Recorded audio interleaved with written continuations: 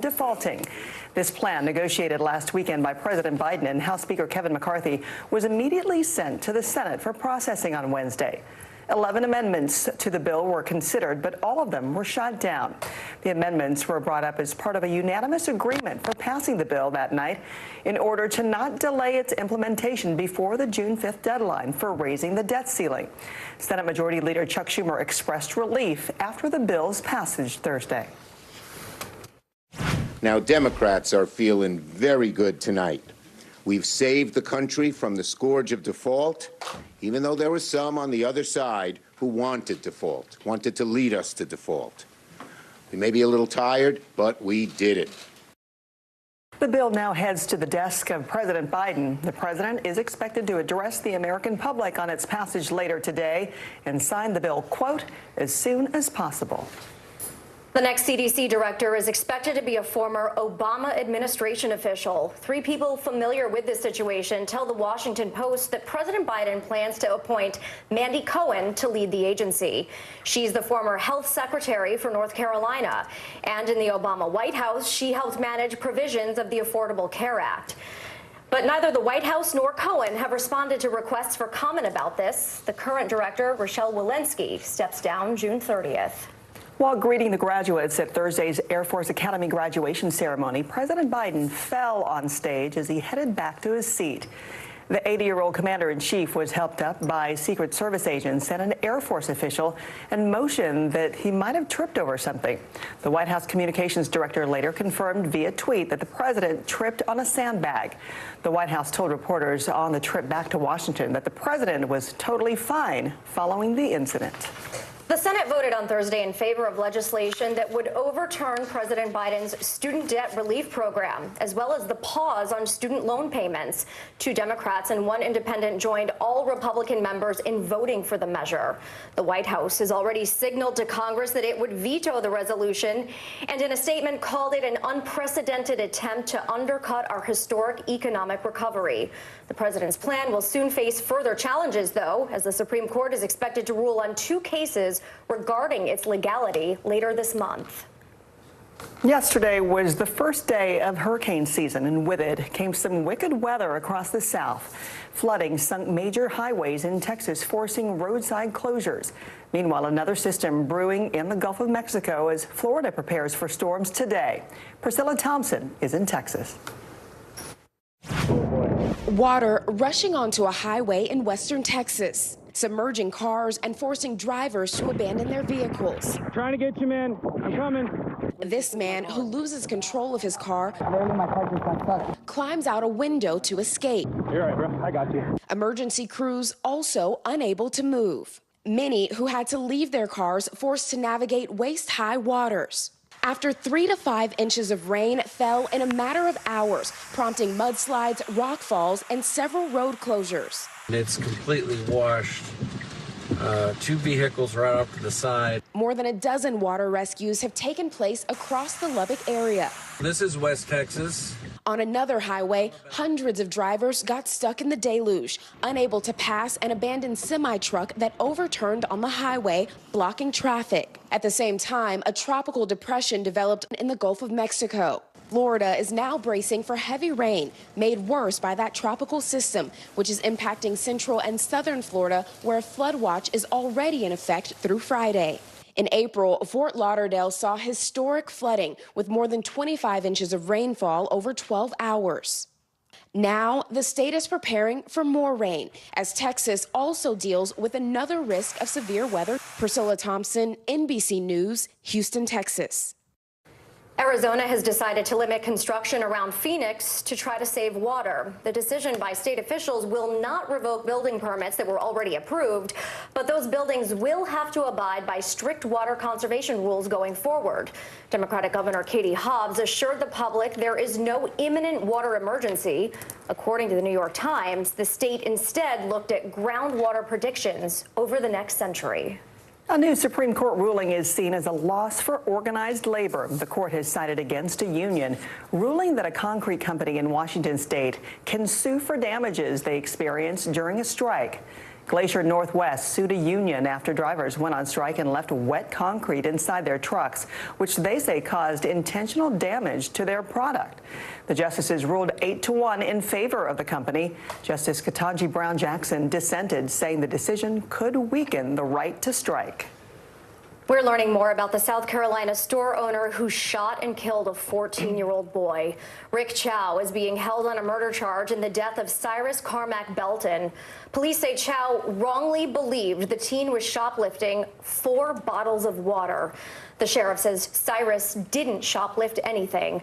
Authorities have shared more details about the now vandalized store. They say back in 2015, Chow fired 6 times into the car of a woman he accused of stealing, but no one was hurt.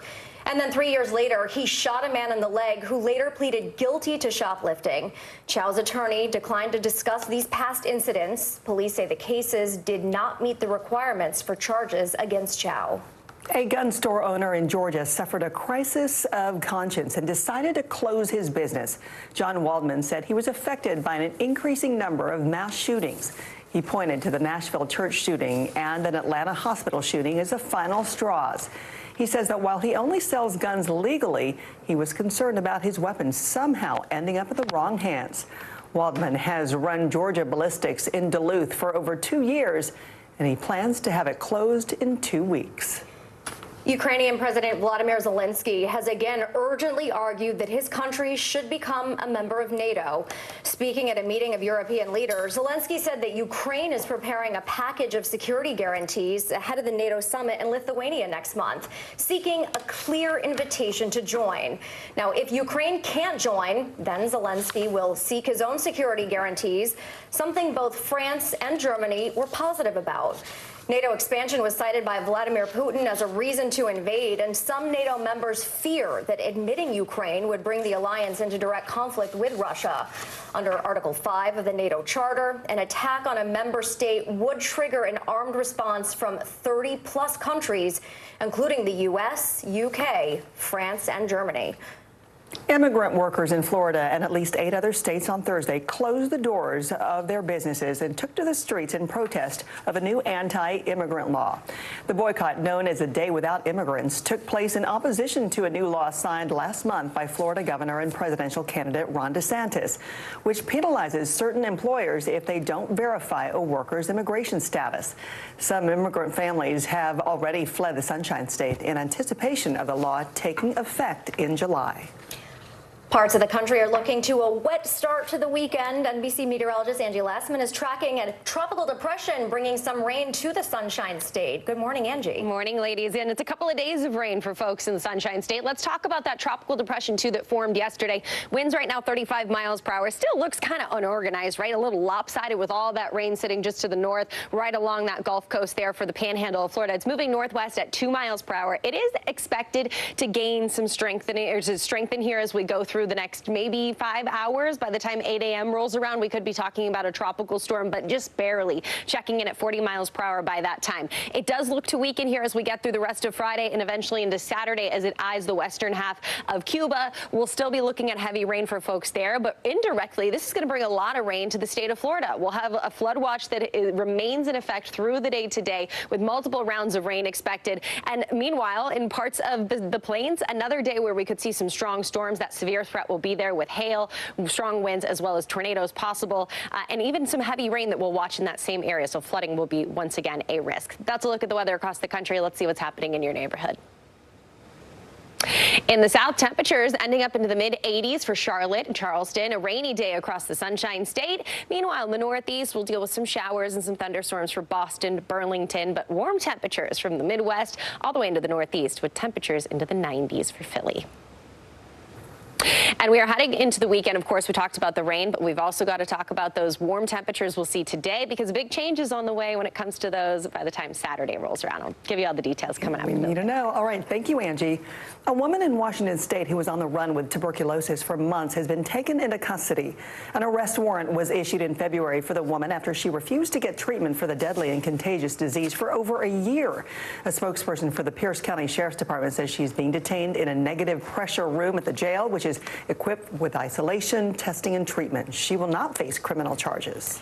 Early Today is back in a minute with a buzz on whether a ban in New York could affect you.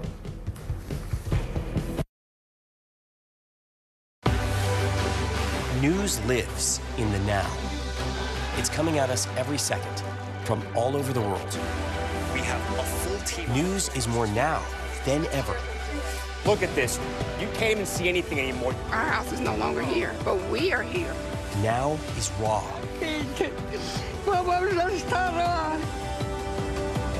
Now is real. The Fed's decision today, help us translate that into very plain English. Is that good news for us? Now is constant. Morning News Now, we're breaking news. NBC News special report. You gotta see this. The future is now. News for the generation of now is NBC News Now. It was the end of the story, but it was also just the beginning. We couldn't know then that following the mystery would take us to places as strange as any fiction. The mind whirled among dreadful possibilities. What happened here? The True Crime Original. Dateline, Fridays and Sundays. We begin top story with that breaking news. This is just in, a lot of stories to get to. What do people need most right now? Did the state and or law enforcement drop the ball anywhere? Are we headed for a recession or a recovery? Migrant families now stranded in Mexico. What's the World Cup experience been like? The civilian effort is not just about fighting, it's also about helping. Every night, it's your news playlist. Top Story with Tom Llamas. Streaming weeknights at 7 on NBC News Now. What is going to happen now? Going back and forth because they... Oh, yeah, nice to see you tonight. For Dateline Premium, subscribe now on Apple Podcasts. In an effort to protect bees, New York is proposing a ban on certain pesticides. So what would this mean for the already high cost of groceries? Linda Beccaro from our NBC station in New York explains. There's no arguing that food prices are up. I think that the prices are ridiculous. People are having a hard time feeding their families. I just think that the food prices are astronomical. You need to get a second job just to pay for food to go to a grocery store. Now, New York State legislators are debating a bill aimed at protecting birds and bees, but might end up stinging consumers, according to this dairy farmer at Hudson Valley Fresh. So it would probably raise the price of food generally. The proposed measure would ban the use of a certain group of pesticides known as neonics. A Cornell study found a connection between these pesticides and a dwindling bee population. John Ubaldo is known as the Bullish Farmer, running a farm upstate and a store called The Outpost in Bedford Village. He says there was a huge problem with bees this past year, affecting the important role of pollinators. There was about a 50% loss of bees. The bee population has been dying off in staggering amounts around the country. If the bill passes, some farmers say they'll have to resort to more costly pesticides to help protect their crops and yield, with the increased cost likely passed on to consumers. From a dairy farmer standpoint, who feeds corn to his cows, it would stink to have to go back to using those nasty pesticides. The one thing all sides agree on is that there is a problem with the bee population. The question is what to do about it. And there's no doubt bees are under stress and pollinators are critical. But this particular facet of using neonics on our treated seed, to me, is a zero problem for pollinators. I think every farmer is inherently anti-regulation. This is rather an important issue because the bee colonies are declining substantially. Time is ticking on the bill. The legislative session ends next week. All right, now to Consumer Alert. Before you make your morning juice, Empower Brands is recalling nearly 500,000 self-cleaning juicers after over 250 reports of the machines breaking during use. The Consumer Product Safety Commission said there were 47 reports of injuries, including severe cuts and ingesting small particles. Empower Brands is offering refunds through their website for anyone who bought the juicers. Airbnb is trying to bite back against the Big Apple, suing New York City over an ordinance that says they unfairly restrict and limit short-term rentals. The ordinance, which goes into effect next month, would require rental owners to register with the mayor's office and comply with zoning, construction, and maintenance guidelines. Airbnb called the ordinance extreme and oppressive and said it would drive short-term rental out of the city for good. A spokesperson for Mayor Eric Adams said City Hall is reviewing that lawsuit. When we return, the Piano Man gears up to play the last key. Billy Joel prepares for the end of his tenure at the world's most famous arena.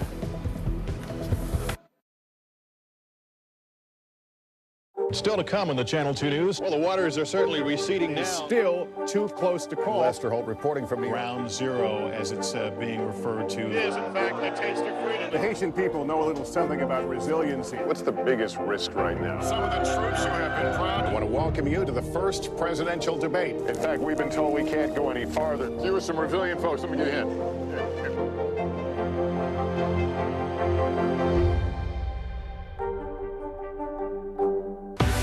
News lives in the now. It's coming at us every second. News is more now than ever. Look at this. You can't even see anything anymore. Now is raw. Now is real. The Fed's decision today, help us translate that into very plain English. Now is constant. You gotta see this. The future is now. News for the generation of now is NBC News Now.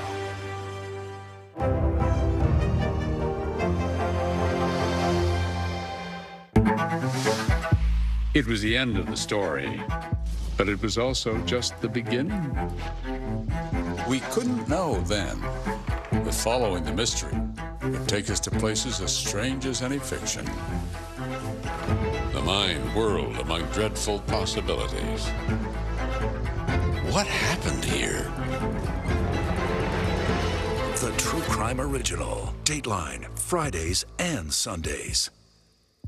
Watch NBC Nightly News with Lester Holt or listen wherever you get your podcasts. We begin Top Story with that breaking news. This is just in, a lot of stories to get to. What do people need most right now? Did the state and or law enforcement drop the ball anywhere? Are we headed for a recession or a recovery?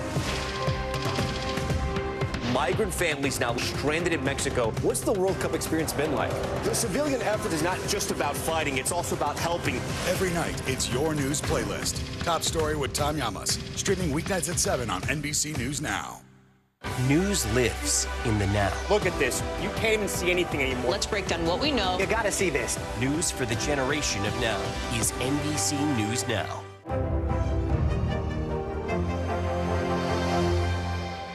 I'm Gotti Schwartz, and here are the stories we're watching tonight. Storms keep coming here in California. Some of the big headlines trending like crazy on social media. This is what my voice sounds like when I clone it. That wasn't me. You gotta see this. Stay tuned now, weeknights on NBC News Now.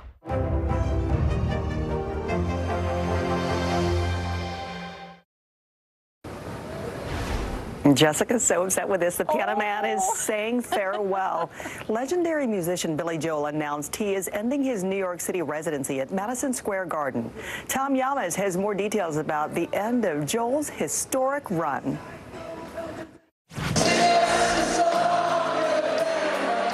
The country's most famous piano man preparing to mark the end of an era. Billy Joel appearing emotional while announcing plans to close out his record-breaking residency at Madison Square Garden next summer after 150 shows. It's just been one crazy, exhilarating night after another. Joel first performed at the Garden in 1978. I do remember the first night I played at Madison Square Garden. It was the pinnacle of my career. My God, I'm headlining Madison Square Garden. Later, in the aftermath of 9/11, Joel sang at the Concert for New York City, honoring workers and victims. I seen the lights go out on Broadway. Since 2014, Joel has been playing monthly shows at the Garden as part of a one-of-a-kind residency. If you Google Billy Joel's house, they show Madison Square Garden. Through the years, he's brought special guests to the stage, from Sting and Bruce Springsteen to Miley Cyrus and Olivia Rodrigo. Joel once told Billboard magazine he wasn't selling front row tickets, saving those seats for hand-selected fans in the nosebleed section. It's hard to end, even at 150 lifetime shows. I just want to thank everyone for the wonderful thing that's happened here. Thank you very much. One of music's most accomplished performers, preparing to close a chapter in the city he loves.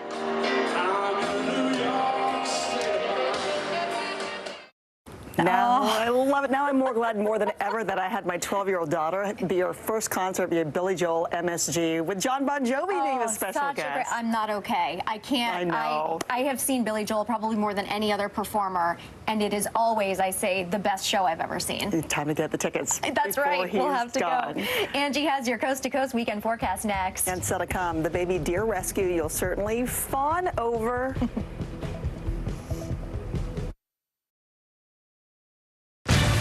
Good morning. Good morning. Well, very in question. We pride ourselves on the ability to turn on a dime. We've got breaking news. Sometimes there are no words. The flashbangs are continuing to go off. What emotions go through you as you're watching these girls? These are really important moments in our history, and people remember who shared that news with them. For Dateline Premium, subscribe now on Apple Podcasts.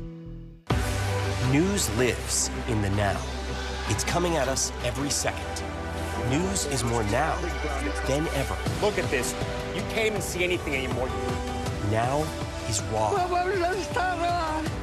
Now is real. The Fed's decision today, help us translate that into very plain English. Now is constant. You gotta see this. The future is now. News for the generation of now is NBC News Now. Hey, podcast fans, ready to unlock our true crime mysteries? Try Dateline Premium on Apple Podcasts. You'll get early access to originals, plus bonus content, and everything is ad-free. So head to Apple Podcasts now to subscribe. Your music is so familiar. What do you think when people start humming back your tunes? How you doing, Lester?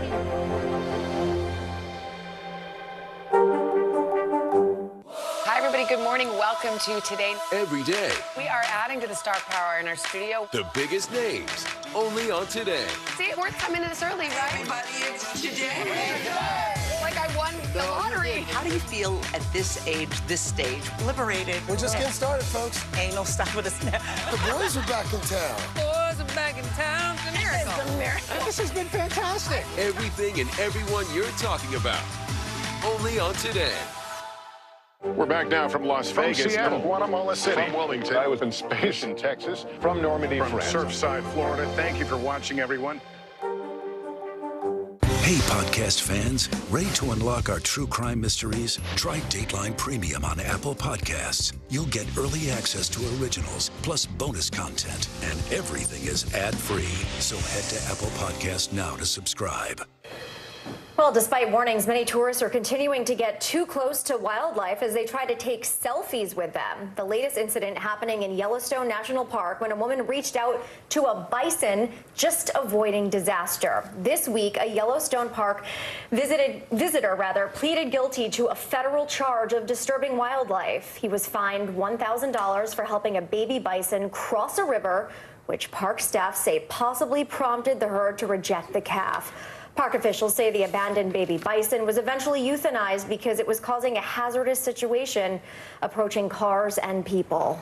Right, turning now back to Angie. It's starting to feel like summer. Here's Angie Lassman again with more on this warm weekend forecast. Yeah, well, we're going to see some changes, guys, but we definitely are dealing with some warm conditions today. 90s across parts of the Midwest, 93 for Lansing. That could be a record tire there. Burlington set to hit 91 degrees, breaking the previous record. But here comes that cooler air just in time for the weekend. It will settle into the mid-70s by the time we get through Saturday and Sunday, guys. All right, Angie. We'll be right back. Still to come on the Channel 2 News. Well, the waters are certainly receding now. Still too close to call. Lester Holt reporting from the Ground Zero, as it's being referred to. It is, in fact, the taste of freedom. The Haitian people know a little something about resiliency. What's the biggest risk right now? Some of the troops who have been proud. I want to welcome you to the first presidential debate. In fact, we've been told we can't go any farther. Here are some resilient folks. Let me get a hint.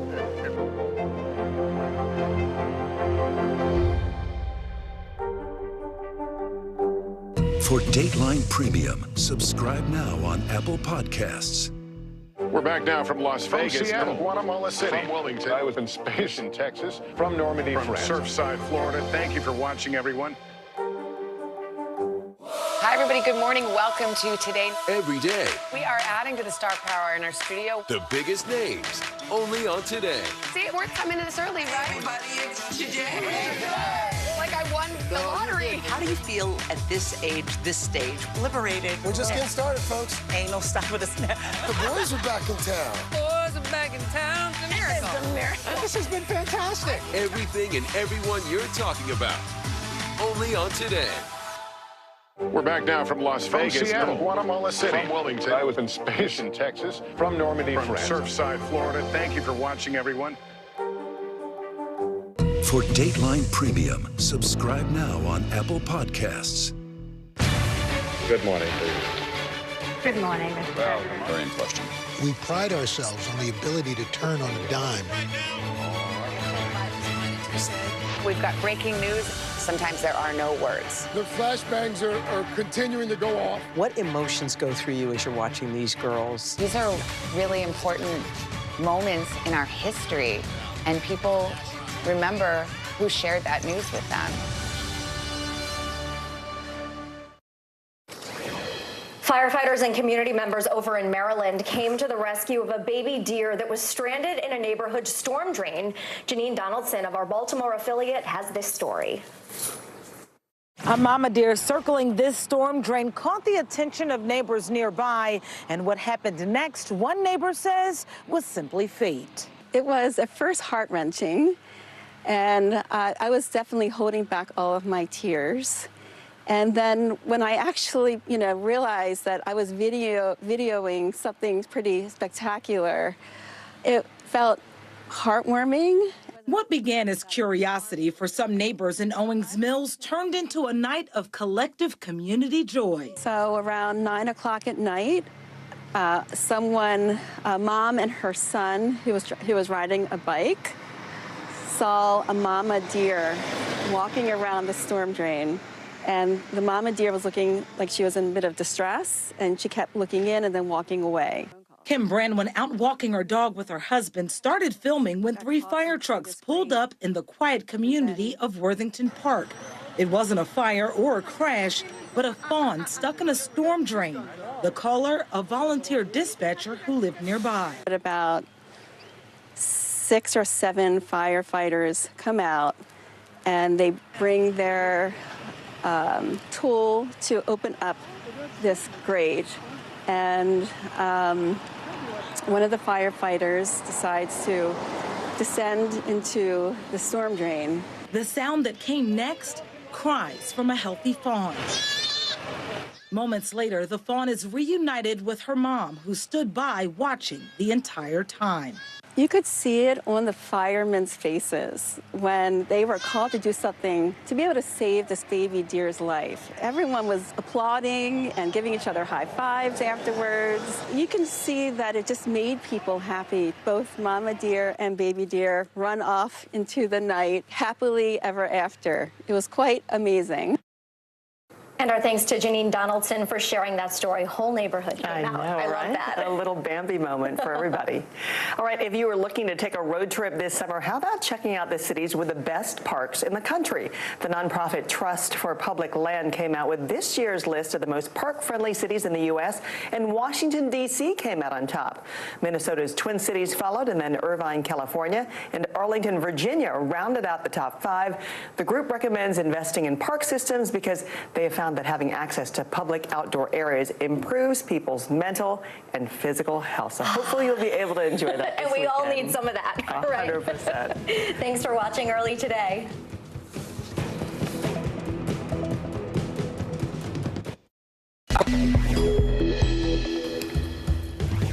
America breathing a sigh of relief as the Senate sends the debt limit bill to Biden's desk. Teen shooting outrage. A 14-year-old killed by a store owner who alleges he was stealing water bottles. A whopping $1 trillion tab. Why Americans are racking up credit card debt like never before. And we are fawning over this baby deer rescue. It's Friday, June 2nd. Early Today starts right now.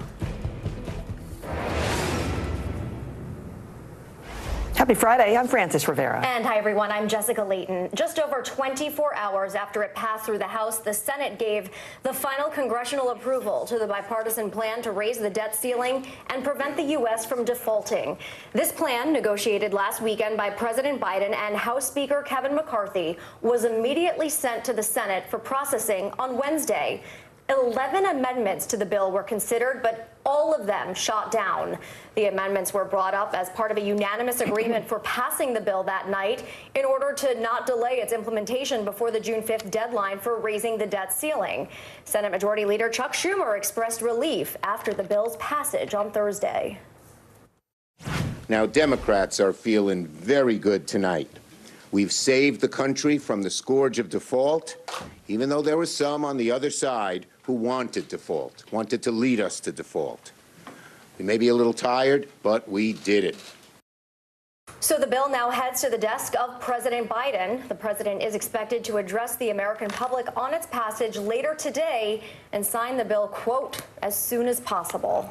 While greeting the graduates at Thursday's Air Force Academy graduation ceremony, President Biden fell on stage as he began to head back to his seat. The 80-year-old commander-in-chief was helped up by Secret Service agents and an Air Force official and motioned that he might have tripped over something. The White House communications director later confirmed via tweet that the president tripped on a sandbag. The White House told reporters on the trip back to Washington that the president was totally fine following the incident. The Senate voted on Thursday in favor of legislation that would overturn President Biden's student debt relief program, as well as the pause on student loan payments. 2 Democrats and 1 independent joined all Republican members in voting for that measure. The White House has already signaled to Congress that it would veto the resolution and in a statement called it an unprecedented attempt to undercut our historic economic recovery. The president's plan will soon face further challenges as the Supreme Court is expected to rule on 2 cases regarding its legality later this month. Immigrant workers in Florida and at least 8 other states on Thursday closed the doors of their businesses and took to the streets in protest of a new anti-immigrant law. The boycott, known as A Day Without Immigrants, took place in opposition to a new law signed last month by Florida Governor and presidential candidate Ron DeSantis, which penalizes certain employers if they don't verify a worker's immigration status. Some immigrant families have already fled the Sunshine State in anticipation of this law taking effect in July. Yesterday was the first day of hurricane season, and with it came some wicked weather across the South. Flooding sunk major highways in Texas, forcing roadside rescues. Meanwhile, another system brewing in the Gulf of Mexico as Florida prepares for storms today. NBC's Priscilla Thompson is in Texas. Water rushing onto a highway in western Texas, submerging cars and forcing drivers to abandon their vehicles. Trying to get you, man. I'm coming. This man, who loses control of his car, climbs out a window to escape. You're right, bro. I got you. Emergency crews also unable to move. Many who had to leave their cars forced to navigate waist-high waters.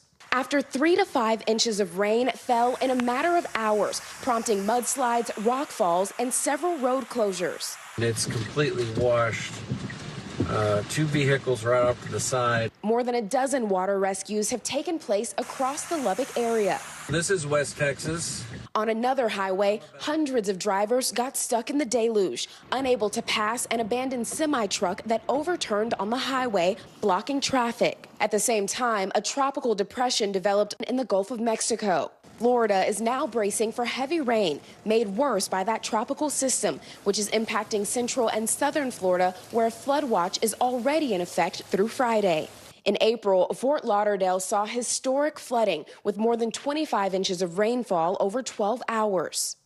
Now, the state is preparing for more rain as Texas also deals with another risk of severe weather. Priscilla Thompson, NBC News, Houston, Texas. We're learning more about the South Carolina store owner who shot and killed a 14-year-old boy. Rick Chow is being held on a murder charge in the death of Cyrus Carmack Belton. Police say Chow wrongly believed that the teen was shoplifting 4 bottles of water. The sheriff says Cyrus didn't take anything.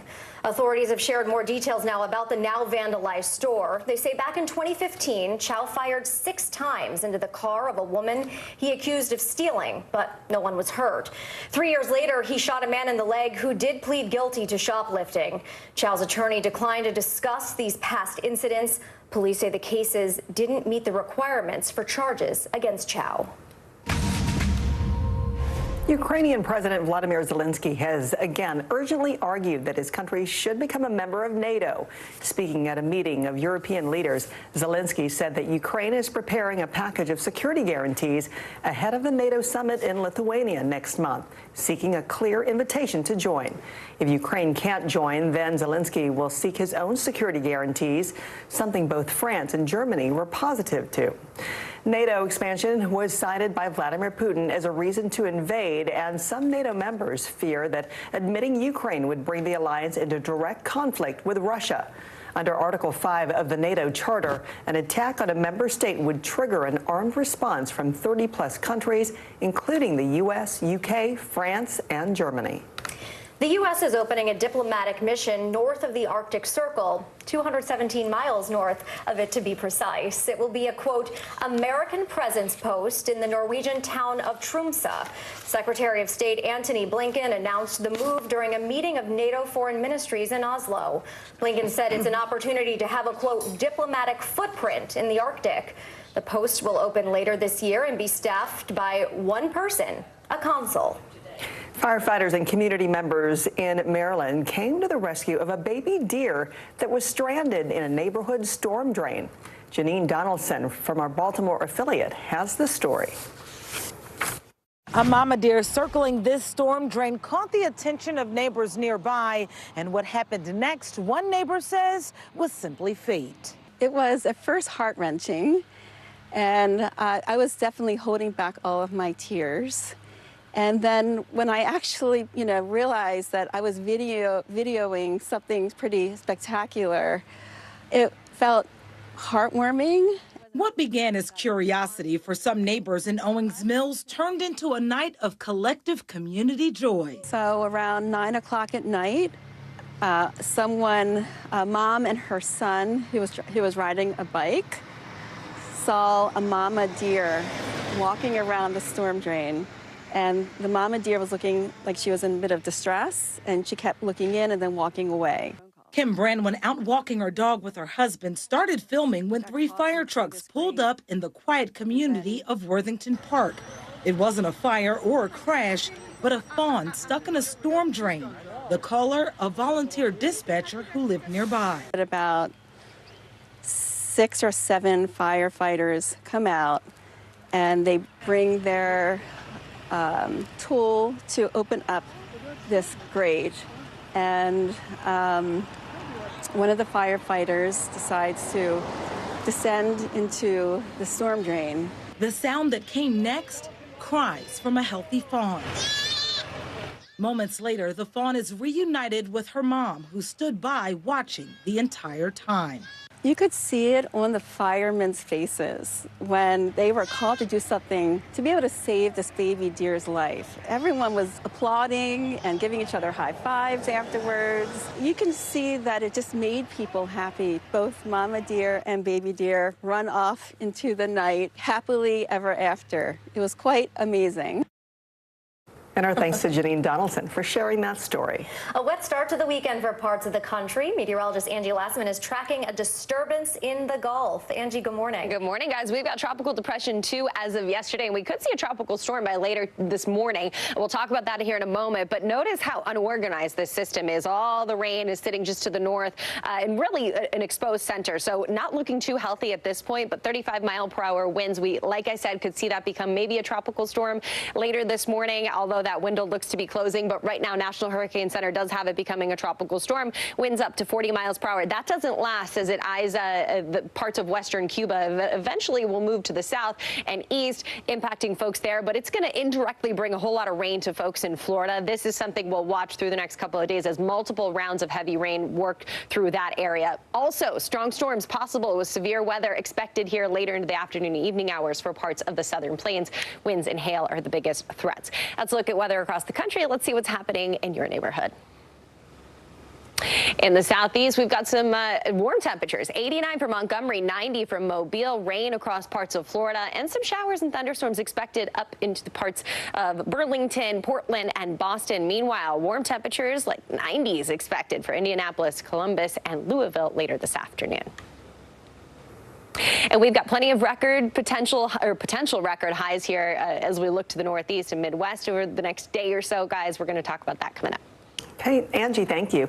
When we come back, a look at why more Americans are maxing out credit lines. And the warning that national parks are urging visitors after close calls with wildlife. There, you just saw it there, like this. Thanks for tuning in. I'm Gotti Schwartz. Here are the stories we're following tonight. Storms keep coming here in California. The U.S. government just declassified this video. A lot more stories trending like crazy on social media. A controversy pitting lawmakers against young voters. What's the state of crypto today? What is going on when we're looking at trends there? Another mind-bending story on artificial intelligence. This is what my voice sounds like when I clone it. That wasn't me. You gotta see this. Stay tuned now. Weeknights at 8 Eastern, 5 Pacific on NBC News Now. News lives in the now. It's coming at us every second from all over the world. We have a full team. News is more now than ever. Look at this. You can't even see anything anymore. Our house is no longer here, but we are here. Now is raw.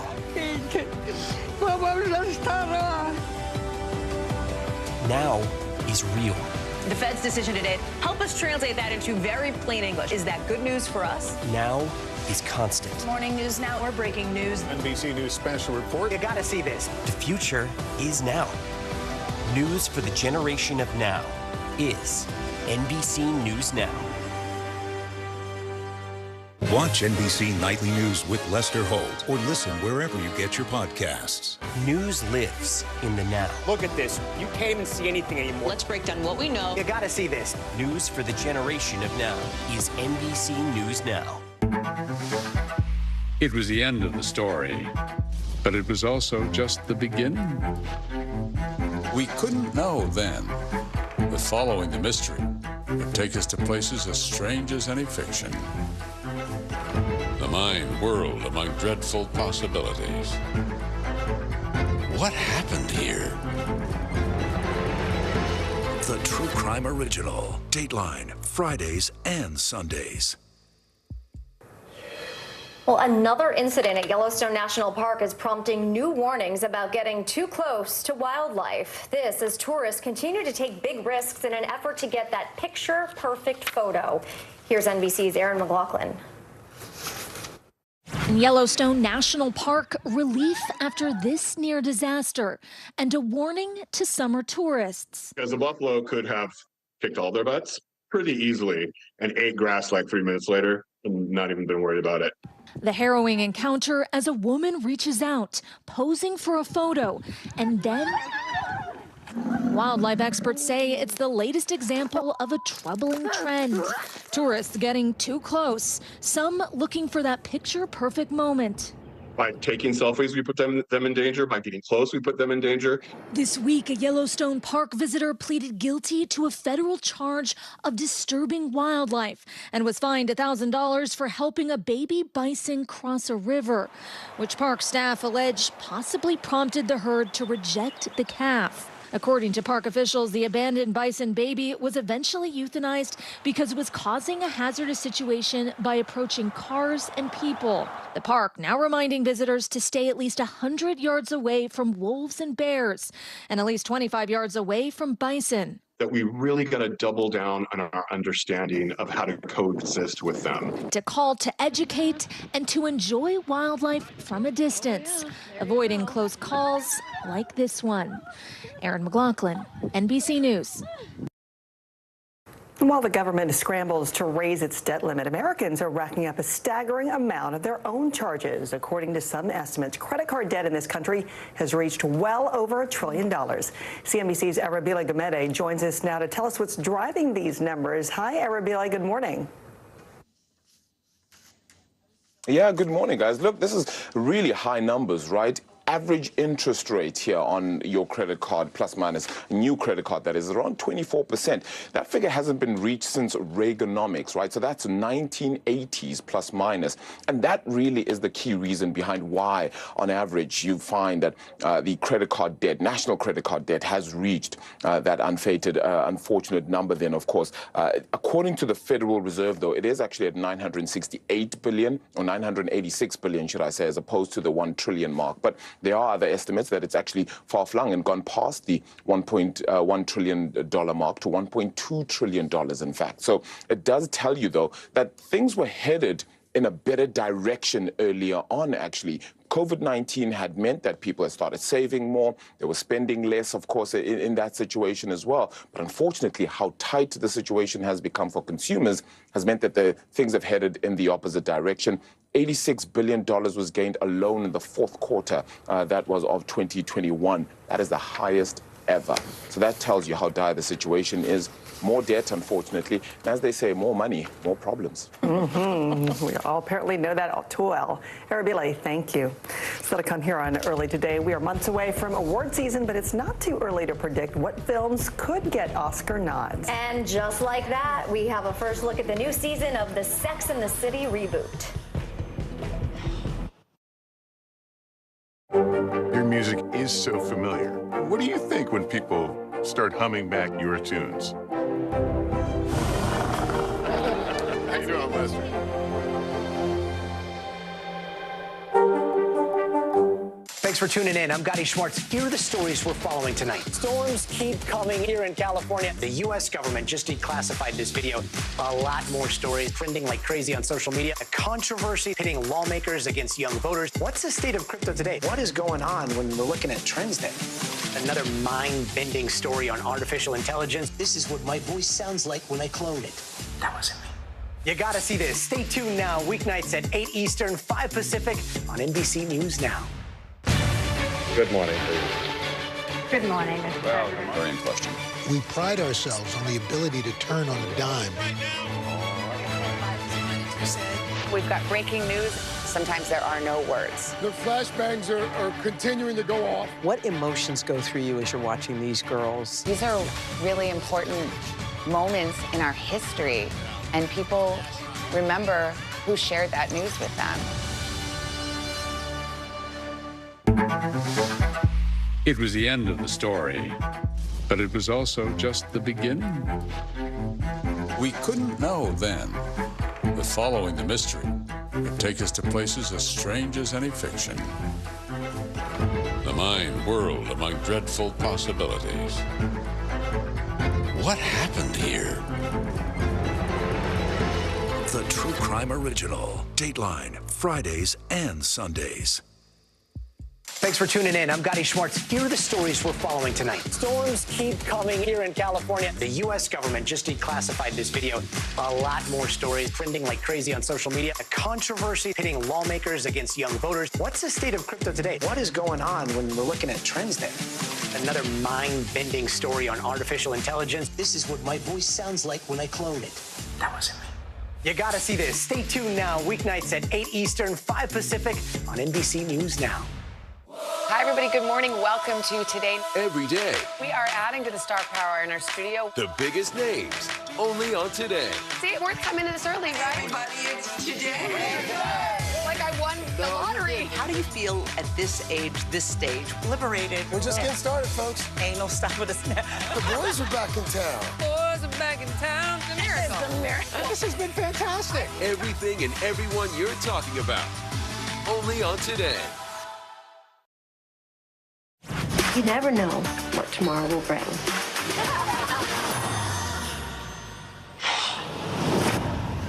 Sitting here with you is like 10 years just.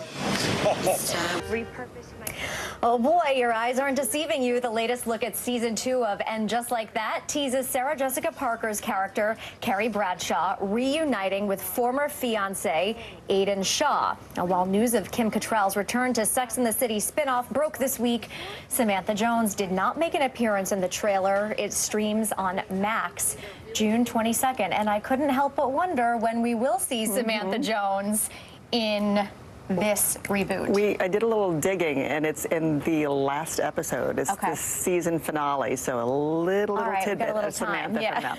While it hasn't even been 3 months since the last Oscars, Hollywood insiders are already making predictions on what movies might take home awards gold next spring.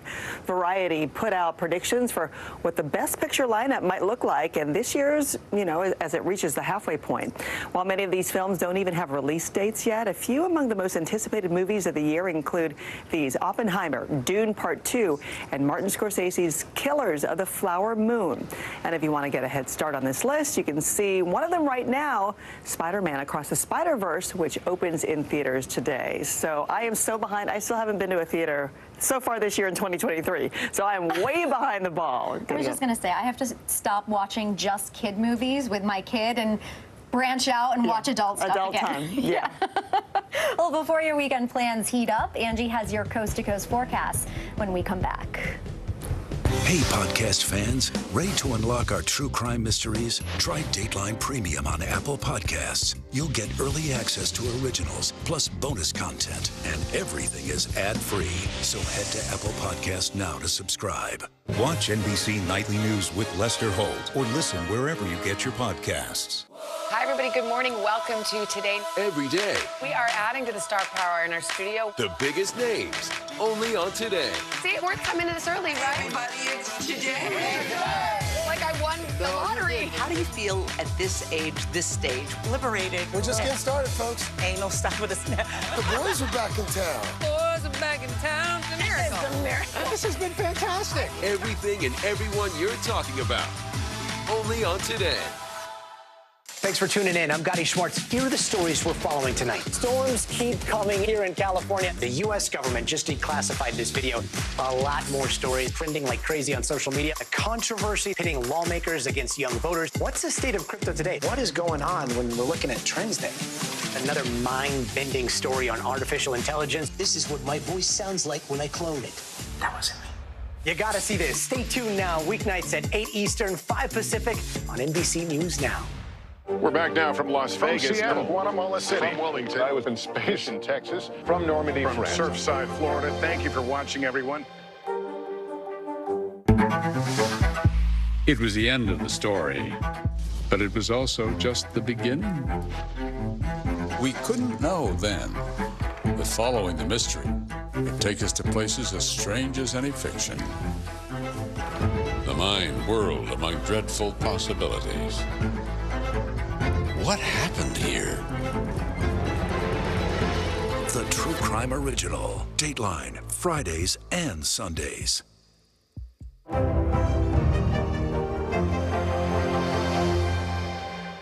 For Dateline Premium, subscribe now on Apple Podcasts.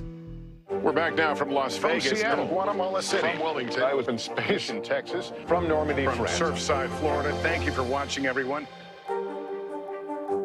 For Dateline Premium, subscribe now on Apple Podcasts. Watch NBC Nightly News with Lester Holt, or listen wherever you get your podcasts.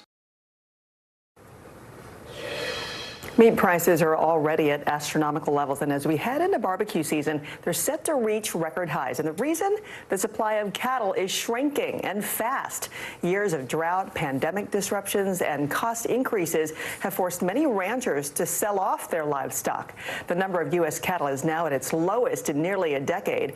According to Agriculture Department data, beef production is set to drop by more than 2 billion pounds, which is the biggest annual decline since 1979. A lot of people have those barbecues on their minds. Temperatures starting to warm up big time. Meteorologist Angie Lastman is here now with the weekend forecast. Hi, Angie. Hi, ladies. It sure is going to feel like summer in a lot of spots across the country. Let's talk about where. Northeast, Midwest, that's where we could see some record highs today. And places like Detroit, D.C. could see their warmest temperature of the year so far. So we'll watch for that. Meanwhile, severe storms possible through the center of the country, and those tropical downpours, they don't stop here as we go through Friday, Saturday, and Sunday for parts of Florida. Those spring storms will stick with us, and the June heat, it'll stay with us, not for the Northeast, guys. We'll see a little bit of a cooler kind of day tomorrow, but it does stick around for the Midwest. Okay, thank you. After the break, the teenage speedster quickly putting smiles on everyone's faces at school. Good morning, please. Good morning, Mr. President. Very in question. We pride ourselves on the ability to turn on a dime. We've got breaking news. Sometimes there are no words. The flashbangs are continuing to go off. What emotions go through you as you're watching these girls? These are really important moments in our history, and people remember who shared that news with them. Hey, I'm Hallie. It's good to be with you tonight. The debt ceiling. Here's why this matters. Please, please don't have your eyeballs glaze over. Here's why this matters. Talk to us about what we're supposed to call this. Is it a bailout? Is it a backstop? There's a difference because it matters whose money is being used to prop up these banks. We think we're getting close to this news conference. I will be honest with people. This is like an awkward moment where we think we're like right there. You're going to have to like tap dance with us maybe a little bit. I do have my tap dancing shoes on, not to worry. For Dateline Premium, subscribe now on Apple Podcasts.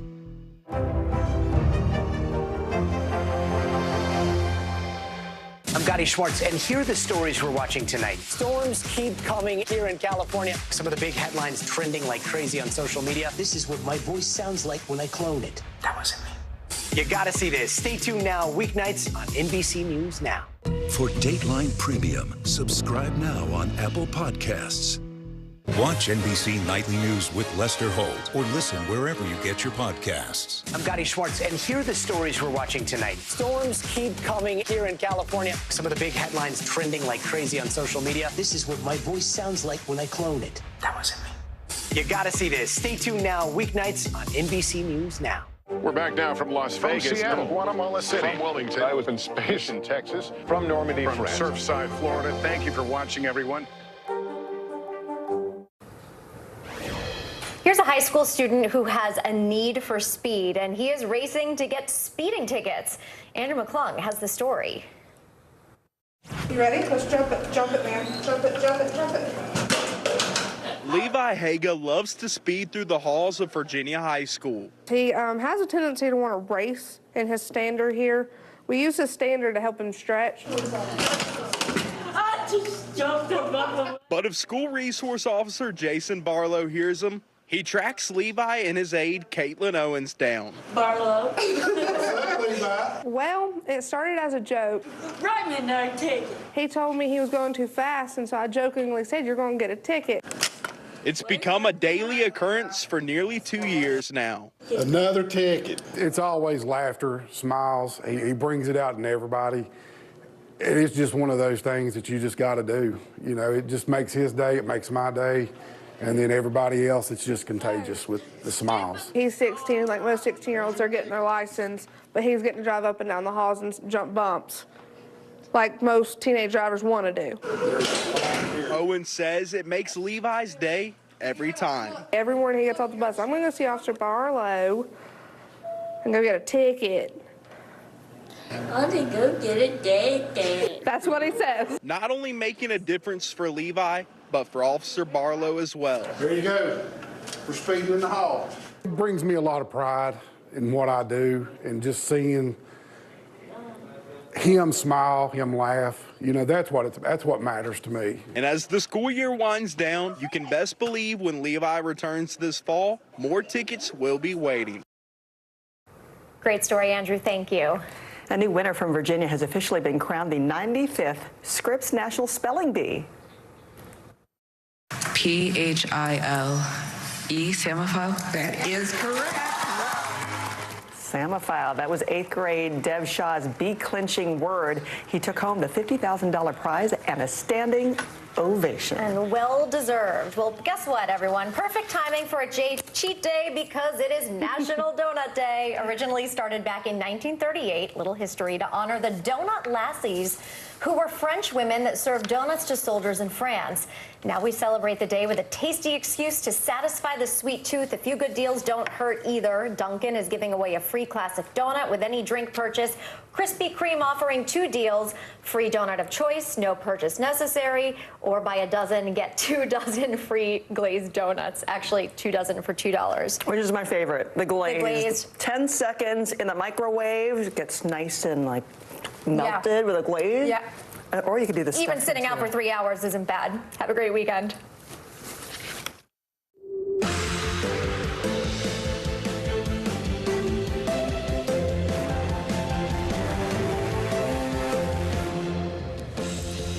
Good morning and happy Friday. I'm Stephen Romo. And I'm Valerie Castro. Joe and Savannah are on assignment.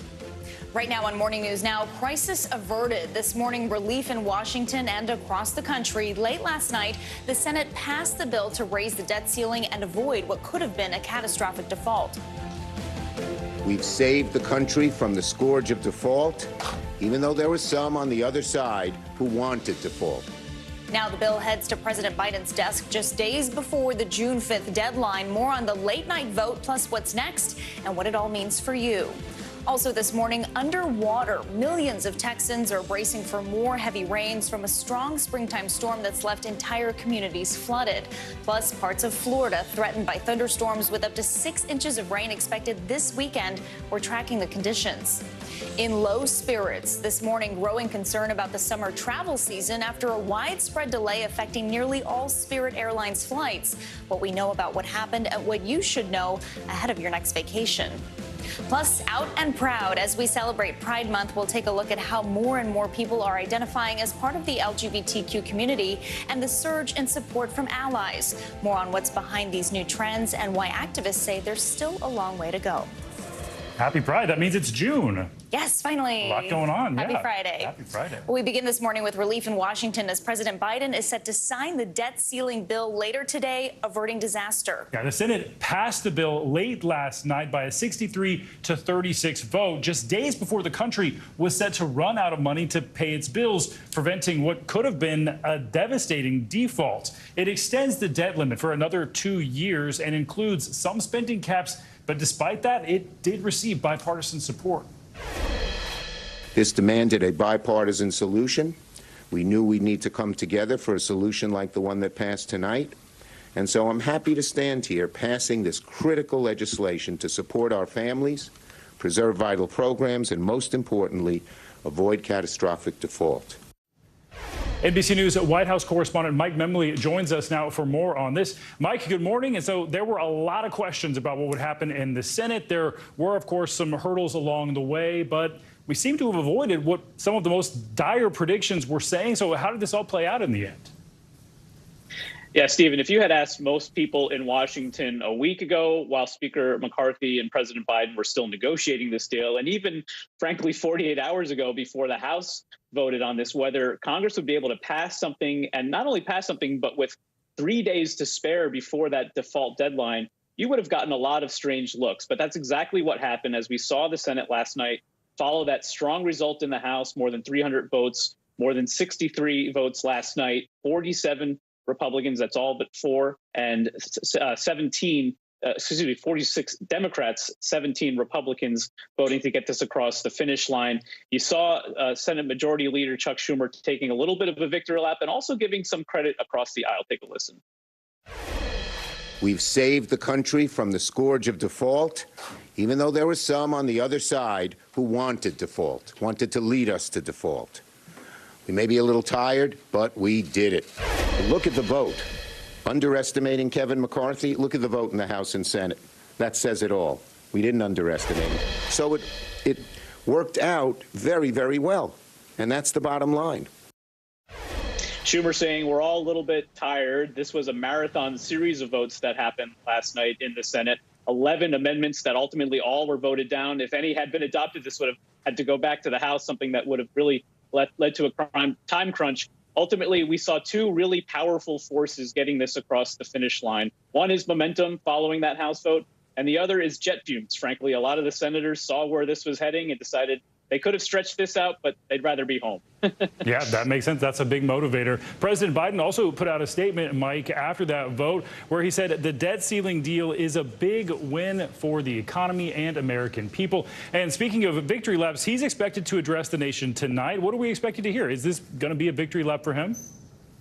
Yeah, this was a big win for Speaker McCarthy and a big win for President Biden, because if you think about one of the core promises he made as a candidate in the 2020 election was to bring sort of Washington back to normalcy, to unite the country. He acknowledged months ago that that was one of the hardest things that's been on his agenda to try to do. But this is as clear an example of him being able to deliver on that promise as we've had during his time in Washington. A lot of major bipartisan bills have, in fact, been signed into law. So it's interesting, the venue and the message tonight, because remember, a lot of Democrats had been critical of the White House for ceding the messaging war throughout this debt ceiling standoff to Speaker McCarthy. We saw him talking to reporters almost multiple times a day, every day, while the president had largely been on the sidelines. This was all, according to White House officials, part of the strategy. He didn't want to engage in a tit-for-tat with Republicans that might upset this effort to get to a bipartisan compromise. And so now he'll be able to speak to the country in one of the most grand settings you have, the Oval Office. He hasn't done this yet as president,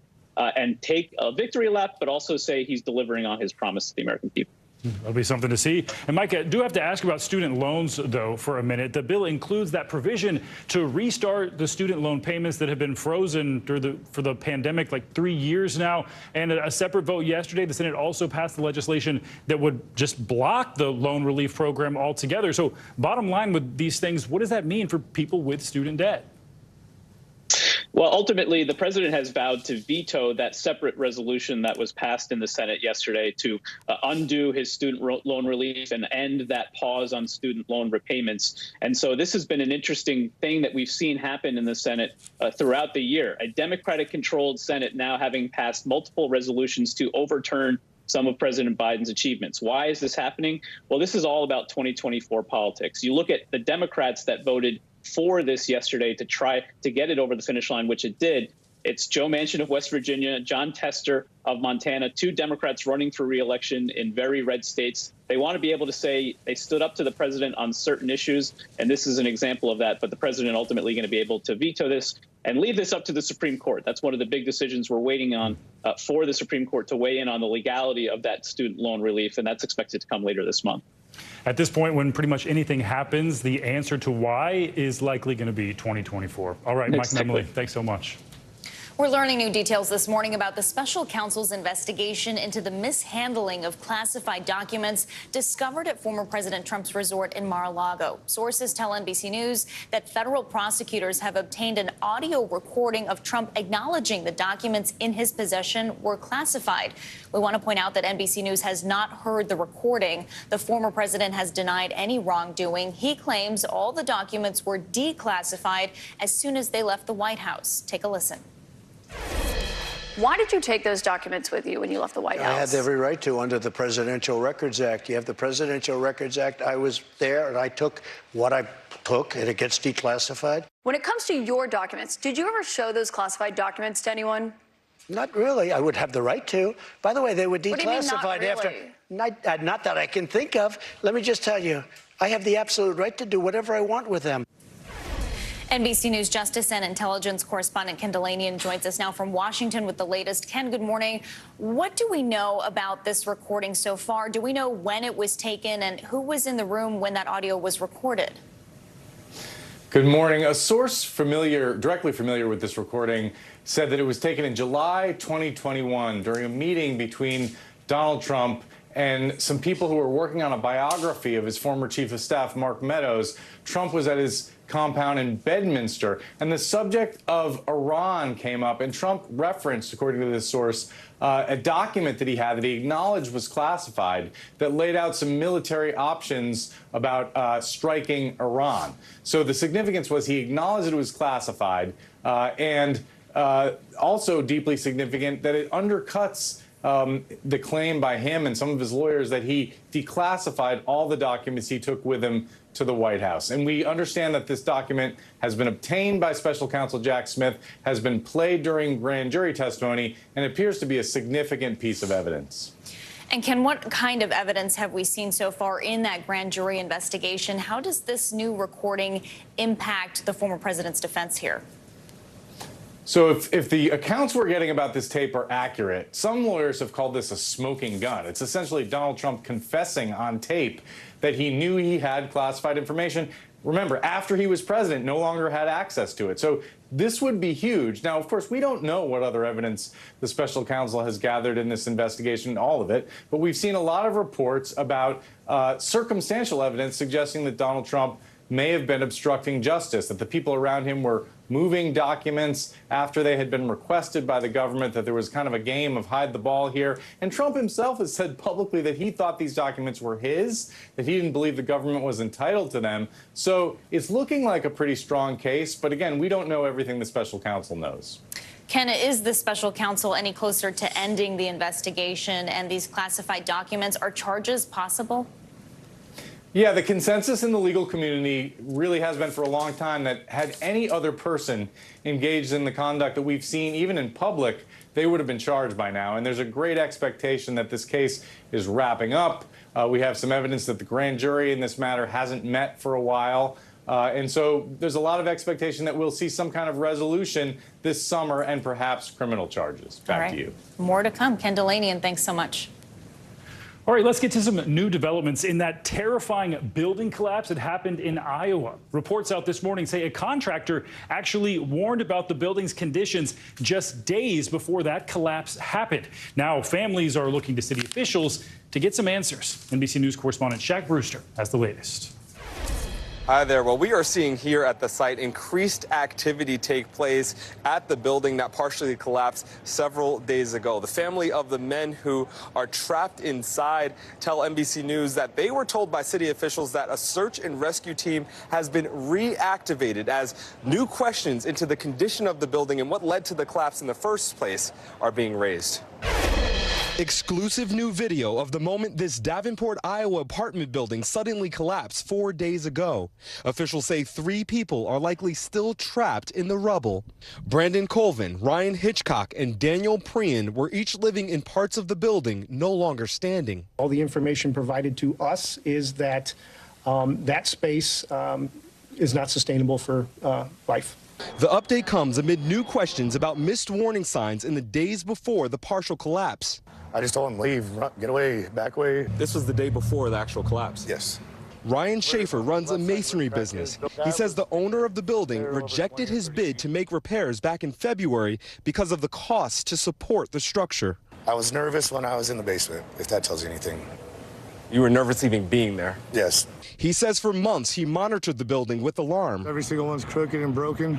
Concerned the building was going to fall, he posted this Snapchat video Saturday, taking these photos just hours before Sunday's collapse. That was a definite sign that the center of the building was falling due to the structural damage, which affected the windows shattering and the doors bowing. And it's an obvious sign for you that something's wrong. Oh yeah, that terrified me when I saw that. His account comes as city officials released a trove of documents showing at least 145 interactions between the city and property owner Andrew Wold since 2020, including inspection photos of indoor temperatures as low as 57 degrees, and a letter from an engineer dated 4 days before the collapse warning large patches of brick appear ready to fall imminently.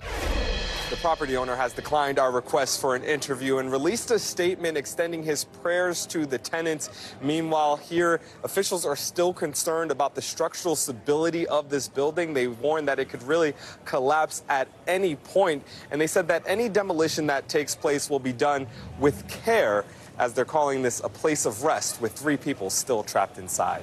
Back to you. Quite alarming. All right, Shaq, thank you.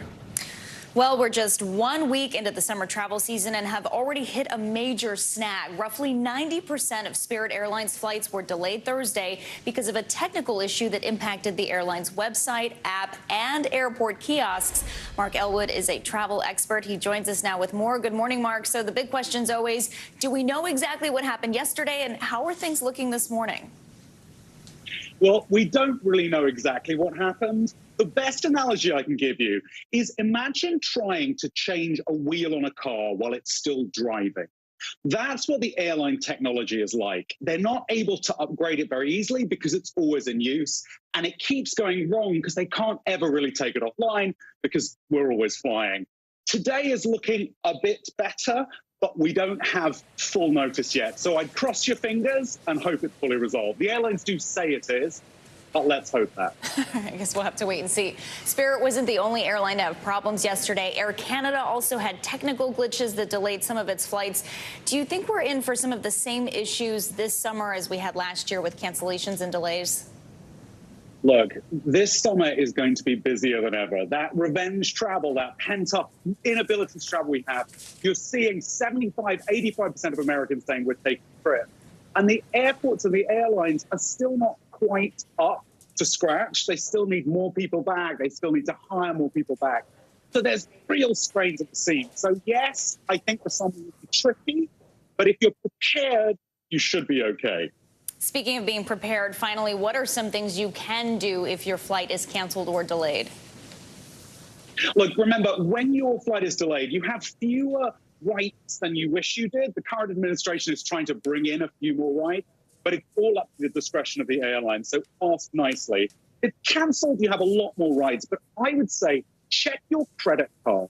If you paid for your flight with a credit card, look and see if it includes trip delay protection. That's basically a fallback which will cover any expenses that you incur if your trip goes wrong. So your credit card can really be a secret weapon, and you might have that for free and not even know it's part of your benefits. All right, I think a lot of people will be planning for the worst and hoping for the best. Mark Elwood, thanks so much. Oh, fingers crossed.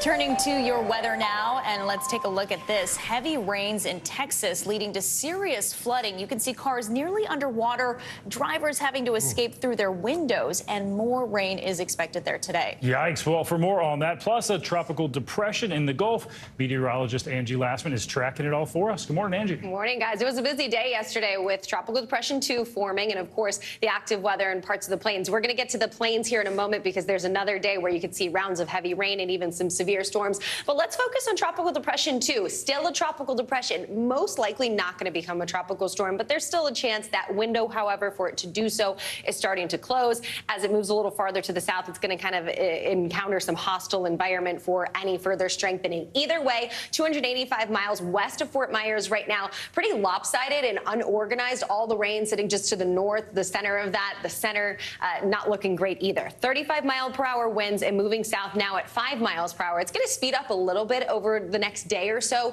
as it moves south and eventually southeast and eyes parts of western Cuba. But what does it mean for the state of Florida? That's who it's really going to impact kind of indirectly with some added rainfall and multiple rounds of it. These are going to be tropical downpours that bring heavy rain to folks there through the weekend. A little bit of a soggy kind of Saturday and Sunday forecast for you, too. Hence the reason that we have this flood watch that went up yesterday and continues through the day today with that heavy rain. It does include Miami, Fort Lauderdale, and up into parts near Lake Okeechobee, so be aware of that.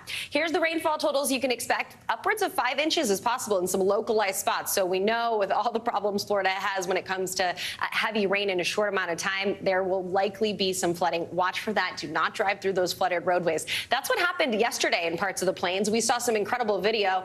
And today we're going to have another chance to see that localized flash flooding possible with heavy rain once again working through that same area. Parts of Texas into Oklahoma and Kansas could see upwards of 1, maybe 2, even spots could see 3 inches. So again, the flooding is a real concern for us today. There's also a chance for severe weather, better than what we saw yesterday. So this right now is looking like we'll see the main hazards being hail, upwards of 2 inches, and those strong wind gusts up to 75 miles per hour. But we can't rule out tornadoes either. So if you live in this area, really focus mainly into parts of Texas. That's going to be something you'll have to watch for. Now, if you're looking for the heat, it's in the Northeast and in the Midwest. Look at these records that we could potentially break today. 92 92 in Hartford. That would beat a record of 91 degrees. Cincinnati, you're headed to 92. Not quite a record, but warm nonetheless, especially for this time of year. It doesn't last all that long. If you live in the Northeast, tomorrow we drop to 66 degrees. We're talking below normal temperatures. And it does last, however, though, if you're in the Midwest. So 88 tomorrow in Detroit, Indianapolis. You're still going to be into the 90s. We'll kind of moderate out by the time we get into the end of the weekend and into early next week.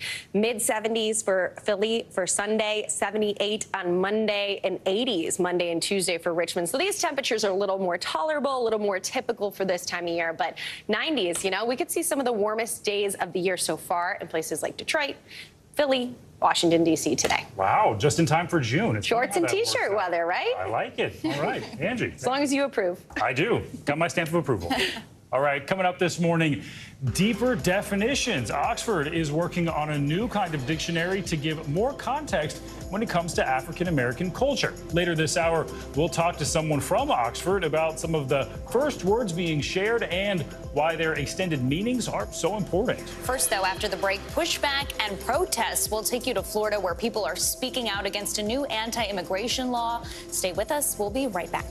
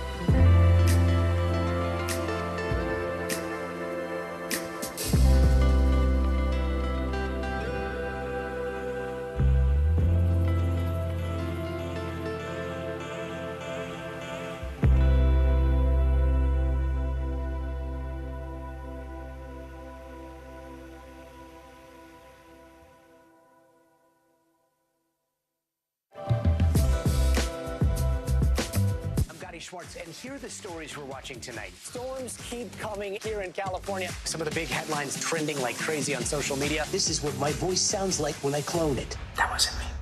You gotta see this. Stay tuned now, weeknights on NBC News Now. Your music is so familiar.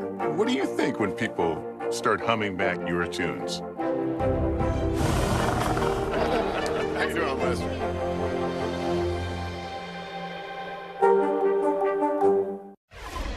Welcome back. Protests are growing across the state of Florida this morning as more and more people push back against a new anti-immigration law there. It's one of the harshest of its kind in the country, and now migrants are taking steps to make sure their voices are heard. NBC's Sam Brock has the story. Thousands of Floridians are skipping work and taking to the streets. ¡Viva la gente trabajadora! ¡Viva los inmigrantes! In what's being called a day without immigrants in protest over Florida's new immigration law.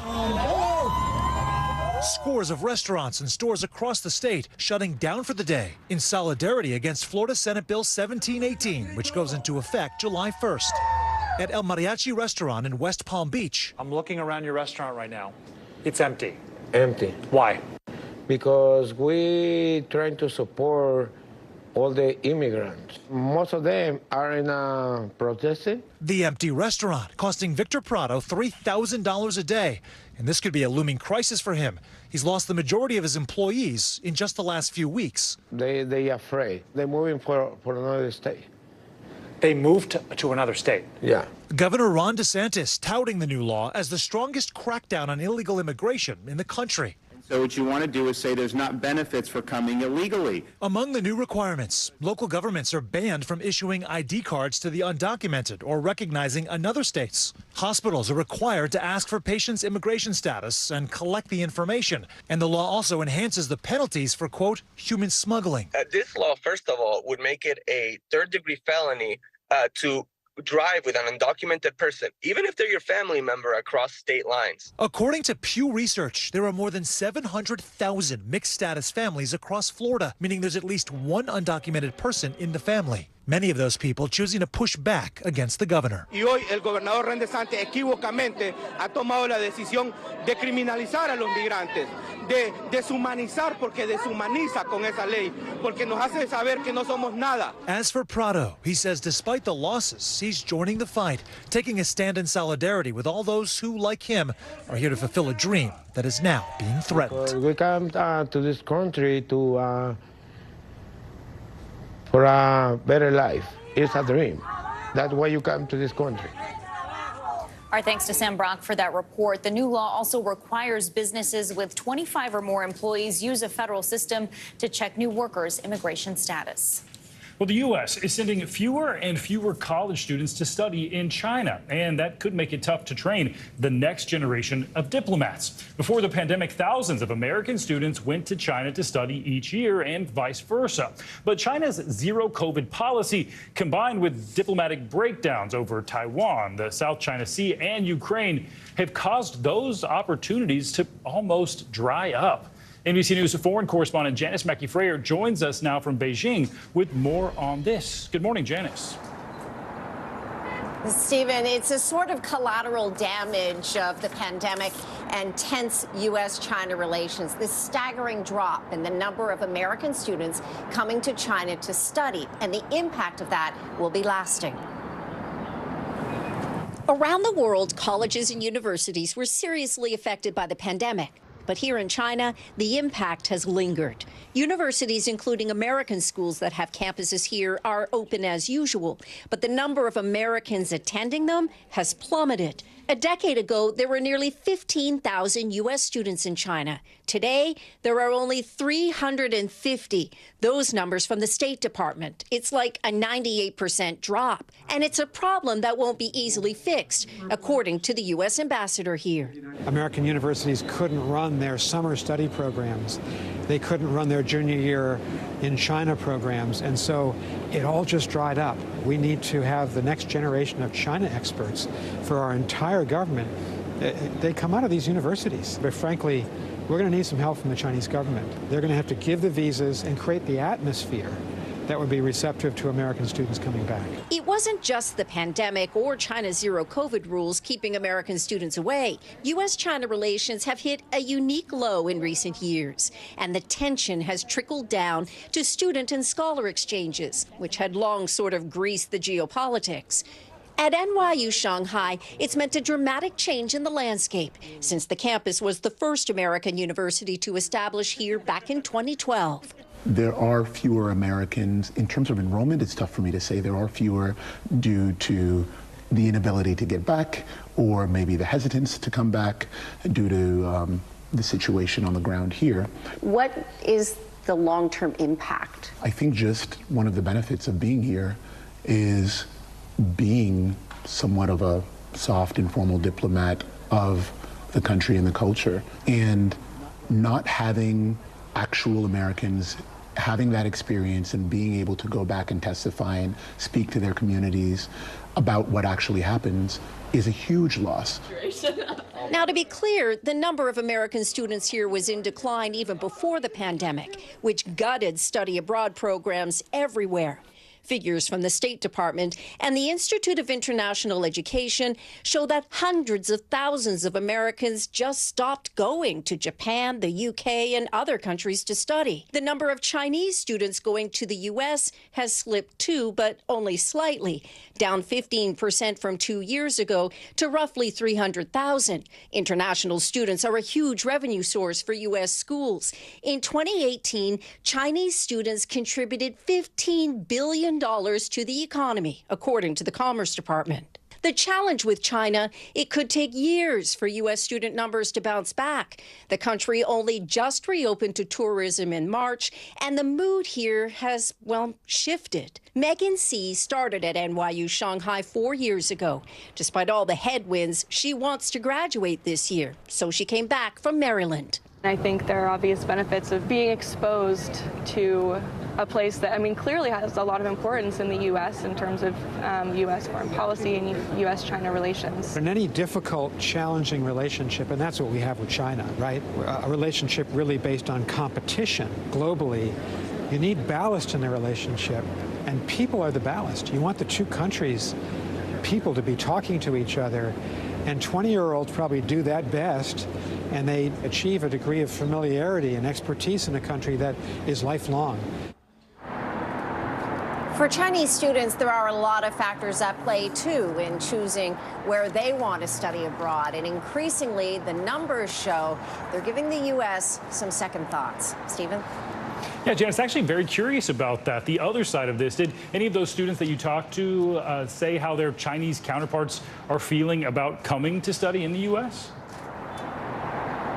Well, the U.S. is still a popular choice for Chinese students, but anecdotally, we were talking with young people, and in particular their parents, and they have views that are changing on the U.S. because their parents are watching the news, and they see that there's gun violence, there's a rise in anti-Asian attacks, the politics are at play here, and there's also the cost factor of going to the U.S. and paying those full international tuition rates.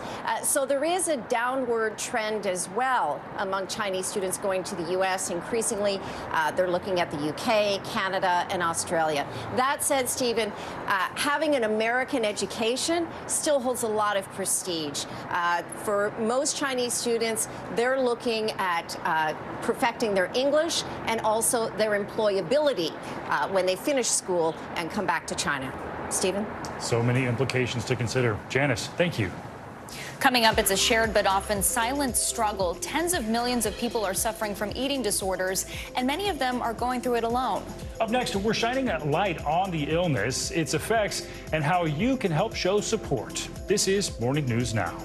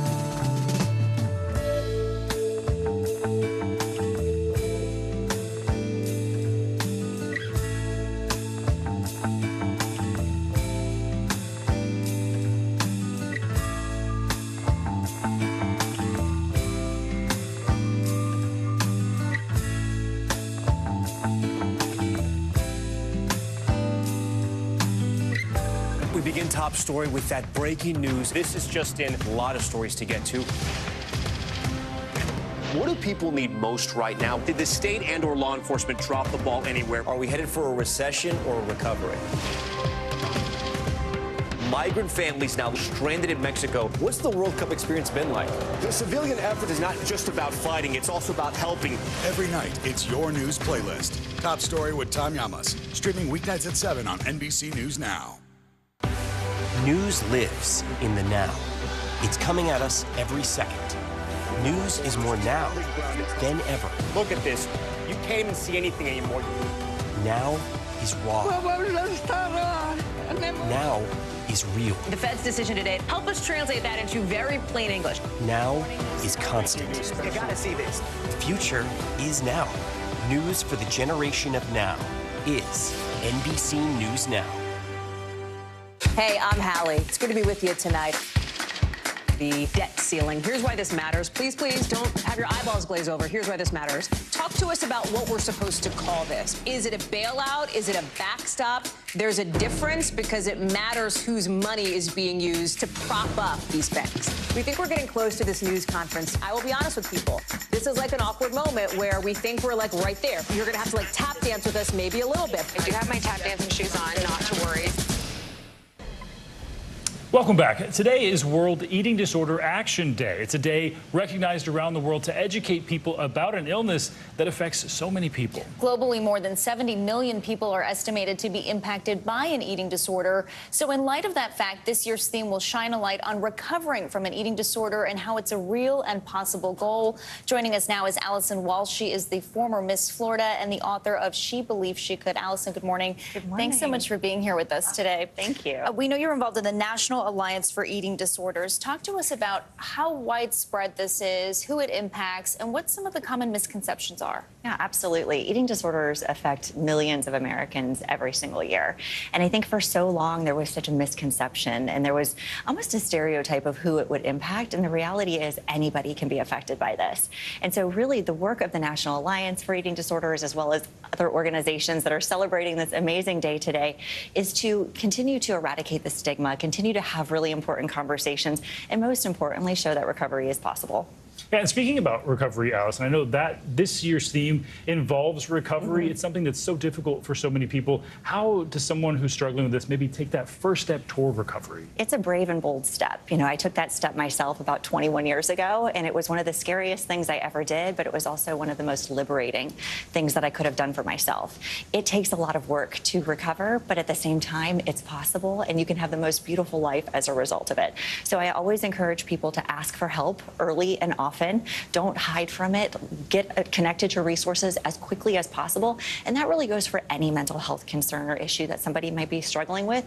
The earlier you can get connected to care, the faster you can recover, the faster you can move through it and get to the other side. You mentioned asking for help. I'm sure it must be difficult to ask friends and family for help, but how can those people in your life be the best support? What can you do to help someone who's going through this? Absolutely. And I think sometimes it's hard for family members that might not necessarily know what to do when a loved one comes to them and asks for support. So there are so many wonderful resources. Of course, the National Alliance for Eating Disorders is a great resource for friends and family members that may be concerned and want to just educate themselves. But there's also, you know, you need to have that emotional support around you. So that compassion, that understanding, not getting aggravated with the individual, because there's going to be good days and bad days on your journey to recovery. And most importantly, embracing them with compassion and support and letting them know that you're there for them no matter what. What are some, we touched on this earlier, but what are some misconceptions? I'm sure you look at someone and you might not know that this is a battle that they're going through. Right. So, I mean, I think a lot of times people make snap judgments when there's a certain body type, shape, or size. But the reality is that people of all shapes and sizes can be struggling. It doesn't discriminate among any socioeconomic factors, race, gender, religion, ethnicity, anything. And so really understanding that this is a pervasive issue. The most important thing is that you do seek support, that you surround yourself with others that really understand maybe the uniqueness of what you're struggling with especially if there's any cultural challenges or anything of that sort. But most importantly, there are so many amazing certified eating disorder professionals out there in this world that are here to help. And so just knowing that you're not alone, there are millions of people that have struggled. There are also millions of people that have recovered. But you have to take those first steps. And it's really critically important that you address it early and often, because the medical complications are oftentimes the things that people don't consider. We think about the psychological, the mental health, the emotional side of it. But the reality is that eating disorders have the highest rate of mortality. People struggle and pass away every 52 minutes as a result of an eating disorder. So the medical complications are very real, and that's why they have to be addressed so quickly. Right. A lot of resources and a lot of help for people out there. Yes. Allison Walsh, thank you so much for being here. Thank you.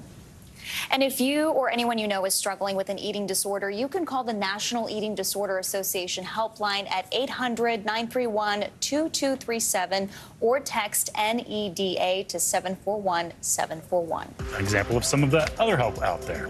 Well, coming up this morning, progress when we come back, the new survey showing increased support for the LGBTQ+ community in America. Plus, more than words, a sneak peek at a new Oxford dictionary aimed at adding context to connect with African American culture. This is Morning News Now.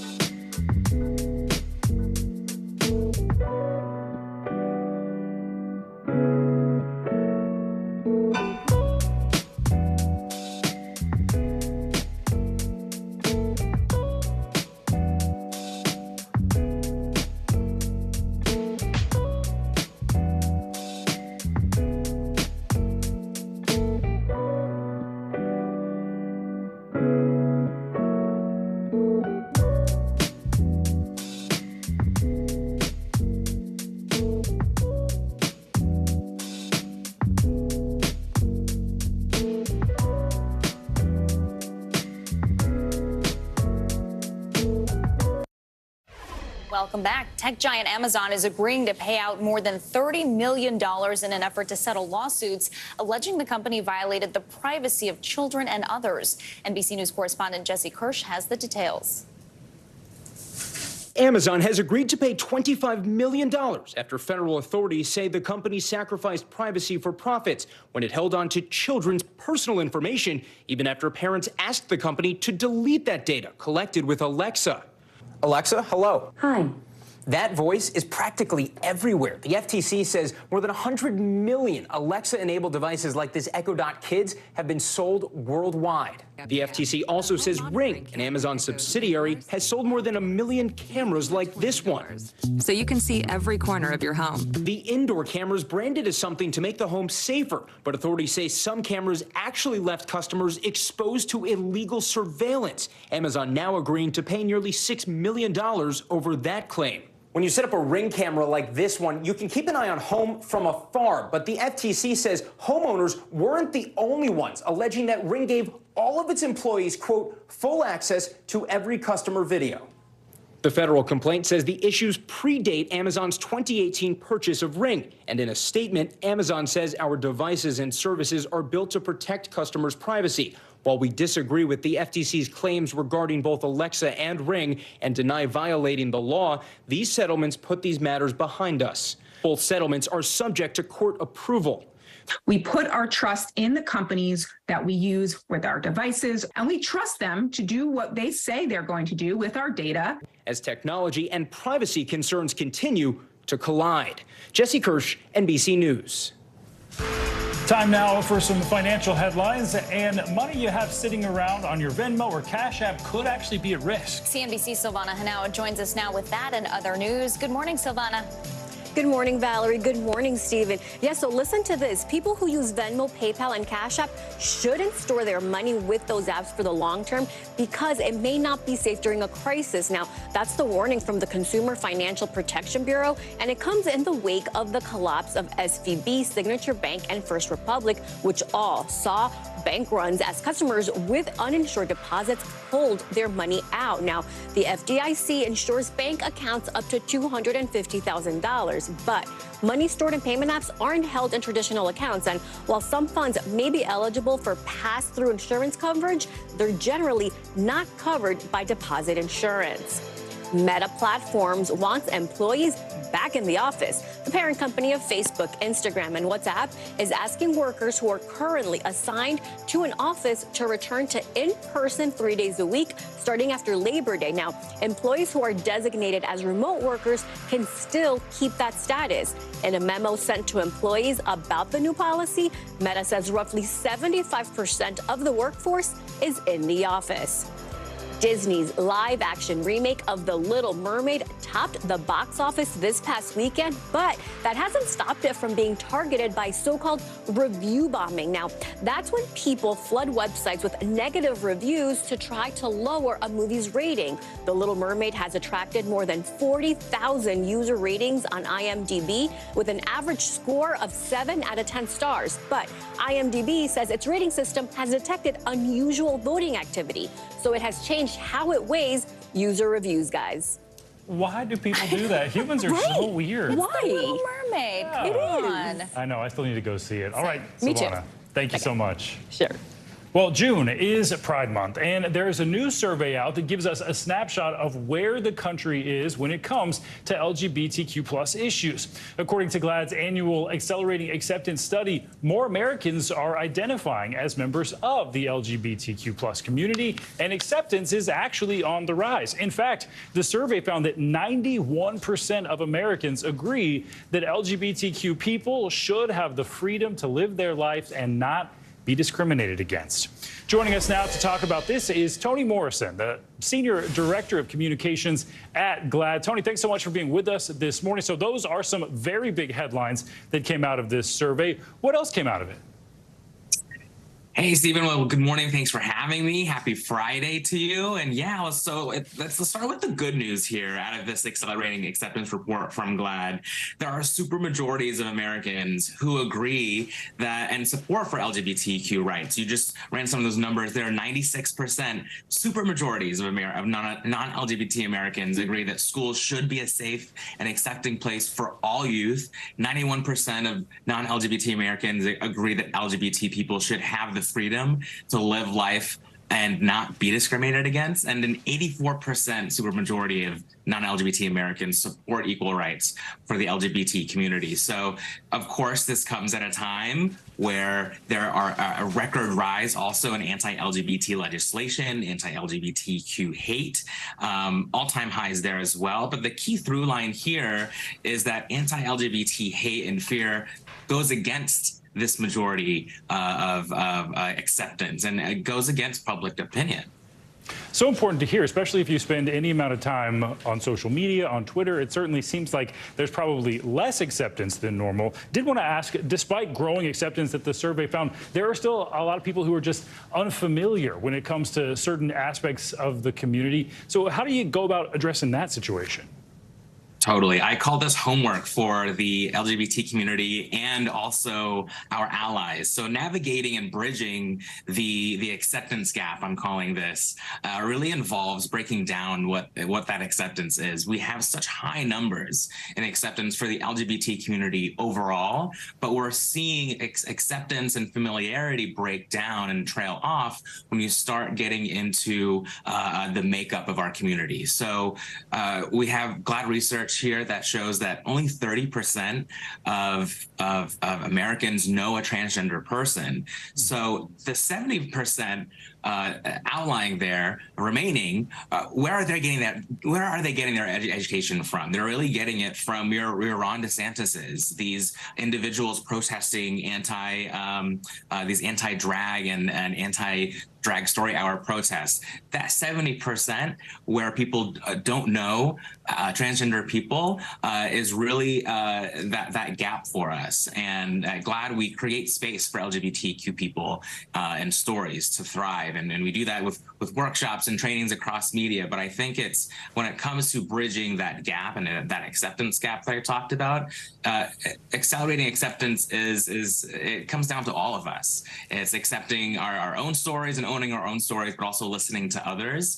And when it comes down to this report, as you just flashed some numbers there, only half of Americans are familiar with non-binary and transgender people. So we have some homework, like I said, some ways to go in understanding the fullness of the LGBT community, but knowing we have the backing of that supermajority of support that's in the numbers here.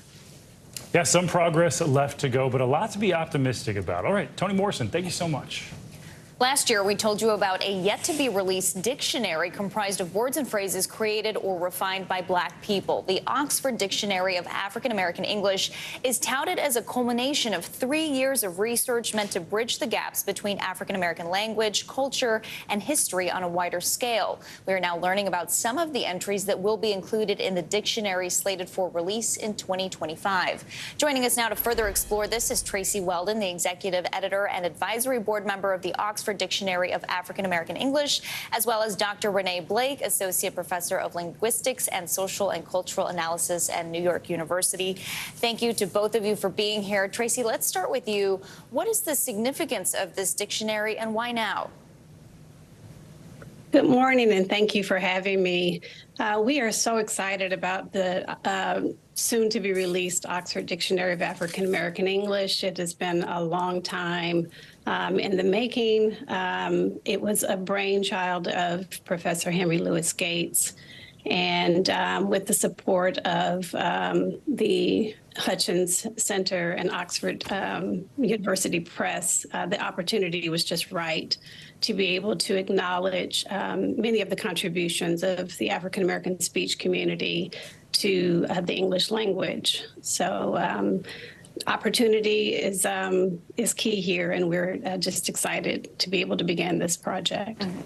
Dr. Blake, from a linguistic point of view, what is African American English, and what can you tell us about the overall contributions that African Americans have made to the language? Well, I'm just excited to celebrate the innovation of language by African Americans. So African American English originates in the 16th, 17th century, where you're talking about enslaved Africans coming in contact with colonizers. And you need to communicate. And so this language is created out of a need for communication. But over time, it is developed. And African Americans have innovated the language to be what it is today.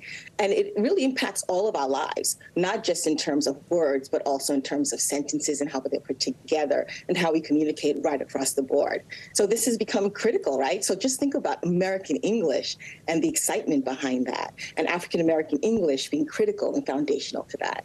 And Dr. Blake, you mentioned this impacts all of our lives. The dictionary has a mix of both everyday words that have become ingrained in our society that people might not even know come from Black culture, like cakewalk, for example, and there's some newer words as well. Can cultural words that are sometimes credited to other groups be reclaimed? Absolutely, but I think it's really important to remember here that we're talking about African Americans innovating language, right? And so language is dynamic. And I rather think about this in terms of innovation and the dynamism of language. And this is, in fact, what African Americans have been doing from the beginning of time and continue to do. So, yes, there's reclamation, especially with words that may hurt, but what I love is that African Americans can take a language and take words and give it multiple senses and multiple contexts and continue to innovate with language. So for me, the excitement is innovation. Innovation, definitely. Tracy, I understand this dictionary is not your average scholarly book written by a bunch of industry insiders. Anyone can submit word entries that could end up being in the final draft. Why was that so important, and how can people participate? Sure. So we're looking at many different sources: music, literature, speeches. But the crowdsourcing aspect is probably most important because this is a living dictionary, and it's important that we give an opportunity to the community of speakers who create these words to have some say in what gets represented and how it gets represented in the dictionary. So if anyone wants to contribute to the dictionary, the ODAAE, Oxford Dictionary of African American English website, odaae.com. You can visit there and submit your entries, give recommendations for the meanings, pronunciations, and spellings. And the lexicography team will take that up, and it's likely that your entries will be seriously considered for submission. All right, this is fascinating. And Dr. Blake, as you said, the innovation is very exciting. Tracy Weldon and Dr. Renee Blake, thank you so much for being with us. Thank you. Coming up, the Piano Man is moving out. Oh, that's right. Legendary musician Billy Joel is ending his 10-year residency at Madison Square Garden. Hard to believe. More on his historic run at the iconic arena and what's next. This is Morning News Now.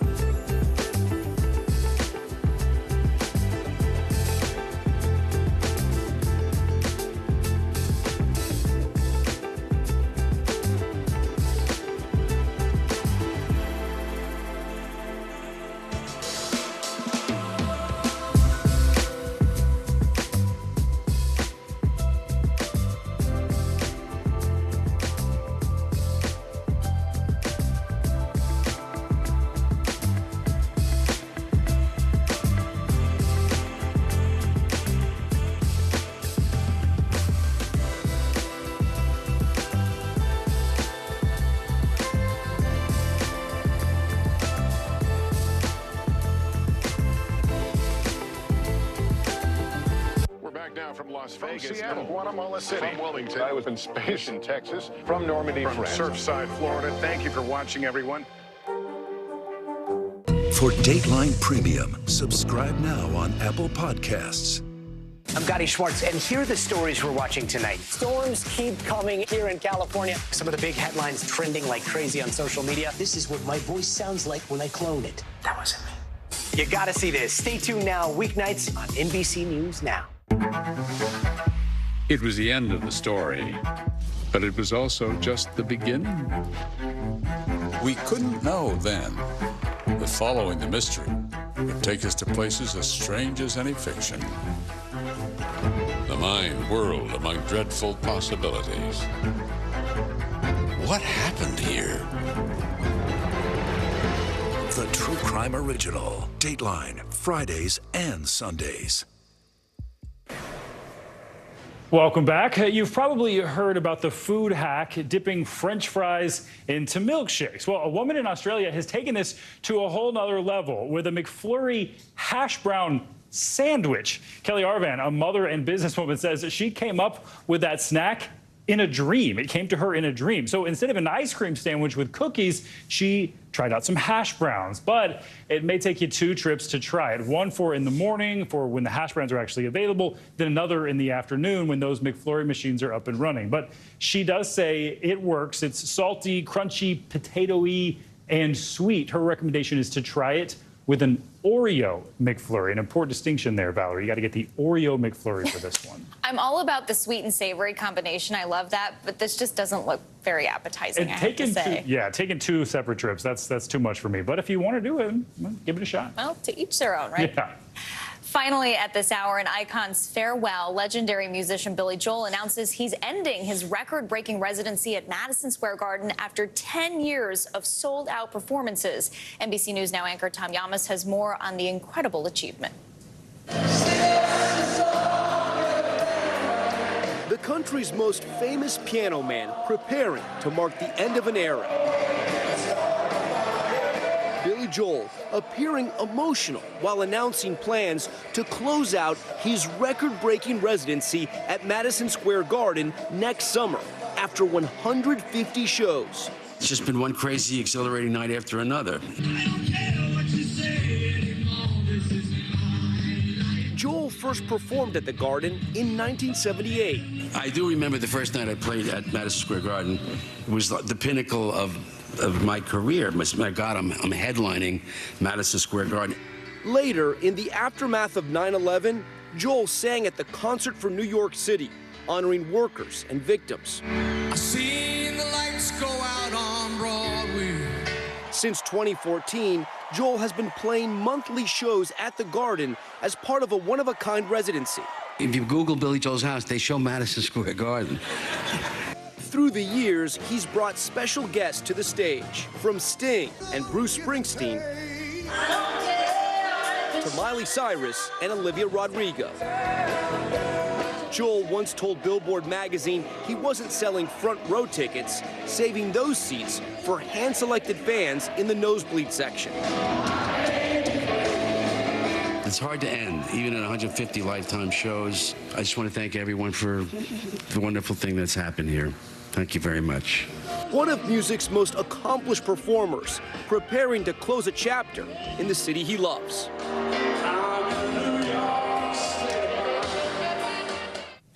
Our thanks to Tom Yamas for that report. Billy Joel holds the records for the most performances and the most consecutive performances at MSG. Quite an accomplishment. Yeah, hard to beat that. Well, that's going to do it for this hour of Morning News Now. The news continues right now.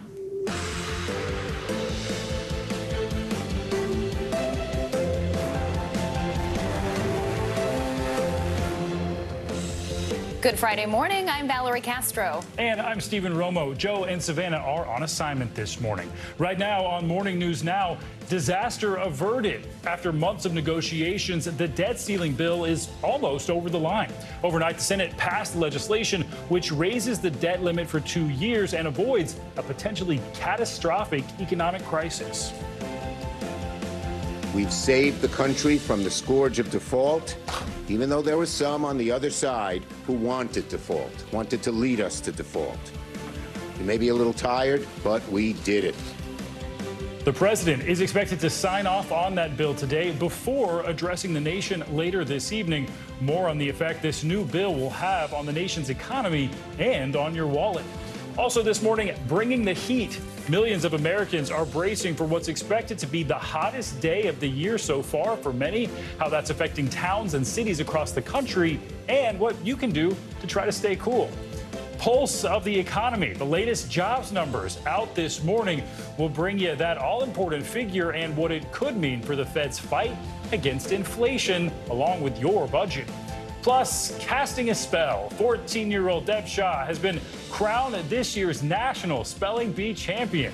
We'll hear from the Florida teen later this morning on his stunning victory and the word that ended up sealing his win. Very exciting. What a fun moment. I know, hard to beat that. I cannot spell for anything, so can't wait to talk to him. We do begin this morning, though, with the extreme weather. Some dealing with blistering temperatures, and for others, it's the rain and the flooding. In Texas, parts of Highway 87 were shut down near the Panhandle when storms there caused massive flash flooding. This is what it looked like near Lubbock. Some cars were swept off the road and at least a dozen rescue missions to save people stranded in their cars. And while the South prepares for even more rain, millions of people in the Northeast are bracing for extreme heat. Dozens of schools are already closed that have already closed their doors in cities like Philadelphia. We'll check in with meteorologist Angie Lastman in just a minute with all of that, plus a tropical depression in the Gulf. But we're going to start with NBC News correspondent Emily Aketa from Coney Island right here in New York City. Emily, good morning. Good morning to you. Well, millions of Americans, for many of them, it could be the hottest day of the year so far. Right now here in Coney Island, it's just about 68 degrees or so, but we could see that mercury spike 15+ degrees come this afternoon. A sign of what's to come as forecasters warn of a hotter than normal summer season. This morning, wild weather across the country heading into the weekend. Millions are bracing for a brutal heat as soaring temperatures are again set to stifle parts of the Midwest and East Coast. I'm ready for summer. Sweltering conditions this week already setting record highs in 7 states. At just the beginning of June, Burlington, Vermont hitting 96 degrees, Augusta, Maine 93, and a staggering 97 in Fargo, North Dakota. And for some, today could be even hotter. It just feels good, yeah. It's just like finally some nice warm sunshine. It comes as further west, Texas is reeling from major floods. Dramatic rescues across the Lubbock area. Get you, man. I'm coming. Cars stranded on the highways, some drivers abandoning their vehicles, others pulled to safety. We're gonna have to get you out, man. As Texas recovers across the country, worsening air quality from the extreme heat a concern this weekend, with alerts now in 18 states. East Coast and Midwest cities taking action during the high temps. The city of Pittsburgh activating cooling centers for residents and visitors as relentless heat prompts the closure of public schools in Grand Rapids, Michigan, and early dismissal in Detroit and nearly 100 schools in Philadelphia today. The heat could prove problematic for America's power grid. Roughly 2/3 of the country are at an elevated risk of power loss or blackouts. There are things that we can do to manage that if we plan ahead. And experts say conserving energy during peak hours and leaning on community cooling centers can help prevent some of those blackouts. When it comes to beating the heat, a few simple things to keep in mind. Wear that light clothing. Don't forget to lather on the sunscreen. Take advantage of the shade like I am right now when you can, because when you step out of the sunlight, it can sometimes feel 15 degrees cooler. And then, of course, above all, hydrate, hydrate, hydrate. The CDC says that if you are working in the heat, you should be drinking a cup of water every 15 to 20 minutes. Guys? All right, Emily, and hopefully some ice cream out on the boardwalk there will keep you cool as well. Emily Aketa, thanks so much. I like the way you think, water and ice cream. Why not? All right, let's get to meteorologist Angie Lastman for our Morning News Now forecast. Angie, good morning. Good morning, guys. We've got a lot to talk about. As you just mentioned, we are dealing with the heat in some parts of the country. We've also got a tropical depression to talk about and severe storms possible for parts of the plains. Let's start with the tropics. We've got an area that we've been continuing to watch over the past couple of days. It did form into a depression, tropical depression 2 yesterday, and continues to be really unorganized. Winds at 35 miles per hour, moving south at 5 miles per hour. We'll continue that kind of southerly and then eventually southeasterly movement over the coming days as it eyes parts of western Cuba. For us in the United States, it really means impacts to Florida, and it's really telling that we have this flood watch already up. We've dealt with multiple rounds of rain yesterday. We have more rounds of rain expected for this same kind of area here as we go through the rest of the weekend. Your Saturday and your Sunday could be soggy in the Sunshine State, especially if you live really south of Daytona Beach. That's where we could see those higher amounts. Tampa, Naples, West Palm Beach, Miami, all included in this, and it does come with the potential for maybe 5 to even higher inches of rain by the time this is all said and done.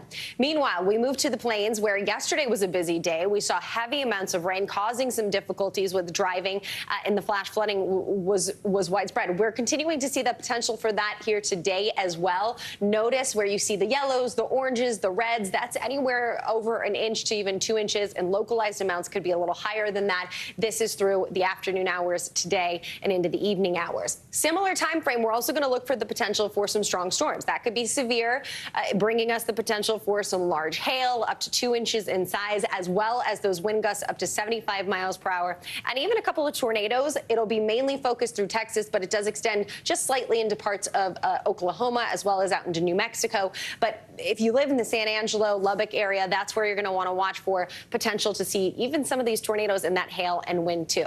Now on to the temperatures. Emily gave you a good rundown of just how warm it is going to be and all the things that have to be done because of that. Here's some of the records that we're expecting today. A tie in Lansing, Burlington headed to 90 degrees, Hartford 92 degrees. That would beat the previous, or the current record, I should say, of 91 degrees.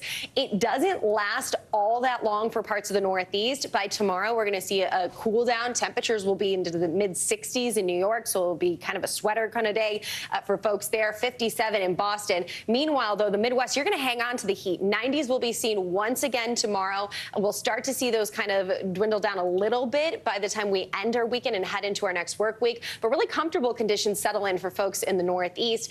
One thing to note, those air quality alerts remain up. We have 85 million people impacted by that unhealthy air. So if you are part of a sensitive group, make sure you're taking it easy out there, staying indoors.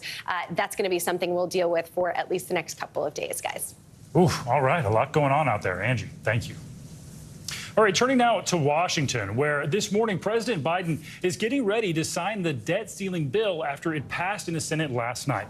Lawmakers passed that legislation, surpassing the 60 votes needed. It's a rare sign of bipartisanship on Capitol Hill. NBC News Chief White House correspondent Peter Alexander joins us now for more on this. Peter, good morning. So Democrats and Republicans in both the House and the Senate came together to pass this bill, officially known as the Fiscal Responsibility Act. So walk us through, how did lawmakers get it over the finish line? Well, they finally got this thing done just before midnight last night. It really shows you how quickly the Senate can move when it wants to. That final vote, 63 to 36, that will do a series of things. It'll raise the debt limit until 2025. That is after the next presidential election. It'll cap federal spending for the next 2 years as well. And most importantly here, what it's going to do is it's going to avoid what would have been a catastrophic default. The U.S. was set to run out of money to pay its bills on Monday. So this got done just in the nick of time. As a political matter here, it really demonstrated the strength of the political middle. There were actually a lot of progressive Democrats and some more conservative Republicans who opposed this. In all, 31 Republicans voted against it. 5 Democrats voted against it, which meant there was a coalition of lawmakers from both sides ultimately who voted in favor of this. And as important as anything, it takes the issue of default, at least for the next couple of years, off the table.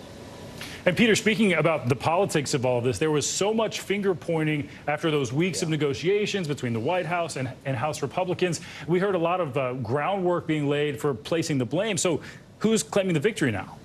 Well, we're going to hear from President Biden tonight. He's going to be speaking for the first time, in fact, delivering an Oval Office address tonight. Should happen at about 7 o'clock Eastern time. The White House wants to claim some credit here because they were able to avoid a catastrophic default. They will blame Republicans for what they say are extreme positions that would have hurt some of the most needy in this country. Republicans, they're claiming credit here as well. You've heard repeatedly from House Speaker Kevin McCarthy saying, in fact, that this does cut spending. It caps spending. It limits the trajectory of the U.S. right now. But certainly a lot of Republicans are dissatisfied. They say it should have gone yet further here. At the end of the day, there's enough for each side to try to claim a bit of credit. And President Biden is going to try to cast this as a bipartisan effort, which really may be an example of the way Washington is supposed to work. Yeah, we've heard a lot from Speaker McCarthy throughout all this, but not much from the president. So it will be interesting to hear from him. And Peter, I got to ask about that scare that President Biden had yesterday, that fall on stage during the Air Force Academy commencement address. We did hear from him afterward, and he seemed okay. So what is the White House saying? Well, here's that moment. You can see when the president fell on stage after shaking hundreds of hands at the Air Force Academy. He was shaking hands with the cadets there as they were graduating. He says, the White House says, that he tripped on a sandbag that was tethered to a teleprompter to hold it down. The White House says that he is just fine, but it certainly is getting a lot of scrutiny because of the age of the president and voters' concerns about his ability to serve. Given at 80, he is the the oldest president ever to serve. The president, though, was in good spirits last night. He got back to the White House last evening in front of reporters. He sort of jogged a little bit into the residence, and he joked that he got, quote, sandbagged. Sandbagged, different meaning for the word sandbagged. All right, Peter, thank you. Now to the latest in the intensifying race for the White House. Former President Trump is escalating his feud with his top GOP rival, Florida Governor Ron DeSantis. Plus, there are new developments in the special counsel investigation into those classified documents found at Mar-a-Lago. NBC national correspondent Gabe Gutierrez is in Manchester, New Hampshire with the details. Governor DeSantis is ripping into former President Trump here in New Hampshire, telling me that voting for Trump would essentially be like voting for a lame duck. Still, at this early stage in the game, the former president is way ahead in the polls, despite his mounting legal troubles. Overnight, former President Trump defiant when asked during a Fox town hall in Iowa about new developments in the special counsel investigation into his handling of classified documents. I don't know anything about it. All I know is this. Everything I did was right. A source directly familiar with the matter tells NBC News the special counsel's office has a recording of Mr. Trump discussing a planning document he'd kept related to Iran, acknowledging on the tape it was classified. While the special counsel's office is not commenting, the source says the recording was made during a 2021 meeting at Mr. Trump's New Jersey home that included people helping former Chief of Staff Mark Meadows write his memoir. NBC News has not heard the recording, which the source says was played for a grand jury. I have the right to declassify as president. President Biden is also facing an investigation into his handling of classified documents. The controversy comes as the 2024 presidential campaign heats up, with more GOP candidates, including former Vice President Mike Pence and former New Jersey Governor Chris Christie, set to formally enter the race next week. I don't know why people are doing it. On the trail, Mr. Trump saying his battle against top rival Florida Governor Ron DeSantis has escalated into a war. When I heard DeSantis go out and say and talk about 8 years, we need 8 years. You don't need 8 years, you need 6 months. We can turn this thing around so quickly. DeSantis here in New Hampshire telling me voters should not elect a lame duck to just one term. Governor, do you think it's a mistake for former President Trump to say he can turn around the country in 6 months? He had 4 years. He didn't make a dent in it. Give me a break. Governor DeSantis is careful not to mention Trump's name in his stump speech to voters, but he is trying to highlight that contrast when he answers questions from reporters. The former president also attacking DeSantis over the inconsistent pronunciation of his last name. The governor firing back in a radio interview, calling that petty and juvenile. Back to you. All right, Gabe, thanks so much. Well, the Justice Department is defending actions taken by the Trump administration. We're talking about the policies that led to the forced separation of migrant children from their parents at the southern border. This is all according to a recent court filing, which shows a contrast from President Biden's previous criticisms of those separations. 5 asylum-seeking mothers sued the government for the trauma they say happened due to that separation policy. The Justice Department taking the position that the families don't have legal standing to file this lawsuit. The separations were part of former President Trump's zero-tolerance policy that focused on prosecuting anyone who crossed the border without authorization. More than 5,600 children were separated from their parents in 2017 and 2018. This morning, Bill Cosby is facing a new sexual assault lawsuit. Former Playboy model Victoria Valentino filed that civil lawsuit, claiming Cosby drugged and raped her back in 1969. Valentino first publicly accused Cosby of sexual assault nearly 10 years ago, but this new suit was filed under a new California law that created a 3-year window to file civil sexual assault claims that would otherwise expire under the statute of limitations. In a statement, a Cosby representative said that it is, quote, deeply disturbing that our lawmakers would push forward these look-back windows, which are a sheer violation of all Americans' constitutional right. The statement also said that there were inconsistencies in Valentino's story. Cosby previously spent 3 years in prison for sexual assault and drugging. He was freed when that ruling was overturned due to a legal technicality. All right, coming up this morning, it's been one of the deadliest weeks in months for Ukraine's capital. We'll take you to Kyiv for the latest on the war there. Plus, a one-on-one with the U.S. ambassador to Germany, who is shining a light on anti-Semitism in a poignant return to her family's hometown. That's next.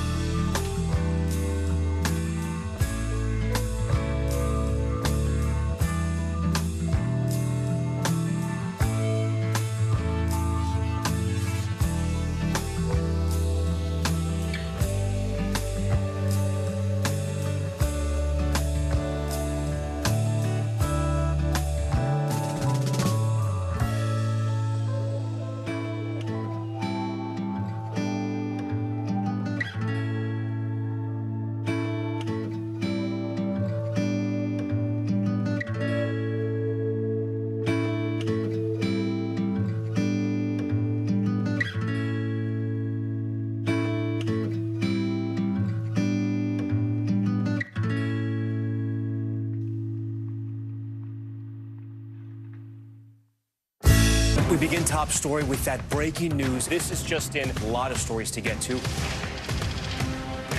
What do people need most right now? Did the state and/or law enforcement drop the ball anywhere? Are we headed for a recession or a recovery? Migrant families now stranded in Mexico. What's the World Cup experience been like? The civilian effort is not just about fighting, it's also about helping. Every night, it's your news playlist. Top Story with Tom Llamas. Streaming weeknights at 7 on NBC News Now. We're back now with the latest on the war in Ukraine. Air raid alarms sounded throughout the country as Russian forces carried out a new wave of attacks overnight on Kyiv. NBC News foreign correspondent Molly Hunter has the latest. Good morning. Just in the last couple of hours, there are reports of explosions in Berdyansk. It's a Russian-held port city in southern Ukraine, another sign that Ukraine is striking Russia deep behind enemy lines. Overnight, Russia fired at least 36 missiles and drones. And here in Kyiv, thousands of people sheltering once again in the subway stations. It's been the deadliest week in the capital in months.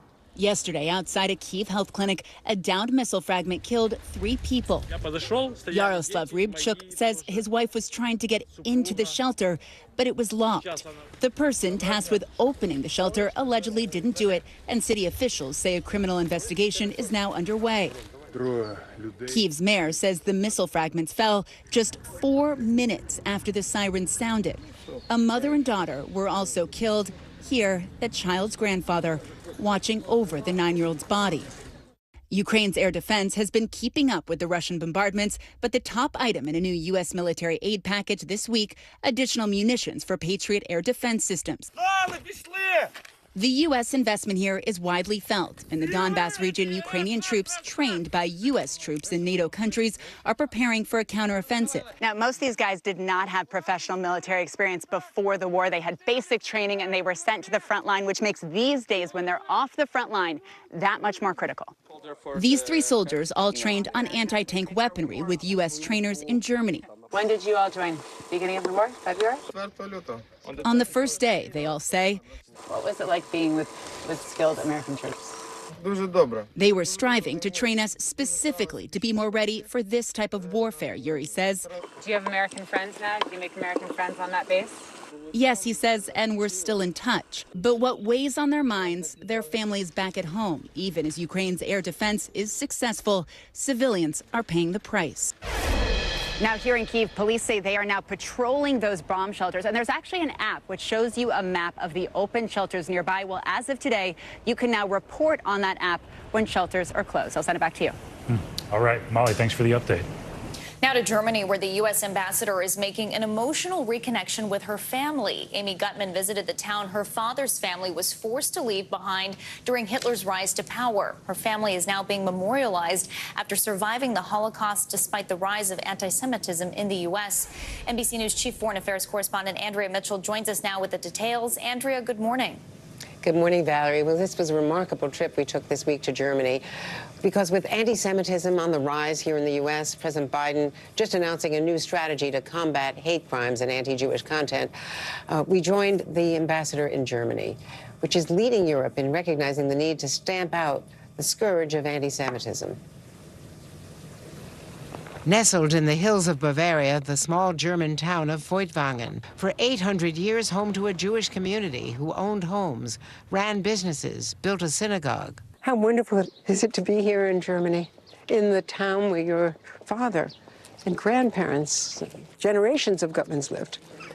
It's amazing and emotional to be here where my father and my grandparents and his siblings lived and had to flee. The first U.S. Ambassador to Germany, Amy Gutman, the first American ambassador here whose family were Holocaust survivors, now invited by the current mayor to return for a ceremony of reconciliation and remembrance. If we want to assume responsibility and ensure that we never see such injustice again in Feuchtwangen, it is imperative that we remember.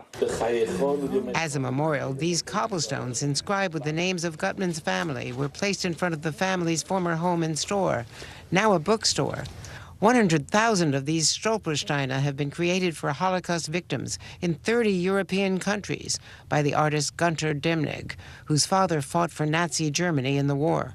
Jewish families have been living in this town since the 13th century. But after the anti-Jewish riots in 1937 and 38, they were all forced out, many to the death camps.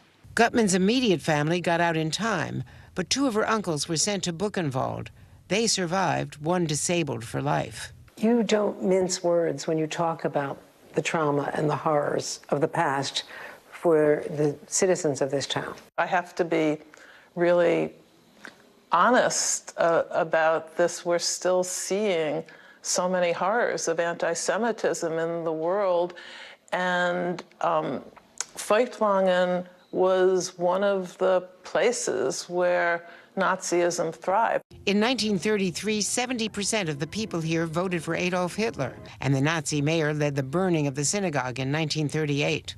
Why is it so important for the people in this small town and in Germany to remember what the Nazis did and to remember the Holocaust? If they didn't think back and remember, there's no way we could say never again. I also have to say personally, it just means so much to me and my family to be able to come back here and realize that the country my father fled is now working with us to combat anti-Semitism. Where the synagogue once stood, there's now a museum with an exhibit on the town's Jewish life. This is my grandpa. Oh, really? Yes. And the ambassador has come full circle, able to retrieve a part of her family history she had never known. The German government says that there were more than 3,000 anti-Semitic crimes in the country in 2021, according to the most recent report, a 29% increase over the previous year. And this is similar to the trends here in the U.S. Ambassador Gutman is working with her German colleagues, determined to reverse that trend. Andrea Mitchell, thank you so much. You bet. More international headlines now. In Mexico, the search for 7 young people who went missing took a gruesome turn. Janice Mackey-Freyer joins us now from Beijing with that and more. Good morning, Janice. It's a grim discovery in Mexico. Police there found 45 bags containing body parts that match the characteristics of 7 missing call center workers. These bags were found in a ravine in a suburb of Guadalajara, that's in western Mexico. Forensic investigators are still trying to determine the number of victims and their identities. The state prosecutor's office said that 7 people were reported missing between May 20th and 22nd. The U.S. and Taiwan have signed a new trade deal, the first agreement in a new initiative as tensions with China are on the rise. The deal includes measures to streamline border procedures, and it gives a boost to American support for Taiwan. That drew a warning from China about sending, quote, wrong signals to Taiwan about sovereignty. This deal comes just as a high-profile security summit is getting underway in Singapore. And finally, celebrations and splendor in Amman, Jordan for a very chic royal wedding that included a lot of royal guests from around the world, including William and Kate, the Prince and Princess of Wales. First Lady Jill Biden was there, too.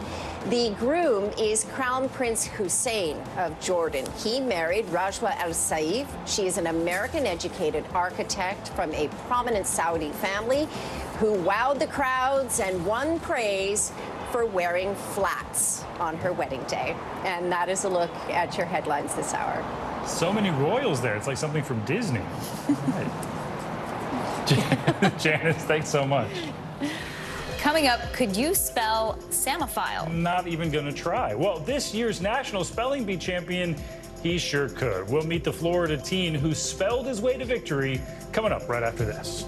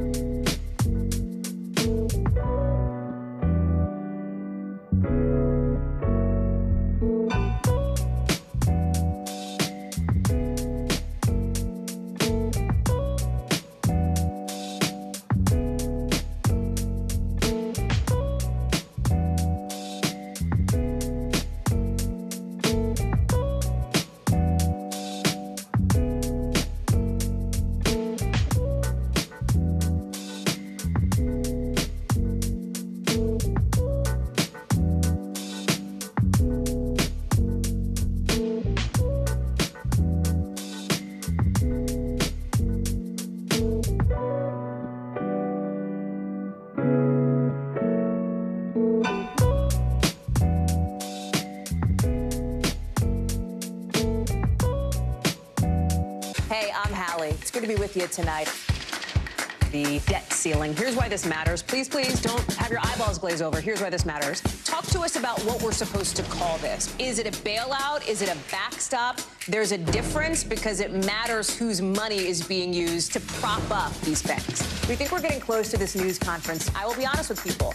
This is like an awkward moment where we think we're like right there. You're going to have to like tap dance with us maybe a little bit. I do have my tap dancing shoes on, not to worry. Good morning, please. Good morning, Mr. President. Very in question.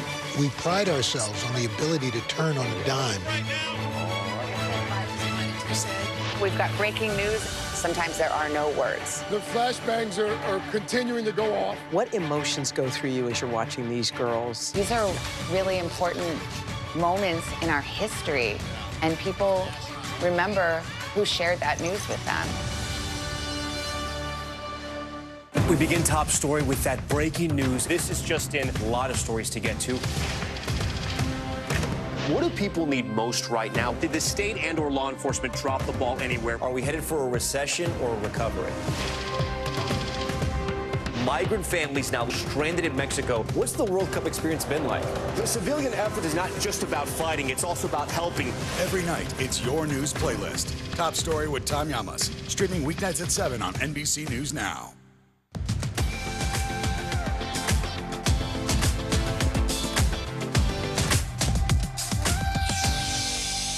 Yeah, it's a decades-long tradition involving parties, poolside lounging, and, of course, amusement park adventures. But some people are rethinking their plans. Major gay rights groups have issued travel warnings for anyone heading to Florida. This is because of a recent surge in anti-LGBTQ legislation there. For more on all of this, let's bring in Gay Day's CEO, Joseph Clark. Joseph, good morning. Thanks for being here. So let's take a step back from this for a minute and sort of highlight the Gay Day celebration. It'll be on Saturday, I know, at Disney's Magic Kingdom, which happens to be where the first Gay Day celebration happened back in 1991. So what does this mean, not only for your organization, but for the LGBTQ plus community? Yeah, it's been a part of Orlando and the LGBTQ plus community here locally, if not throughout the country, since '91. It started as a group of friends that were getting together at Disney World wearing red shirts, and since expanded to 180,000 people were estimated to attend here. It's kind of a big deal. I joke around about that a lot, but it's that community coming together for this large event, going and seeing the mouse, of course, but just having a fun time. Joseph, this is a particularly hostile time for the LGBTQ community in Florida. You've got those recent anti-LGBTQ bills there, and Governor DeSantis is currently embroiled with Disney over the so-called Don't Say Gay bill. Is there any concern over the safety of this event? And what do you make of the growing number of states that are passing these bans?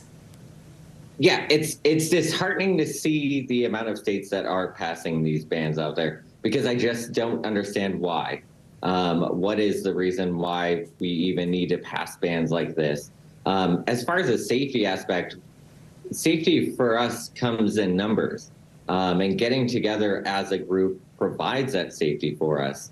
We're not concerned here at our event. We're, of course, at a private property of a host hotel, and we have the utmost ends of security. If anything, we were more concerned years ago after the Pulse shooting to it. So we've seen protesters before in the 30 plus years of the event. We've seen the signs before. So ultimately, the more people that come, though, the less we have to be worried about that even happening and those people coming onto property and doing anything. Joseph, I'm interested, with this huge push we've seen of this anti-LGBTQ legislation in many states, including Florida, and in light of all that backlash, what do you think the future looks like? And what message do you have for people in the community? I believe that the future is going to change. I think generationally, it's just going to change. A lot of the younger audience that I speak to, this is just not okay, and they have no idea why this is even a topic out there. Especially our trans community is growing.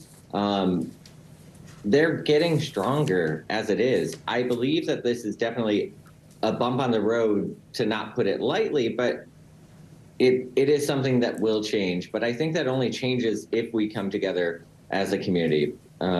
It's happened before. Ironically, starting in Florida and Dade County for years ago, Harvey Milk over in California and San Francisco, I mean, he pushed it out there that people just need to know we're here. They need to know who we are. They need to know that their neighbor, that their brother, that their sister are a part of this community, and that will change their mindset, which is why I push people to come to Florida, and not just to our event, to all events around in the state. We're hosting several Pride events here at our expo, just so we can get the word out that we're not going anywhere. Not all events are canceling or changing or doing all this. We're standing strong. All right, an important message. Joseph Clark, thanks so much for joining us this morning. Mike. All right, and still to come, the latest jobs report is out. We'll take a look at those numbers and what they tell us about the health of our economy coming up next.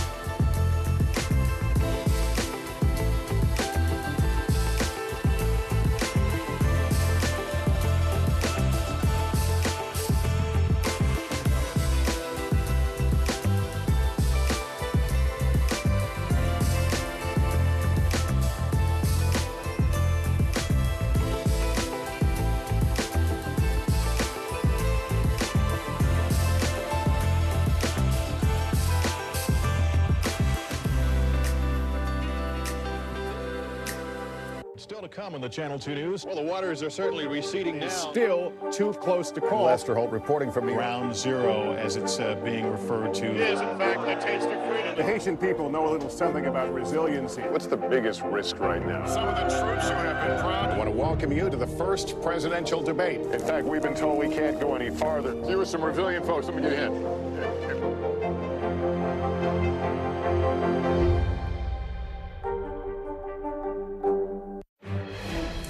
We're back now with breaking news. The May jobs report has just been released by the Labor Department, and more than 339 jobs were added. 339,000 jobs were added last month. Yeah, that's far more than the 190,000 jobs economists predicted. The unemployment rate in the U.S. now stands at 3.7%. We're joined by our economy dream team of NBC News business and data reporter Brian Chung and Investopedia editor-in-chief Caleb Silver. Good morning to you both. Thanks for hanging out with us to break down these numbers. And Brian, let's start with you. We're getting a first look at those numbers right now. What's jumping out to you? Yeah, well, I mean, it's a blowout number when we talk about what economists had been expected. So 339,000 jobs, that's how many were added in the month of May. That is well above what estimates were. The unemployment rate did tick up to 3.7%, but it's interesting when you take a look at the industries that saw a lot of the job gains. You're looking at business services, government, healthcare, construction. That's that's really interesting because most of the job gains in the previous months were driven by leisure and hospitality, more low wage, tends to be higher contact type of jobs. That did not appear to drive the massive job gains that we saw in this month. It was a lot of white collar work that we had been hearing anecdotally were experiencing layoffs in the past few months. So maybe this shows a bottoming out of that and perhaps people coming back into things like, for example, professional and business services. Either way, really positive to see a number that large. And Caleb, what's your take? What does this report say about the state of our economy as the summer season gets underway? Yeah, blowout report. Brian mentioned the fact that these are good-paying jobs, professional and business services, healthcare, government jobs. These are career jobs you can work in for years and build a career in. But also, look at the numbers that were revised up from the prior months. Not only did we have high job numbers last month and the month before, those numbers were revised higher. So the labor market is stronger than a lot of people believe, and there's still a lot of jobs out there, over 10 million jobs according to the latest JOLTS report. Plenty of work out there and plenty of jobs in high-paying sectors. This is a positive report for the economy. So this is some good news, Brian, but Americans, I'm sure, want to know, does this mean are their paychecks going up? How are wages doing in all of this? Yeah, well, this report said that average hourly earnings on a year-over-year basis, so comparing May of this year to May of last year, went up by 4.3%. That's a little bit slower than the 4.4% that we had seen in the last report, but it's still pacing below the pace of inflation. So the prices of everything at the store are going up at a higher rate than your wages are going up. But regardless, you are encouraged to see that that wage number isn't slowing more substantially, where it would be more eroding the American's wallet. So that's definitely something that we're watching for very closely, something the Federal Reserve is also watching as they're trying to deliberately slow this economy to take inflation down, which could also take wage growth down. But again, 4.3% appeared to be how much more people were getting paid in the month of May. And Caleb, we're getting another look at how the economy is doing from some big retailers. Stores like Costco and Macy's are warning that customer demand is slowing. That's not a good sign, is it? Is this a potential sign of what's to come? Yeah, potentially, because we have very high credit card debt. It's at record highs, plus credit card APRs are north of 20%. So we're spending our way into some deep debt right now. But the fact that the labor market's strong gives people a little more encouragement to spend and not so worry so much about, am I going to lose my job? Is somebody in my family going to lose their job in the next couple of months? The labor market is telling us the economy is still strong. There's still demand out there. Even though people are pulling back a little bit on spending, they're still spending a lot on discretionary spending. That means travel. That means going out on a summer trip. That means going out to eat. So money is being spent, just not among the retailers right now. All right, Brian and Caleb, thanks so much for breaking this all down. Every year, the Scripps National Spelling Bee words leave us scratching our heads and running for our dictionaries, and this year's winning word was no different. Samophile. Samophile. But it was no mystery word for 14-year-old Dev Shaw, who's now $50,000 richer after winning the competition. And here's that moment. He scored big. Phile, Samophile? That is correct.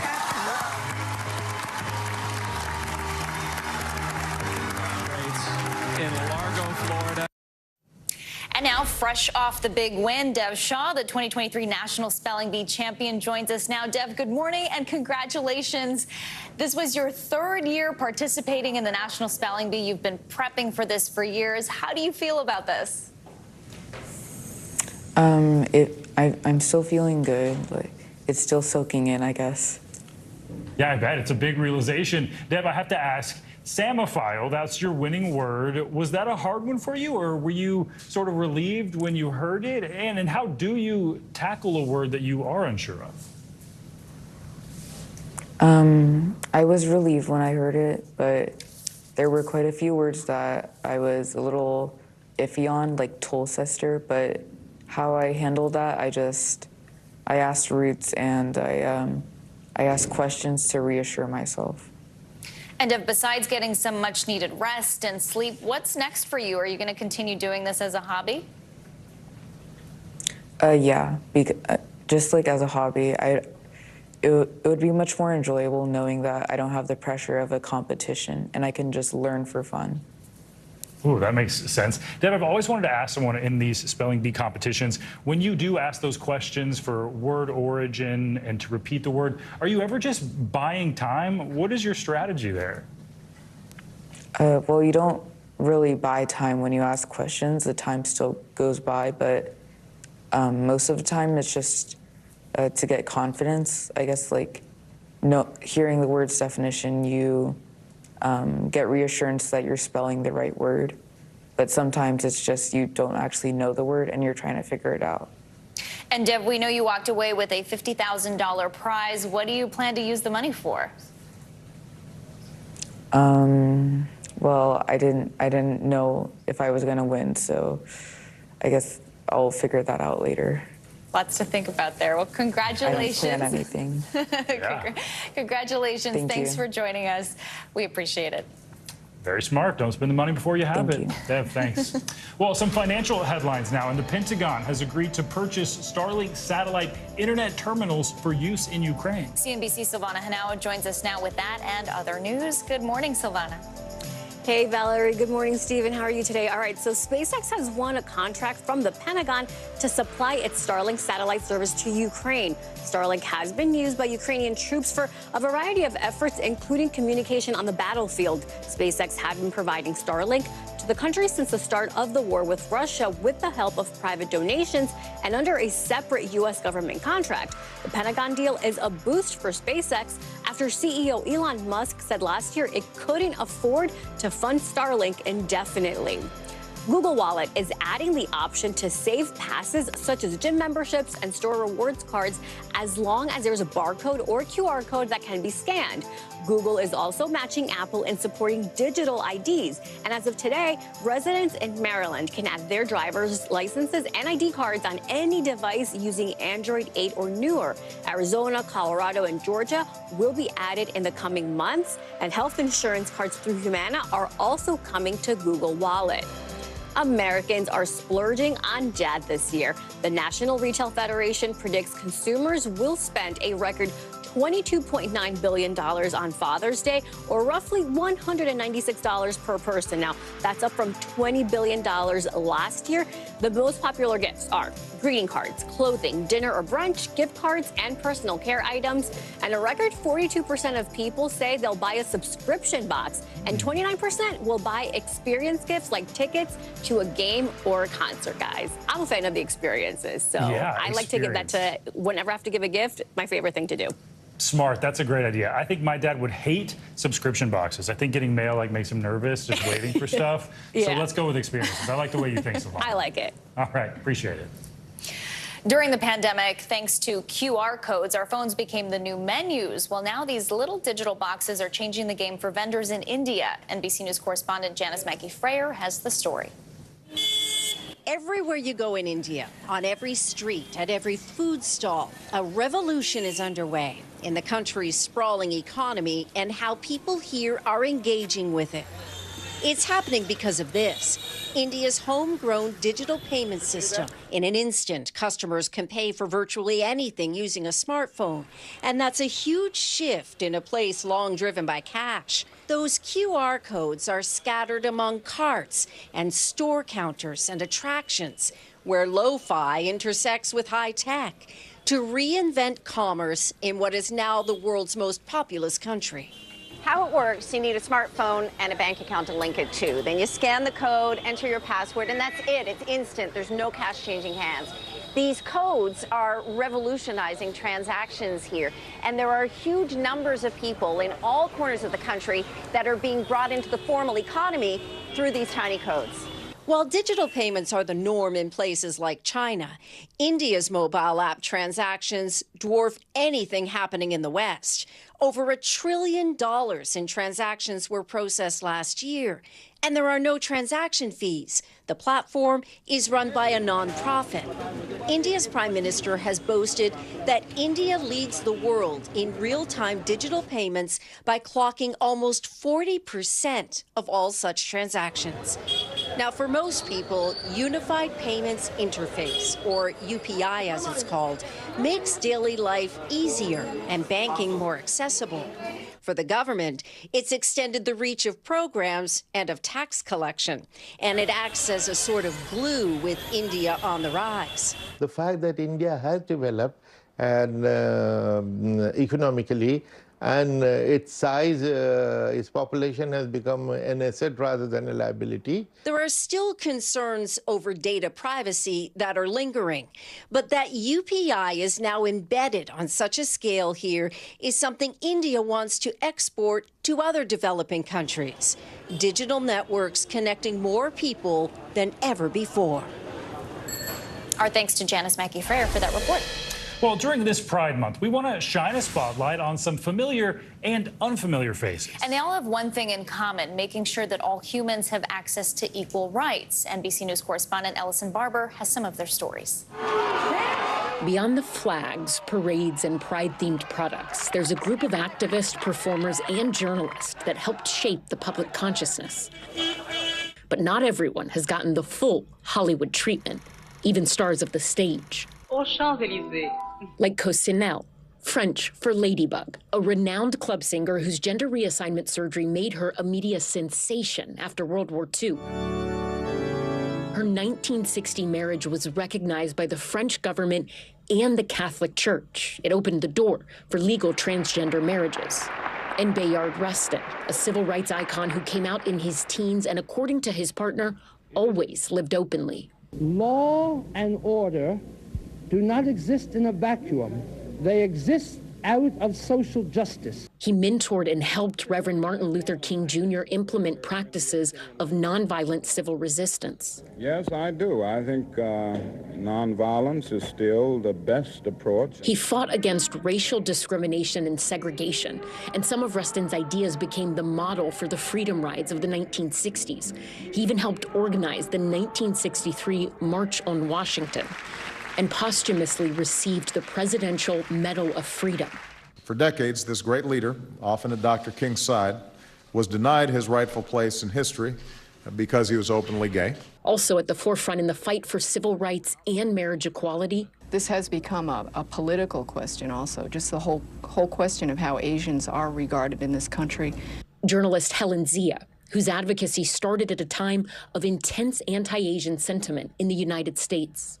In Detroit, two men who beat Vincent Chin to death because they thought he was Japanese were indicted today on federal charges of violating Chin's civil rights.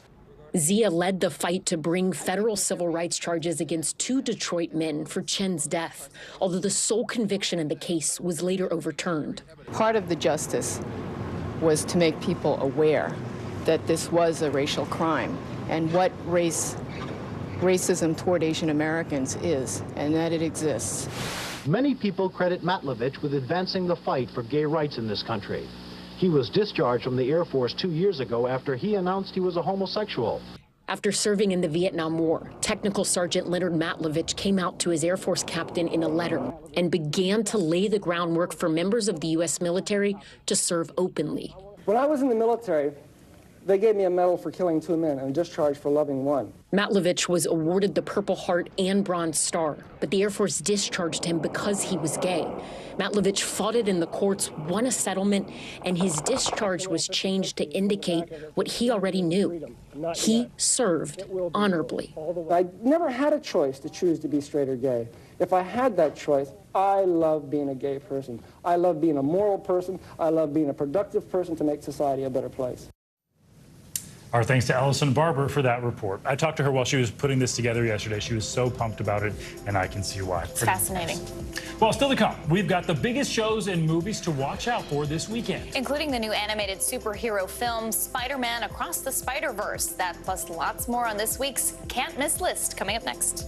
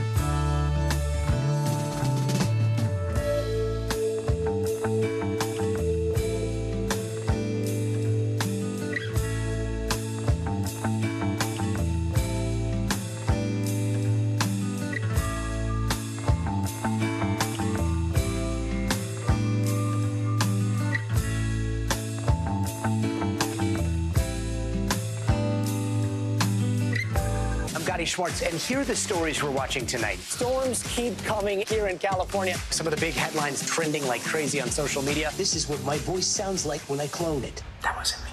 You gotta see this. Stay tuned now, weeknights on NBC News Now. Hey, podcast fans, ready to unlock our true crime mysteries? Try Dateline Premium on Apple Podcasts. You'll get early access to originals, plus bonus content, and everything is ad-free. So head to Apple Podcasts now to subscribe. Still to come on the Channel 2 News. Well, the waters are certainly receding now. Still too close to call. Lester Holt reporting from the Ground zero, as it's being referred to. It is, in fact, a taste of freedom. The Haitian people know a little something about resiliency. What's the biggest risk right now? Some of the troops who have been proud. I want to welcome you to the first presidential debate. In fact, we've been told we can't go any farther. Here are some resilient folks. Let me get a hint.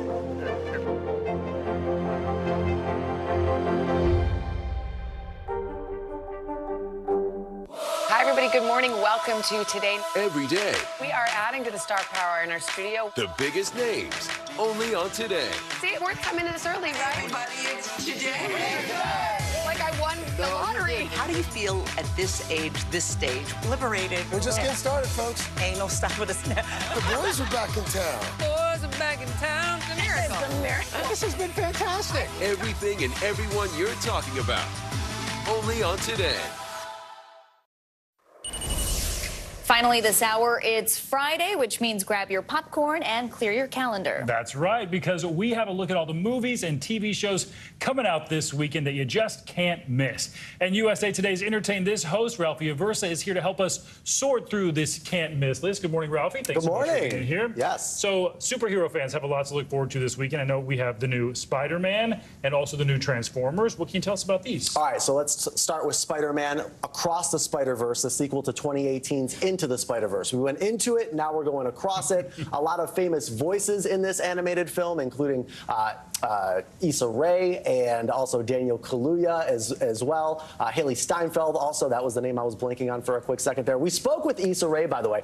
She's having a big month. She's going to be President Barbie in the new Barbie film, and then of course she's playing Jessica Drew here, Spider-Woman, who's pregnant and rides a motorcycle. So a lot to tackle for Issa Rae. By the way, we gave this one 3.5 out of 4 stars. So I think you're going to like this one if you head to the theater to see it this weekend.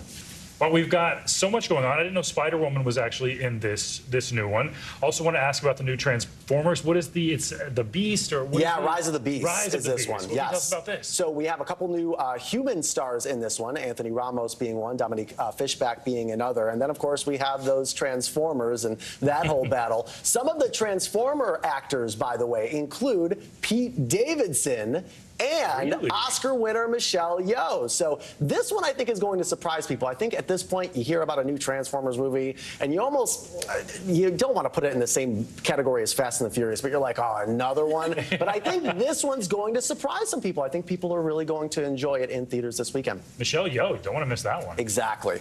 Tonight, also a big night for Manifest fans. Streaming, those final episodes starts tonight. What can you tell us? Valerie, this is where it gets a little awkward here on the can't miss list because this show was canceled by NBC after 3 seasons, but was so popular on Netflix that they were like, let's revive it for a season 4. And so here we go, a 20-episode season 4. We got 10 episodes last fall. We get the final 10 coming up now. Josh Dallas, who's the star, told us that it really would have been cruel to leave fans of the show hanging after season 3. So now they get a proper send-off. All right, at least they get a proper send-off. All right, okay. Also want to ask about shooting stars. I know a lot of people were talking about LeBron James, sort of hinting at a possible retirement. So what can you tell us about shooting stars? All right, well, first of all, my personal opinion is LeBron James is not retiring. He's going to stick around to play with his son, Bronny James. Speaking of Bronny James, though, Bronny James was a McDonald All-American, and he played on that All-Star team with Mookie Cook. Mookie Cook stars as LeBron James in this film. The film, of course, based on LeBron's life, shot in Ohio as well. Mookie is committed to play at Oregon for the Ducks this upcoming season. How cool is it? LeBron James, you know, champion with 3 different teams, NBA all-time leading scorer. He's still playing, and we have basically a biopic about him streaming on Peacock this weekend. Pretty cool. So much pressure, though, to play him and then, like, talk to him. And then also play basketball for a big Division I school. Yeah, exactly. Quite the challenge. Lastly, reality TV, Queen of the Universe and Searching for Soul Food. What can you tell us? All right, Queen of the Universe, if you love drag queens and singing competitions. This is right up your alley, just in time for Pride Month. Vanessa Williams, you see, as one of the judges, along with Mel B also, and Trixie Mattel. This is streaming on Paramount Plus. All right. A lot going on this weekend. Yeah, shout out to Searching for Soul Food as well with Elisa Reynolds, the chef. That is on Hulu. All right, lots of stream. Ralphie Versa, thanks for helping us break all that down. Thank you. Thanks, guys. All right, that's going to do it for this hour of Morning News Now. The news continues right now.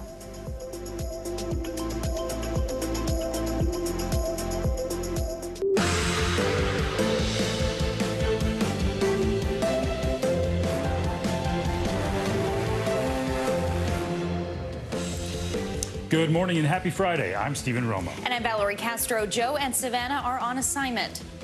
Right now on Morning News Now, crisis averted. This morning, relief in Washington and across the country. Late last night, the Senate passed the bill to raise the debt ceiling and avoid what could have been a catastrophic default. We've saved the country from the scourge of default, even though there were some on the other side who wanted default. Now the bill heads to President Biden's desk just days before the June 5th deadline. More on the late night vote, plus what's next and what it all means for you. Also this morning, underwater, millions of Texans are bracing for more heavy rains from a strong springtime storm that's left entire communities flooded. Plus, parts of Florida threatened by thunderstorms with up to 6 inches of rain expected this weekend. We're tracking the conditions. In low spirits this morning, growing concern about the summer travel season after a widespread delay affecting nearly all Spirit Airlines flights. What we know about what happened and what you should know ahead of your next vacation. Plus, out and proud as we celebrate Pride Month, we'll take a look at how more and more people are identifying as part of the LGBTQ community and the surge in support from allies. More on what's behind these new trends and why activists say there's still a long way to go. Happy Pride. That means it's June. Yes, finally. A lot going on. Happy yeah. Friday. Happy Friday. We begin this morning with relief in Washington as President Biden is set to sign the debt ceiling bill later today, averting disaster. Yeah, the Senate passed the bill late last night by a 63-36 vote, just days before the country was set to run out of money to pay its bills, preventing what could have been a devastating default. It extends the debt limit for another 2 years and includes some spending caps. But despite that, it did receive bipartisan support. This demanded a bipartisan solution. We knew we'd need to come together for a solution like the one that passed tonight. And so I'm happy to stand here passing this critical legislation to support our families, preserve vital programs, and most importantly, avoid catastrophic default. NBC News White House correspondent Mike Memley joins us now for more on this. Mike, good morning. And so there were a lot of questions about what would happen in the Senate. There were, of course, some hurdles along the way, but we seem to have avoided what some of the most dire predictions were saying. So how did this all play out in the end? Yeah, Stephen, if you had asked most people in Washington a week ago, while Speaker McCarthy and President Biden were still negotiating this deal, and even, frankly, 48 hours ago before the House voted on this, whether Congress would be able to pass something, and not only pass something, but with 3 days to spare before that default deadline, you would have gotten a lot of strange looks. But that's exactly what happened as we saw the Senate last night follow that strong result in the House, more than 300 votes, more than 63 votes last night, 47 Republicans, that's all but 4, and 46 Democrats, 17 Republicans voting to get this across the finish line. You saw Senate Majority Leader Chuck Schumer taking a little bit of a victory lap and also giving some credit across the aisle. Take a listen. We've saved the country from the scourge of default, even though there were some on the other side who wanted default, wanted to lead us to default. We may be a little tired, but we did it. Look at the vote. Underestimating Kevin McCarthy, look at the vote in the House and Senate. That says it all. We didn't underestimate him. So it worked out very, very well. And that's the bottom line. Schumer saying we're all a little bit tired. This was a marathon series of votes that happened last night in the Senate. 11 amendments that ultimately all were voted down. If any had been adopted, this would have had to go back to the House, something that would have really led to a time crunch. Ultimately, we saw 2 really powerful forces getting this across the finish line. One is momentum following that House vote, and the other is jet fumes. Frankly, a lot of the senators saw where this was heading and decided they could have stretched this out, but they'd rather be home. Yeah, that makes sense. That's a big motivator. President Biden also put out a statement, Mike, after that vote, where he said the debt ceiling deal is a big win for the economy and American people. And speaking of victory laps, he's expected to address the nation tonight. What are we expected to hear? Is this going to be a victory lap for him? Yeah, this was a big win for Speaker McCarthy and a big win for President Biden, because if you think about one of the core promises he made as a candidate in the 2020 election was to bring sort of Washington back to normalcy, to unite the country. He acknowledged months ago that that was one of the hardest things that's been on his agenda to try to do. But this is as clear an example of him being able to deliver on that promise as we've had during his time in Washington. A lot of major bipartisan bills have, in fact, been signed into law. So it's interesting, the venue and the message tonight, because remember, a lot of Democrats had been critical of the White House for ceding the messaging war throughout this debt ceiling standoff to Speaker McCarthy. We saw him talking to reporters almost multiple times a day, every day, while the president had largely been on the sidelines. This was all, according to White House officials, part of the strategy. He didn't want to engage in a tit for tat with Republicans that might upset this effort to get to a bipartisan compromise. And so now he'll be able to speak to the country in one of the most grand settings you have, the Oval Office. He hasn't done this yet as president,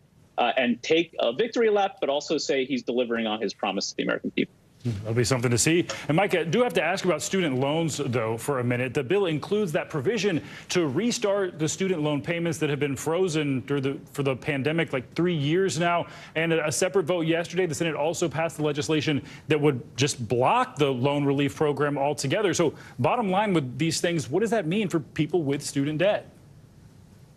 Well, ultimately, the president has vowed to veto that separate resolution that was passed in the Senate yesterday to undo his student loan relief and end that pause on student loan repayments. And so this has been an interesting thing that we've seen happen in the Senate throughout the year. A Democratic-controlled Senate now having passed multiple resolutions to overturn some of President Biden's achievements. Why is this happening? Well, this is all about 2024 politics. You look at the Democrats that voted for this yesterday to try to get it over the finish line, which it did.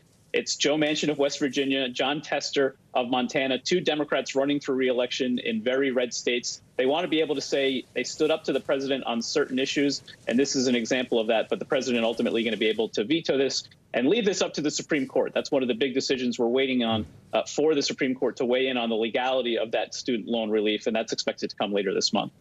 At this point, when pretty much anything happens, the answer to why is likely going to be 2024. All right, Mike and Emily, thanks so much. We're learning new details this morning about the special counsel's investigation into the mishandling of classified documents discovered at former President Trump's resort in Mar-a-Lago. Sources tell NBC News that federal prosecutors have obtained an audio recording of Trump acknowledging the documents in his possession were classified. We want to point out that NBC News has not heard the recording. The former president has denied any wrongdoing. He claims all the documents were declassified as soon as they left the White House. Take a listen. Why did you take those documents with you when you left the White House? I had every right to under the Presidential Records Act. You have the Presidential Records Act. I was there and I took what I took and it gets declassified. When it comes to your documents, did you ever show those classified documents to anyone? Not really. I would have the right to. By the way, they were declassified What do you mean, not after. really? Not that I can think of. Let me just tell you, I have the absolute right to do whatever I want with them. NBC News Justice and Intelligence correspondent Ken Delanian joins us now from Washington with the latest. Ken, good morning. What do we know about this recording so far? Do we know when it was taken and who was in the room when that audio was recorded? Good morning. A source directly familiar with this recording said that it was taken in July 2021 during a meeting between Donald Trump and some people who were working on a biography of his former chief of staff, Mark Meadows. Trump was at his compound in Bedminster, and the subject of Iran came up, and Trump referenced, according to this source, a document that he had that he acknowledged was classified that laid out some military options about striking Iran. So the significance was he acknowledged it was classified, and also deeply significant that it undercuts the claim by him and some of his lawyers that he declassified all the documents he took with him to the White House. And we understand that this document has been obtained by special counsel Jack Smith, has been played during grand jury testimony, and appears to be a significant piece of evidence. And Ken, what kind of evidence have we seen so far in that grand jury investigation? How does this new recording impact the former president's defense here? So if the accounts we're getting about this tape are accurate, some lawyers have called this a smoking gun. It's essentially Donald Trump confessing on tape that he knew he had classified information. Remember, after he was president, no longer had access to it. So this would be huge. Now, of course, we don't know what other evidence the special counsel has gathered in this investigation, all of it, but we've seen a lot of reports about circumstantial evidence suggesting that Donald Trump may have been obstructing justice, that the people around him were moving documents after they had been requested by the government, that there was kind of a game of hide the ball here. And Trump himself has said publicly that he thought these documents were his, that he didn't believe the government was entitled to them. So it's looking like a pretty strong case. But again, we don't know everything the special counsel knows. Ken, is the special counsel any closer to ending the investigation and these classified documents? Are charges possible? Yeah, the consensus in the legal community really has been for a long time that had any other person engaged in the conduct that we've seen, even in public, they would have been charged by now. And there's a great expectation that this case is wrapping up. We have some evidence that the grand jury in this matter hasn't met for a while. And so there's a lot of expectation that we'll see some kind of resolution this summer and perhaps criminal charges. Back to you. More to come. Ken Delanian, thanks so much. All right, let's get to some new developments in that terrifying building collapse that happened in Iowa. Reports out this morning say a contractor actually warned about the building's conditions just days before that collapse happened. Now, families are looking to city officials to get some answers. NBC News correspondent Shaq Brewster has the latest. Hi there. Well, we are seeing here at the site increased activity take place at the building that partially collapsed several days ago. The family of the men who are trapped inside tell NBC News that they were told by city officials that a search and rescue team has been reactivated as new questions into the condition of the building and what led to the collapse in the first place are being raised. Exclusive new video of the moment this Davenport, Iowa apartment building suddenly collapsed 4 days ago. Officials say 3 people are likely still trapped in the rubble. Brandon Colvin, Ryan Hitchcock, and Daniel Prian were each living in parts of the building no longer standing. All the information provided to us is that that space is not sustainable for life. The update comes amid new questions about missed warning signs in the days before the partial collapse. I just told him, leave, run, get away, back away. This was the day before the actual collapse? Yes. Ryan Schaefer runs a masonry business. He says the owner of the building rejected his bid to make repairs back in February because of the cost to support the structure. I was nervous when I was in the basement, if that tells you anything. You were nervous even being there? Yes. He says for months he monitored the building with alarm. Every single one's crooked and broken. Concerned the building was going to fall, he posted this Snapchat video Saturday, taking these photos just hours before Sunday's collapse. That was a definite sign that the center of the building was falling due to the structural damage, which affected the windows shattering and the doors bowing. And it's an obvious sign for you that something's wrong. Oh yeah, that terrified me when I saw that. His account comes as city officials released a trove of documents showing at least 145 interactions between the city and property owner Andrew Wold since 2020, including inspection photos of indoor temperatures as low as 57 degrees, and a letter from an engineer dated 4 days before the collapse, warning large patches of brick appear ready to fall imminently.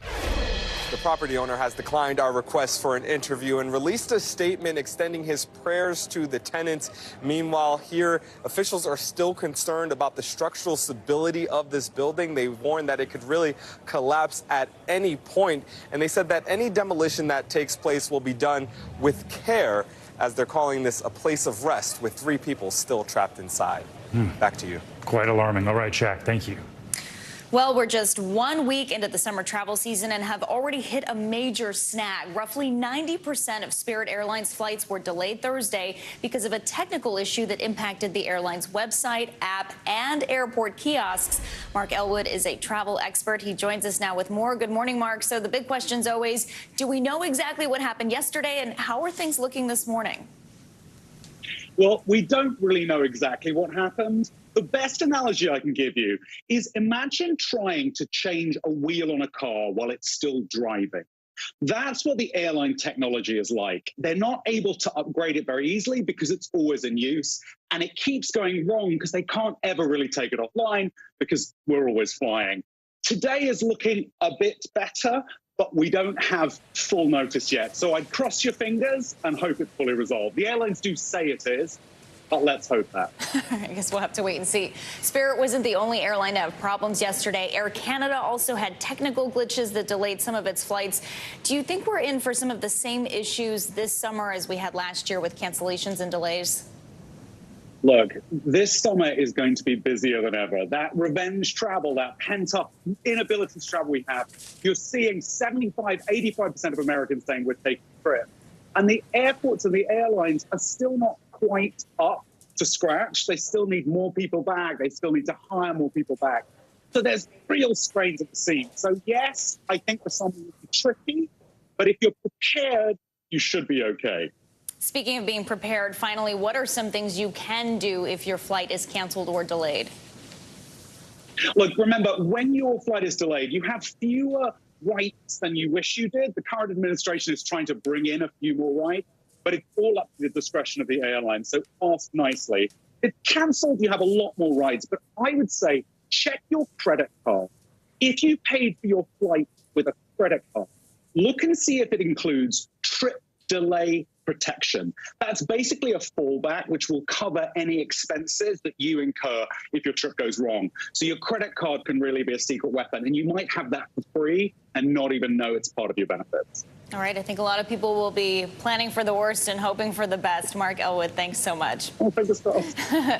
Turning to your weather now, and let's take a look at this. Heavy rains in Texas leading to serious flooding. You can see cars nearly underwater, drivers having to escape through their windows, and more rain is expected there today. Yikes. Well, for more on that, plus a tropical depression in the Gulf, meteorologist Angie Lassman is tracking it all for us. Good morning, Angie. Good morning, guys. It was a busy day yesterday with Tropical Depression 2 forming and, of course, the active weather in parts of the plains. We're going to get to the plains here in a moment because there's another day where you could see rounds of heavy rain and even some severe storms. But let's focus on Tropical Depression 2. Still a tropical depression, most likely not going to become a tropical storm, but there's still a chance. That window, however, for it to do so is starting to close. As it moves a little farther to the south, it's going to kind of encounter some hostile environment for any further strengthening. Either way, 285 miles west of Fort Myers right now, pretty lopsided and unorganized. All the rain sitting just to the north, the center of that, the center not looking great either. 35-mile-per-hour winds and moving south now at 5 miles per hour. It's going to speed up a little bit over the next day or so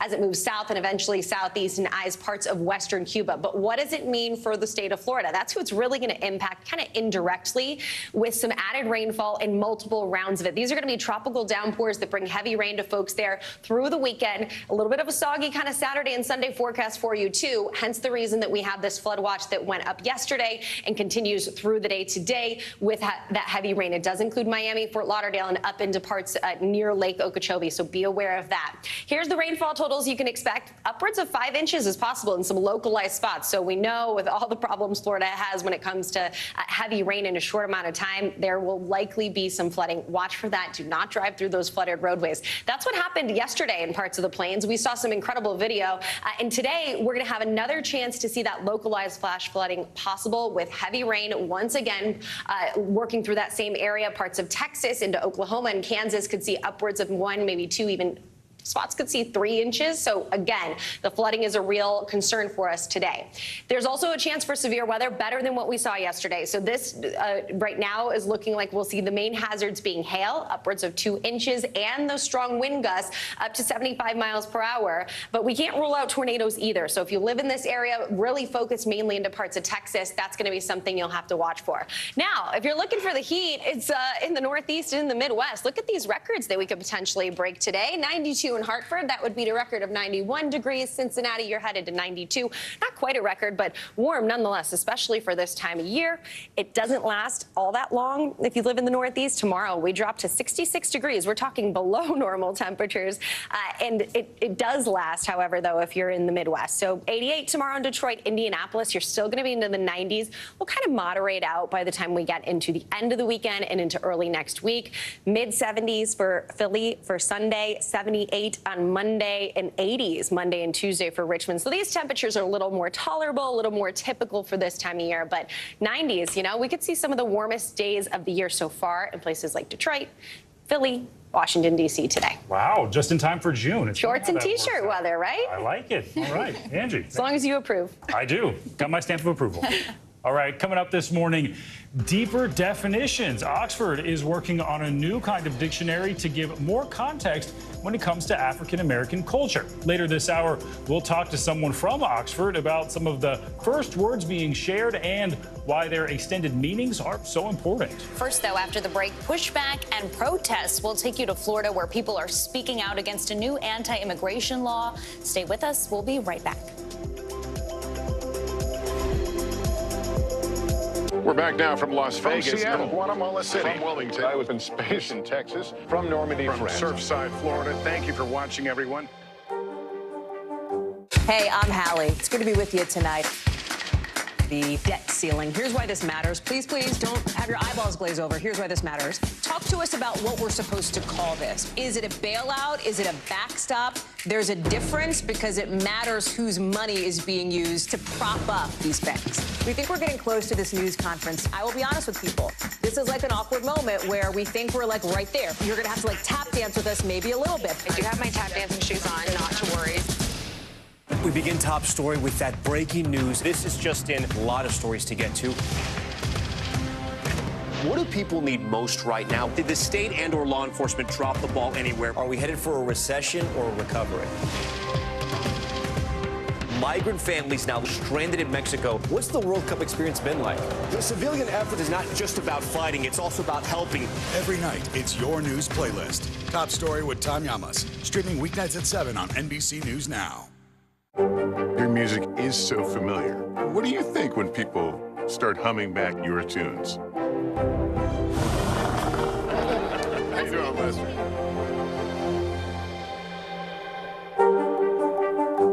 Hey, podcast fans, ready to unlock our true crime mysteries? Try Dateline Premium on Apple Podcasts. You'll get early access to originals, plus bonus content, and everything is ad-free. So head to Apple Podcasts now to subscribe. Hi, everybody. Good morning. Welcome to Today. Every day, We are adding to the star power in our studio. the biggest names, only on Today. See, it worth coming in this early, right? Everybody, it's today. Like I won the lottery. How do you feel at this age, this stage? Liberated. We're just getting started, folks. Ain't no stopping us now. The boys are back in town. Boys are back in town. It's a miracle. It's a miracle. This has been fantastic. Everything and everyone you're talking about, only on Today.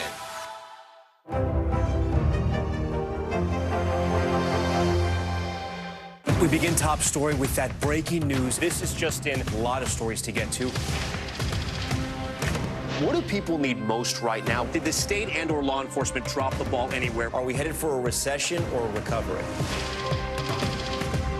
Migrant families now stranded in Mexico. What's the World Cup experience been like? The civilian effort is not just about fighting, it's also about helping. Every night, it's your news playlist. Top Story with Tom Llamas. Streaming weeknights at 7 on NBC News Now. For Dateline Premium, subscribe now on Apple Podcasts. What is going to happen now? Going back and forth because they... Oh, yeah, this is it, right?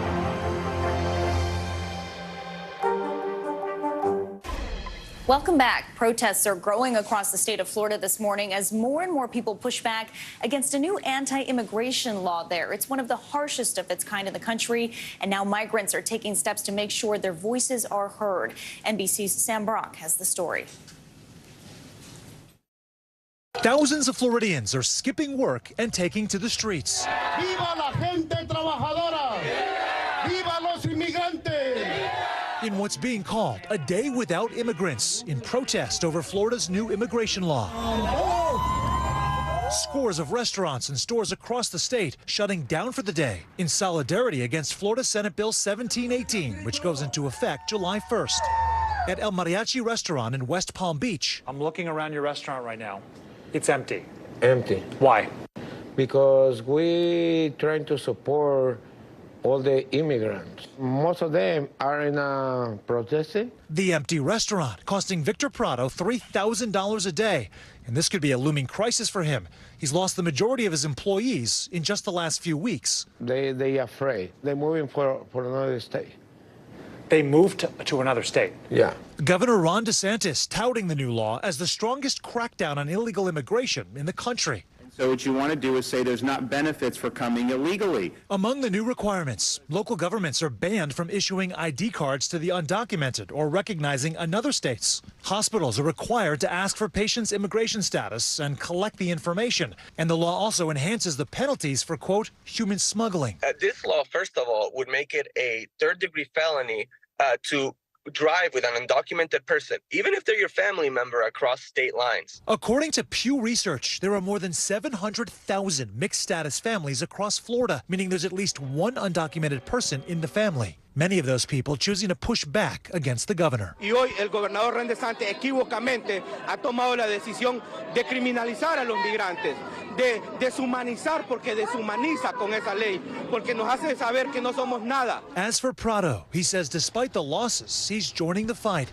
taking a stand in solidarity with all those who, like him, are here to fulfill a dream that is now being threatened. We come to this country to for a better life. It's a dream. That's why you come to this country. Our thanks to Sam Brock for that report. The new law also requires businesses with 25 or more employees use a federal system to check new workers' immigration status. Well, the U.S. is sending fewer and fewer college students to study in China, and that could make it tough to train the next generation of diplomats. Before the pandemic, thousands of American students went to China to study each year and vice versa. But China's zero COVID policy, combined with diplomatic breakdowns over Taiwan, the South China Sea, and Ukraine, have caused those opportunities to almost dry up. NBC News foreign correspondent Janice Mackey-Frayer joins us now from Beijing with more on this. Good morning, Janice. Stephen, it's a sort of collateral damage of the pandemic and tense U.S.-China relations. This staggering drop in the number of American students coming to China to study, and the impact of that will be lasting. Around the world, colleges and universities were seriously affected by the pandemic. But here in China, the impact has lingered. Universities, including American schools that have campuses here, are open as usual. But the number of Americans attending them has plummeted. A decade ago, there were nearly 15,000 U.S. students in China. Today, there are only 350. Those numbers from the State Department. It's like a 98% drop. And it's a problem that won't be easily fixed, according to the U.S. ambassador here. American universities couldn't run their summer study programs. They couldn't run their junior year in China programs. And so it all just dried up. We need to have the next generation of China experts for our entire government. They come out of these universities. But frankly, we're going to need some help from the Chinese government. They're going to have to give the visas and create the atmosphere that would be receptive to American students coming back. It wasn't just the pandemic or China's zero COVID rules keeping American students away. U.S.-China relations have hit a unique low in recent years, and the tension has trickled down to student and scholar exchanges, which had long sort of greased the geopolitics. At NYU Shanghai, it's meant a dramatic change in the landscape, since the campus was the first American university to establish here back in 2012. There are fewer Americans. In terms of enrollment, it's tough for me to say. There are fewer due to the inability to get back, or maybe the hesitance to come back due to the situation on the ground here. What is the long-term impact? I think just one of the benefits of being here is being somewhat of a soft, informal diplomat of the country and the culture, and not having actual Americans having that experience and being able to go back and testify and speak to their communities about what actually happens is a huge loss. Now, to be clear, the number of American students here was in decline even before the pandemic, which gutted study abroad programs everywhere.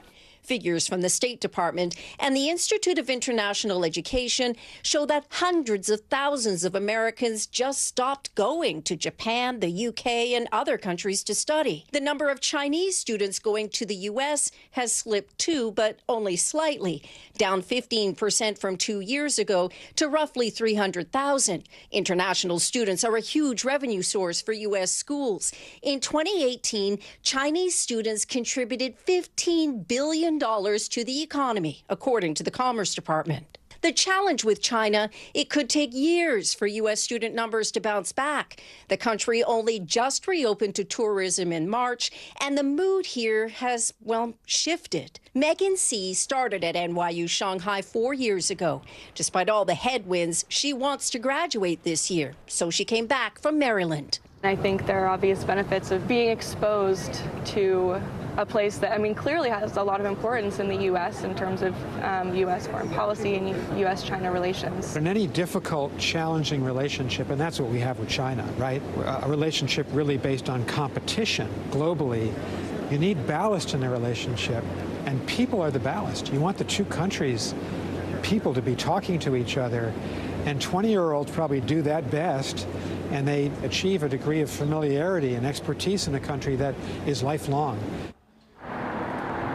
For Chinese students, there are a lot of factors at play, too, in choosing where they want to study abroad. And increasingly, the numbers show they're giving the U.S. some second thoughts. Stephen? Yeah, Janice, actually very curious about that. The other side of this, did any of those students that you talked to say how their Chinese counterparts are feeling about coming to study in the U.S.? Well, the U.S. is still a popular choice for Chinese students, but anecdotally, we were talking with young people, and in particular their parents, and they have views that are changing on the U.S. because their parents are watching the news, and they see that there's gun violence, there's a rise in anti-Asian attacks, the politics are at play here, and there's also the cost factor of going to the U.S. and paying those full international tuition rates. So there is a downward trend as well among Chinese students going to the U.S. Increasingly, they're looking at the UK, Canada, and Australia. That said, Stephen, having an American education still holds a lot of prestige. For most Chinese students, they're looking at perfecting their English and also their employability when they finish school and come back to China. Stephen? So many implications to consider. Janice, thank you. Coming up, it's a shared but often silent struggle. Tens of millions of people are suffering from eating disorders, and many of them are going through it alone. Up next, we're shining a light on the illness, its effects, and how you can help show support. This is Morning News Now.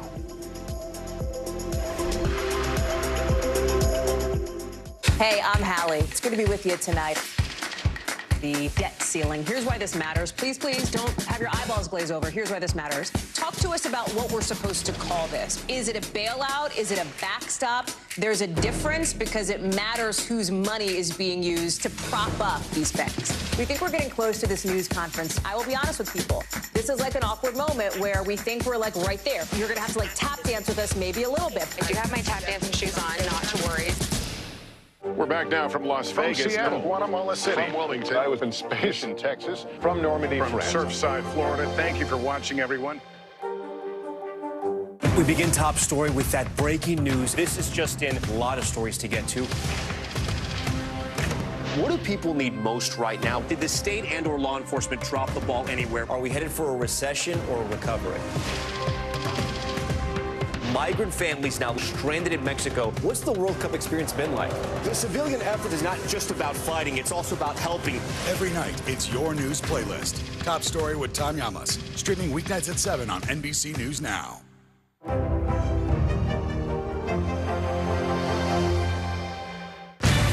Good morning, please. Good morning, Mr. President. Very in question. We pride ourselves on the ability to turn on a dime. We've got breaking news. Sometimes there are no words. The flashbangs are continuing to go off. What emotions go through you as you're watching these girls? These are really important moments in our history, and people remember who shared that news with them. Watch NBC Nightly News with Lester Holt or listen wherever you get your podcasts. News lives in the now. Look at this. You can't even see anything anymore. Let's break down what we know. You gotta see this. News for the generation of now is NBC News Now. Welcome back. Today is World Eating Disorder Action Day. It's a day recognized around the world to educate people about an illness that affects so many people. Globally, more than 70 million people are estimated to be impacted by an eating disorder. So in light of that fact, this year's theme will shine a light on recovering from an eating disorder and how it's a real and possible goal. Joining us now is Allison Walsh. She is the former Miss Florida and the author of She Believed She Could. Allison, good morning. Good morning. Thanks so much for being here with us today. Thank you. We know you're involved in the National Alliance for Eating Disorders. Talk to us about how widespread this is, who it impacts, and what some of the common misconceptions are. Yeah, absolutely. Eating disorders affect millions of Americans every single year. And I think for so long there was such a misconception and there was almost a stereotype of who it would impact. And the reality is anybody can be affected by this. And so really the work of the National Alliance for Eating Disorders, as well as other organizations that are celebrating this amazing day today, is to continue to eradicate the stigma, continue to have really important conversations, and most importantly, show that recovery is possible. Yeah, and speaking about recovery, Allison, I know that this year's theme involves recovery. It's something that's so difficult for so many people. How does someone who's struggling with this maybe take that first step toward recovery? It's a brave and bold step. You know, I took that step myself about 21 years ago, and it was one of the scariest things I ever did, but it was also one of the most liberating things that I could have done for myself. It takes a lot of work to recover, but at the same time, it's possible, and you can have the most beautiful life as a result of it. So I always encourage people to ask for help early and often. Don't hide from it. Get connected to resources as quickly as possible. And that really goes for any mental health concern or issue that somebody might be struggling with. The earlier you can get connected to care, the faster you can recover, the faster you can move through it and get to the other side. You mentioned asking for help. I'm sure it must be difficult to ask friends and family for help, but how can those people in your life be the best support? What can you do to help someone who's going through this? Absolutely. And I think sometimes it's hard for family members that might not necessarily know what to do when a loved one comes to them and asks for support. So there are so many wonderful resources. Of course, the National Alliance for Eating Disorders is a great resource for friends and family members that may be concerned and want to just educate themselves. But there's also, you need to have that emotional support around you. So that compassion, that understanding, not getting aggravated with the individual, because there's going to be good days and bad days on your journey to recovery. And most importantly, embracing them with compassion and support and letting them know that you're there for them no matter what. What are some, we touched on this earlier, but what are some misconceptions? I'm sure you look at someone and you might not know that this is a battle that they're going through. Right. So, I think a lot of times people make snap judgments when there's a certain body type, shape, or size. But the reality is that people of all shapes and sizes can be struggling. It doesn't discriminate among any socioeconomic factors, race, gender, religion, ethnicity, anything. And so really understanding that this is a pervasive issue. The most important thing is that you do seek support, that you surround yourself with others that really understand maybe the uniqueness of what you're struggling with, especially if there's any cultural challenges or anything of that sort. But most importantly, there are so many amazing certified eating disorder professionals out there in this world that are here to help. And so just knowing that you're not alone, there are millions of people that have struggled. There are also millions of people that have recovered. But you have to take those first steps. And it's really critically important that you address it early and often, because the medical complications are oftentimes the things that people don't consider. We think about the psychological, the mental health, the emotional side of it, but the reality is that eating disorders have the highest rate of mortality. People struggle and pass away every 52 minutes as a result of an eating disorder. So the medical complications are very real, and that's why they have to be addressed so quickly. A lot of resources and a lot of help for people out there. Yes. Allison Walsh, thank you so much for being here. Thank you.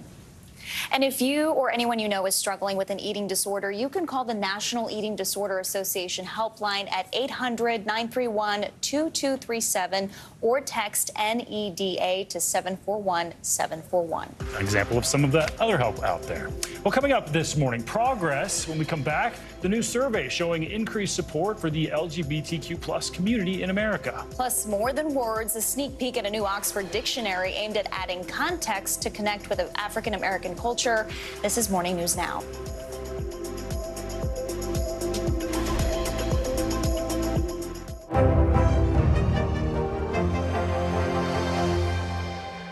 We begin top story with that breaking news. This is just in, a lot of stories to get to. What do people need most right now? Did the state and/or law enforcement drop the ball anywhere? Are we headed for a recession or a recovery? Migrant families now stranded in Mexico. What's the World Cup experience been like? The civilian effort is not just about fighting, it's also about helping. Every night, it's your news playlist. Top Story with Tom Llamas. Streaming weeknights at 7 on NBC News Now. Watch NBC Nightly News with Lester Holt or listen wherever you get your podcasts. It was the end of the story, but it was also just the beginning. We couldn't know then that following the mystery would take us to places as strange as any fiction. The mind whirled among dreadful possibilities. What happened here? The True Crime Original. Dateline, Fridays and Sundays. Hey, I'm Hallie. It's good to be with you tonight. The debt ceiling. Here's why this matters. Please, please don't have your eyeballs glaze over. Here's why this matters. Talk to us about what we're supposed to call this. Is it a bailout? Is it a backstop? There's a difference because it matters whose money is being used to prop up these banks. We think we're getting close to this news conference. I will be honest with people. This is like an awkward moment where we think we're like right there. You're going to have to like tap dance with us maybe a little bit. I do have my tap dancing shoes on, not to worry. Watch NBC Nightly News with Lester Holt or listen wherever you get your podcasts. We begin Top Story with that breaking news. This is just in, a lot of stories to get to. What do people need most right now? Did the state and or law enforcement drop the ball anywhere? Are we headed for a recession or a recovery? Migrant families now stranded in Mexico. What's the World Cup experience been like? The civilian effort is not just about fighting, it's also about helping. Every night, it's your news playlist. Top Story with Tom Llamas. Streaming weeknights at 7 on NBC News Now. Still to come on the Channel 2 News. Well, the waters are certainly receding now. Still too close to call. Lester Holt reporting from Ground Zero, as it's being referred to. It is, in fact, a taste of freedom. The Haitian people know a little something about resiliency. What's the biggest risk right now? Some of the troops who have been proud. I want to welcome you to the first presidential debate. In fact, we've been told we can't go any farther. Here are some resilient folks. Let me get in.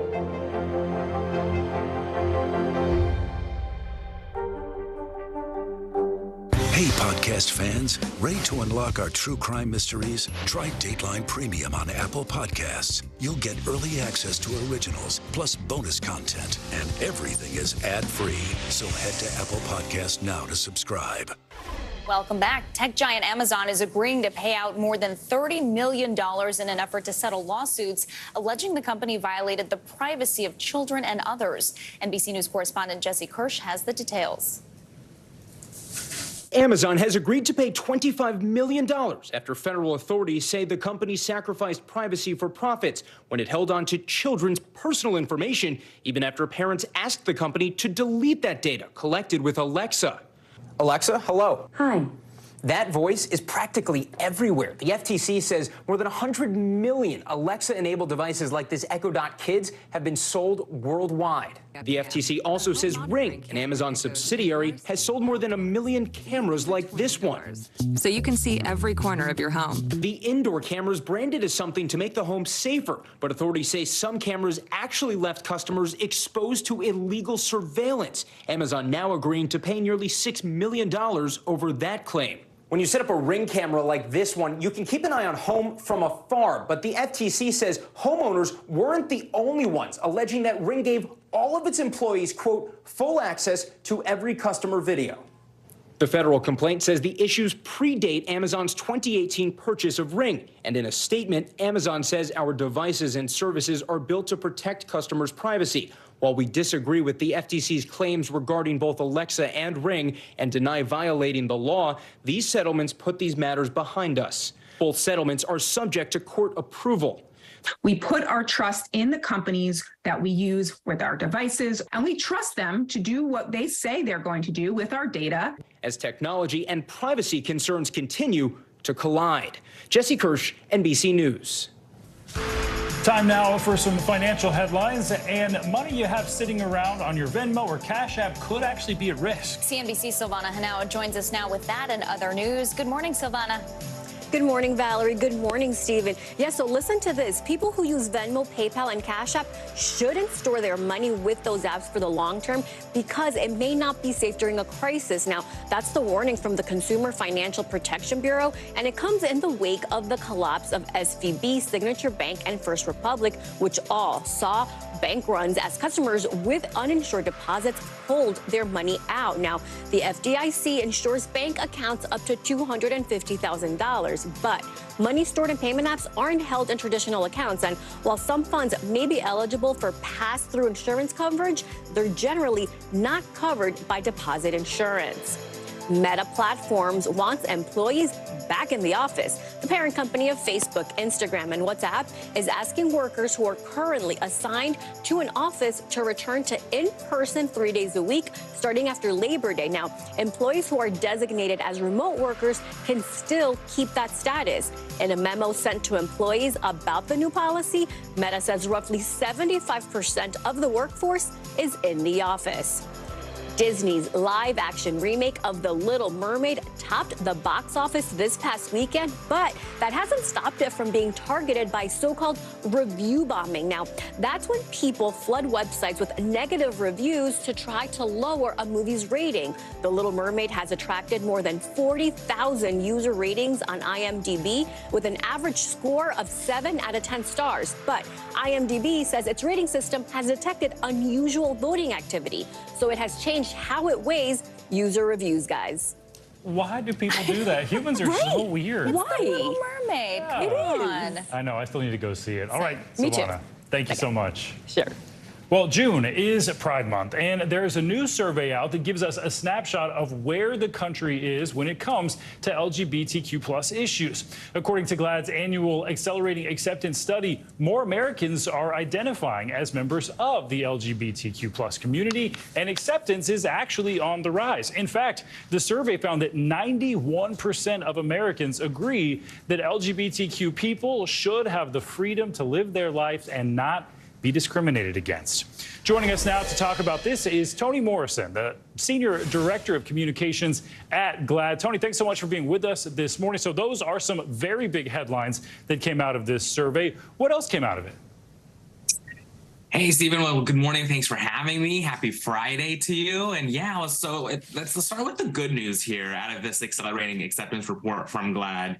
There are super majorities of Americans who agree that and support for LGBTQ rights. You just ran some of those numbers. There are 96% super majorities of non-LGBT Americans agree that schools should be a safe and accepting place for all youth. 91% of non-LGBT Americans agree that LGBT people should have the freedom to live life and not be discriminated against, and an 84% supermajority of non-LGBT Americans support equal rights for the LGBT community. So, of course, this comes at a time where there are a record rise also in anti-LGBT legislation, anti-LGBTQ hate, all-time highs there as well. But the key through line here is that anti-LGBT hate and fear goes against this majority of acceptance, and it goes against public opinion. So important to hear, especially if you spend any amount of time on social media, on Twitter. It certainly seems like there's probably less acceptance than normal. Did want to ask, despite growing acceptance that the survey found, there are still a lot of people who are just unfamiliar when it comes to certain aspects of the community. So how do you go about addressing that situation? Totally. I call this homework for the LGBT community and also our allies. So navigating and bridging the acceptance gap, I'm calling this, really involves breaking down what that acceptance is. We have such high numbers in acceptance for the LGBT community overall, but we're seeing acceptance and familiarity break down and trail off when you start getting into the makeup of our community. So we have GLAAD research here that shows that only 30% of Americans know a transgender person. So the 70% outlying there, remaining, where are they getting that? Where are they getting their education from? They're really getting it from your Ron DeSantis's, these individuals protesting these anti-drag and anti-drag story hour protests. That 70% where people don't know transgender people is really that gap for us. And glad we create space for LGBTQ people and stories to thrive. And we do that with workshops and trainings across media. But I think it's when it comes to bridging that gap and that acceptance gap that I talked about, accelerating acceptance it comes down to all of us. It's accepting our own stories and owning our own stories, but also listening to others. And when it comes down to this report, as you just flashed some numbers there, only half of Americans are familiar with non-binary and transgender people. So we have some homework, like I said, some ways to go in understanding the fullness of the LGBT community, but knowing we have the backing of that supermajority of support that's in the numbers here. Yeah, some progress left to go, but a lot to be optimistic about. All right, Toni Morrison, thank you so much. Last year, we told you about a yet-to-be-released dictionary comprised of words and phrases created or refined by Black people. The Oxford Dictionary of African American English is touted as a culmination of 3 years of research meant to bridge the gaps between African American language, culture, and history on a wider scale. We are now learning about some of the entries that will be included in the dictionary slated for release in 2025.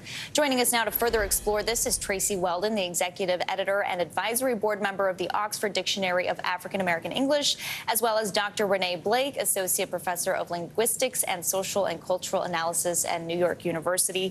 Thank you to both of you for being here. Tracy, let's start with you. What is the significance of this dictionary and why now? Good morning, and thank you for having me. We are so excited about the soon-to-be-released Oxford Dictionary of African American English. It has been a long time in the making.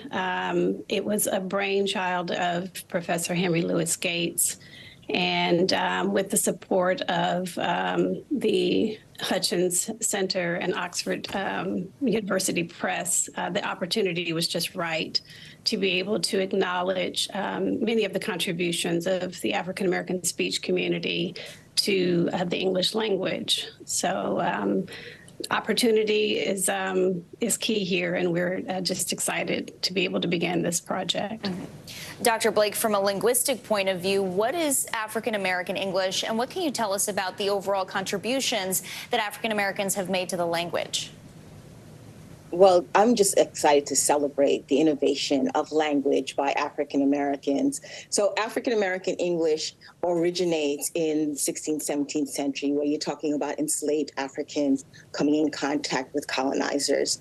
And you need to communicate. And so this language is created out of a need for communication. But over time, it has developed, and African Americans have innovated the language to be what it is today. And it really impacts all of our lives, not just in terms of words, but also in terms of sentences and how they're put together and how we communicate right across the board. So this has become critical, right? So just think about American English and the excitement behind that, and African American English being critical and foundational to that. And Dr. Blake, you mentioned this impacts all of our lives. The dictionary has a mix of both everyday words that have become ingrained in our society that people might not even know come from Black culture, like cakewalk, for example, and there's some newer words as well. Can cultural words that are sometimes credited to other groups be reclaimed? Absolutely, but I think it's really important to remember here that we're talking about African Americans innovating language, right? And so language is dynamic. And I rather think about this in terms of innovation and the dynamism of language. And this is, in fact, what African Americans have been doing from the beginning of time and continue to do. So, yes, there's reclamation, especially with words that may hurt. But what I love is that African Americans can take a language and take words and give it multiple senses and multiple contexts and continue to innovate with language. So for me, the excitement is innovation. Innovation, definitely. Tracy, I understand this dictionary is not your average scholarly book written by a bunch of industry insiders. Anyone can submit word entries that could end up being in the final draft. Why was that so important, and how can people participate?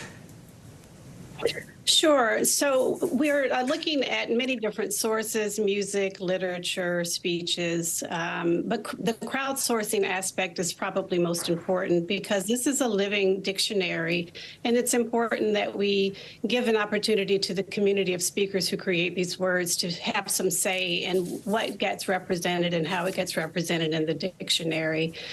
So if anyone wants to contribute to the dictionary, the ODAAE, Oxford Dictionary of African American English website, odaae.com. You can visit there and submit your entries, give recommendations for the meanings, pronunciations, and spellings. And the lexicography team will take that up, and it's likely that your entries will be seriously considered for submission. All right, this is fascinating. And Dr. Blake, as you said, the innovation is very exciting. Tracy Weldon and Dr. Renee Blake, thank you so much for being with us. Thank you. Coming up, the Piano Man is moving out. Oh, that's right. Legendary musician Billy Joel is ending his 10-year residency at Madison Square Garden. Hard to believe. More on his historic run at the iconic arena and what's next. This is Morning News Now.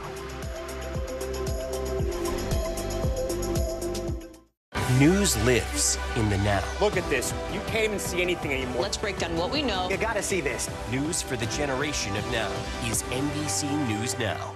For Dateline Premium, subscribe now on Apple Podcasts. What is going to happen now? Going back and forth because Oh, yeah, this is it, right?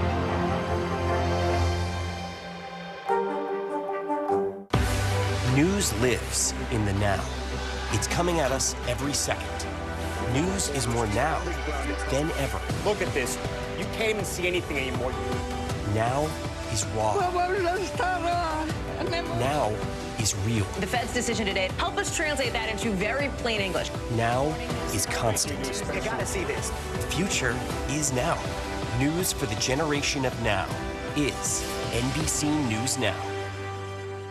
Watch NBC Nightly News with Lester Holt or listen wherever you get your podcasts. I'm Gotti Schwartz, and here are the stories we're watching tonight. Storms keep coming here in California. Some of the big headlines trending like crazy on social media. This is what my voice sounds like when I clone it. That wasn't me. You gotta see this. Stay tuned now, weeknights on NBC News Now. News lives in the now. Look at this. You can't even see anything anymore. Let's break down what we know. You gotta see this. News for the generation of now is NBC News Now. What is going to happen now? Going back and forth because Oh, yeah, this is it, right? For Dateline Premium, subscribe now on Apple Podcasts. I'm Gotti Schwartz, and here are the stories we're watching tonight. Storms keep coming here in California. Some of the big headlines trending like crazy on social media. This is what my voice sounds like when I clone it. That wasn't me. You gotta see this. Stay tuned now, weeknights on NBC News Now. Watch NBC Nightly News with Lester Holt or listen wherever you get your podcasts. It was the end of the story, but it was also just the beginning. We couldn't know then that following the mystery would take us to places as strange as any fiction. The mind whirled among dreadful possibilities. What happened here? The True Crime Original. Dateline, Fridays and Sundays. Welcome back. You've probably heard about the food hack dipping French fries into milkshakes. Well, a woman in Australia has taken this to a whole nother level with a McFlurry hash brown sandwich. Kelly Arvan, a mother and businesswoman, says that she came up with that snack in a dream. It came to her in a dream. So instead of an ice cream sandwich with cookies, she tried out some hash browns. But it may take you 2 trips to try it. One for in the morning, for when the hash browns are actually available, then another in the afternoon when those McFlurry machines are up and running. But she does say it works. It's salty, crunchy, potato-y, and sweet. Her recommendation is to try it with an Oreo McFlurry. An important distinction there, Valerie. You got to get the Oreo McFlurry for this one. I'm all about the sweet and savory combination. I love that, but this just doesn't look very appetizing, I have to say. Taking 2 separate trips, that's too much for me. But if you want to do it, well, give it a shot. Well, to each their own, right? Yeah. Finally, at this hour, an icon's farewell. Legendary musician Billy Joel announces he's ending his record-breaking residency at Madison Square Garden after 10 years of sold-out performances. NBC News Now anchor Tom Yamas has more on the incredible achievement. The country's most famous piano man preparing to mark the end of an era. Billy Joel appearing emotional while announcing plans to close out his record-breaking residency at Madison Square Garden next summer after 150 shows. It's just been one crazy, exhilarating night after another. Joel first performed at the Garden in 1978. I do remember the first night I played at Madison Square Garden. It was the pinnacle of my career. My God, I'm headlining Madison Square Garden. Later, in the aftermath of 9/11, Joel sang at the Concert for New York City, honoring workers and victims. I seen the lights go out on Broadway. Since 2014, Joel has been playing monthly shows at the Garden as part of a one-of-a-kind residency. If you Google Billy Joel's house, they show Madison Square Garden. Through the years, he's brought special guests to the stage, from Sting and Bruce Springsteen to Miley Cyrus and Olivia Rodrigo. Joel once told Billboard magazine he wasn't selling front row tickets, saving those seats for hand-selected fans in the nosebleed section. It's hard to end, even at 150 lifetime shows. I just want to thank everyone for the wonderful thing that's happened here. Thank you very much. One of music's most accomplished performers, preparing to close a chapter in the city he loves.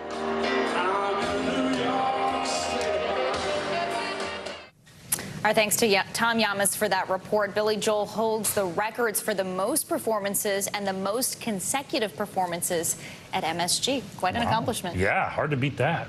Well, that's going to do it for this hour of Morning News Now. The news continues right now.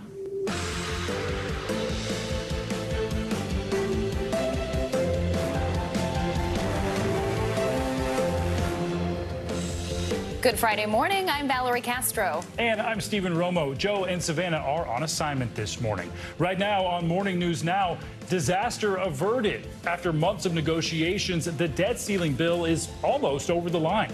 Overnight, the Senate passed legislation which raises the debt limit for 2 years and avoids a potentially catastrophic economic crisis.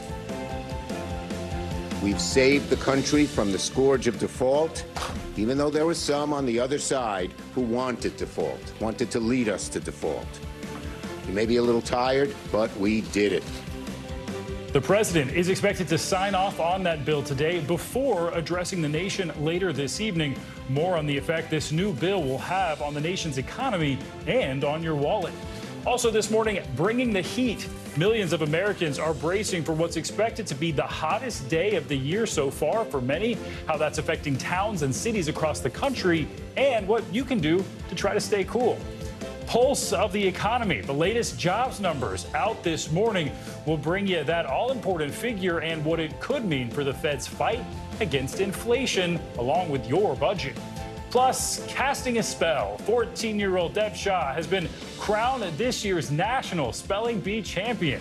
We'll hear from the Florida teen later this morning on his stunning victory and the word that ended up sealing his win. Very exciting. What a fun moment. I know, hard to beat that. I cannot spell for anything, so can't wait to talk to him.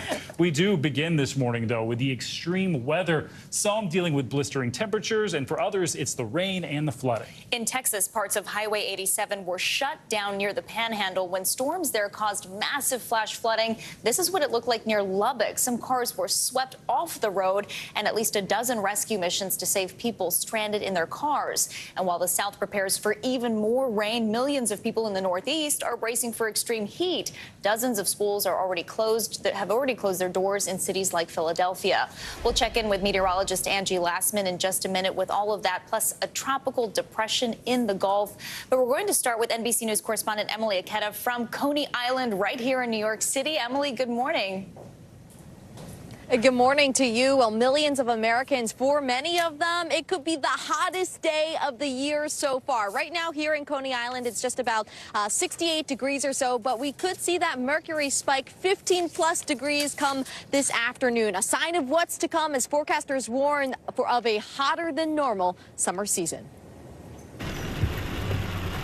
This morning, wild weather across the country heading into the weekend. Millions are bracing for a brutal heat as soaring temperatures are again set to stifle parts of the Midwest and East Coast. I'm ready for summer. Sweltering conditions this week already setting record highs in 7 states. At just the beginning of June, Burlington, Vermont hitting 96 degrees, Augusta, Maine 93, and a staggering 97 in Fargo, North Dakota. And for some, today could be even hotter. It just feels good, yeah. It's just like finally some nice warm sunshine. It comes as further west, Texas is reeling from major floods. Dramatic rescues across the Lubbock area. Get you, man. I'm coming. Cars stranded on the highways, some drivers abandoning their vehicles, others pulled to safety. You're gonna have to get you out, man. As Texas recovers across the country, worsening air quality from the extreme heat a concern this weekend, with alerts now in 18 states.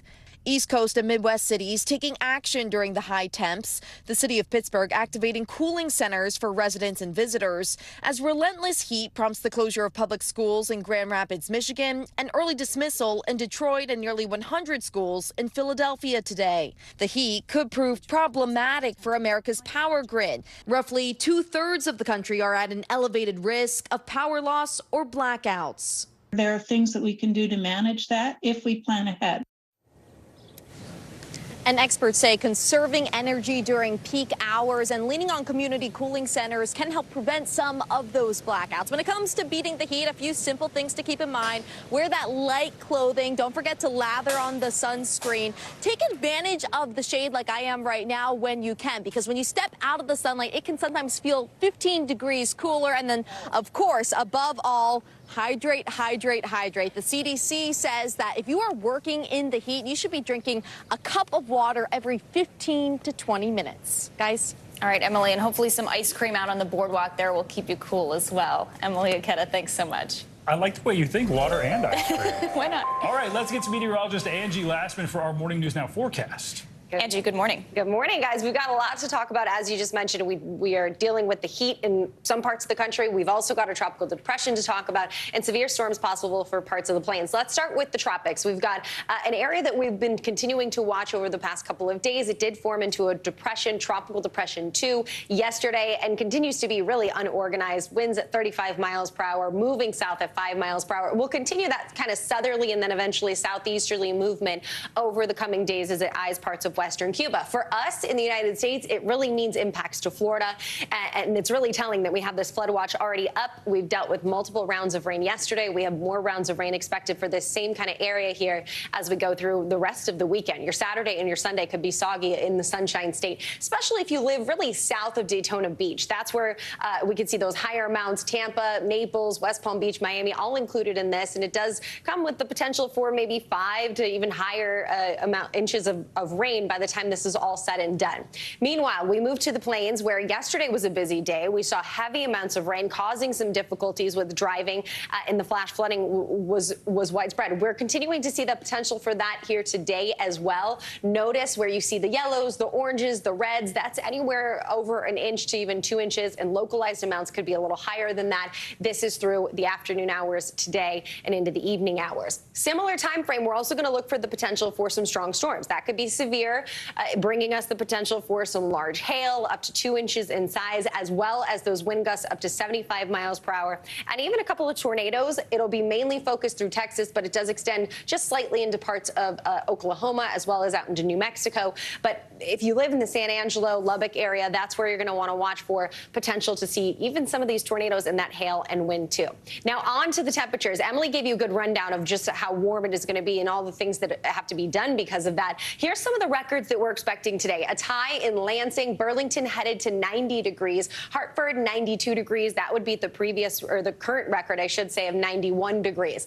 It doesn't last all that long for parts of the Northeast. By tomorrow, we're going to see a cool down. Temperatures will be into the mid 60s in New York, so it'll be kind of a sweater kind of day for folks there. 57 in Boston. Meanwhile, though, the Midwest, you're going to hang on to the heat. 90s will be seen once again tomorrow. We'll start to see those kind of dwindle down a little bit by the time we end our weekend and head into our next work week. But really comfortable conditions settle in for folks in the Northeast. One thing to note, those air quality alerts remain up. We have 85 million people impacted by that unhealthy air. So if you are part of a sensitive group, make sure you're taking it easy out there, staying indoors. That's going to be something we'll deal with for at least the next couple of days, guys. Ooh, all right. A lot going on out there. Angie, thank you. All right, turning now to Washington, where this morning President Biden is getting ready to sign the debt ceiling bill after it passed in the Senate last night. Lawmakers passed that legislation, surpassing the 60 votes needed. It's a rare sign of bipartisanship on Capitol Hill. NBC News Chief White House correspondent Peter Alexander joins us now for more on this. Peter, good morning. So Democrats and Republicans in both the House and the Senate came together to pass this bill, officially known as the Fiscal Responsibility Act. So walk us through, how did lawmakers get it over the finish line? Well, they finally got this thing done just before midnight last night. It really shows you how quickly the Senate can move when it wants to. That final vote, 63 to 36, that will do a series of things. It'll raise the debt limit until 2025. That is after the next presidential election. It'll cap federal spending for the next 2 years as well. And most importantly here, what it's going to do is it's going to avoid what would have been a catastrophic default. The U.S. was set to run out of money to pay its bills on Monday. So this got done just in the nick of time. As a political matter here, it really demonstrated the strength of the political middle. There were actually a lot of progressive Democrats and some more conservative Republicans who opposed this. In all, 31 Republicans voted against it, 5 Democrats voted against it, which meant there was a coalition of lawmakers from both sides ultimately who voted in favor of this. And as important as anything, it takes the issue of default, at least for the next couple of years, off the table. And Peter, speaking about the politics of all of this, there was so much finger pointing after those weeks of negotiations between the White House and House Republicans. We heard a lot of groundwork being laid for placing the blame. So who's claiming the victory now? Well, we're going to hear from President Biden tonight. He's going to be speaking for the first time, in fact, delivering an Oval Office address tonight. Should happen at about 7 o'clock Eastern time. The White House wants to claim some credit here because they were able to avoid a catastrophic default. They will blame Republicans for what they say are extreme positions that would have hurt some of the most needy in this country. Republicans, they're claiming credit here as well. You've heard repeatedly from House Speaker Kevin McCarthy saying, in fact, that this does cut spending. It caps spending. It limits the trajectory of the U.S. right now. But certainly a lot of Republicans are dissatisfied. They say it should have gone yet further here. At the end of the day, there's enough for each side to try to claim a bit of credit. And President Biden is going to try to cast this as a bipartisan effort, which really may be an example of the way Washington is supposed to work. Yeah, we've heard a lot from Speaker McCarthy throughout all this, but not much from the president. So it will be interesting to hear from him. And Peter, I got to ask about that scare that President Biden had yesterday, that fall on stage during the Air Force Academy commencement address. We did hear from him afterward, and he seemed okay. So what is the White House saying? Well, here's that moment. You can see when the president fell on stage after shaking hundreds of hands at the Air Force Academy. He was shaking hands with the cadets there as they were graduating. He says, the White House says, that he tripped on a sandbag that was tethered to a teleprompter to hold it down. The White House says that he is just fine, but it certainly is getting a lot of scrutiny because of the age of the president and voters' concerns about his ability to serve. Given at 80, he is the oldest president ever to serve. The president, though, was in good spirits last night. He got back to the White House last evening in front of reporters. He sort of jogged a little bit into the residence, and he joked that he got, quote, sandbagged. Sandbagged, different meaning for the word sandbagged. All right, Peter, thank you. Now to the latest in the intensifying race for the White House. Former President Trump is escalating his feud with his top GOP rival, Florida Governor Ron DeSantis. Plus, there are new developments in the special counsel investigation into those classified documents found at Mar-a-Lago. NBC national correspondent Gabe Gutierrez is in Manchester, New Hampshire with the details. Governor DeSantis is ripping into former President Trump here in New Hampshire, telling me that voting for Trump would essentially be like voting for a lame duck. Still, at this early stage in the game, the former president is way ahead in the polls, despite his mounting legal troubles. Overnight, former President Trump defiant when asked during a Fox town hall in Iowa about new developments in the special counsel investigation into his handling of classified documents. I don't know anything about it. All I know is this. Everything I did was right. A source directly familiar with the matter tells NBC News the special counsel's office has a recording of Mr. Trump discussing a planning document he'd kept related to Iran, acknowledging on the tape it was classified. While the special counsel's office is not commenting, the source says the recording was made during a 2021 meeting at Mr. Trump's New Jersey home that included people helping former Chief of Staff Mark Meadows write his memoir. NBC News has not heard the recording, which the source says was played for a grand jury. I have the right to declassify as president. President Biden is also facing an investigation into his handling of classified documents. The controversy comes as the 2024 presidential campaign heats up, with more GOP candidates, including former Vice President Mike Pence and former New Jersey Governor Chris Christie, set to formally enter the race next week. I don't know why people are doing it. On the trail, Mr. Trump saying his battle against top rival Florida Governor Ron DeSantis has escalated into a war. When I heard DeSantis go out and say and talk about 8 years, we need 8 years. You don't need 8 years, you need 6 months. We can turn this thing around so quickly. DeSantis here in New Hampshire telling me voters should not elect a lame duck to just one term. Governor, do you think it's a mistake for former President Trump to say he can turn around the country in 6 months? He had 4 years. He didn't make a dent in it. Give me a break. Governor DeSantis is careful not to mention Trump's name in his stump speech to voters, but he is trying to highlight that contrast when he answers questions from reporters. The former president also attacking DeSantis over the inconsistent pronunciation of his last name. The governor firing back in a radio interview, calling that petty and juvenile. Back to you. All right, Gabe, thanks so much. Well, the Justice Department is defending actions taken by the Trump administration. We're talking about the policies that led to the forced separation of migrant children from their parents at the southern border. This is all according to a recent court filing, which shows a contrast from President Biden's previous criticisms of those separations. 5 asylum-seeking mothers sued the government for the trauma they say happened due to that separation policy. The Justice Department taking the position that the families don't have legal standing to file this lawsuit. The separations were part of former President Trump's zero-tolerance policy that focused on prosecuting anyone who crossed the border without authorization. More than 5,600 children were separated from their parents in 2017 and 2018. This morning, Bill Cosby is facing a new sexual assault lawsuit. Former Playboy model Victoria Valentino filed that civil lawsuit, claiming Cosby drugged and raped her back in 1969. Valentino first publicly accused Cosby of sexual assault nearly 10 years ago, but this new suit was filed under a new California law that created a 3-year window to file civil sexual assault claims that would otherwise expire under the statute of limitations. In a statement, a Cosby representative said that it is, quote, deeply disturbing that our lawmakers would push forward these look-back windows, which are a sheer violation of all Americans' constitutional right. The statement also said that there were inconsistencies in Valentino's story. Cosby previously spent 3 years in prison for sexual assault and drugging. He was freed when that ruling was overturned due to a legal technicality. All right, coming up this morning, it's been one of the deadliest weeks in months for Ukraine's capital. We'll take you to Kyiv for the latest on the war there. Plus, a one-on-one with the U.S. ambassador to Germany, who is shining a light on anti-Semitism in a poignant return to her family's hometown. That's next.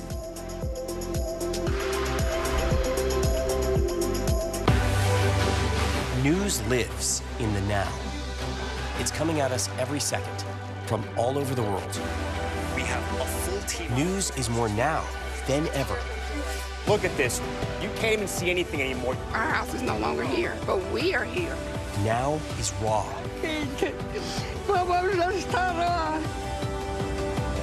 Now is real. The Fed's decision today, help us translate that into very plain English. Is that good news for us? Now is constant. Morning News Now, or breaking news. NBC News special report. You gotta see this. The future is now. News for the generation of now is NBC News Now.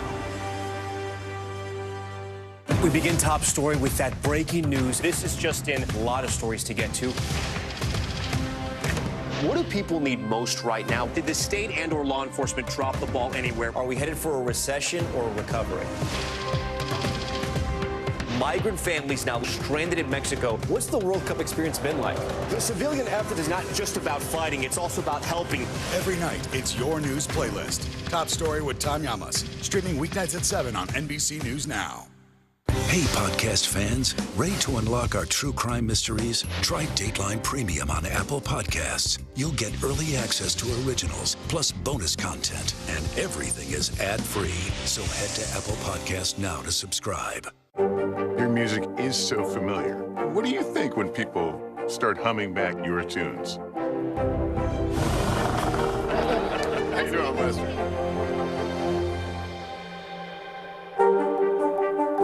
I'm Gotti Schwartz, and here are the stories we're watching tonight. Storms keep coming here in California. Some of the big headlines trending like crazy on social media. This is what my voice sounds like when I clone it. That wasn't me. You gotta see this. Stay tuned now, weeknights on NBC News Now. What is going to happen now? Going back and forth because they... Go ahead. This is it, right? For Dateline Premium, subscribe now on Apple Podcasts. Still to come on the Channel 2 News. Well, the waters are certainly receding now. Still too close to call. Lester Holt reporting from the Ground Zero, as it's being referred to. It is, in fact, the taste of freedom. The Haitian people know a little something about resiliency. What's the biggest risk right now? Some of the troops who have been proud. I want to welcome you to the first presidential debate. In fact, we've been told we can't go any farther. You are some resilient folks. Let me get a hint.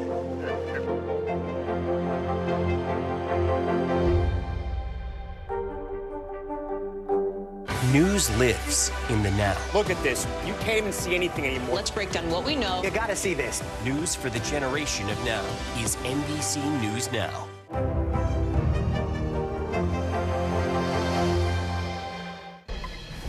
We're back now with the latest on the war in Ukraine. Air raid alarms sounded throughout the country as Russian forces carried out a new wave of attacks overnight on Kyiv.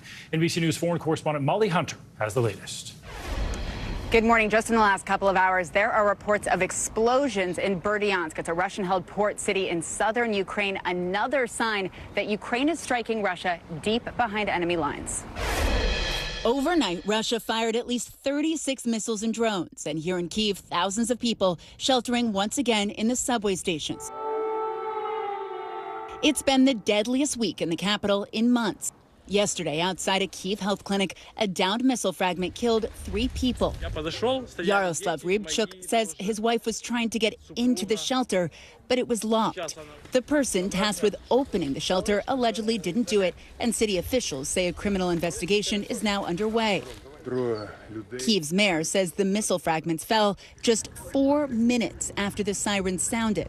A mother and daughter were also killed. Here, the child's grandfather watching over the 9-year-old's body. Ukraine's air defense has been keeping up with the Russian bombardments, but the top item in a new U.S. military aid package this week, additional munitions for Patriot air defense systems.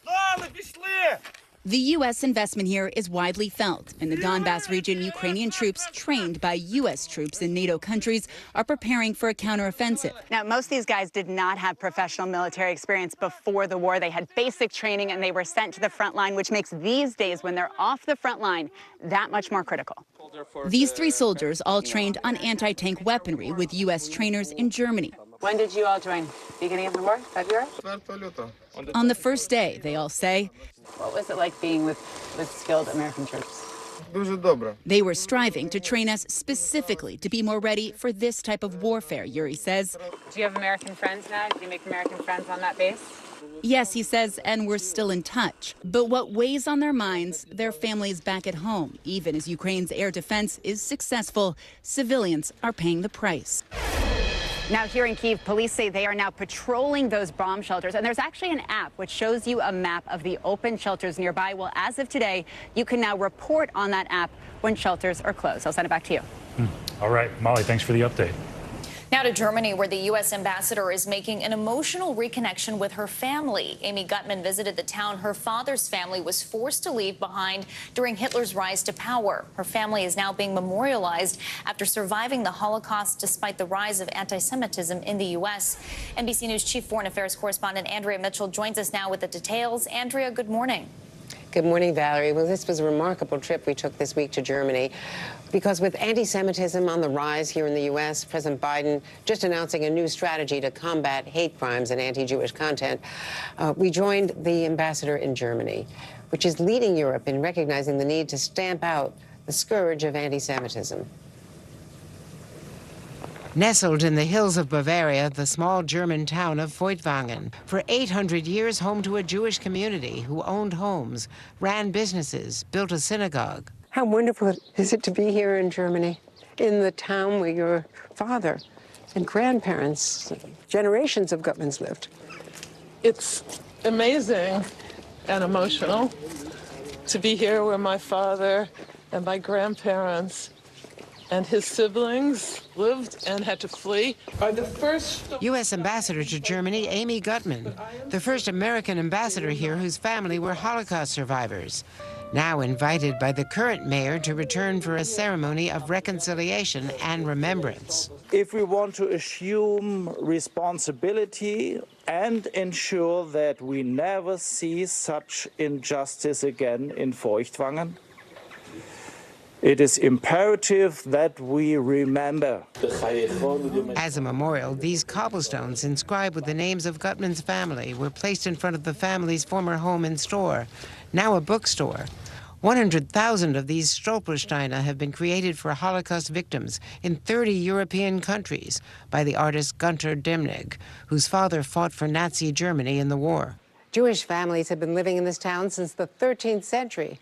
But after the anti-Jewish riots in 1937 and 38, they were all forced out, many to the death camps.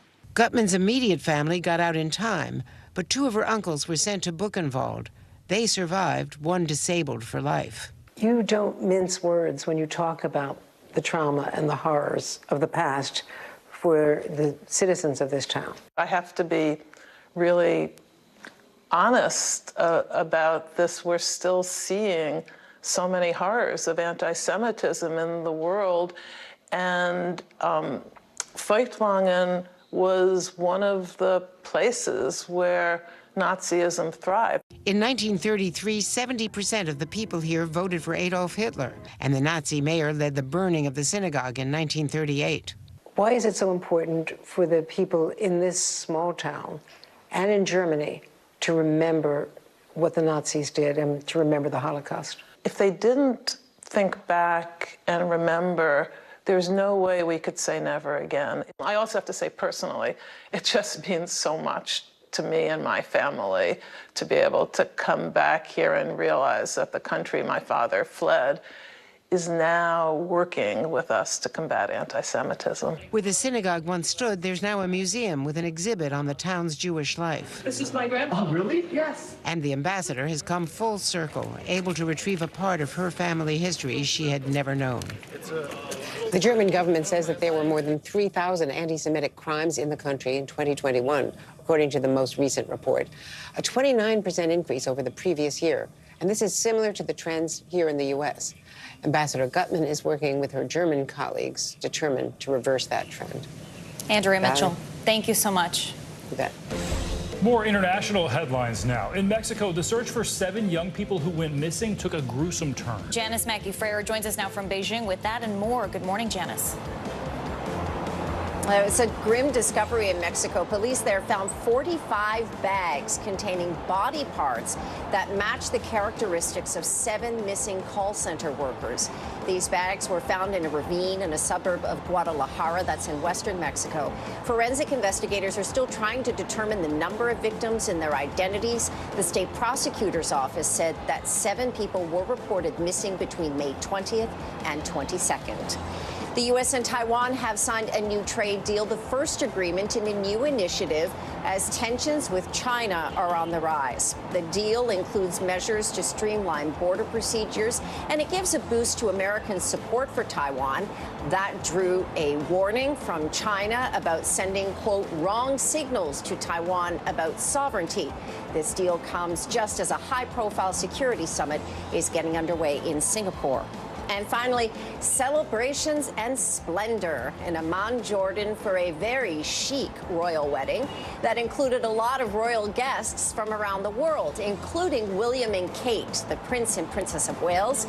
First Lady Jill Biden was there, too. The groom is Crown Prince Hussein of Jordan. He married Rajwa Al Saif. She is an American-educated architect from a prominent Saudi family who wowed the crowds and won praise for wearing flats on her wedding day. And that is a look at your headlines this hour. So many royals there. It's like something from Disney. Janice, thanks so much. Coming up, could you spell Samophile? Not even going to try. Well, this year's National Spelling Bee champion, he sure could. We'll meet the Florida teen who spelled his way to victory coming up right after this. We begin top story with that breaking news. This is just in, a lot of stories to get to. What do people need most right now? Did the state and or law enforcement drop the ball anywhere? Are we headed for a recession or a recovery? Migrant families now stranded in Mexico. What's the World Cup experience been like? The civilian effort is not just about fighting, it's also about helping. Every night, it's your news playlist. Top story with Tom Llamas, streaming weeknights at 7 on NBC News Now. Good morning, please. Good morning, Mr. President. Very in question. We pride ourselves on the ability to turn on a dime. We've got breaking news. Sometimes there are no words. The flashbangs are continuing to go off. What emotions go through you as you're watching these girls? These are really important moments in our history, and people remember who shared that news with them. It was the end of the story, but it was also just the beginning.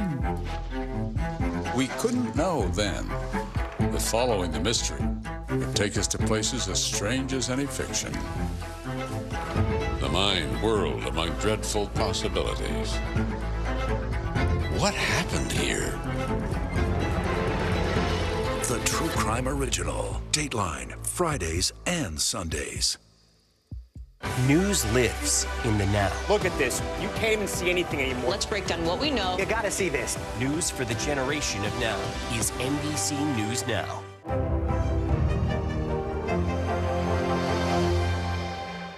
For Dateline Premium, subscribe now on Apple Podcasts. What is going to happen now? Going back and forth because they... Oh, yeah, this is it, right?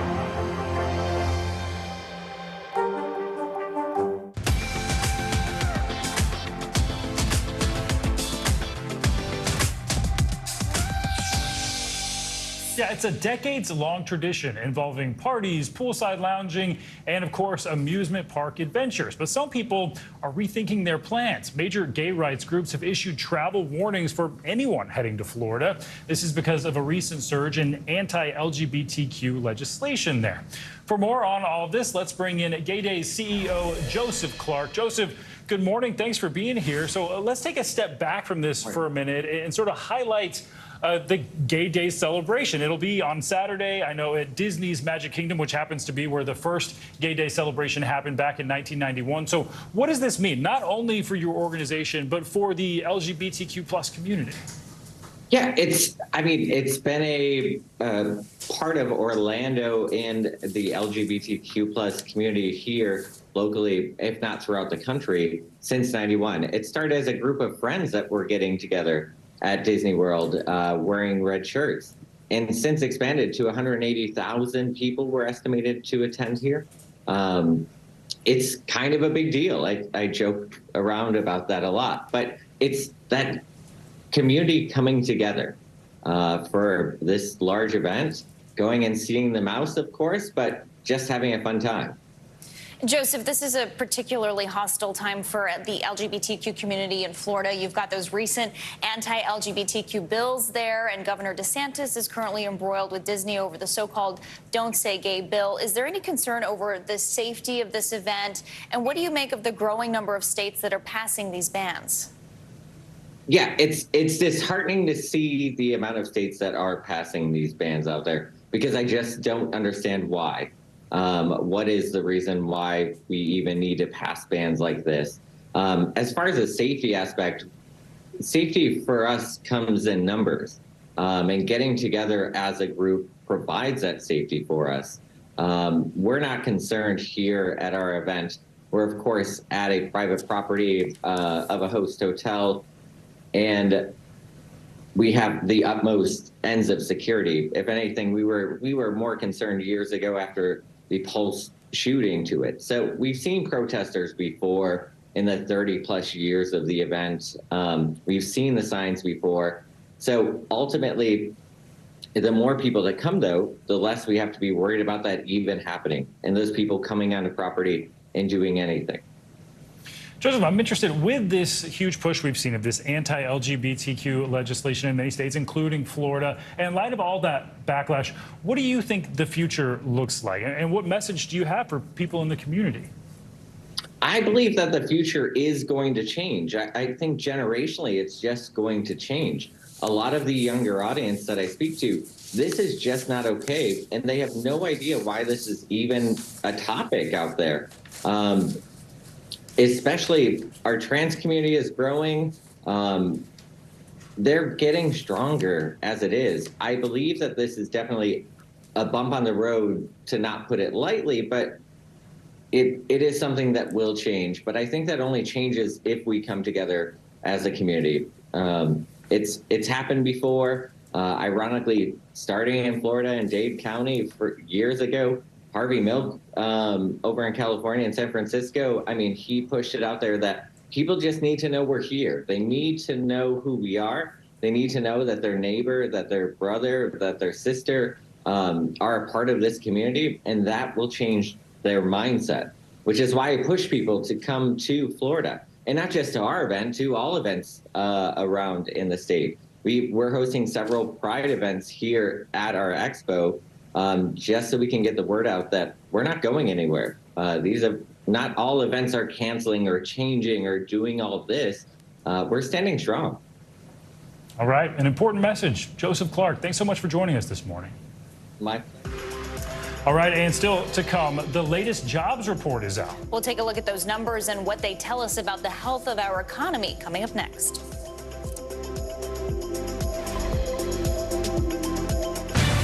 Good morning, please. Good morning, Mr. President. Very in question. We pride ourselves on the ability to turn on a dime. We've got breaking news. Sometimes there are no words. The flashbangs are continuing to go off. What emotions go through you as you're watching these girls? These are really important moments in our history, and people remember who shared that news with them. Hey, podcast fans, ready to unlock our true crime mysteries? Try Dateline Premium on Apple Podcasts. You'll get early access to originals, plus bonus content, and everything is ad-free. So head to Apple Podcasts now to subscribe. Good morning, please. Good morning, Mr. President. Very in question. We pride ourselves on the ability to turn on a dime. We've got breaking news. Sometimes there are no words. The flashbangs are continuing to go off. What emotions go through you as you're watching these girls? These are really important moments in our history, and people remember who shared that news with them. News lives in the now. It's coming at us every second from all over the world. We have a full team. News is more now than ever. Look at this. You can't even see anything anymore. Our house is no longer here, but we are here. Now is raw.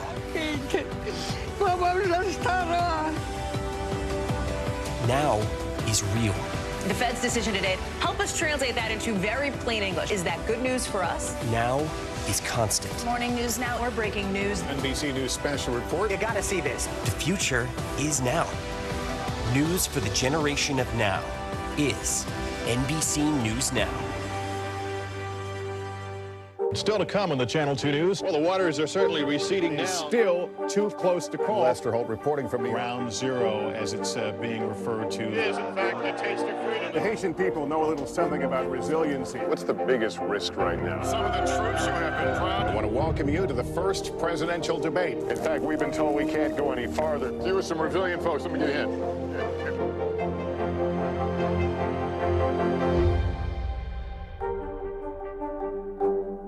Hi, everybody. Good morning. Welcome to Today. Every day, We are adding to the star power in our studio. the biggest names, only on Today. See, it worth coming in this early, right? Everybody, it's Today. Like I won the lottery. How do you feel at this age, this stage? Liberated. We're just getting started, folks. Ain't no stopping us now.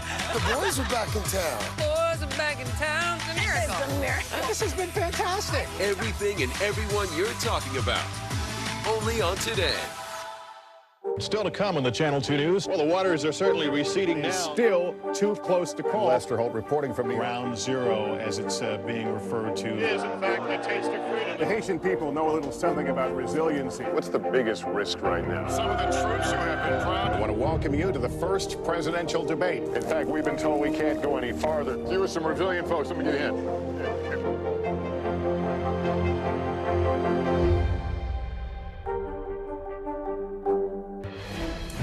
We're back now with breaking news. The May jobs report has just been released by the Labor Department, and more than 339 jobs were added. 3,900 jobs were added last month. Yeah, that's far more than the 190,000 jobs economists predicted. The unemployment rate in the U.S. now stands at 3.7%. We're joined by our economy dream team of NBC News business and data reporter Brian Chung and Investopedia editor-in-chief Caleb Silver. Good morning to you both. Thanks for hanging out with us to break down these numbers. And Brian, let's start with you. We're getting a first look at those numbers right now. What's jumping out to you? Yeah, well, I mean, it's a blowout number when we talk about what economists had been expected. So 339,000 jobs, that's how many were added in the month of May. That is well above what estimates were. The unemployment rate did tick up to 3.7%, but it's interesting when you take a look at the industries that saw a lot of the job gains. You're looking at business services, government, healthcare, construction. That's really interesting because most of the job gains in the previous months were driven by leisure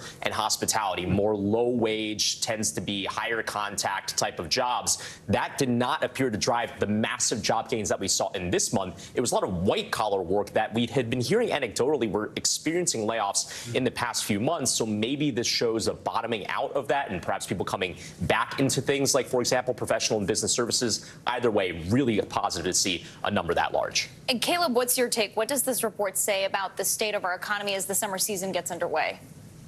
Yeah, blowout report. Brian mentioned the fact that these are good-paying jobs, professional and business services, healthcare, government jobs. These are career jobs you can work in for years and build a career in. But also, look at the numbers that were revised up from the prior months. Not only did we have high job numbers last month and the month before, those numbers were revised higher. So the labor market is stronger than a lot of people believe, and there's still a lot of jobs out there, over 10 million jobs according to the latest JOLTS report. Plenty of work out there and plenty of jobs in high-paying sectors. This is a positive report for the economy.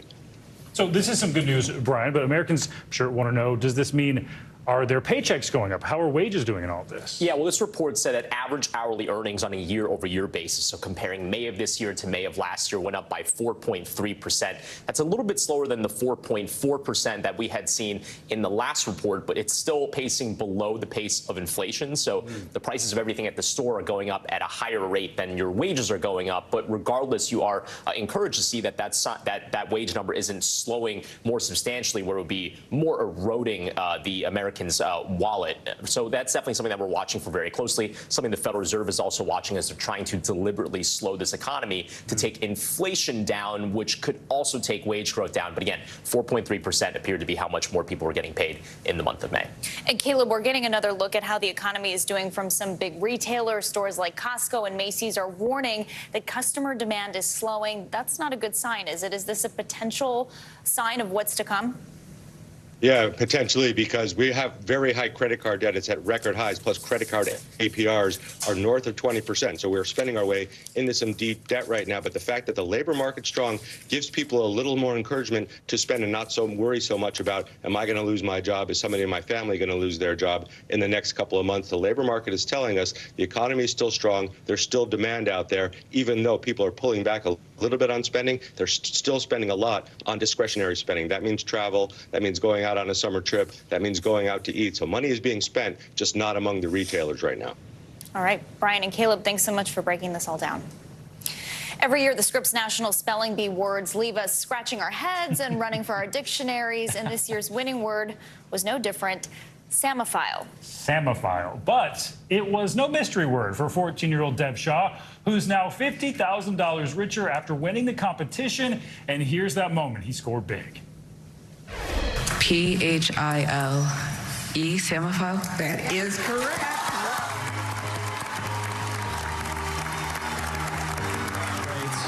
In Largo, Florida. And now, fresh off the big win, Dev Shaw, the 2023 National Spelling Bee champion, joins us now. Dev, good morning and congratulations. This was your third year participating in the National Spelling Bee. You've been prepping for this for years. How do you feel about this? I'm still feeling good. Like, it's still soaking in, I guess. Yeah, I bet. It's a big realization. Dev, I have to ask, Samophile, that's your winning word. Was that a hard one for you, or were you sort of relieved when you heard it? And how do you tackle a word that you are unsure of? I was relieved when I heard it, but there were quite a few words that I was a little iffy on, like Tolcester, but how I handled that, I asked roots and I asked questions to reassure myself. And besides getting some much needed rest and sleep, what's next for you? Are you going to continue doing this as a hobby? Yeah, just like as a hobby, it would be much more enjoyable knowing that I don't have the pressure of a competition and I can just learn for fun. Ooh, that makes sense. Deb, I've always wanted to ask someone in these spelling bee competitions, when you do ask those questions for word origin and to repeat the word, are you ever just buying time? What is your strategy there? Well, you don't really buy time when you ask questions. The time still goes by, but most of the time it's just to get confidence. I guess, like, hearing the word's definition, you get reassurance that you're spelling the right word. But sometimes it's just you don't actually know the word and you're trying to figure it out. And Deb, we know you walked away with a $50,000 prize. What do you plan to use the money for? Well, I didn't know if I was going to win, so I guess I'll figure that out later. Lots to think about there. Well, congratulations. I don't plan anything. Yeah. Congratulations. Thanks for joining us. We appreciate it. Very smart. Don't spend the money before you have it. Deb, thanks. Well, some financial headlines now. And the Pentagon has agreed to purchase Starlink satellite internet terminals for use in Ukraine. CNBC's Silvana Henao joins us now with that and other news. Good morning, Silvana.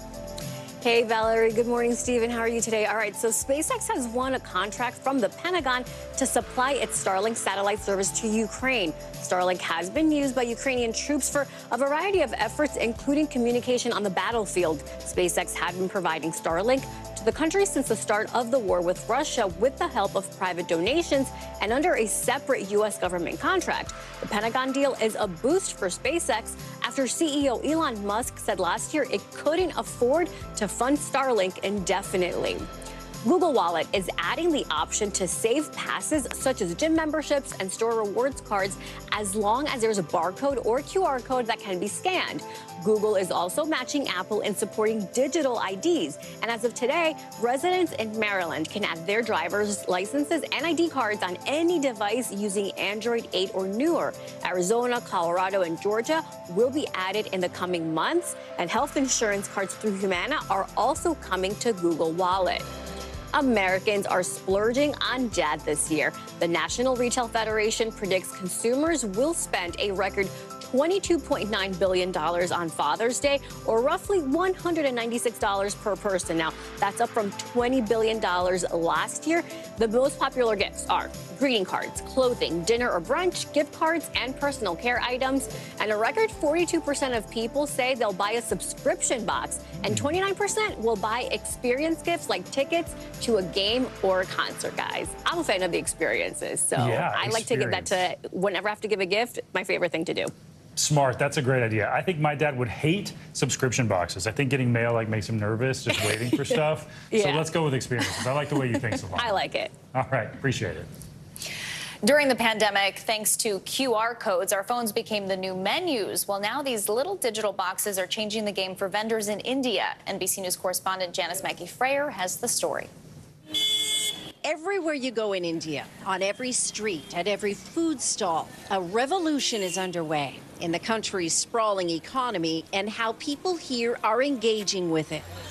It's happening because of this, India's homegrown digital payment system. In an instant, customers can pay for virtually anything using a smartphone. And that's a huge shift in a place long driven by cash. Those QR codes are scattered among carts and store counters and attractions, where lo-fi intersects with high-tech to reinvent commerce in what is now the world's most populous country. How it works, you need a smartphone and a bank account to link it to. Then you scan the code, enter your password, and that's it. It's instant. There's no cash changing hands. These codes are revolutionizing transactions here, and there are huge numbers of people in all corners of the country that are being brought into the formal economy through these tiny codes. While digital payments are the norm in places like China, India's mobile app transactions dwarf anything happening in the West. Over $1 trillion in transactions were processed last year, and there are no transaction fees. The platform is run by a nonprofit.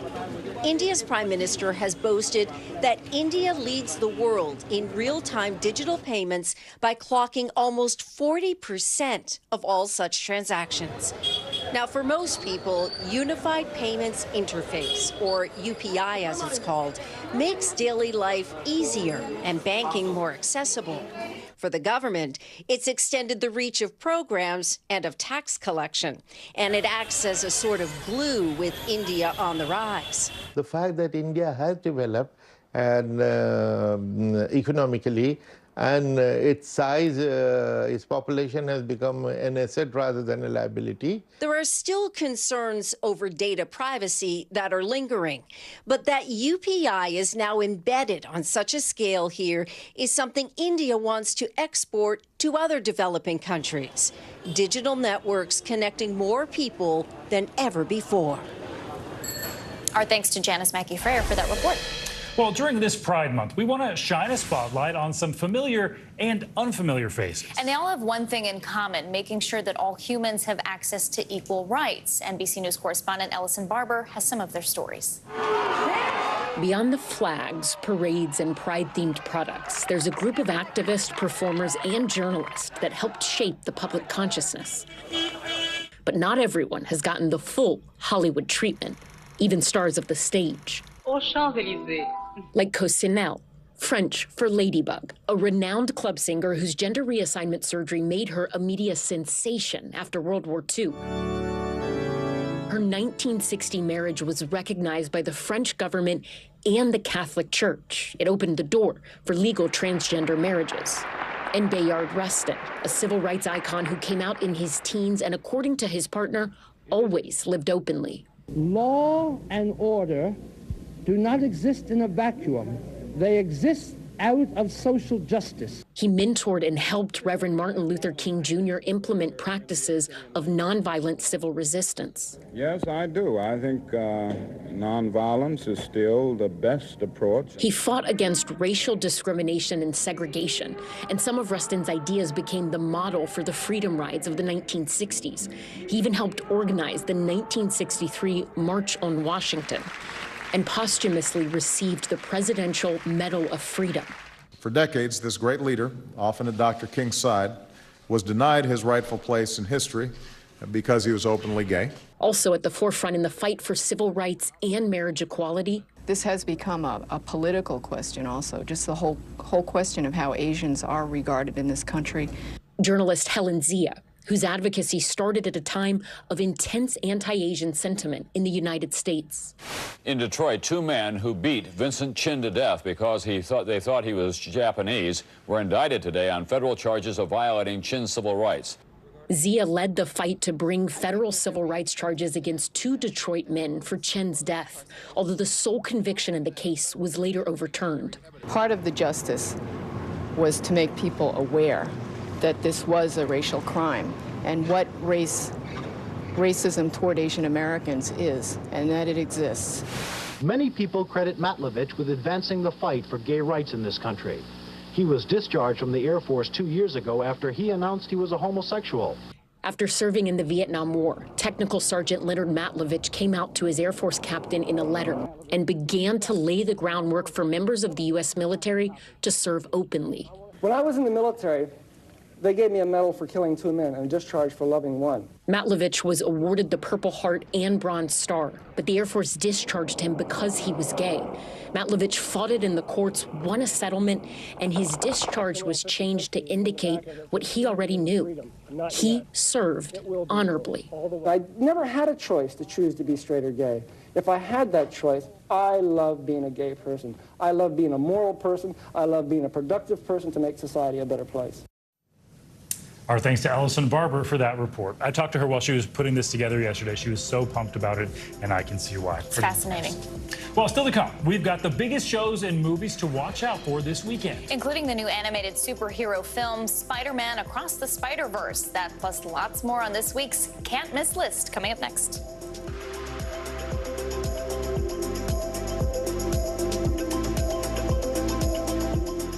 Hey, podcast fans, ready to unlock our true crime mysteries? Try Dateline Premium on Apple Podcasts. You'll get early access to originals, plus bonus content, and everything is ad-free. So head to Apple Podcasts now to subscribe.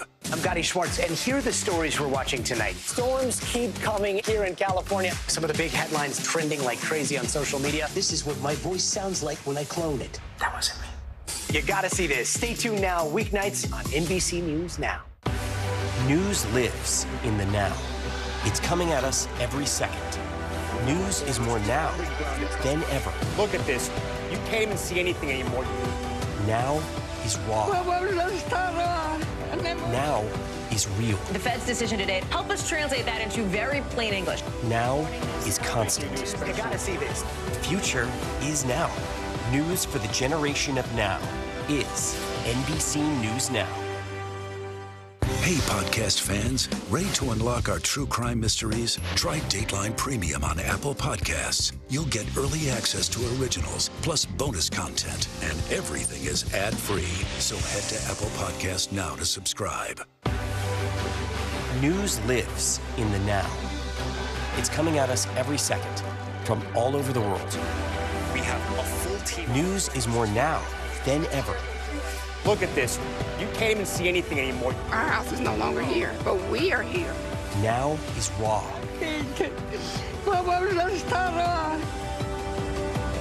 Now is real.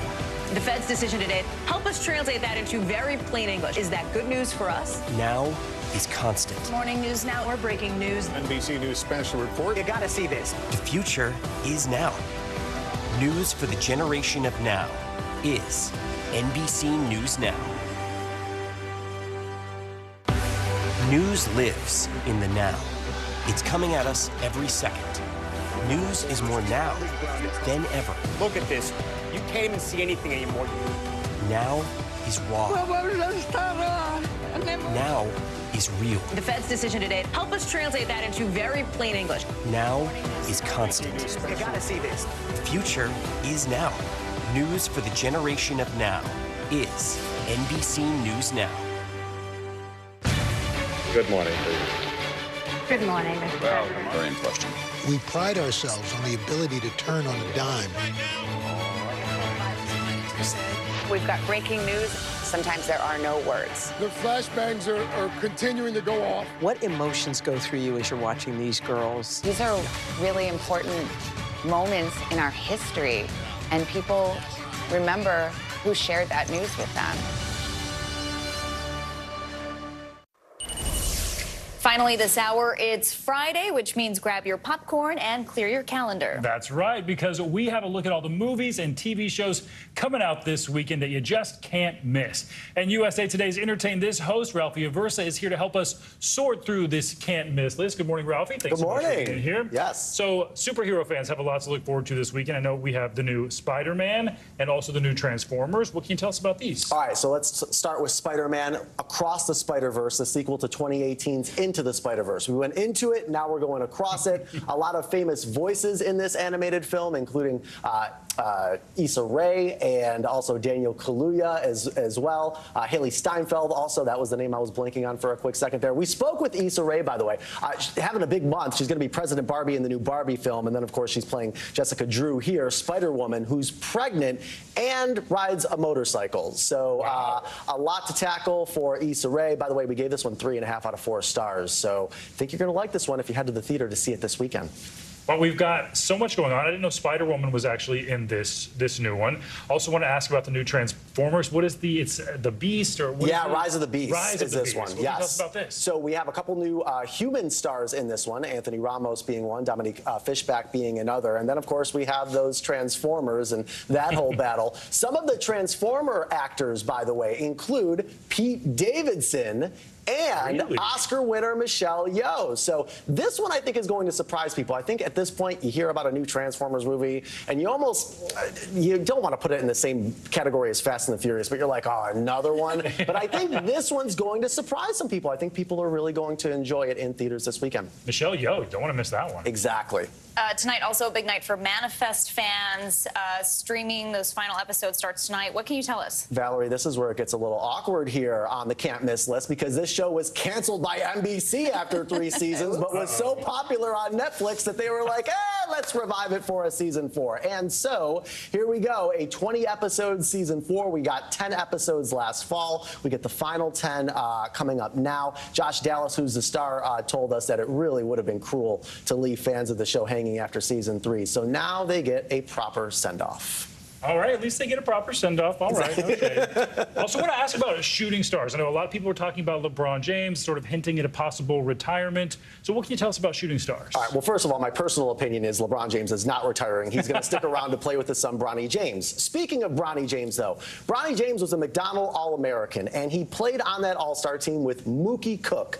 Mookie Cook stars as LeBron James in this film. The film, of course, based on LeBron's life, shot in Ohio as well. Mookie is committed to play at Oregon for the Ducks this upcoming season. How cool is it? LeBron James, you know, champion with 3 different teams, NBA all-time leading scorer. He's still playing, and we have basically a biopic about him streaming on Peacock this weekend. Pretty cool. So much pressure, though, to play him and then, like, talk to him. And then also play basketball for a big Division I school. Yeah, exactly. Quite the challenge. Lastly, reality TV, Queen of the Universe and Searching for Soul Food. What can you tell us? All right, Queen of the Universe. If you love drag queens and singing competitions, this is right up your alley. Just in time for Pride Month, Vanessa Williams you see as one of the judges, along with Mel B also and Trixie Mattel. This is streaming on Paramount Plus. All right. A lot going on this weekend. Yeah, shout out to Searching for Soul Food as well with Elisa Reynolds, the chef. That is on Hulu.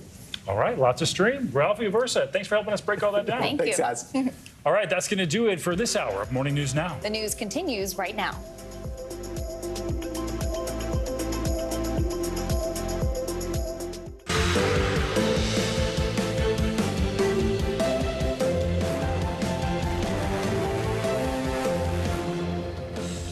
Good Friday morning. I'm Valerie Castro. And I'm Stephen Romo. Joe and Savannah are on assignment this morning. Right now on Morning News Now, disaster averted. After months of negotiations, the debt ceiling bill is almost over the line.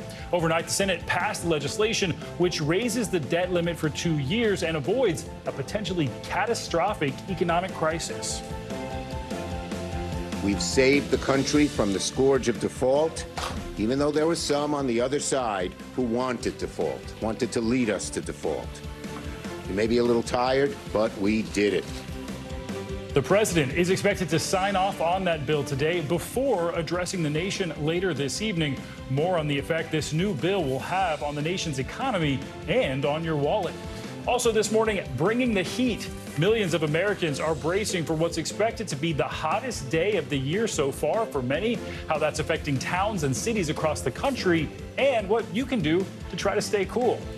Pulse of the economy. The latest jobs numbers out this morning will bring you that all-important figure and what it could mean for the Fed's fight against inflation, along with your budget. Plus, casting a spell, 14-year-old Deb Shaw has been crowned this year's National Spelling Bee champion. We'll hear from the Florida teen later this morning on his stunning victory and the word that ended up sealing his win. Very exciting. What a fun moment. I know, hard to beat that. I cannot spell for anything, so can't wait to talk to him. We do begin this morning, though, with the extreme weather. Some dealing with blistering temperatures, and for others, it's the rain and the flooding. In Texas, parts of Highway 87 were shut down near the Panhandle when storms there caused massive flash flooding. This is what it looked like near Lubbock. Some cars were swept off the road, and at least a dozen rescue missions to save people stranded in their cars. And while the South prepares for even more rain, millions of people in the Northeast are bracing for extreme heat.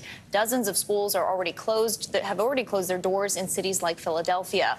We'll check in with meteorologist Angie Lastman in just a minute with all of that, plus a tropical depression in the Gulf. But we're going to start with NBC News correspondent Emily Aketa from Coney Island right here in New York City. Emily, good morning. Good morning to you. Well, millions of Americans, for many of them, it could be the hottest day of the year so far. Right now here in Coney Island, it's just about 68 degrees or so, but we could see that mercury spike 15-plus degrees come this afternoon. A sign of what's to come as forecasters warn of a hotter than normal summer season.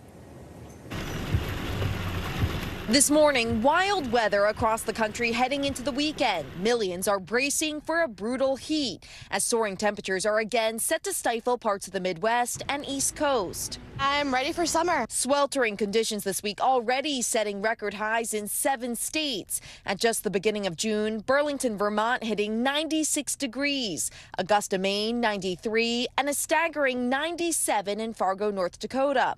And for some, today could be even hotter. It just feels good, yeah. It's just like finally some nice warm sunshine. It comes as further west, Texas is reeling from major floods. Dramatic rescues across the Lubbock area. Get you, man. I'm coming. Cars stranded on the highways, some drivers abandoning their vehicles, others pulled to safety. You're gonna have to get you out, man.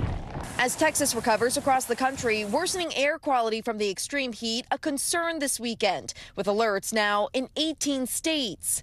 East Coast and Midwest cities taking action during the high temps. The city of Pittsburgh activating cooling centers for residents and visitors as relentless heat prompts the closure of public schools in Grand Rapids, Michigan, and early dismissal in Detroit and nearly 100 schools in Philadelphia today. The heat could prove problematic for America's power grid. Roughly 2/3 of the country are at an elevated risk of power loss or blackouts. There are things that we can do to manage that if we plan ahead.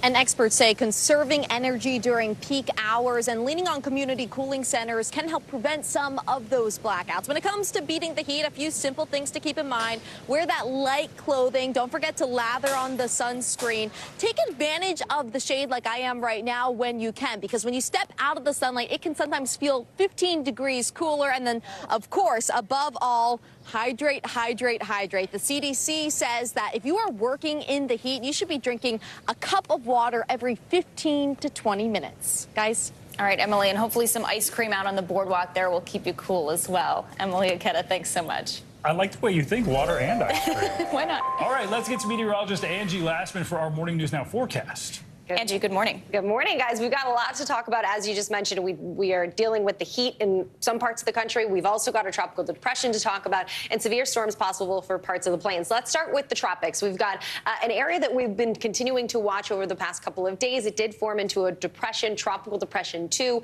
yesterday, and continues to be really unorganized. Winds at 35 miles per hour, moving south at 5 miles per hour. We'll continue that kind of southerly and then eventually southeasterly movement over the coming days as it eyes parts of southwestern Cuba. For us in the United States, it really means impacts to Florida, and it's really telling that we have this flood watch already up. We've dealt with multiple rounds of rain yesterday. We have more rounds of rain expected for this same kind of area here as we go through the rest of the weekend. Your Saturday and your Sunday could be soggy in the Sunshine State, especially if you live really south of Daytona Beach. That's where we can see those higher amounts. Tampa, Naples, West Palm Beach, Miami, all included in this. And it does come with the potential for maybe 5 to even higher inches of rain by the time this is all said and done.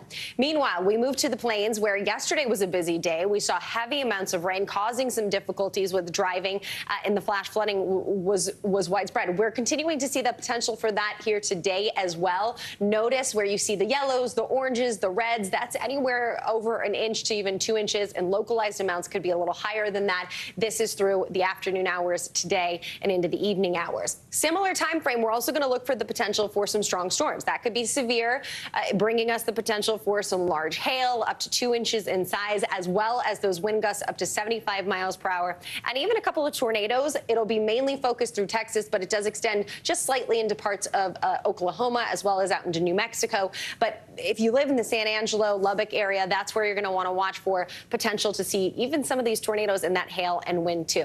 Now on to the temperatures. Emily gave you a good rundown of just how warm it is going to be and all the things that have to be done because of that. Here's some of the records that we're expecting today. A tie in Lansing, Burlington headed to 90 degrees, Hartford 92 degrees. That would be the previous, or the current record, I should say, of 91 degrees. It doesn't last all that long for parts of the Northeast. By tomorrow, we're going to see a cool down. Temperatures will be into the mid 60s in New York, so it'll be kind of a sweater kind of day for folks there. 57 in Boston. Meanwhile, though, the Midwest, you're going to hang on to the heat. 90s will be seen once again tomorrow. We'll start to see those kind of dwindle down a little bit by the time we end our weekend and head into our next work week. But really comfortable conditions settle in for folks in the Northeast. One thing to note, those air quality alerts remain up. We have 85 million people impacted by that unhealthy air. So if you are part of a sensitive group, make sure you're taking it easy out there, staying indoors. That's going to be something we'll deal with for at least the next couple of days, guys. Oof, all right. A lot going on out there. Angie, thank you.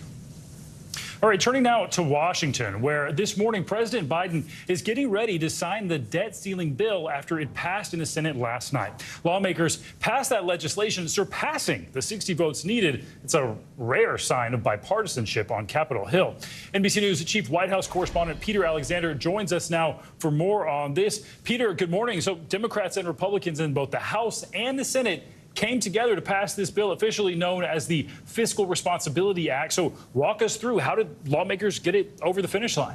Well, they finally got this thing done just before midnight last night. It really shows you how quickly the Senate can move when it wants to. That final vote, 63 to 36, that will do a series of things. It'll raise the debt limit until 2025. That is after the next presidential election. It'll cap federal spending for the next 2 years as well. And most importantly here, what it's going to do is it's going to avoid what would have been a catastrophic default. The U.S. was set to run out of money to pay its bills on Monday. So this got done just in the nick of time. As a political matter here, it really demonstrated the strength of the political middle. There were actually a lot of progressive Democrats and some more conservative Republicans who opposed this. In all, 31 Republicans voted against it, 5 Democrats voted against it, which meant there was a coalition of lawmakers from both sides ultimately who voted in favor of this. And as important as anything, it takes the issue of default, at least for the next couple of years, off the table. And Peter, speaking about the politics of all of this, there was so much finger pointing after those weeks of negotiations between the White House and House Republicans. We heard a lot of groundwork being laid for placing the blame. So who's claiming the victory now? Well, we're going to hear from President Biden tonight. He's going to be speaking for the first time, in fact, delivering an Oval Office address tonight. Should happen at about 7 o'clock Eastern time. The White House wants to claim some credit here because they were able to avoid a catastrophic default. They will blame Republicans for what they say are extreme positions that would have hurt some of the most needy in this country. Republicans, they're claiming credit here as well. You've heard repeatedly from House Speaker Kevin McCarthy saying, in fact, that this does cut spending, it caps spending, it limits the trajectory of the U.S. right now. But certainly a lot of Republicans are dissatisfied. They say it should have gone yet further here. At the end of the day, there's enough for each side to try to claim a bit of credit. And President Biden is going to try to cast this as a bipartisan effort, which really may be an example of the way Washington is supposed to work. Yeah, we've heard a lot from Speaker McCarthy throughout all this, but not much from the president, so it will be interesting to hear from him. And Peter, I got to ask about that scare that President Biden had yesterday, that fall on stage during the Air Force Academy commencement address. We did hear from him afterward, and he seemed okay. So what is the White House saying? Well, here's that moment. You can see when the president fell on stage after shaking hundreds of hands at the Air Force Academy. He was shaking hands with the cadets there as they were graduating. He says, the White House says, that he tripped on a sandbag that was tethered to a teleprompter to hold it down. The White House says that he is just fine, but it certainly is getting a lot of scrutiny because of the age of the president and voters' concerns about his ability to serve. Given at 80, he is the oldest president ever to serve. The president, though, was in good spirits last night. He got back to the White House last evening in front of reporters. He sort of jogged a little bit into the residence, and he joked that he got, quote, sandbagged. Sandbagged, different meaning for the word sandbagged. All right, Peter, thank you. Now to the latest in the intensifying race for the White House. Former President Trump is escalating his feud with his top GOP rival, Florida Governor Ron DeSantis. Plus, there are new developments in the special counsel investigation into those classified documents found at Mar-a-Lago. NBC national correspondent Gabe Gutierrez is in Manchester, New Hampshire with the details. Governor DeSantis is ripping into former President Trump here in New Hampshire, telling me that voting for Trump would essentially be like voting for a lame duck. Still, at this early stage in the game, the former president is way ahead in the polls, despite his mounting legal troubles. Overnight, former President Trump defiant when asked during a Fox town hall in Iowa about new developments in the special counsel investigation into his handling of classified documents. I don't know anything about it. All I know is this. Everything I did was right. A source directly familiar with the matter tells NBC News the special counsel's office has a recording of Mr. Trump discussing a planning document he'd kept related to Iran, acknowledging on the tape it was classified. While the special counsel's office is not commenting, the source says the recording was made during a 2021 meeting at Mr. Trump's New Jersey home that included people helping former Chief of Staff Mark Meadows write his memoir. NBC News has not heard the recording, which the source says was played for a grand jury. I have the right to declassify as president. President Biden is also facing an investigation into his handling of classified documents. The controversy comes as the 2024 presidential campaign heats up, with more GOP candidates, including former Vice President Mike Pence and former New Jersey Governor Chris Christie, set to formally enter the race next week. I don't know why people are doing it. On the trail, Mr. Trump saying his battle against top rival Florida Governor Ron DeSantis has escalated into a war. When I heard DeSantis go out and say and talk about 8 years, we need 8 years. You don't need 8 years, you need 6 months. We can turn this thing around so quickly. DeSantis here in New Hampshire telling me voters should not elect a lame duck to just one term. Governor, do you think it's a mistake for former President Trump to say he can turn around the country in 6 months? He had 4 years. He didn't make a dent in it. Give me a break. Governor DeSantis is careful not to mention Trump's name in his stump speech to voters, but he is trying to highlight that contrast when he answers questions from reporters. The former president also attacking DeSantis over the inconsistent pronunciation of his last name. The governor firing back in a radio interview, calling that petty and juvenile. Back to you. All right, Gabe, thanks so much. Well, the Justice Department is defending actions taken by the Trump administration. We're talking about the policies that led to the forced separation of migrant children from their parents at the southern border. This is all according to a recent court filing, which shows a contrast from President Biden's previous criticisms of those separations. 5 asylum-seeking mothers sued the government for the trauma they say happened due to that separation policy. The Justice Department taking the position that the families don't have legal standing to file this lawsuit. The separations were part of former President Trump's zero-tolerance policy that focused on prosecuting anyone who crossed the border without authorization. More than 5,600 children were separated from their parents in 2017 and 2018. This morning, Bill Cosby is facing a new sexual assault lawsuit. Former Playboy model Victoria Valentino filed that civil lawsuit, claiming Cosby drugged and raped her back in 1969. Valentino first publicly accused Cosby of sexual assault nearly 10 years ago, but this new suit was filed under a new California law that created a 3-year window to file civil sexual assault claims that would otherwise expire under the statute of limitations. In a statement, a Cosby representative said that it is, quote, deeply disturbing that our lawmakers would push forward these look-back windows, which are a sheer violation of all Americans' constitutional right. The statement also said that there were inconsistencies in Valentino's story. Cosby previously spent 3 years in prison for sexual assault and drugging. He was freed when that ruling was overturned due to a legal technicality. All right, coming up this morning, it's been one of the deadliest weeks in months for Ukraine's capital. We'll take you to Kyiv for the latest on the war there. Plus, a one-on-one with the U.S. ambassador to Germany, who is shining a light on anti-Semitism in a poignant return to her family's hometown. That's next.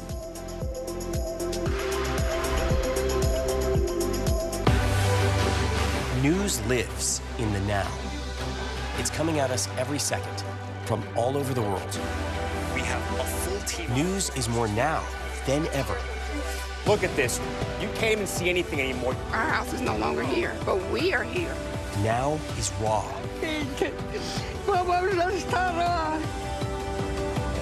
Now is real. The Fed's decision today, help us translate that into very plain English. Is that good news for us? Now is constant. Morning News Now, we're breaking news. NBC News special report. You gotta see this. The future is now. News for the generation of now is NBC News Now. Hey, podcast fans, ready to unlock our true crime mysteries? Try Dateline Premium on Apple Podcasts. You'll get early access to originals, plus bonus content, and everything is ad-free. So head to Apple Podcasts now to subscribe. News lives in the now. Look at this. You can't even see anything anymore. Let's break down what we know. You gotta see this. News for the generation of now is NBC News Now. What is going to happen now? Going back and forth because Go ahead. This is it, right?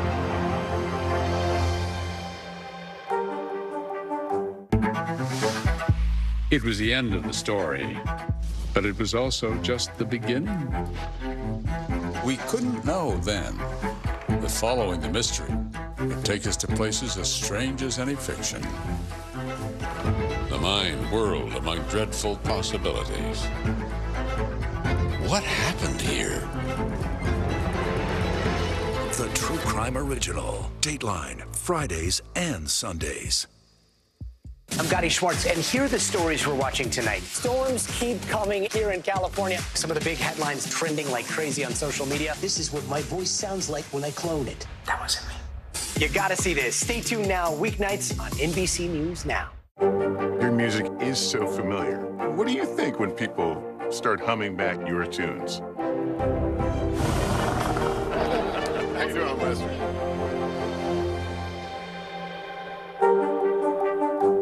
For Dateline Premium, subscribe now on Apple Podcasts. Hey, I'm Hallie. It's good to be with you tonight. The debt ceiling. Here's why this matters. Please, please don't have your eyeballs glaze over. Here's why this matters. Talk to us about what we're supposed to call this. Is it a bailout? Is it a backstop? There's a difference because it matters whose money is being used to prop up these banks. We think we're getting close to this news conference. I will be honest with people.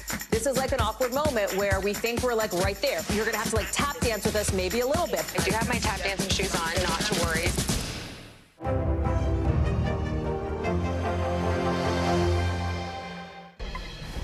We're back now with the latest on the war in Ukraine. Air raid alarms sounded throughout the country as Russian forces carried out a new wave of attacks overnight on Kyiv. NBC News foreign correspondent Molly Hunter has the latest. Good morning. Just in the last couple of hours, there are reports of explosions in Berdyansk. It's a Russian-held port city in southern Ukraine, another sign that Ukraine is striking Russia deep behind enemy lines. Overnight, Russia fired at least 36 missiles and drones. And here in Kyiv, thousands of people sheltering once again in the subway stations. It's been the deadliest week in the capital in months. Yesterday, outside a Kyiv health clinic, a downed missile fragment killed 3 people. Yaroslav Rybchuk says his wife was trying to get into the shelter, but it was locked. The person tasked with opening the shelter allegedly didn't do it, and city officials say a criminal investigation is now underway. Kyiv's mayor says the missile fragments fell just 4 minutes after the sirens sounded. A mother and daughter were also killed. Here, the child's grandfather watching over the 9-year-old's body. Ukraine's air defense has been keeping up with the Russian bombardments, but the top item in a new U.S. military aid package this week, additional munitions for Patriot air defense systems. The U.S. investment here is widely felt. In the Donbass region, Ukrainian troops trained by U.S. troops in NATO countries are preparing for a counteroffensive. Now, most of these guys did not have professional military experience before the war. They had basic training and they were sent to the front line, which makes these days when they're off the front line that much more critical. These 3 soldiers all trained on anti-tank weaponry with U.S. trainers in Germany. When did you all join? Beginning of the war? February? On the first day, they all say, What was it like being with skilled American troops? They were striving to train us specifically to be more ready for this type of warfare, Yuri says. Do you have American friends now? Do you make American friends on that base? Yes, he says, and we're still in touch. But what weighs on their minds, their families back at home. Even as Ukraine's air defense is successful, civilians are paying the price. Now, here in Kyiv, police say they are now patrolling those bomb shelters. And there's actually an app which shows you a map of the open shelters nearby. Well, as of today, you can now report on that app when shelters are closed. I'll send it back to you. All right, Molly, thanks for the update. Now to Germany, where the U.S. ambassador is making an emotional reconnection with her family. Amy Gutman visited the town her father's family was forced to leave behind during Hitler's rise to power. Her family is now being memorialized after surviving the Holocaust despite the rise of anti-Semitism in the U.S. NBC News Chief Foreign Affairs Correspondent Andrea Mitchell joins us now with the details. Andrea, good morning. Good morning, Valerie. Well, this was a remarkable trip we took this week to Germany because with anti-Semitism on the rise here in the U.S., President Biden just announcing a new strategy to combat hate crimes and anti-Jewish content, we joined the ambassador in Germany, which is leading Europe in recognizing the need to stamp out the scourge of anti-Semitism. Nestled in the hills of Bavaria, the small German town of Feuchtwangen, for 800 years home to a Jewish community who owned homes, ran businesses, built a synagogue. How wonderful is it to be here in Germany, in the town where your father and grandparents, generations of Gutmans lived? It's amazing and emotional to be here where my father and my grandparents and his siblings lived and had to flee. Are the first U.S. Ambassador to Germany, Amy Gutman, the first American ambassador here whose family were Holocaust survivors, now invited by the current mayor to return for a ceremony of reconciliation and remembrance. If we want to assume responsibility and ensure that we never see such injustice again in Feuchtwangen, it is imperative that we remember. As a memorial, these cobblestones inscribed with the names of Gutman's family were placed in front of the family's former home and store, now a bookstore. 100,000 of these Stolpersteine have been created for Holocaust victims in 30 European countries by the artist Gunter Demnig, whose father fought for Nazi Germany in the war. Jewish families have been living in this town since the 13th century. But after the anti-Jewish riots in 1937 and 38, they were all forced out, many to the death camps. Gutman's immediate family got out in time, but 2 of her uncles were sent to Buchenwald.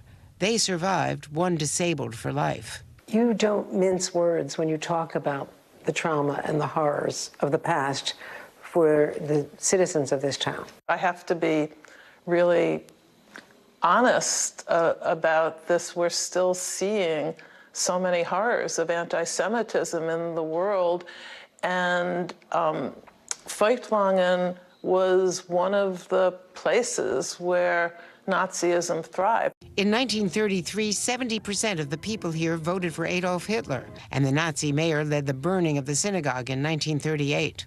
Why is it so important for the people in this small town and in Germany to remember what the Nazis did and to remember the Holocaust? If they didn't think back and remember, there's no way we could say never again. I also have to say personally, it just means so much to me and my family to be able to come back here and realize that the country my father fled is now working with us to combat anti-Semitism. Where the synagogue once stood, there's now a museum with an exhibit on the town's Jewish life. This is my grandpa. Oh, really? Yes. And the ambassador has come full circle, able to retrieve a part of her family history she had never known.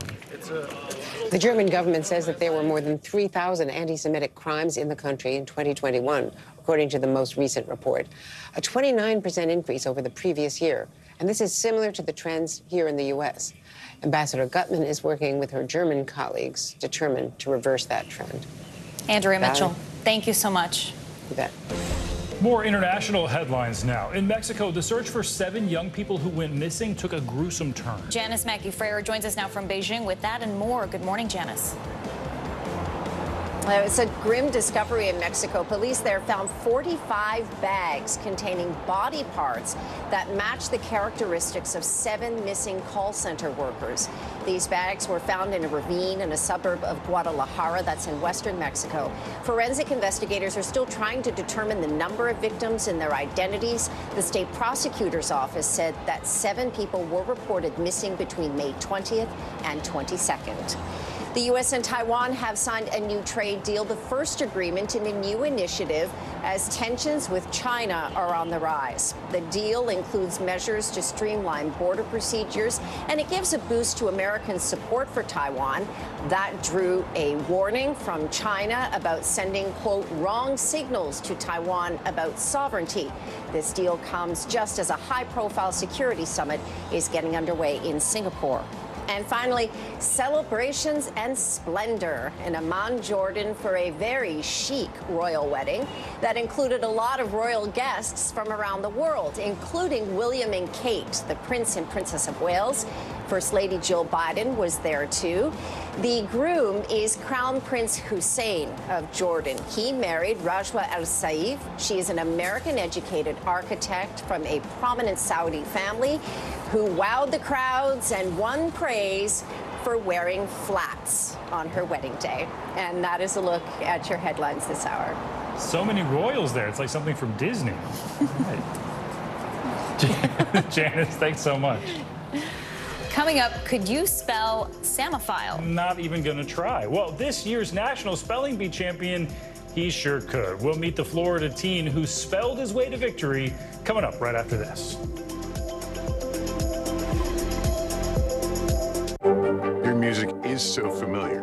What do you think when people start humming back your tunes? How you doing, Lester?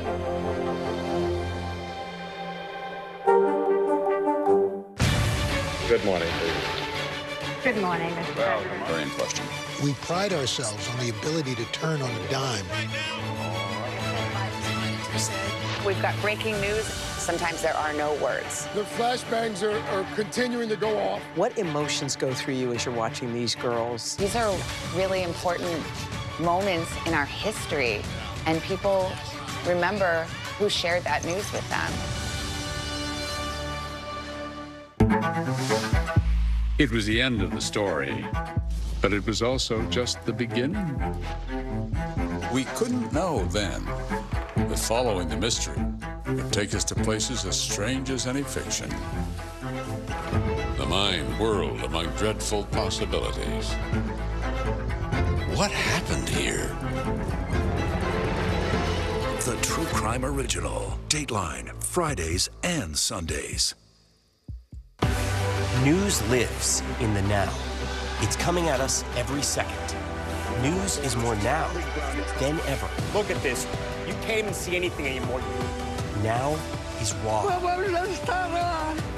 Now is real. The Fed's decision today, help us translate that into very plain English. Now is constant. You gotta see this. The future is now. News for the generation of now is NBC News Now.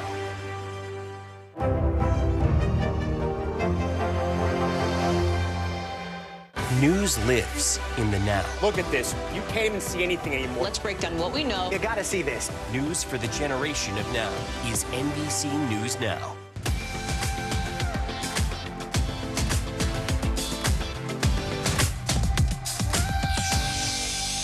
Yeah, it's a decades-long tradition involving parties, poolside lounging, and, of course, amusement park adventures. But some people are rethinking their plans. Major gay rights groups have issued travel warnings for anyone heading to Florida. This is because of a recent surge in anti-LGBTQ legislation there. For more on all of this, let's bring in Gay Day's CEO, Joseph Clark. Joseph, good morning. Thanks for being here. So let's take a step back from this for a minute and sort of highlight the Gay Day celebration. It'll be on Saturday, I know, at Disney's Magic Kingdom, which happens to be where the first Gay Day celebration happened back in 1991. So what does this mean, not only for your organization, but for the LGBTQ plus community? Yeah, it's been a part of Orlando and the LGBTQ plus community here locally, if not throughout the country, since '91. It started as a group of friends that were getting together at Disney World wearing red shirts, and since expanded to 180,000 people were estimated to attend here. It's kind of a big deal. I joke around about that a lot, but it's that community coming together for this large event, going and seeing the mouse, of course, but just having a fun time. Joseph, this is a particularly hostile time for the LGBTQ community in Florida. You've got those recent anti-LGBTQ bills there, and Governor DeSantis is currently embroiled with Disney over the so-called Don't Say Gay bill. Is there any concern over the safety of this event? And what do you make of the growing number of states that are passing these bans? Yeah, it's disheartening to see the amount of states that are passing these bans out there, because I just don't understand why. What is the reason why we even need to pass bans like this? As far as the safety aspect, safety for us comes in numbers, and getting together as a group provides that safety for us. We're not concerned here at our event. We're, of course, at a private property of a host hotel, and we have the utmost ends of security. If anything, we were more concerned years ago after the Pulse shooting to it. So we've seen protesters before in the 30 plus years of the event. We've seen the signs before. So ultimately, the more people that come, though, the less we have to be worried about that even happening and those people coming onto property and doing anything. Joseph, I'm interested, with this huge push we've seen of this anti-LGBTQ legislation in many states, including Florida, and in light of all that backlash, what do you think the future looks like? And what message do you have for people in the community? I believe that the future is going to change. I think generationally, it's just going to change. A lot of the younger audience that I speak to, this is just not okay, and they have no idea why this is even a topic out there. Especially our trans community is growing. They're getting stronger as it is. I believe that this is definitely a bump on the road, to not put it lightly, but it is something that will change. But I think that only changes if we come together as a community. It's happened before. Ironically, starting in Florida and Dade County for years ago, Harvey Milk over in California and San Francisco, I mean, he pushed it out there that people just need to know we're here. They need to know who we are. They need to know that their neighbor, that their brother, that their sister are a part of this community, and that will change their mindset, which is why I push people to come to Florida, and not just to our event, to all events around in the state. We're hosting several Pride events here at our expo, just so we can get the word out that we're not going anywhere. Not all events are canceling or changing or doing all of this. We're standing strong. All right, an important message. Joseph Clark, thanks so much for joining us this morning. My All right, and still to come, the latest jobs report is out. We'll take a look at those numbers and what they tell us about the health of our economy coming up next. Still to come on the Channel 2 News. Well, the waters are certainly receding now. Still too close to call. Lester Holt reporting from Ground Zero, as it's being referred to. It is, in fact, a taste of freedom. The Haitian people know a little something about resiliency. What's the biggest risk right now? Some of the troops who have been proud. I want to welcome you to the first presidential debate. In fact, we've been told we can't go any farther. You were some resilient folks. Let me get in.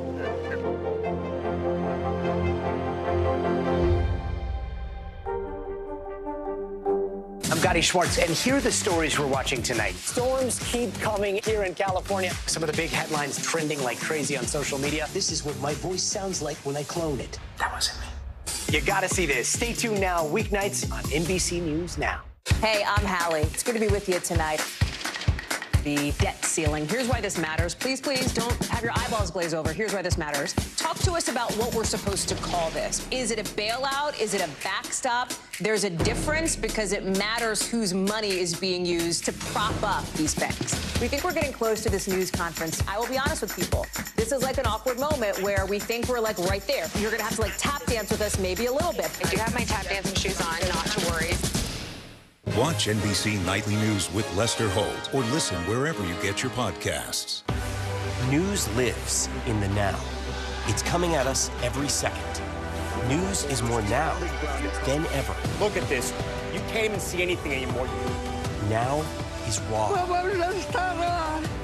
Now is real. The Fed's decision today, help us translate that into very plain English. Now is constant. You gotta see this. The future is now. News for the generation of now is NBC News Now. Your music is so familiar. What do you think when people start humming back your tunes? How you doing, Lester?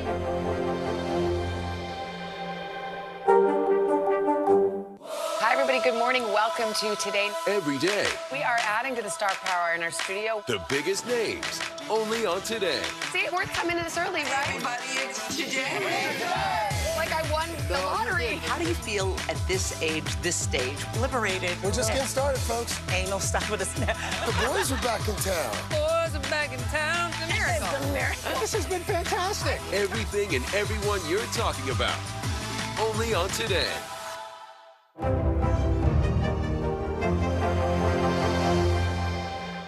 News lives in the now. Look at this. You can't even see anything anymore. Let's break down what we know. You gotta see this. News for the generation of now is NBC News Now. For Dateline Premium, subscribe now on Apple Podcasts.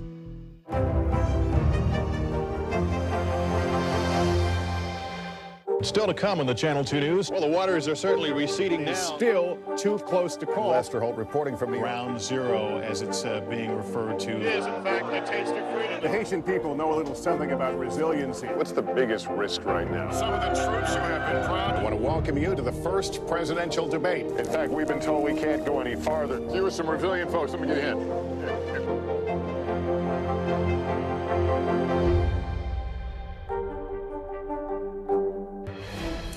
We're back now with breaking news. The May jobs report has just been released by the Labor Department, and more than 339 jobs were added. 339,000 jobs were added last month. Yeah, that's far more than the 190,000 jobs economists predicted. The unemployment rate in the U.S. now stands at 3.7%. We're joined by our economy dream team of NBC News business and data reporter Brian Chung and Investopedia editor-in-chief Caleb Silver. Good morning to you both. Thanks for hanging out with us to break down these numbers. And Brian, let's start with you. We're getting a first look at those numbers right now. What's jumping out to you? Yeah, well, I mean, it's a blowout number when we talk about what economists had been expected. So 339,000 jobs, that's how many were added in the month of May. That is well above what estimates were. The unemployment rate did tick up to 3.7%, but it's interesting when you take a look at the industries that saw a lot of job gains. You're looking at business services, government, healthcare, construction. That's really interesting because most of the job gains in the previous months were driven by leisure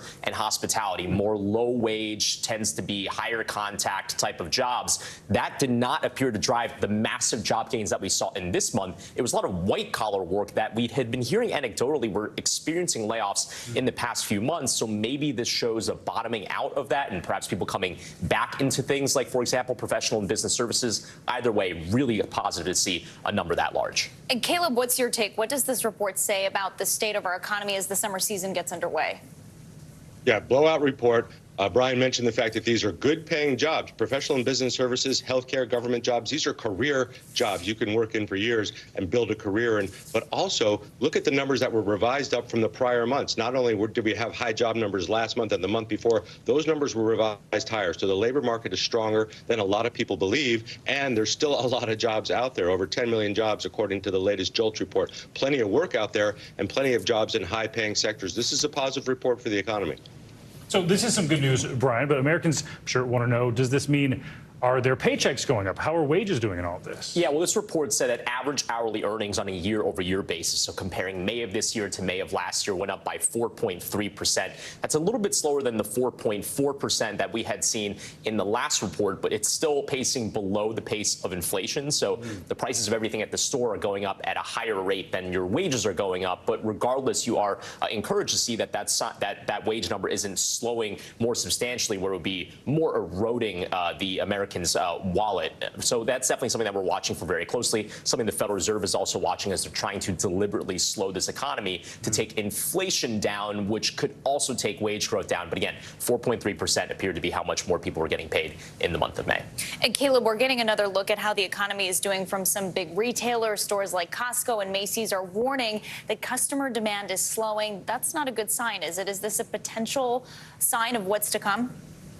Yeah, potentially, because we have very high credit card debt. It's at record highs, plus credit card APRs are north of 20%. So we're spending our way into some deep debt right now. But the fact that the labor market's strong gives people a little more encouragement to spend and not so worry so much about, am I going to lose my job? Is somebody in my family going to lose their job in the next couple of months? The labor market is telling us the economy is still strong. There's still demand out there. Even though people are pulling back a little bit on spending, they're still spending a lot on discretionary spending. That means travel. That means going out on a summer trip. That means going out to eat. So money is being spent, just not among the retailers right now.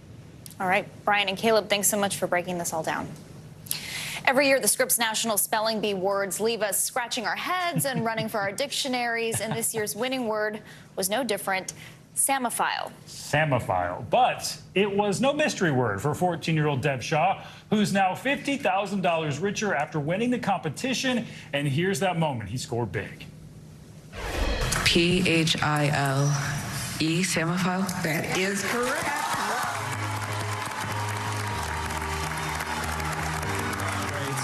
In Largo, Florida. And now, fresh off the big win, Dev Shaw, the 2023 National Spelling Bee champion, joins us now. Dev, good morning and congratulations. This was your third year participating in the National Spelling Bee. You've been prepping for this for years. How do you feel about this? I'm still feeling good. Like, it's still soaking in, I guess.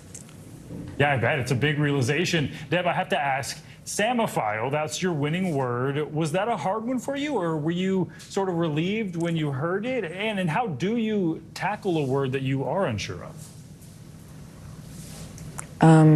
I was relieved when I heard it, but there were quite a few words that I was a little iffy on, like Tolcester, but how I handled that, I asked roots and I asked questions to reassure myself. And Dev, besides getting some much needed rest and sleep, what's next for you? Are you going to continue doing this as a hobby? Yeah, just like as a hobby, it would be much more enjoyable knowing that I don't have the pressure of a competition and I can just learn for fun. Ooh, that makes sense. Dev, I've always wanted to ask someone in these spelling bee competitions, when you do ask those questions for word origin and to repeat the word, are you ever just buying time? What is your strategy there? Well, you don't really buy time when you ask questions. The time still goes by, but most of the time it's just to get confidence. I guess, like, hearing the word's definition, you get reassurance that you're spelling the right word. But sometimes it's just you don't actually know the word and you're trying to figure it out. And Dev, we know you walked away with a $50,000 prize. What do you plan to use the money for? Well, I didn't know if I was going to win, so I guess I'll figure that out later.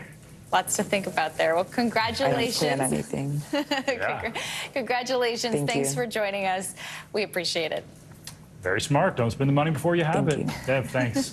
Well, some financial headlines now. And the Pentagon has agreed to purchase Starlink satellite internet terminals for use in Ukraine. CNBC's Silvana Henao joins us now with that and other news. Good morning, Silvana. Hey, Valerie. Good morning, Stephen. How are you today? All right, so SpaceX has won a contract from the Pentagon to supply its Starlink satellite service to Ukraine. Starlink has been used by Ukrainian troops for a variety of efforts, including communication on the battlefield. SpaceX had been providing Starlink to the country since the start of the war with Russia with the help of private donations and under a separate U.S. government contract. The Pentagon deal is a boost for SpaceX after CEO Elon Musk said last year it couldn't afford to fund Starlink indefinitely.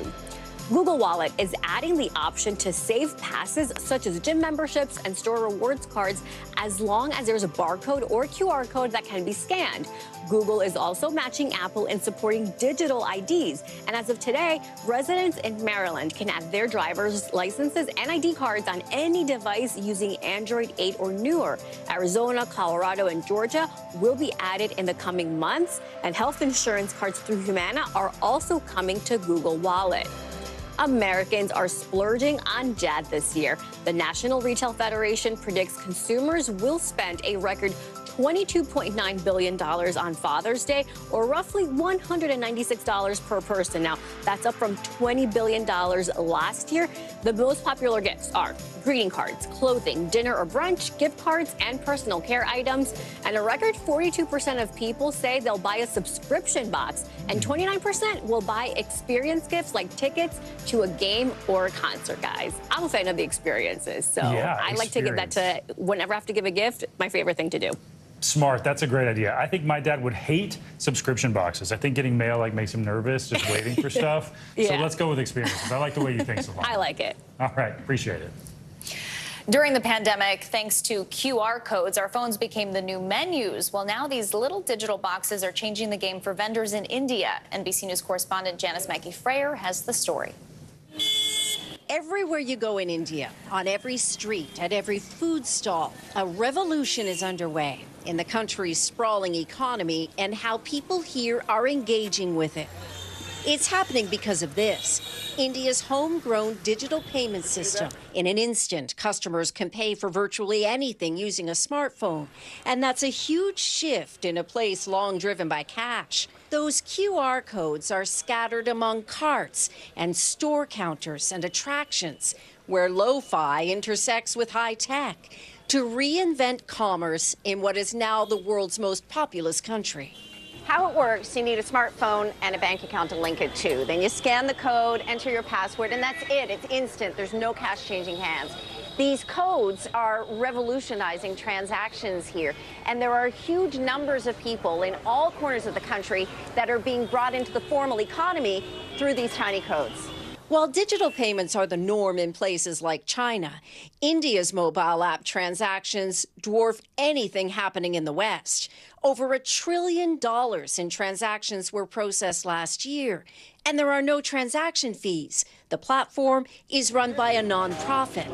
India's prime minister has boasted that India leads the world in real-time digital payments by clocking almost 40% of all such transactions. Now, for most people, Unified Payments Interface, or UPI as it's called, makes daily life easier and banking more accessible.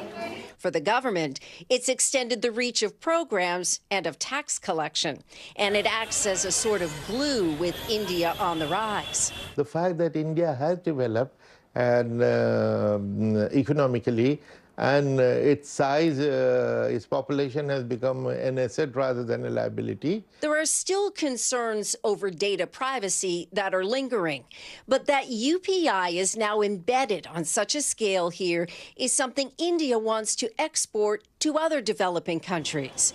Digital networks connecting more people than ever before. Our thanks to Janice Mackey-Freyer for that report.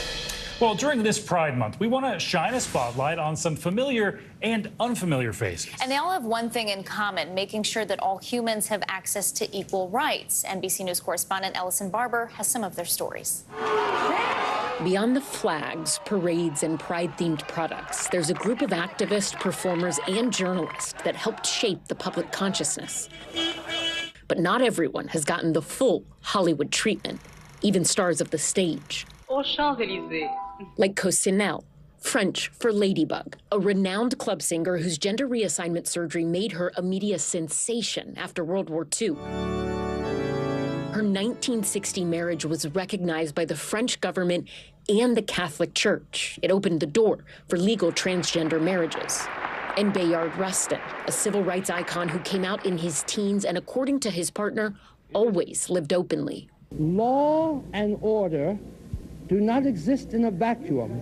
They exist out of social justice. He mentored and helped Reverend Martin Luther King Jr. implement practices of nonviolent civil resistance. Yes, I do. I think nonviolence is still the best approach. He fought against racial discrimination and segregation, and some of Rustin's ideas became the model for the freedom rides of the 1960s. He even helped organize the 1963 March on Washington, and posthumously received the Presidential Medal of Freedom. For decades, this great leader, often at Dr. King's side, was denied his rightful place in history because he was openly gay. Also at the forefront in the fight for civil rights and marriage equality. This has become a political question also, just the whole question of how Asians are regarded in this country. Journalist Helen Zia, whose advocacy started at a time of intense anti-Asian sentiment in the United States. In Detroit, two men who beat Vincent Chin to death because they thought he was Japanese were indicted today on federal charges of violating Chin's civil rights. Zia led the fight to bring federal civil rights charges against two Detroit men for Chin's death, although the sole conviction in the case was later overturned. Part of the justice was to make people aware that this was a racial crime and what racism toward Asian Americans is, and that it exists. Many people credit Matlovich with advancing the fight for gay rights in this country. He was discharged from the Air Force 2 years ago after he announced he was a homosexual. After serving in the Vietnam War, Technical Sergeant Leonard Matlovich came out to his Air Force captain in a letter and began to lay the groundwork for members of the U.S. military to serve openly. When I was in the military, they gave me a medal for killing 2 men and discharged for loving 1. Matlovich was awarded the Purple Heart and Bronze Star, but the Air Force discharged him because he was gay. Matlovich fought it in the courts, won a settlement, and his discharge was changed to indicate what he already knew. He served honorably. I never had a choice to choose to be straight or gay. If I had that choice, I love being a gay person. I love being a moral person. I love being a productive person to make society a better place. Our thanks to Allison Barber for that report. I talked to her while she was putting this together yesterday. She was so pumped about it, and I can see why. It's fascinating. Well, still to come, we've got the biggest shows and movies to watch out for this weekend, including the new animated superhero film, Spider-Man Across the Spider-Verse. That plus lots more on this week's Can't Miss list coming up next.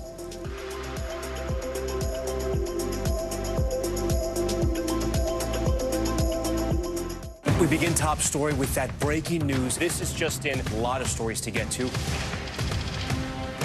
What do people need most right now? Did the state and/or law enforcement drop the ball anywhere? Are we headed for a recession or a recovery?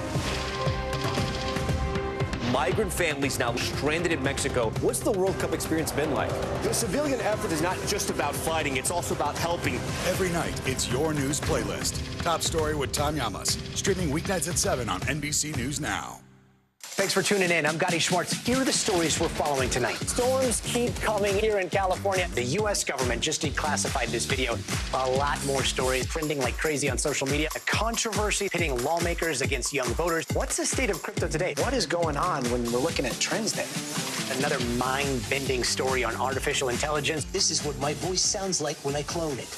That wasn't me. You gotta see this. Stay tuned now. Weeknights at 8 Eastern, 5 Pacific on NBC News Now.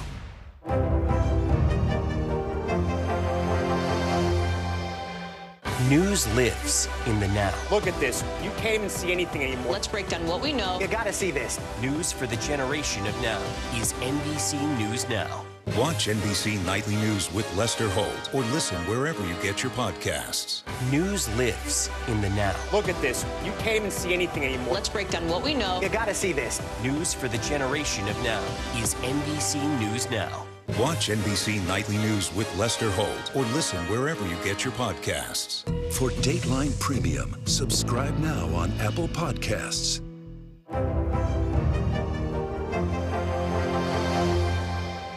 I'm Gotti Schwartz, and here are the stories we're watching tonight. Storms keep coming here in California. Some of the big headlines trending like crazy on social media. This is what my voice sounds like when I clone it. That wasn't me. You gotta see this. Stay tuned now, weeknights on NBC News Now. Good morning. Good morning, Mr. Well, President. very in question. We pride ourselves on the ability to turn on a dime. We've got breaking news. Sometimes there are no words. The flashbangs are continuing to go off. What emotions go through you as you're watching these girls? These are really important moments in our history, and people remember who shared that news with them.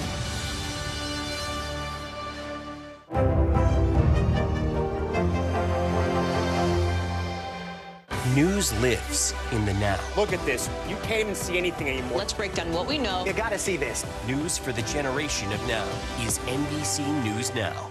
Watch NBC Nightly News with Lester Holt or listen wherever you get your podcasts.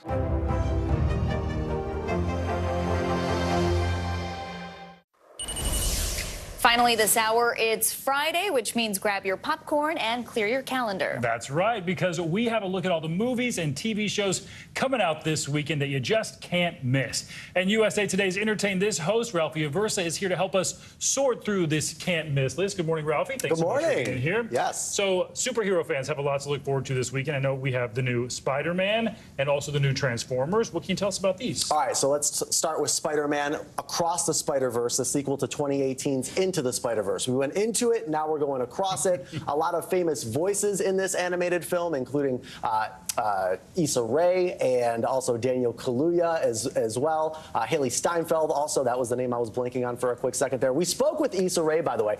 She's having a big month. She's going to be President Barbie in the new Barbie film, and then, of course, she's playing Jessica Drew here, Spider-Woman, who's pregnant and rides a motorcycle. So a lot to tackle for Issa Rae. By the way, we gave this one 3.5 out of 4 stars. So I think you're going to like this one if you head to the theater to see it this weekend. Well, we've got so much going on. I didn't know Spider-Woman was actually in this new one. Also want to ask about the new Transformers. What is it's the Beast or what? Yeah, Rise of the Beast Rise is of the this Beast. one. What can you tell us about this? So we have a couple new human stars in this one, Anthony Ramos being one, Dominique Fishback being another. And then, of course, we have those Transformers and that whole battle. Some of the Transformer actors, by the way, include Pete Davidson and Oscar winner Michelle Yeoh. So this one I think is going to surprise people. I think at this point you hear about a new Transformers movie and you almost, you don't want to put it in the same category as Fast and the Furious, but you're like, oh, another one. But I think this one's going to surprise some people. I think people are really going to enjoy it in theaters this weekend. Michelle Yeoh, don't want to miss that one. Exactly. Tonight, also a big night for Manifest fans. Streaming, those final episodes starts tonight. What can you tell us? Valerie, this is where it gets a little awkward here on the can't miss list because this show was canceled by NBC after 3 seasons, but was so popular on Netflix that they were like, let's revive it for a season 4. And so here we go, a 20-episode season 4. We got 10 episodes last fall. We get the final 10 coming up now. Josh Dallas, who's the star, told us that it really would have been cruel to leave fans of the show hanging after season 3. So now they get a proper send-off. All right, at least they get a proper send-off. All right, okay. Also want to ask about shooting stars. I know a lot of people were talking about LeBron James, sort of hinting at a possible retirement. So what can you tell us about shooting stars? All right, well, first of all, my personal opinion is LeBron James is not retiring. He's going to stick around to play with his son, Bronny James. Speaking of Bronny James, though, Bronny James was a McDonald All-American, and he played on that All-Star team with Mookie Cook. Mookie Cook stars as LeBron James in this film. The film, of course, based on LeBron's life, shot in Ohio as well. Mookie is committed to play at Oregon for the Ducks this upcoming season. How cool is it? LeBron James, you know, champion with 3 different teams, NBA all-time leading scorer. He's still playing, and we have basically a biopic about him streaming on Peacock this weekend. Pretty cool. So much pressure, though, to play him and then, like, talk to him. And then also play basketball for a big Division I school. Yeah, exactly. Quite the challenge. Lastly, reality reality TV, queen of the universe, and searching for soul food. What can you tell us? All right, queen of the universe. If you love drag queens and singing competitions, this is right up your alley. Just in time for Pride Month, Vanessa Williams you see as one of the judges, along with Mel B also, and Trixie Mattel. This is streaming on Paramount Plus. All right. A lot going on this weekend. Yeah, shout out to Searching for Soul Food as well with Elisa Reynolds, the chef. That is on Hulu. All right, lots to stream. Ralphie Versa, thanks for helping us break all that down. Thank you. Thanks, guys. All right, that's going to do it for this hour of Morning News Now. The news continues right now.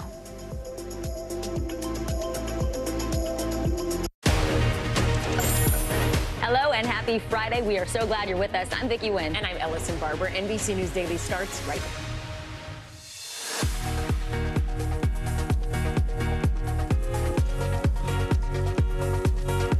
Today is Friday, June 2nd, exceeding expectations. The U.S. economy continued to crank out jobs in May, with payrolls surging nearly twice as high as expected.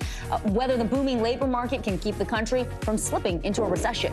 Nature's Ozempic, a dietary supplement called berberine, is gaining momentum on social media for what some believe is its ability to help with weight loss. We'll talk to a doctor to discuss if it is actually safe and effective. Inspiring innovation, a healthcare company using artificial intelligence to help patients with their IVF journeys. How the new technology is giving people a better chance of starting families at a lower cost. And loving through loss. What's the right amount of time to wait before putting yourself out there again after losing a partner? Later this hour, we'll speak with an author who writes about losing a loved one and how she was able to date again. Welcome to NBC News Daily. Glad to have you with us. We begin with another strong report on the health of the U.S. economy. The Labor Department released new data today. It shows a boom in hiring last month. Employers added nearly 340,000 jobs. That is much higher than what economists predicted. At the same time, the unemployment rate increased to 3.7%. That's the highest level since October, but still near the 5-decade low. Today's job report appears to be a sign that the economy is still chugging along despite the Fed's aggressive interest rate hikes and concerns about a recession.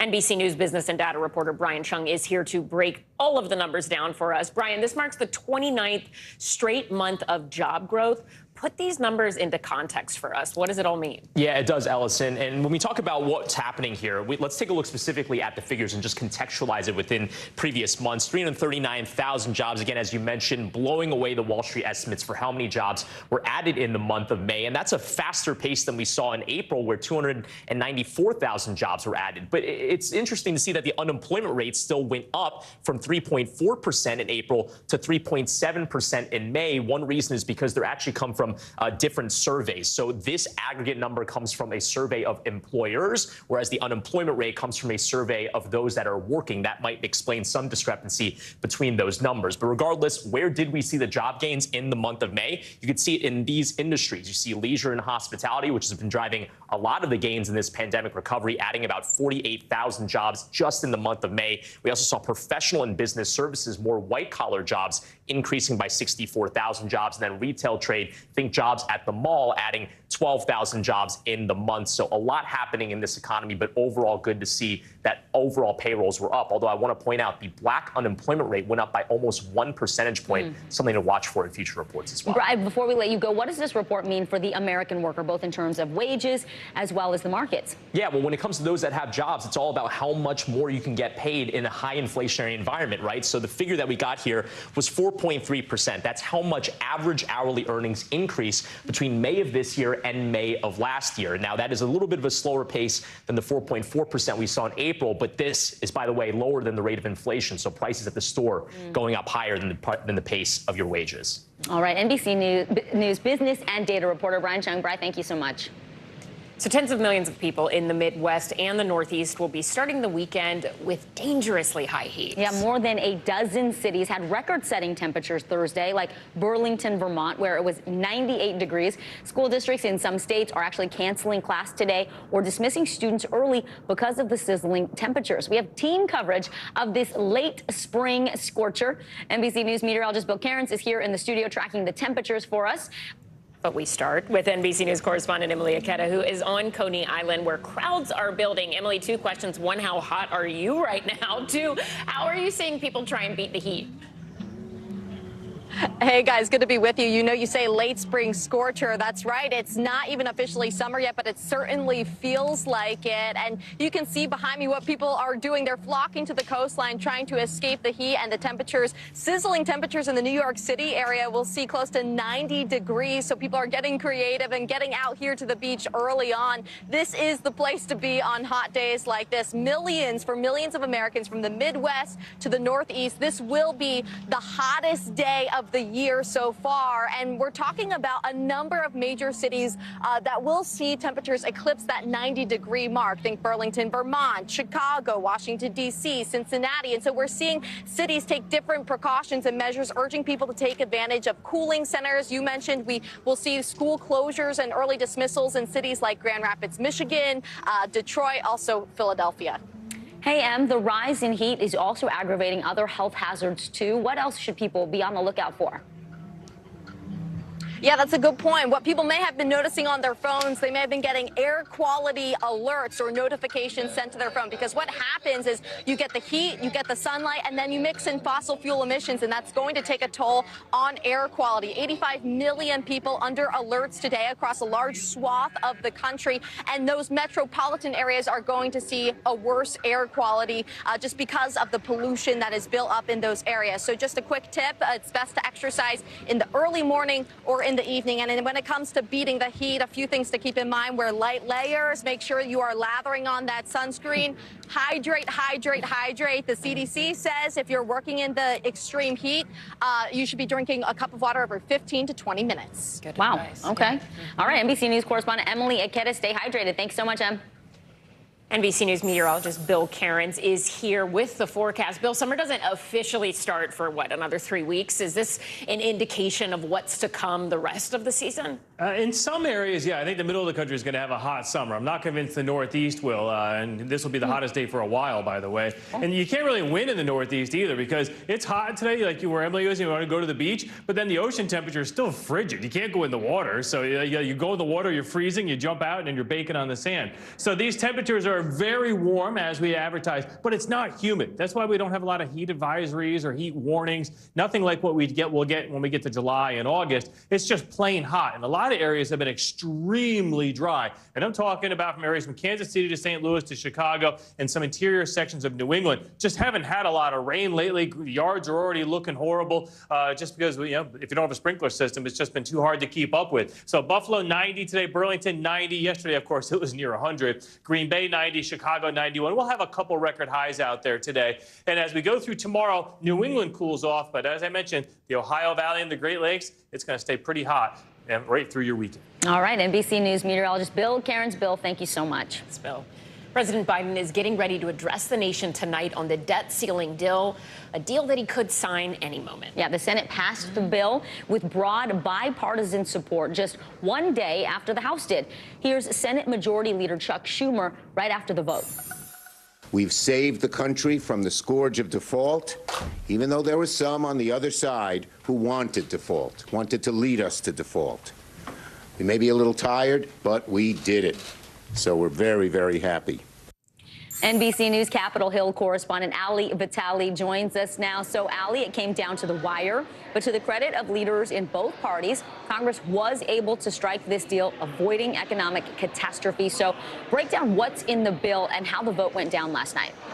Well, look, this is after weeks of negotiations, months of conversations up here on Capitol Hill, all of it culminating this week with a vote first in the House, then last night in the Senate. They went through multiple rounds of amendment votes to get there. None of those amendments passed, and that's a good thing, because if those amendments had passed, then this bill would have had to go back to the House, and we probably would have blown right through that Monday X date. That would not have been good for anybody. But what's in this bill now, and what's expected to be signed by the president any minute, is raising the debt ceiling for the next 2 years. It means that we won't have to have a conversation about hiking the debt ceiling until January 2025. With that, there are increases to defense spending and veteran funding, but there are caps on other domestic spending priorities.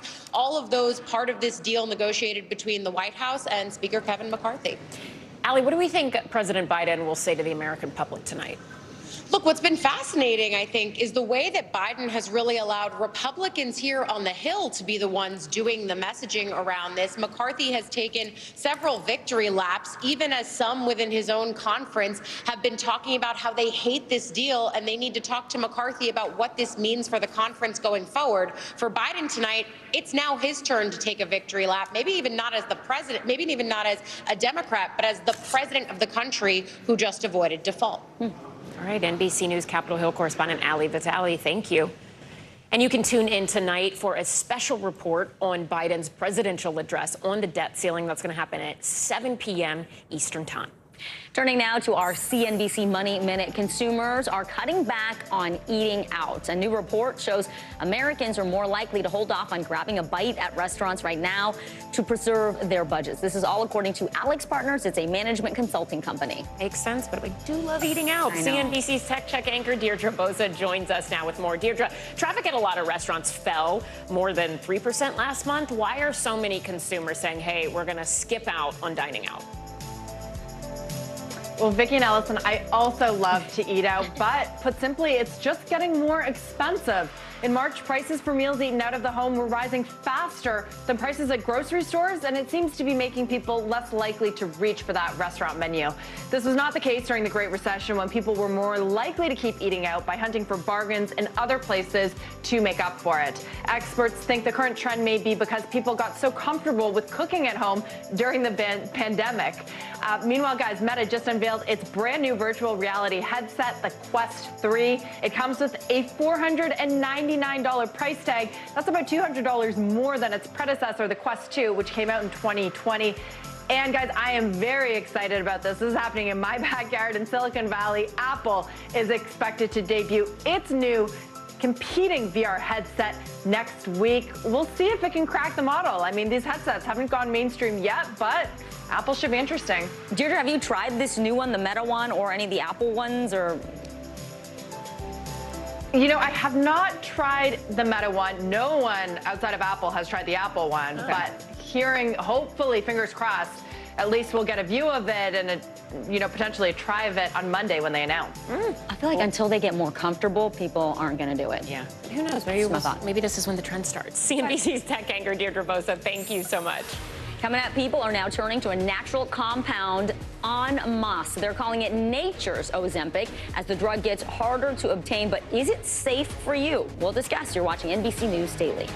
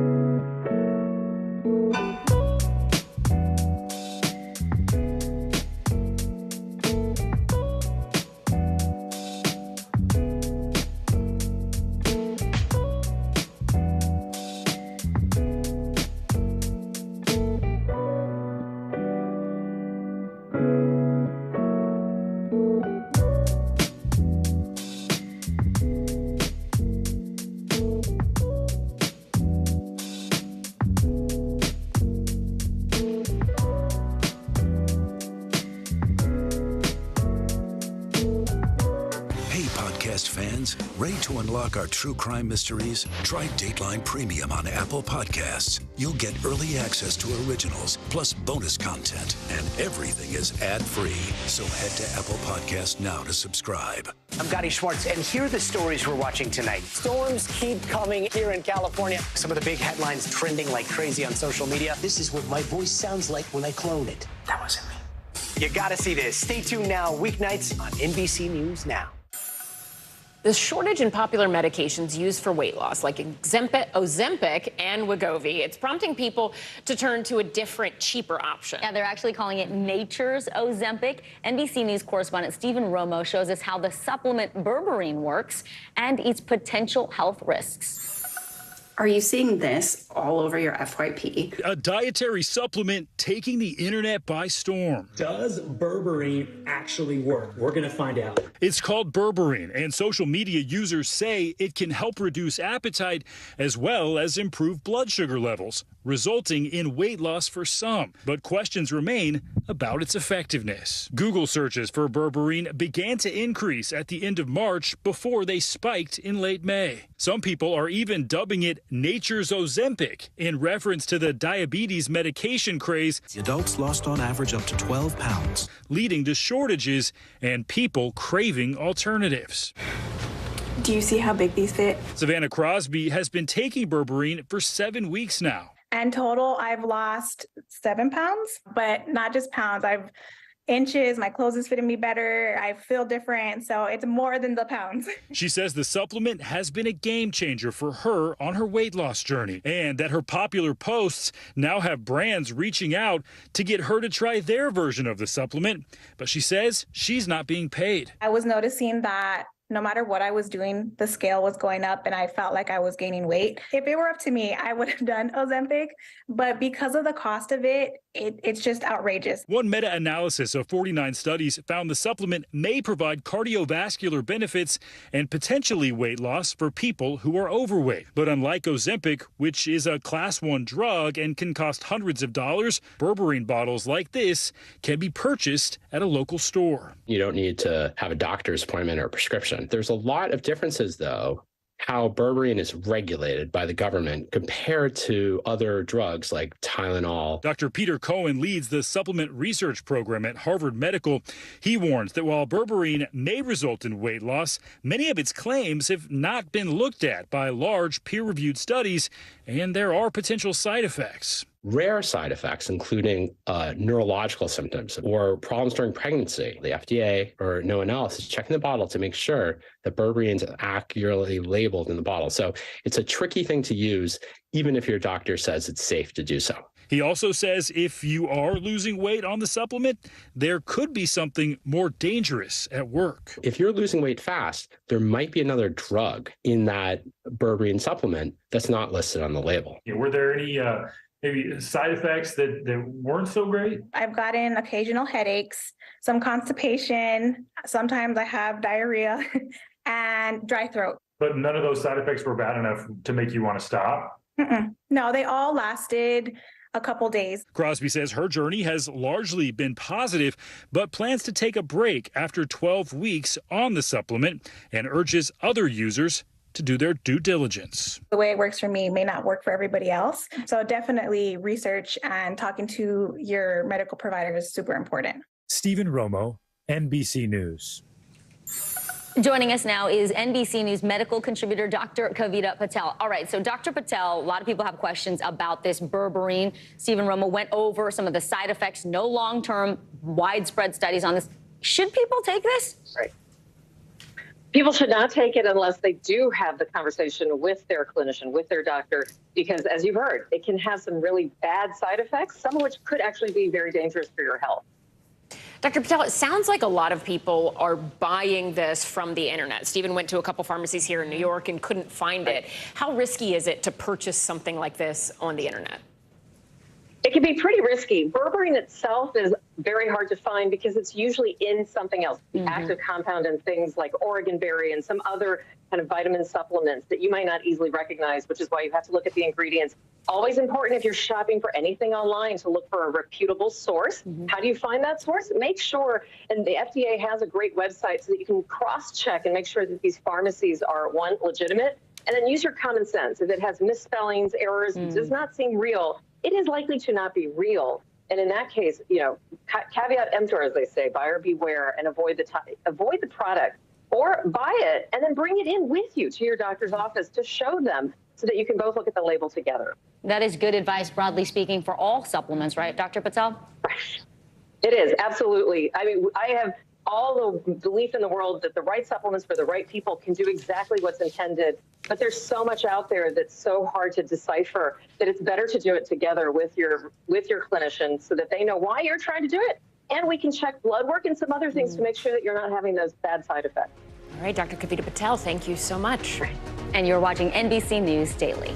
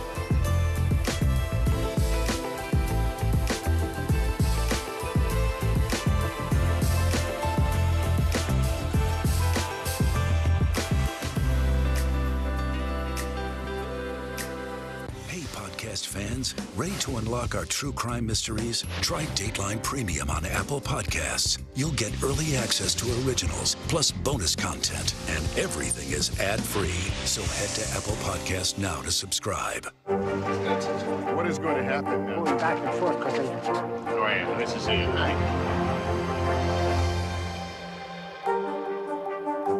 For Dateline Premium, subscribe now on Apple Podcasts. As Florida Governor DeSantis begins his presidential campaign in Iowa and New Hampshire, trouble is brewing in his home state. Thousands are protesting Florida's newest immigration law, State Bill 1718. Critics say it is one of the strictest immigration laws in the country. NBC News correspondent Sam Brock spoke to one business owner who is supporting the migrants in their fight. Thousands of Floridians are skipping work and taking to the streets. Viva la gente trabajadora! Viva los inmigrantes! In what's being called a day without immigrants in protest over Florida's new immigration law. Scores of restaurants and stores across the state shutting down for the day in solidarity against Florida Senate Bill 1718, which goes into effect July 1st. At El Mariachi restaurant in West Palm Beach. I'm looking around your restaurant right now. It's empty. Empty. Why? Because we trying to support all the immigrants. Most of them are in protesting. The empty restaurant costing Victor Prado $3,000 a day, And this could be a looming crisis for him. He's lost the majority of his employees in just the last few weeks. They afraid. They're moving for another state. They moved to another state. Yeah. Governor Ron DeSantis touting the new law as the strongest crackdown on illegal immigration in the country. So what you want to do is say there's not benefits for coming illegally. Among the new requirements, local governments are banned from issuing ID cards to the undocumented or recognizing another state's. Hospitals are required to ask for patients' immigration status and collect the information. And the law also enhances the penalties for, quote, human smuggling. This law, first of all, would make it a third-degree felony to drive with an undocumented person, even if they're your family member across state lines. According to Pew Research, there are more than 700,000 mixed status families across Florida, meaning there's at least one undocumented person in the family. Many of those people choosing to push back against the governor. Y hoy el gobernador Ron DeSantis equivocamente ha tomado la decisión de criminalizar a los migrantes, de deshumanizar porque deshumaniza con esa ley, porque nos hace saber que no somos nada. As for Prado, he says despite the losses, he's joining the fight, taking a stand in solidarity with all those who, like him, are here to fulfill a dream that is now being threatened. We come to this country for a better life. It's a dream. That's why you come to this country. Sam Brock, NBC News. It's a big honor for any student to gain admission to the United States Military Academy at West Point. But for one student almost 100 years ago, it meant helping to break a racial barrier as one of the first African-American cadets. From NBC Chicago, Stephen Holt has the story of that cadet's great-grandson following in his footsteps. Jonathan Parham was a young boy when he knew he wanted to go to West Point. He was inspired by his great-grandfather, Alonzo Parham, who back in 1929 was the only black cadet at the nation's elite military academy in New York's Hudson Valley. He was the only African-American at the school on campus at the time. Jonathan was so proud of his great-grandfather, he even wore something special to honor him on his military signing day. I wore a sweater that my great-grandfather received from West Point, a really nice knitted one. It's got the black and gold colors from West Point. And my grandfather sent it to me when I got accepted. Jonathan lives in California now, but Alonzo lived in Chicago's Hyde Park neighborhood. He never graduated from West Point because of academic issues, but also due in part to his experience with racism and isolation. 90 years made a huge difference for his great-grandson. I knew that it really couldn't compare to anything that he put up with while he was there. And I had the support. I had an amazing faculty. I had amazing TAC officers. I had roommates that I could rely on that he didn't have when he was there, so I really didn't have any excuse to fail. Alonzo eventually came back to Chicago and made his family proud by becoming a community leader, artist, and musician. He would no doubt be proud of his great-grandson, who graduated alongside a diverse group of cadets. We even asked him what would his great-grandfather have to say about him following in his footsteps. Well, I'd hope that he'd be proud. I think he'd say, you know, graduation is not a finish line. It's time to get going so that I can lead the way I'm supposed to. Our thanks to Stephen Holt. Coming up, the search for those missing inside the collapsed apartment building in Davenport, Iowa. It's now turning into a recovery mission. We'll take you there after the break. You are watching NBC News Daily.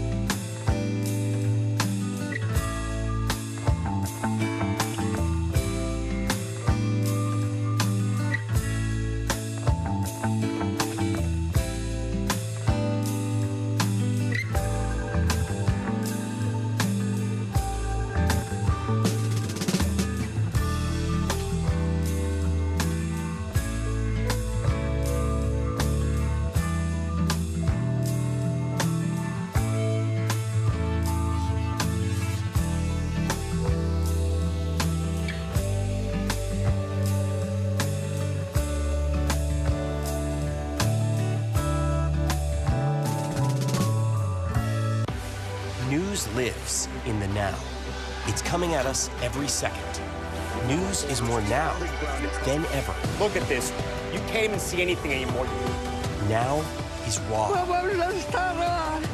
Now is real. The Fed's decision today, help us translate that into very plain English. Now is constant. You gotta see this. The future is now.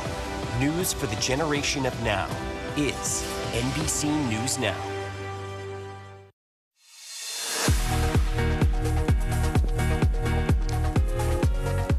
Welcome back. I'm Ellison Barber. Glad to have you with us. I'm Vicki Wynn, making news right now. Bill Cosby is facing a new sexual assault lawsuit. A former Playboy model sued Cosby yesterday. She is accusing him of drugging and raping her more than 5 decades ago.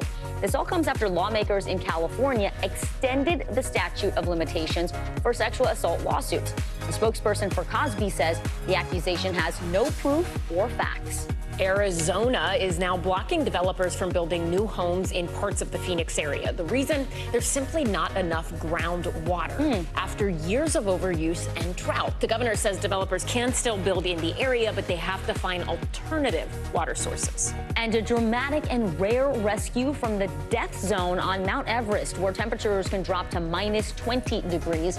A Sherpa guide saved a climber from Malaysia last month who was clinging to a rope and shivering from the freezing cold. The Sherpa told Reuters he wrapped the climber in a sleeping mat and carried him on his back nearly 2,000 feet down the mountain. Those Sherpas are incredible. I know, amazing. I heard him speaking in an interview this morning on some podcast, and it was just they're phenomenal. heroes. They're hero. I mean, he's a hero, absolute hero. Okay, so we start this half hour with the latest in Iowa, that apartment building that partially collapsed. 3 men are still unaccounted for right now, and officials say it's likely they were home when the building came down. We just learned in the last hour that the additional search for survivors is complete, and rescuers are now prepping for recovery. An Iowa State task force is on the ground in Davenport to help local officials.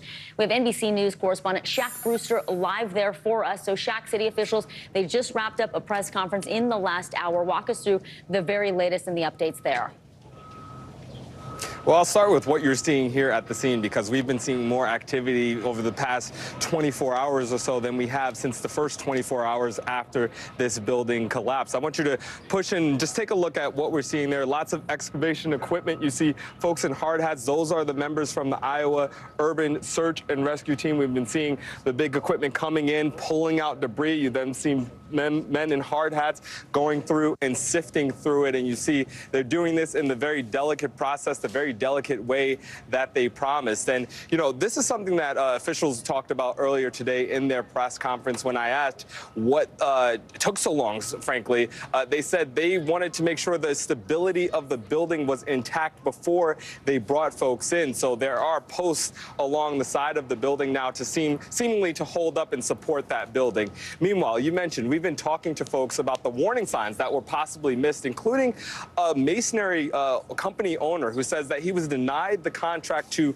actually do the work that was being done when the partial building collapse occurred. But he said he's been keeping an eye on the progress, and he really saw some red flags on Friday and Saturday when he got a close look at the building and actually warned workers who were at the site. Listen to a little bit of our conversation. Saturday, I saw that it was actually the interior layers as well, and that's the main structure of the building. If that falls, then it's going. So Saturday is when I addressed the workers that were working, and I said, you need to leave, it's gonna fall, it's gonna fall. He said he later prompted 911 calls calling for an evacuation, but obviously that wasn't heeded in a large way. But a lot new information that we've been learning over the past 24 hours. So, Shaq, what else can you tell us about these 3 people who are still missing? I know you've been in close contact with their families. Well, there's not much to say at this point. Their families were the first to know that this urban search and rescue team was going back into the site, that this process was beginning. They've been promised that this process would be done delicately, the mayor describing the scene as a place of rest. So those 3 individuals are, by all accounts, presumed dead at this point. This is a recovery mission, and that's why you're seeing this process happen. It's happening slowly and respectfully, but it's more activity that we've seen here on this site since the first 24 hours. When remember, the search was called off and an actual demolition of the building was announced. NBC News correspondent Shaq Brewster live in Iowa for us. Thank you, Shaq. Well, listen, with the help of forensic genealogy technology, police in Boston were finally able to crack a string of rape cases from more than a decade ago. They arrested a suspect, a 35-year-old lawyer from New Jersey. Now he is facing charges in connection to 4 assaults between 2007 and 2008. NBC News correspondent Ron Allen reports. The suspect in a terrifying series of rapes in Boston some 15 years ago has appeared in court. Matthew Nilo, now 35, an attorney arrested at his apartment in New Jersey, charged with attacking 4 women in 2007 and 2008 while a student in Boston. The breakthrough evidence, investigators say, Nilo's own DNA. This arrest accumulates the investigation that employed the use of forensic genealogy. From recovered evidence, all 4 cases are DNA connected. Law enforcement analysts say forensic genealogy involves using DNA to identify suspects by finding matches in large databases, a process experts say police have relied on more heavily as the popularity of ancestry searches and their databases have grown. And a technology not nearly as sophisticated more than a decade ago, when Nilo allegedly committed the crimes. So the popularity of these ancestry searches is helping the police. Correct. They're helping them quite a bit. And not only the police and the authorities, but some of these sort of amateur internet sleuths are doing some of the legwork themselves. The frightening series of attacks had Boston on edge. Now, investigators not saying what led them to suspect Nilo. In court, he did not fight extradition to Massachusetts. Charged with 3 counts of aggravated rape, 2 counts of kidnapping, 1 count of assault with intent to rape, and 1 count of indecent assault and battery. The actual arrest, very low-tech. Police had the building front desk where Nilo lives call him to say he had a delivery and took him into custody when he came downstairs for a package that wasn't there, according to the arrest warrant. Mr. Nilo is looking forward to being taken back up to Massachusetts. He'll be entering a plea of not guilty, and he's looking forward to fighting these charges and showing that he's innocent. Investigators say the survivors of the attacks have been told about the arrest. They remain unidentified. We certainly realize that identifying this individual does not ease their pain. Nothing can. But hopefully it answers some questions. Boston police say federal money from the National Sexual Assault Kit Initiative, some $2.5 million, helped renew efforts to review unsolved cases like this one beginning last May, with priority to those that pose the most threat to public safety. Meanwhile, the investigation that led to Nilo's arrest continues. Authorities say he also lived in Wisconsin, New York, and California during the past decade, and urge anyone who thinks they might have any information about an additional crime to call police. Thanks so much, Ron Allen, for that report. After several dangerous close encounters, animal experts are warning tourists to steer clear of wildlife when visiting national parks. As NBC News correspondent Aaron McLaughlin shows, these interactions are putting people and the animals at risk. Yellowstone National Park, relief after this near disaster, and a warning to summer tourists. Because the buffalo could have kicked all their butts pretty easily and ate grass like 3 minutes later and not even been worried about it. The harrowing encounter as a woman reaches out, posing for a photo, and then wildlife experts say it's the latest example of a troubling trend. Tourists getting too close, some looking for that picture-perfect moment. By taking selfies, we put them in danger. By getting close, we put them in danger. This week, a Yellowstone Park visitor pleaded guilty to a federal charge of disturbing wildlife and was fined $1,000 for helping a baby bison cross a river, which park staff allege possibly prompted the herd to reject the calf. According to park officials, the abandoned bison baby was eventually euthanized because it was causing a hazardous situation by approaching cars and people. The park now reminding visitors to stay at least 100 yards away from wolves and bears and at least 25 yards away from bison. that we really got to double down on our understanding of how to coexist with them. Tonight, a call to educate and to enjoy wildlife from a distance, avoiding close calls like this one. Erin McLaughlin, NBC News. Well, for people, well, I know. Who needs a warning for that? I'm not sure. You and I were both like, we would keep our distance. For people with disabilities, going to live performances can really be a challenge. But now a new venue in New York City is working to make those shows much more accessible. Amazing. So the performances are designed specifically for people with dementia and their caregivers. NBC News medical fellow Dr. Akshay Sayal has more. A few years ago, Sunny Harrison noticed she wasn't quite acting like herself. At 94 years old, she began having issues with basic things like paying the bills or taking her medications. There was a time when I really didn't care and I was really feeling quite ill and didn't care what was going on. Her doctors had diagnosed her with mild cognitive impairment, early memory loss, which could ultimately progress to dementia or even Alzheimer's disease. Worried about what the future might hold, her daughter Amy was desperate for a way to bring back her mom's spark. Then came the music. They discovered Lincoln Center Moments, a first-of-its-kind music program designed for people with memory issues. We began Lincoln Center Moments really from a need.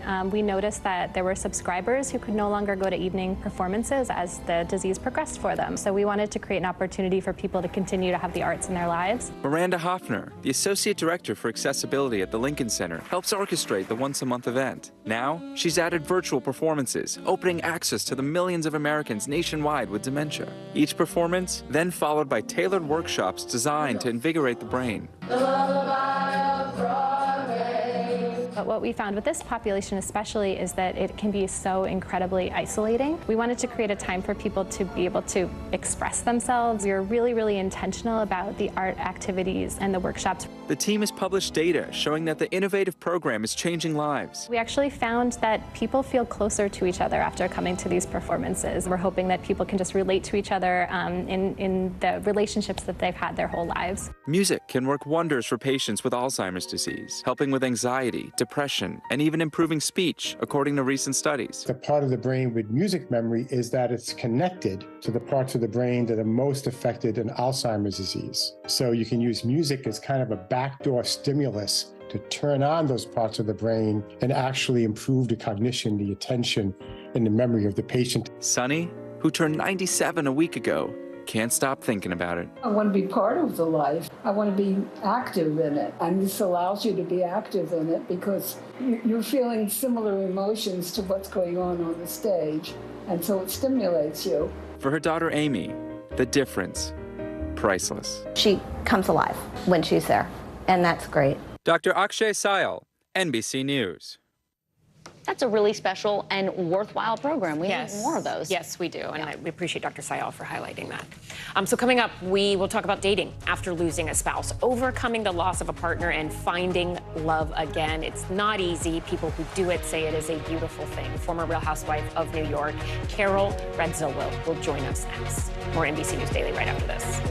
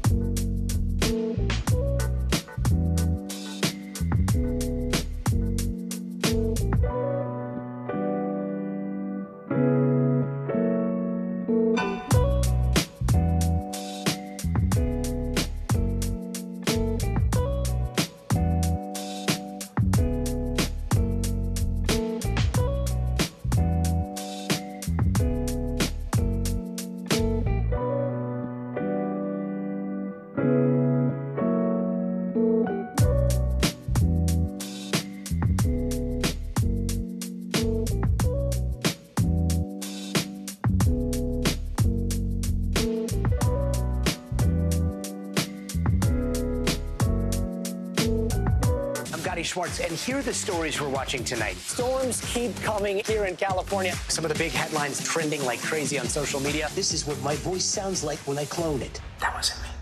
You gotta see this. Stay tuned now, weeknights on NBC News Now.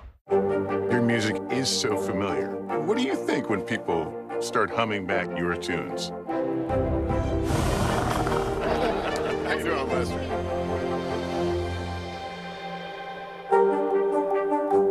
For Dateline Premium, subscribe now on Apple Podcasts.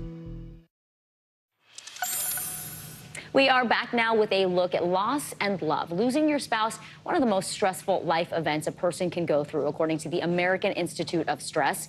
Simple daily tasks become immensely difficult, and thinking about a new relationship could sound impossible. Yeah, the experts at marriage.com say there's no specific amount of time to wait before dating again after losing your partner. But before moving on, they say you should let go of guilt, establish connections, and know what you want or need from a relationship. Someone who's been through all of this, author of The Widow's Guide to Sex and Dating, Carol Radziwill, is here to share some of her personal experience with us. Carol, a lot of people will recognize you from The Real Housewives of New York City. Some people might also know about your journalism career beforehand, where I believe you were stationed in Iraq. You did overseas reporting. I did. I was with ABC News, With and ABC, we yes. did. I was in Afghanistan. Afghanistan, okay. And before that, the little war that everyone forgets, the Gulf War, the Yes. original one, when Iraq invaded Kuwait. So you've dealt with and seen a lot of people experience loss than you yourself have experienced. Yeah. Walk us through what it has been like for you and some of the lessons that you have learned. Gosh. You know, it's funny when you said there's like a time period. Like in my mind, when my husband passed away, I had very fixed in my mind that I had to wait 1 year to get through the grieving process. I read, you know, Elizabeth Kubler-Ross, you know, the 5 stages of grief, or is it 7? I've forgotten. But it's really so individual. Like people would ask me, you know, I have a friend whose husband passed, do you have advice? And I was very careful not to give so much advice because it's so personal and everyone's journey is so different. For me, you know, I dealt with the loss of my husband and the loss of my best friend and cousin, Anthony's cousin, John, in a plane crash 3 weeks before my husband. So it was a lot of trauma at that time. And it took me a really long time. I thought after a year or 2 I was okay, but now I look back, when I was really okay, I look back and I thought, wow, that was really, really rough. And then writing my first book really helped me process it. But not everyone can sit down and write a book and work it out that way. We all do it differently. What did you learn on this journey after you lost your husband? I have to say, I mean, that is really one of my worst nightmare scenarios. I worry less about my own health and more about my husband's health. You know, you really do learn that, like, you have to take life as it happens, and you have to understand that wherever you are in your life is where you're supposed to be. That really kind of helped me because I was really young. I was 34 when my husband passed away, and it's, you know, I didn't know anyone who was a widow at 34. But I struggled with it, and I tried to control things while he was dying. He had cancer for 5 years, and I just realized that I came to a point in my life where I thought, okay, this is what is supposed to happen to me in my life, and I'm okay with it. I'm going to be okay. And then the next thing would come, okay, you know, this is what I'm meant to be doing right now. Even the reality show, which was completely out of character for me, and I thought, okay, but this is what has been presented to me, and I'm gonna handle it. And I find that works if you just sit down and you're like, okay, I'm meant to be doing this. What is the lesson, you know? We had a family friend who lost his wife, and then I saw him, you know, a year and a half, 2 years later, and he said, I met somebody. And he said, I didn't know I had it in my heart to find this space to love multiple people. What's your advice to people who are maybe struggling with a bit of guilt of saying, am I moving on? Yeah. Well, how do you still love and love again? You know, I think it's a really complex. It's funny because the second book I wrote was the novel called The Widow's Guide to Sex and Dating, and one of the lines is a husband dies and the world gets just another widow. A wife dies and a star is born. Because I found that widowers, men, they really get coupled up really quickly. You know, much more quicker than women. But I mean, having a relationship with someone whose spouse has passed is very complicated, and it's not like a divorce. I haven't been divorced, but you're still in a relationship with that person on some level, you know, that you still love them. Sure. You know, and that they're not there, you can express that. You can say that in a relationship. You know, I love my husband. I'll always love my husband. Whereas if you're divorced and you're saying that, it's kind of like, no, that might be because he's down the street. So there's a lot of different landmines. Thank you, Carol, so much. We got to go. Thank you so much.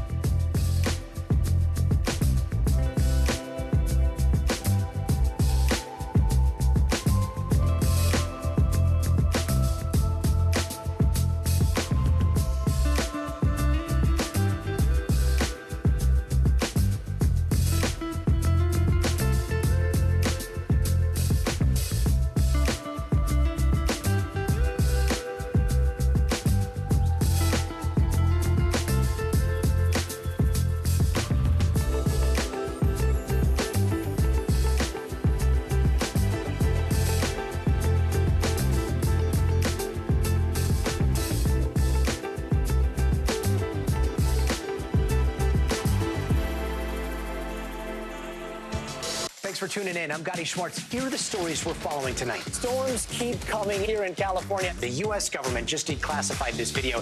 A lot more stories trending like crazy on social media. A controversy pitting lawmakers against young voters. What's the state of crypto today? What is going on when we're looking at trends there?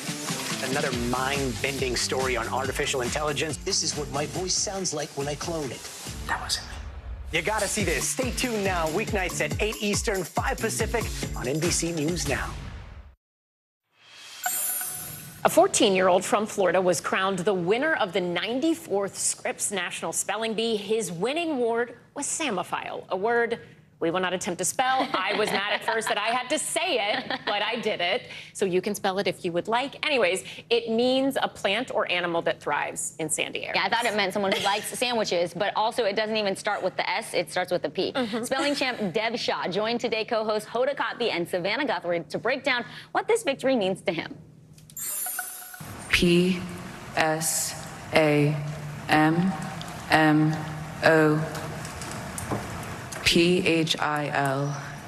Samophile? That is correct.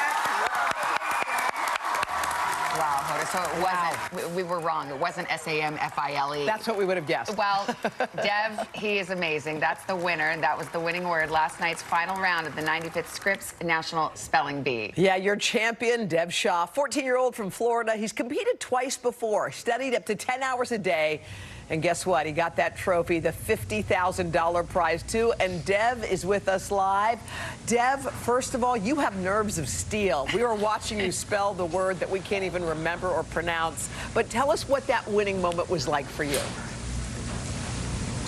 It felt surreal, and it felt good knowing that I worked hard for something and I accomplished it. You really did, Dev. I know you were in the spelling bee a couple times before. You kept at it. Did you ever, in your wildest dreams, imagine you would win the whole thing? I've definitely imagined it before, but like, I still can't wrap my head around the fact that it actually happened. Well, you know what's amazing about you? One of the first times you went into the spelling bee, you finished in the 50s. Then in 2021, you finished in the 70s. I think a lot of kids might have thought, you know what? I don't know that I'll be able to win this thing. But for you, it was different. So what gave you the confidence to think this time might be the time? It probably came from my family and my parents, because I feel like they gave me confidence to keep going. You know, it's a lot about what you know and how hard you study, which you clearly have, but it's also about how you keep your cool on that stage. Did you have any techniques or strategies, you know, to not lose it when the pressure's really on? Yeah, I guess just focusing on only your word, because some other people in the round might get words that you don't know, but that doesn't really matter. It's kind of your word that matters. Deb, I know that you worked hard. You studied 10 hours a day. So when you weren't studying for the spelling bee and you weren't busy doing that, like what do you do for fun? Well, I play the cello. I play tennis. I like to read, and I hang out with friends. I heard you like Wordle, and I love Wordle too. Did you already do it today? Don't give it away, but I'm just curious. No. Okay. How many tries does it usually take you to get it right? All 6. All 6? Really? That makes me feel better. God, Deb, thank you. You're the best. And also, you and Savannah both love Roger Federer, so you're going to have to fight over him. Oh. That's her favorite. Is that your favorite? Yeah. Well, guess what? He's the maestro on the court, and you're the maestro of spelling. Congratulations, Deb Shaw. Congratulations. We're proud of you, Deb. Way to go. Thank you. Oh, that's awesome. Good for him. Congrats, Deb, and thanks to Hoda and Savannah for that. Here's what's trending now. Christopher Nolan's Oppenheimer earning an R rating. It's the first R-rated feature for the director since his 2002 film Insomnia. Nolan confirmed the atomic bomb biopic is the longest movie of his career. The IMAX prints of the film run a stunning 11 miles long, and get this, they weigh about 600 pounds. Ooh. Well, Dwayne "The Rock" Johnson confirms he will lead a new Fast and Furious standalone film as his character Luke Hobbs. Despite swearing off the franchise publicly, Johnson will star in the new film that will bridge Fast 10 to Fast 10 Part 2. The Rock starred in the previous 2019 spinoff Hobbs and Shaw. And the production designer behind the new Barbie movie says the film used so much pink paint, it caused a worldwide shortage. What? The designer insisted that everything on set be pink. That is so cool. That movie looks good. I'm Vicki Wynn. And I'm Ellison Barber. You're watching NBC News Daily.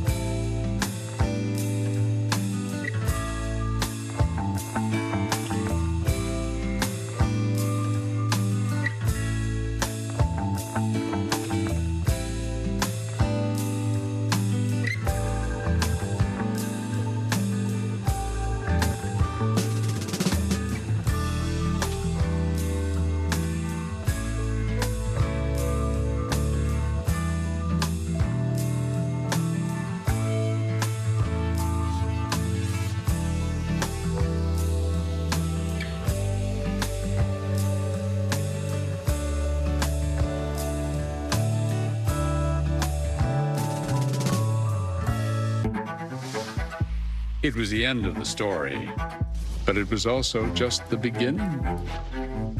We couldn't know then that following the mystery would take us to places as strange as any fiction. The mind whirled among dreadful possibilities. What happened here? The True Crime Original. Dateline, Fridays and Sundays. Hi, everyone. I'm Ellison Barber. I'm Vicki Wynn. So glad you're with us on this Friday. NBC News Daily starts right now.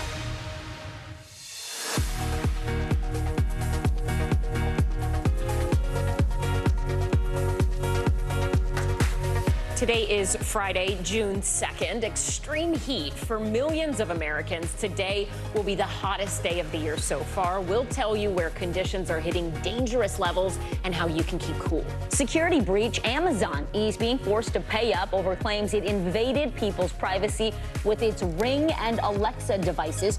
More on the disturbing claims that the tech company kept recordings of children's conversations.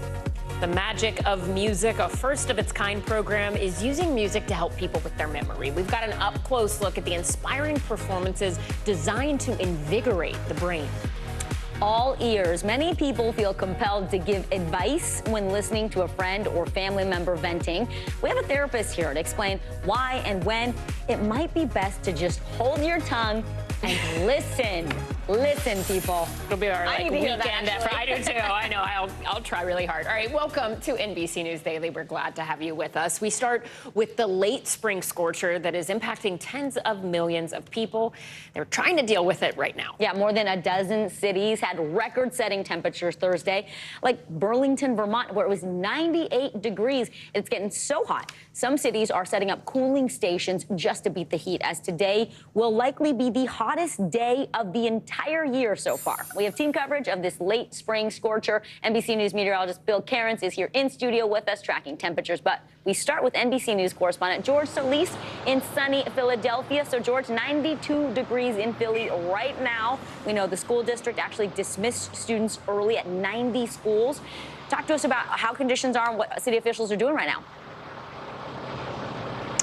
Yeah, good afternoon, Ellison and Vicki. You'll see right behind me, right, there is not a single student or parent or educator on the steps of Roxborough High School behind me because the school district made that call to dismiss students at nearly 100 schools early today just because of how hot it feels. And that is part of their new heat protocols here in Philadelphia, that when the mercury reaches a certain temperature, it is not safe for these students to be inside of the classroom. Now, you'll notice some classrooms have AC units, but it's just simply not enough when the heat is this intense. Some classrooms have fans. Educators telling me it feels basically like they're in an oven. And so these discussions are going on here in the school district as far as upgrading many of the schools here with outdated wiring to get them all on the grid so that they have continual AC throughout the school year. But at this point, because it's just a work in progress plan, again, the classroom's so hot. I had a conversation with an educator moments ago who described what it feels like inside one of these classrooms. Take a listen. The fan doesn't work. It's not a good thing for the heat, but they gave out some air conditioners to the classrooms, those that they gave out air conditioners to. And even with the air conditioners in certain areas of the school, it's still too hot. It's like the lunchroom, the gym, it's very hot. Yeah, guys, and I had an educator actually give me a really good point. It's not ideal for a lot of these students to be dismissed, especially as we get into the hotter summer months. A lot of these students are actually still playing catch-up from the COVID era, so they're really hoping that they can come up with a better plan to make sure the students stay in the classroom as long as they can. Guys? Yeah, absolutely. All right, NBC News correspondent George Solis. George, thank you. Let's get to Bill Cairns, who is tracking this rise in temperatures right now. Bill, it is really hot outside. It's great if you can be at a pool. If you can't be, it can be incredibly dangerous. How long is this going to last? Unfortunately, into early next week for some areas. And I remember those days, you know, the teacher's trying to teach with the lights off and your arms are sticking to the desk. It's so hot and miserable. And yeah, smart move. They can, you know, do some remote learning too. So Chicago's at 89 already. It looks like Columbus, Ohio is one of the first big cities to officially hit 90 degrees today. But everyone is in the upper 80s. New York City, 87. D.C. right now at Reagan International is at 89 degrees. We will have a chance to break a few record highs. It's interesting. We don't have a lot of heat warnings or heat advisories because it's not humid. It's very like a dry heat, almost like a desert-like heat out there. So we should break records in Buffalo, Burlington, Hartford, Sterling, Virginia should break the record high today. You should be just shy of it in Chicago, Detroit, Cincinnati, and Green Bay. There's relief for some tomorrow, but not everyone. You have to really be in New England or along the mid-Atlantic. But everyone in the Ohio Valley, once again, 10 to 15 degrees warmer than it should be. O'Hare should be about 90 tomorrow. Minneapolis, 91. Look at St. Louis at 95 degrees. And then, as I mentioned, it doesn't really, not much relief in St. Louis either. Even Sunday and Monday, low 90s. Right, NBC News meteorologist Bill Cairns, thank you. Bill, bringing me back with that memory of your arms like sticking to the desk. We totally did that in California. Yeah, Lights off, you'd be miserable. We'd get on the school bus in Georgia, and you'd be like, ooh, no. Like, arms, I'm not going to sweat. It's going to be fine.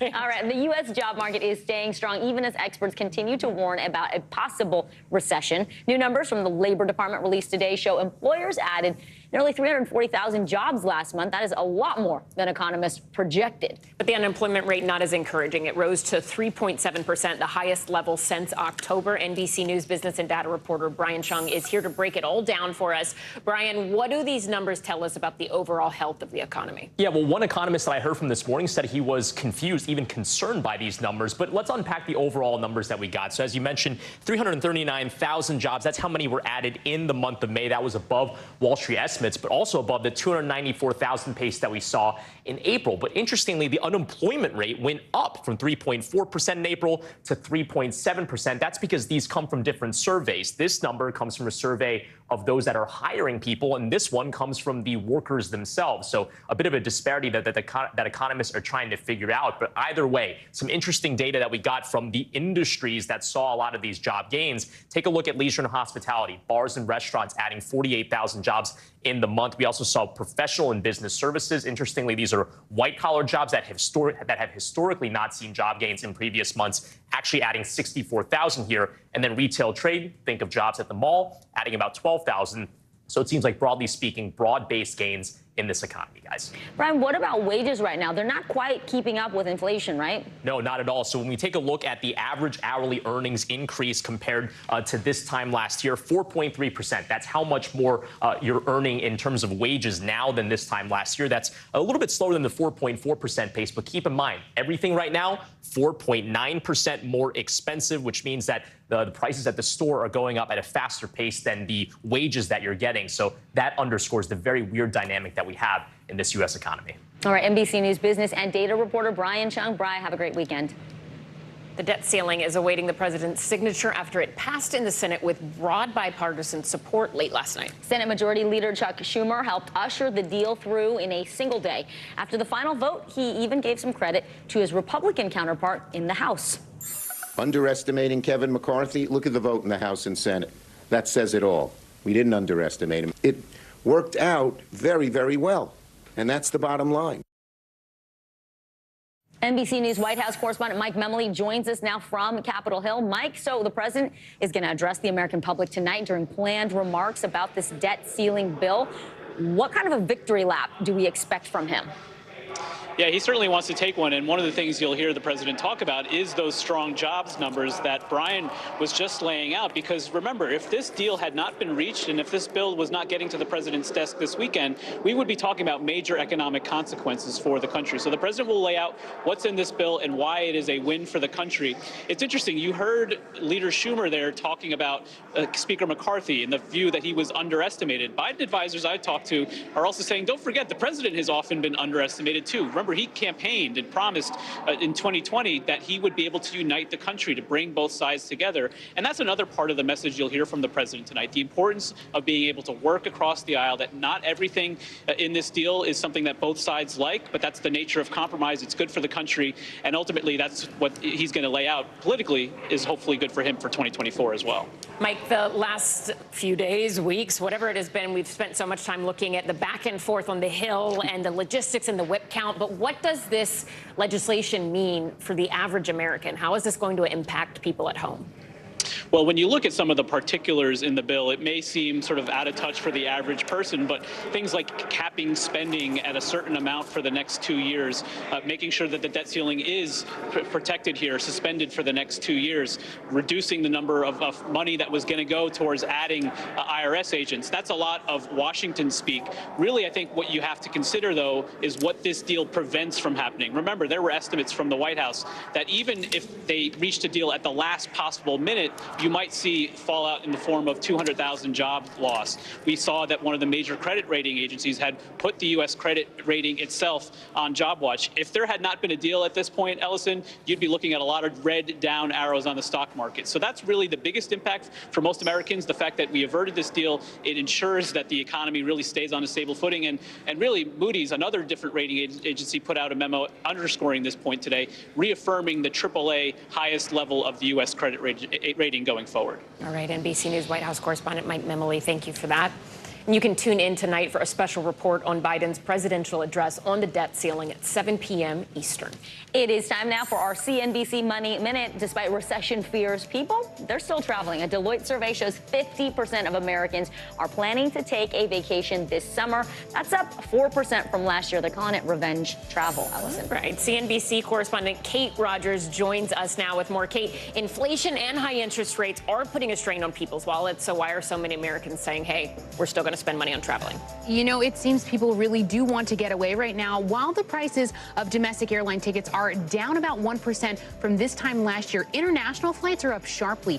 Airfare to Europe is now averaging around $1,100 this summer, according to the travel site Hopper.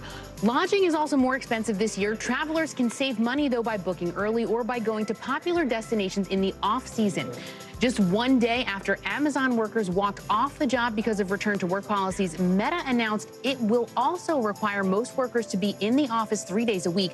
The Facebook parent company started notifying workers yesterday that they should expect to return in September. Google parent Alphabet also recently announced a similar return to work policy. And even beer is not safe from inflation. According to the Bureau of Labor Statistics, the price of beer at places like grocery stores was up 6% in April when compared to the year before. That tops the overall inflation rate of 4.9%. Popular beer makers like Anheuser-Busch and Molson Coors are among the companies that have raised prices so far. Back over to you.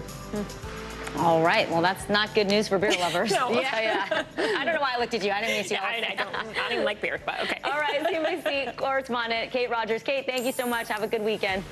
Could smart devices in your home allow companies to spy on you? What we know about the multi-million-dollar settlement Amazon just agreed to over privacy violations. Stay with us. That is next. You're watching NBC News Daily.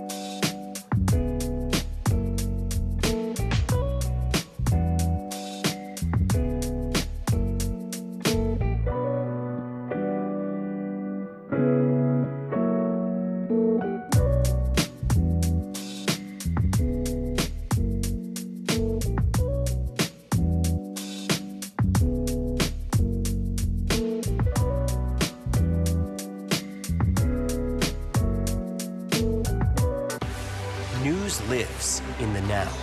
It's coming at us every second. News is more now than ever. Look at this. You can't even see anything anymore. Now is raw. Now is real. The Fed's decision today, help us translate that into very plain English. Now is constant. You gotta see this. The future is now. News for the generation of now is NBC News Now. Retail giant Amazon is being hit with a huge fine. The company has agreed to pay tens of millions of dollars for violating child privacy laws with its Alexa and Ring devices. NBC News correspondent Jesse Kirsch has the details. Amazon has agreed to pay $25 million after federal authorities say the company sacrificed privacy for profits when it held on to children's personal information, even after parents asked the company to delete that data collected with Alexa. Alexa, hello. Hi. That voice is practically everywhere. The FTC says more than 100 million Alexa-enabled devices like this Echo Dot Kids have been sold worldwide. The FTC also says Ring, an Amazon subsidiary, has sold more than 1 million cameras like this one. So you can see every corner of your home. The indoor cameras branded as something to make the home safer, but authorities say some cameras actually left customers exposed to illegal surveillance. Amazon now agreeing to pay nearly $6 million over that claim. When you set up a Ring camera like this one, you can keep an eye on home from afar. But the FTC says homeowners weren't the only ones alleging that Ring gave all of its employees, quote, full access to every customer video. The federal complaint says the issues predate Amazon's 2018 purchase of Ring. And in a statement, Amazon says our devices and services are built to protect customers' privacy. While we disagree with the FTC's claims regarding both Alexa and Ring and deny violating the law, these settlements put these matters behind us. Both settlements are subject to court approval. We put our trust in the companies that we use with our devices, and we trust them to do what they say they're going to do with our data. As technology and privacy concerns continue to collide. Jesse Kirsch, NBC News. June is here, which means it is officially Pride Month, a celebration of the LGBTQ+ community. NBC News senior national correspondent Stephanie Goss has more on the culture clash that's actually giving some companies pause about participating this year. June is Pride Month, and there's no missing its kickoff. Rainbow flags are everywhere. There are T-shirts and hats. Apple has a watch. Absolute Vodka has a special bottle. Companies have got more involved in Pride as a sign of how the whole culture is changing. But this year, the landscape has shifted. You are going to get rainbow vomit on everything across corporate America. Some corporations stepping into a fierce fight over transgender issues. It plays out in state houses. When you bow your heads in prayer, you see the blood on your hands. And on cable news. The same people who encourage minors to have life-altering hormones and surgery on their genitalia and even begin transitioning without parental consent, they have done and are doing enormous damage to young people. Target moved its Pride Month merchandise, including a transgender-friendly bathing suit, to the back of some of its stores after customer backlash. Okay, these are like naked people in shirts. Its stock price dropped more than 15% in 2 weeks. I got some Bud Lights for us. Bud Light marketed a customized can featuring transgender influencer Dylan Mulvaney, triggering an outcry. Sales dropped nearly 30%. There are calls to boycott Kohl's because of its Pride-themed baby clothes, and North Face, the outdoor company, as well. We like to call this little tour the Summer of Pride. Transgender issues still seem strange and scary to people. 20 states have passed bans on transgender medical treatment for minors. Does this very angry debate cast a shadow over some of the progress that has been made? I think everyone is aware that issues that seemed to be settled just a few years ago are up for grabs again. Pride organizers across the country tell NBC News Digital that their once eager sponsors are now more hesitant, growing fearful a backlash will target their bottom line. Stephanie Goss, NBC News, New York. Coming up, a small child caught in the middle of a carjacking. See the video of his rescue from the scary incident ahead. You are watching NBC News Daily.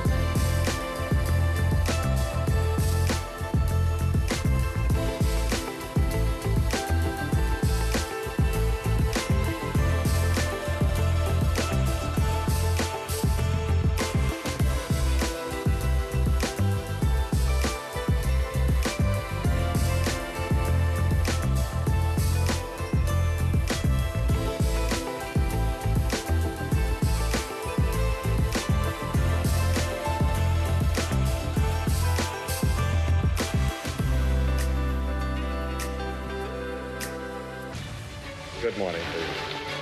Good morning, Mr. President. Very in question. We pride ourselves on the ability to turn on a dime. We've got breaking news. Sometimes there are no words. The flashbangs are continuing to go off. What emotions go through you as you're watching these girls? These are really important moments in our history, and people remember who shared that news with them. I'm Gotti Schwartz, and here are the stories we're watching tonight. Storms keep coming here in California. Some of the big headlines trending like crazy on social media. This is what my voice sounds like when I clone it. That wasn't me. You gotta see this. Stay tuned now, weeknights on NBC News Now. Your music is so familiar. What do you think when people start humming back your tunes? How you doing, Lester?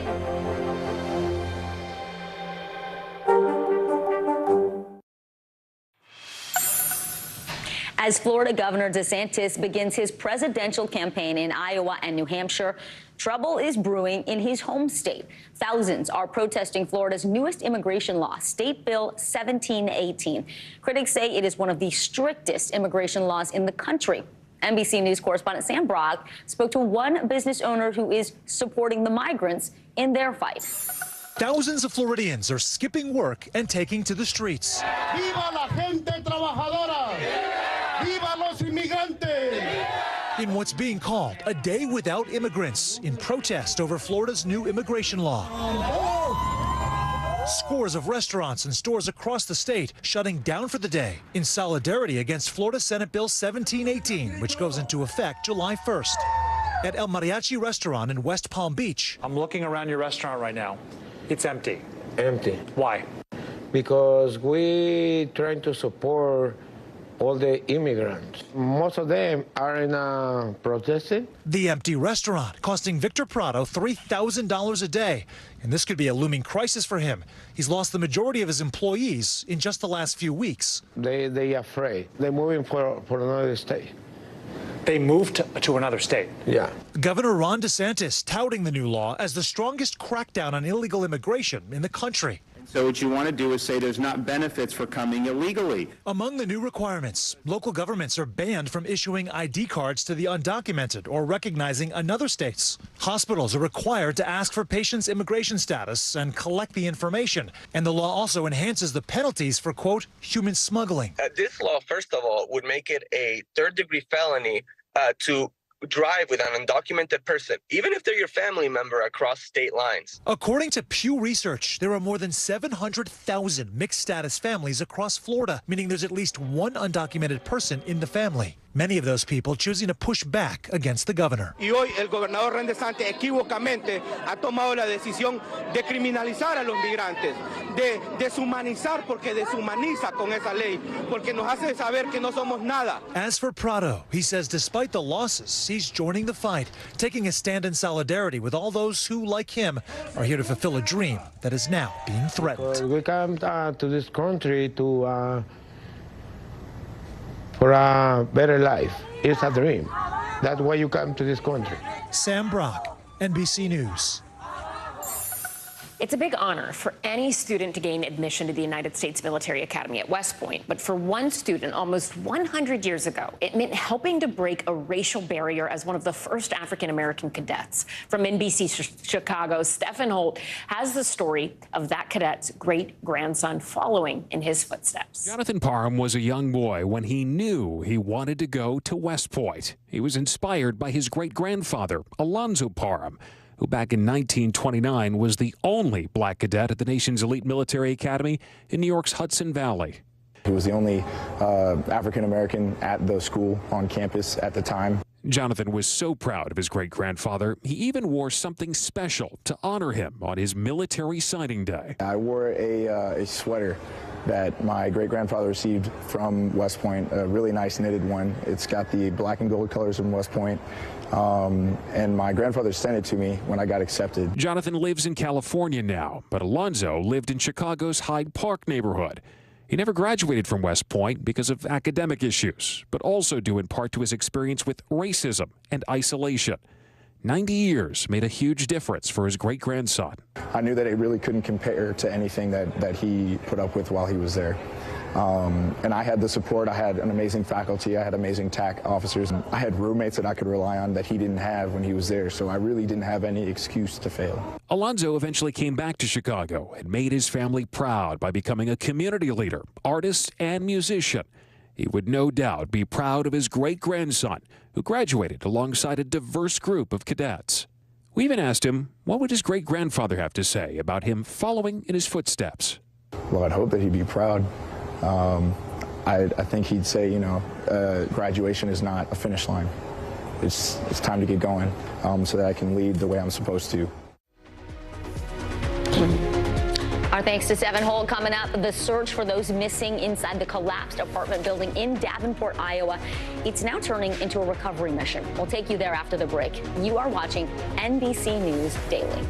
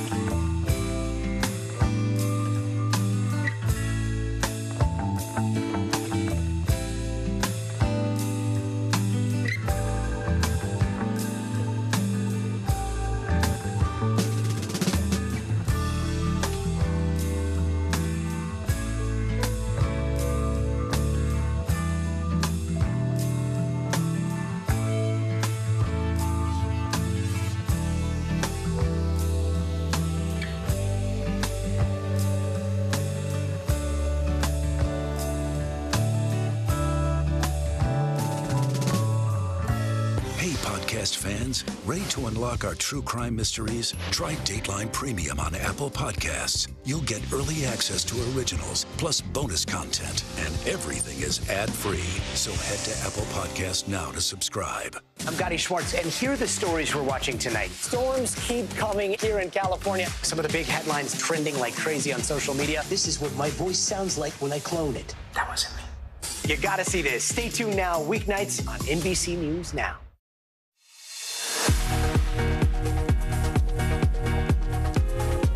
We're back on this Friday. I'm Vicki Wynn. And I'm Ellison Barber. Making news right now. A U.S. court is set to hear a lawsuit over Prince Harry's American visa records. The Heritage Foundation is taking the federal government to court over whether the Department of Homeland Security acted properly in granting Harry a visa. The complaint comes after the Duke of Sussex admitted to taking cocaine and magic mushrooms on U.S. and foreign soil in his memoir, Spare. Under U.S. law, drug use can lead to a rejection of a visa application. Nearly 500,000 juicers are being recalled. The Consumer Product Safety Commission and Empower Brands issued the recall after customers complained the juicers could break apart during use and cause cuts. 47 injuries were reported. The recall affects 2 models of the Power XL self-cleaning juicers. And America has a new spelling bee champion, 14-year-old Dev Shaw from Florida. He took home the $50,000 first prize at the Scripps National Spelling Bee yesterday after he correctly spelled the word Samophile. That's with a P, not an S. He went up against 10 other students in the finals after 11 million people entered competitions around the world. Incredible. Well, we begin this half hour in Iowa with the very latest in the apartment building collapse. The 3 men are still accounted for, are now presumed dead, as rescuers switch from a search mission to a recovery one. Yeah, this comes as a state task force is now on the ground in Davenport trying to help local officials. The Red Cross, they're also there trying to work with local agencies and provide assistance to the community. NBC News correspondent Shaq Brewster is there live in Davenport, Iowa. Shaq, there's a local media report that a man who tried to run into the collapsed building yesterday was actually arrested. In some ways, it seems to underscore this growing desperation in the community as they wait for answers. And frankly, from your reporting, our colleague Maggie Vespa's reporting, feel like they're not getting them. Maggie spoke to Lexis Berry, whose wife had to have her leg amputated after being rescued from the rubble on Sunday. What did she say about the day of the collapse, and how is her wife doing now? Well, Quenisha is still in the hospital. She's recovering, but still very sedated. Her wife went through the account of how when that collapse happened, that partial collapse happened, and they found her in the rubble, it was a long process, a tense process, as her leg was amputated right there on scene, as they were concerned about the condition of the building, specifically the potential that it can continue to fall. Right now, I mentioned she's in the hospital recovering, but listen to a little bit of what we heard from her wife, Lexis, during the conversation with Maggie Vespa just this morning. She's going to care more about her life than her leg that we know that eventually we'll be able to she'll be able to heal from, but her life is definitely top priority. We know just how widespread this impact is. You know, there's the focus on the 3 individuals who are still trapped by the rubble as the active search is underway right now. But there are so many others who are impacted this by having to be rescued or, in this case, still in the hospital injured from this collapse. Shaq, the Red Cross, we know, partnering with more than 15 agencies to provide assistance right now in Davenport, including financial aid for people who live in that collapsed building. What can people do if they need help right now? Well, officials are asking that they contact the Red Cross, that they go to one of the sites that have been set up for residents who have been displaced, for residents who are in need of assistance. You know, it's not just the people who can't go back into their apartment, who have lost everything in this building, but it's the businesses around it as well. And you see some of the financial assistance there on your screen, including $6,000 per household. That's largely coming from the state. $1,000 per household for residents of affected adjacent buildings. And you even see that support for businesses. So many people impacted by this very active scene.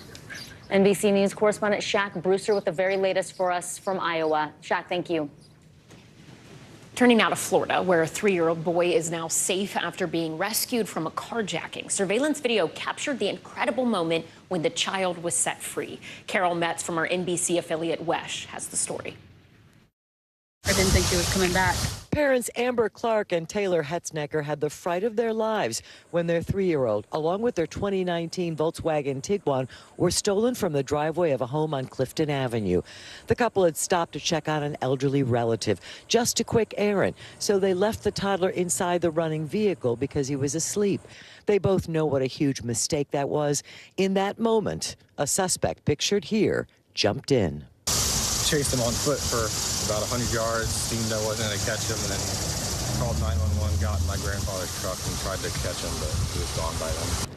I was going to my storage unit, and I seen a 3-year-old child sitting alongside the road. Surveillance video from State Street in Holly Hill shows the suspect in the stolen SUV stopping in an industrial area, lifting the child out and placing him on the side of a parked car just a few feet off the road. The suspect then got back in and took off. Seconds later, Good Samaritan Daryl Everman passed by.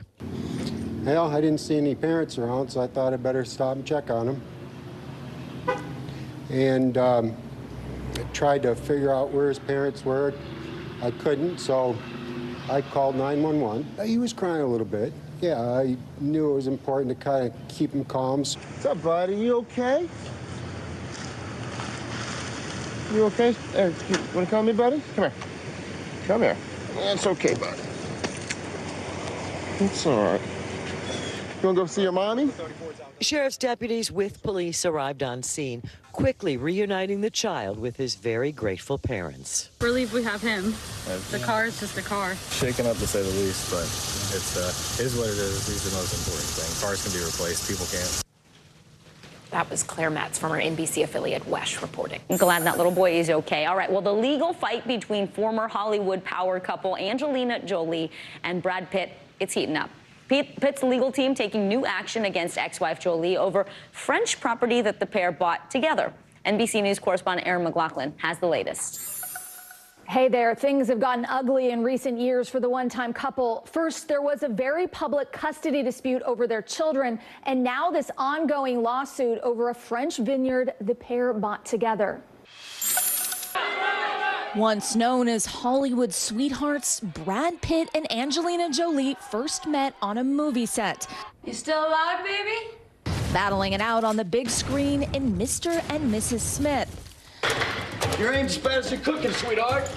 But now the former flames are fighting a real-life battle in court. Pitt first sued Jolie last year, claiming his ex-wife unlawfully sold her stake in Chateau Miraval, a French winery the couple purchased together in 2008, at the time calling it a loving home for their 6 children, and even getting married there in 2014. You think this story's gonna have a happy ending? Happy endings are stories that haven't finished yet. Now, in a new complaint filed Thursday by Pitt's attorneys, the star is doubling down on his claims of a strategically planned attack by a vindictive Jolie, asserting she secretly sold her 50% stake in the family home behind his back, writing, "As will be demonstrated at trial, Jolie's actions were unlawful, severely and intentionally damaging Pitt and unjustly enriching herself."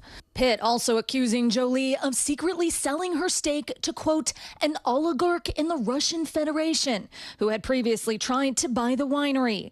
The filing also says Pitt and Jolie had a mutual and binding commitment to only sell their share of the winery with the other's consent. But Pitt says that changed amid a headline-making, heated child custody dispute. As both husband and wife and business partners, Pitt and Jolie were so financially entangled that this contract dispute could be really, really difficult for even the courts to figure out. Overnight, Jolie's legal team slamming the new complaint in a scathing statement, writing in part, "No matter how many times Mr. Pitt amends his complaint, he cannot escape from the fact that he verbally and physically assaulted Ms. Jolie and their children."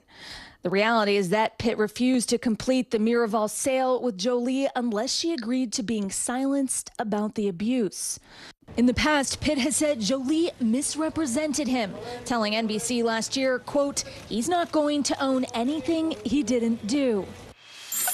Jolie's team has already filed countersuits denying Pitt's original allegations, so this likely isn't ending anytime soon.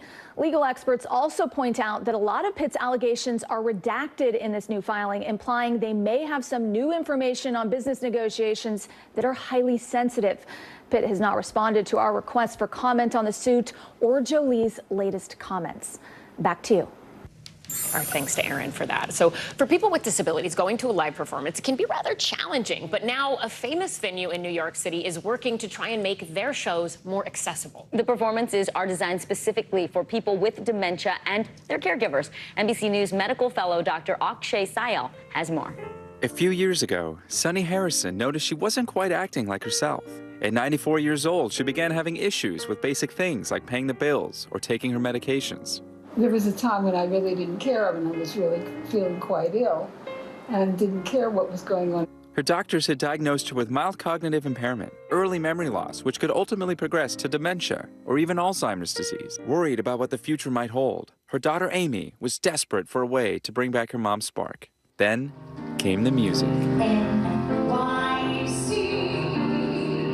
They discovered Lincoln Center Moments, a first-of-its-kind music program designed for people with memory issues. We began Lincoln Center Moments really from a need. We noticed that there were subscribers who could no longer go to evening performances as the disease progressed for them. So we wanted to create an opportunity for people to continue to have the arts in their lives. Miranda Hoffner, the Associate Director for Accessibility at the Lincoln Center, helps orchestrate the once-a-month event. Now, she's added virtual performances, opening access to the millions of Americans nationwide with dementia. Each performance then follows followed by tailored workshops designed to invigorate the brain.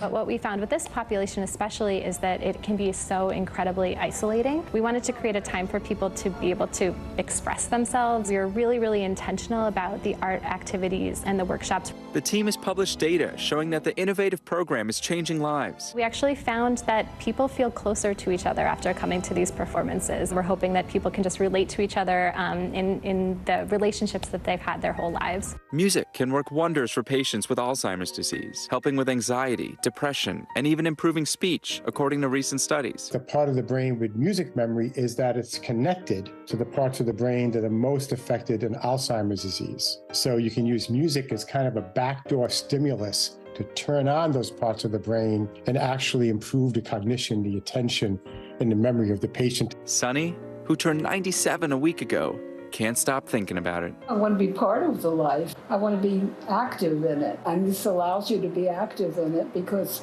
you're feeling similar emotions to what's going on the stage.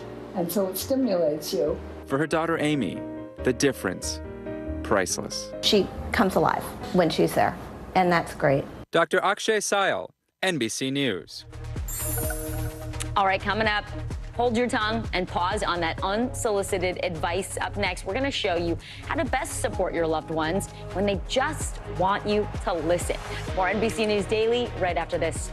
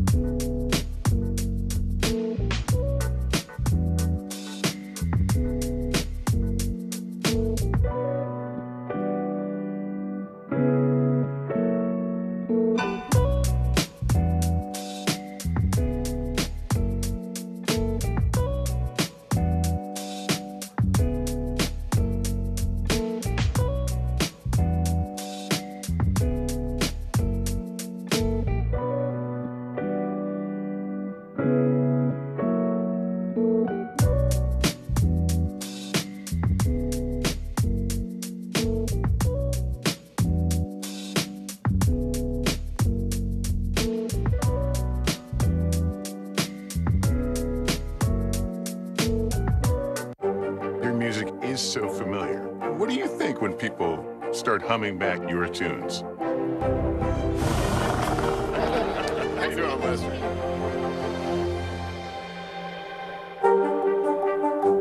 For Dateline Premium, subscribe now on Apple Podcasts. I'm Gotti Schwartz, and here are the stories we're watching tonight. Storms keep coming here in California. Some of the big headlines trending like crazy on social media. This is what my voice sounds like when I clone it. That wasn't me. You gotta see this. Stay tuned now, weeknights on NBC News Now. Do you know, and no judgment on this question, do you know how to listen without giving advice? I'm working on it. I'm working on it. If you really think about it, just listening can often be a challenge, especially when you want to help someone by giving them a solution. The problem is that many of us tend to miss that the person likely didn't ask you for the advice, but you're giving it anyway. That's where it gets tricky. So we've got psychotherapist Dr. Tiffany Henry, who joins us now from Atlanta. Great to see you, Dr. Tiffany. So why is it so hard for people to just listen without trying to give advice? Man, is it hard. It's really, really hard for me. And I'm a therapist, so people are coming to me all the time wanting advice. But, you know, one of the reasons why it is so hard is that we as human beings love to be in relationship. And one of the things that is important about relationships is to feel valued in the relationship. And so a lot of times people are giving advice because they're showing their worth. They're showing that they are a valuable member of the dyad of the relationship. And without that, like, what am I here for? If I'm not here to give advice, if I'm not here to show my worth, why am I in this relationship? So it's very much a self-fulfilling thing. So sometimes I feel like I'll do it with my husband where he'll ask something and then I think, oh, it's a problem. Okay, let me try and help solve it. And I've tried to start saying, do you want advice or are you just trying to tell me something? But if someone's in a situation where they are trying to practice active listening, how do you go about doing that? And sometimes how can you tell when someone is asking for advice and just wants you to listen? Okay, two very good questions. Active listening is is more of, I don't want to say active, but you're actually engaged in what the person is saying. The key to listening is trying to understand the person's point of view, not waiting on your opportunity to start offering advice, offering up things that the person didn't ask for. So making sure that you're really listening, engaging, nodding your head in agreement, that you understand what they're saying, paraphrasing, taking what they've said, putting it into context. I hear that, things aren't going well for you at this job. Tell me more about that. Asking clarifying questions. Can you clarify a little bit more about what you're saying? And then making sure that we're not adding in judgments and assumptions. That's important.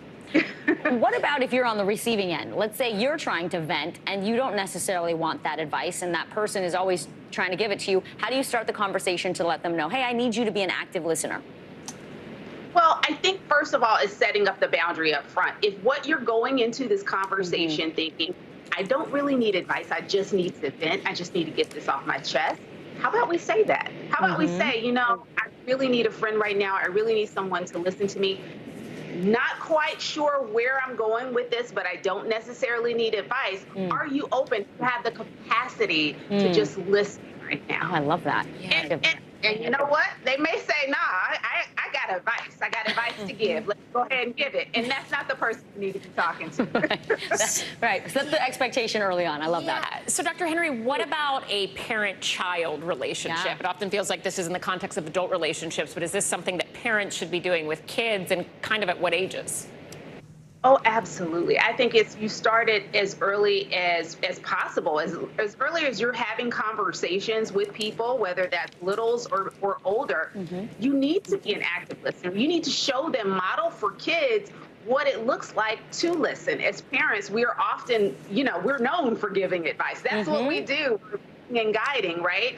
But sometimes we do have to allow our kids to make mistakes and go through things, problem solve and figure things out on their own so that they understand how they ended up in the mess that they ended up in. And then we come back as parents and say, you're going to listen to mama or dad. Yes, I love it. Dr. Tiffany Henry told us I can do the ha-ha. But first I have to do the tell me more. How did it make you feel? I got to listen first. Wait for the ha-ha. Psychotherapist Dr. Tiffany Henry, thank you so much. We appreciate your insight and advice. Thank you so much. You are watching NBC News Daily.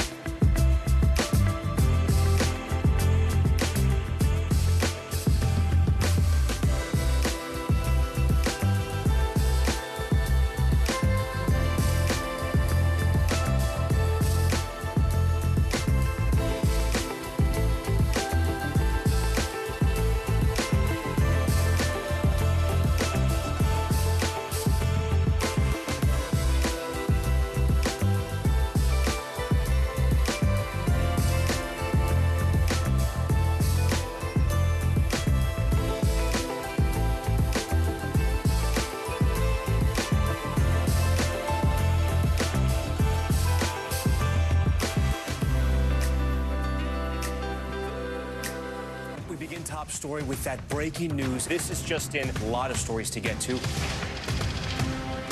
What do people need most right now? Did the state and/or law enforcement drop the ball anywhere? Are we headed for a recession or a recovery? Migrant families now stranded in Mexico. What's the World Cup experience been like? The civilian effort is not just about fighting, it's also about helping. Every night, it's your news playlist. Top Story with Tom Llamas. Streaming weeknights at 7 on NBC News Now. Well, to celebrate Pride Month, we want to spotlight some important activists who help push for equal rights. Yeah, these people all contributed to the furthering of civil rights for all of us in their own way. Here's a look at some of their amazing stories. Beyond the flags, parades, and Pride-themed products, there's a group of activists, performers, and journalists that helped shape the public consciousness. But not everyone has gotten the full Hollywood treatment, even stars of the stage. Like Cosinelle, French for Ladybug, a renowned club singer whose gender reassignment surgery made her a media sensation after World War II. Her 1960 marriage was recognized by the French government and the Catholic Church. It opened the door for legal transgender marriages. And Bayard Rustin, a civil rights icon who came out in his teens and, according to his partner, always lived openly. Law and order do not exist in a vacuum. They exist out of social justice. He mentored and helped Reverend Martin Luther King Jr. implement practices of nonviolent civil resistance. Yes, I do. I think nonviolence is still the best approach. He fought against racial discrimination and segregation, and some of Rustin's ideas became the model for the freedom rides of the 1960s. He even helped organize the 1963 March on Washington, and posthumously received the Presidential Medal of Freedom. For decades, this great leader, often at Dr. King's side, was denied his rightful place in history because he was openly gay. Also at the forefront in the fight for civil rights and marriage equality. This has become a political question also, just the whole question of how Asians are regarded in this country. Journalist Helen Zia, whose advocacy started at a time of intense anti-Asian sentiment in the United States. In Detroit, two men who beat Vincent Chin to death because they thought he was Japanese were indicted today on federal charges of violating Chin's civil rights. Zia led the fight to bring federal civil rights charges against two Detroit men for Chin's death, although the sole conviction in the case was later overturned. Part of the justice was to make people aware that this was a racial crime and what racism toward Asian Americans is, and that it exists. Many people credit Matlovich with advancing the fight for gay rights in this country. He was discharged from the Air Force 2 years ago after he announced he was a homosexual. After serving in the Vietnam War, Technical Sergeant Leonard Matlovich came out to his Air Force captain in a letter and began to lay the groundwork for members of the U.S. military to serve openly. When I was in the military, they gave me a medal for killing two men and discharged for loving one. Matlovich was awarded the Purple Heart and Bronze Star, but the Air Force discharged him because he was gay. Matlovich fought it in the courts, won a settlement, and his discharge was changed to indicate what he already knew. He served honorably. I never had a choice to choose to be straight or gay. If I had that choice, I love being a gay person. I love being a moral person. I love being a productive person to make society a better place. Oh, Ellison, I really enjoyed that. It was really nice to take a walk down the path of history and remember some of these unsung heroes, basically. We had a lot of fun with Noah, who cut that. Yeah. We had a lot of fun diving deep into the archives to figure out all this really interesting stuff. So. Happy Pride Month, folks. Pride Month. All right, here's what's trending now. Today is National Donut Day, and many of your favorite coffee chains and pastry shops are offering some special deals. Krispy Kreme is offering a free donut of any flavor, and Dunkin' Donuts is giving away classic donut when you buy a drink. I just want to know why people on the East Coast have never heard of maple donuts. I need to know. What Please write me, tweet me. What? Yes. Okay. Okay. For the first time, it's delicious. We'll talk For the later. first time, a film premiering at the Tribeca Film Festival will also be screened in Times Square. It's called Waitress, the musical, live on Broadway. It will play for free on an 18,000 square foot digital screen overlooking Times Square. This is happening June 12th. The film will simultaneously have its world premiere at the BMCC Theater. The Tony-winning musical stars artist Sarah Bareilles, who also wrote and produce the play. Very cool. All right, and the production designer behind the new Barbie movie says the film used so much pink paint, it caused a worldwide shortage. She said that everything on set needed to be pink. That's what she said made her love Barbie when she was little. And lastly, and this is hard to do, we're surprising our director, Rob. Happy birthday! It's coming up this weekend. Yes, he's the one who makes our show possible every day, and he's really good at what he does. Thank you so much, Rob. Happy birthday. Have a good weekend. I love that control room camera. Happy birthday, Rob. Happy That's a birthday, live Rob. look at Rob right there. Have a wonderful day. May all your wishes come true.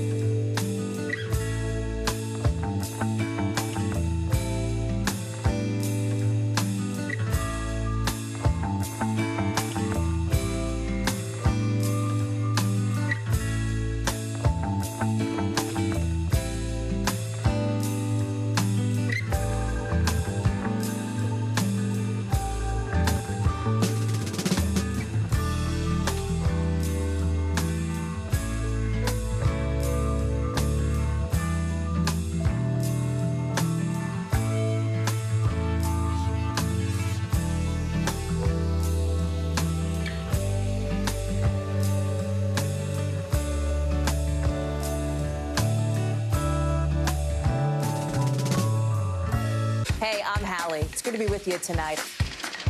The debt ceiling. Here's why this matters. Please, please don't have your eyeballs glaze over. Here's why this matters. Talk to us about what we're supposed to call this. Is it a bailout? Is it a backstop? There's a difference because it matters whose money is being used to prop up these banks. We think we're getting close to this news conference. I will be honest with people. This is like an awkward moment where we think we're like right there. You're going to have to like tap dance with us maybe a little bit. I do have my tap dancing shoes on, not to worry. Hey there, everybody. I'm Hallie Jackson. And I'm Ellison Barber. Thanks for being with us. NBC News Daily starts right now.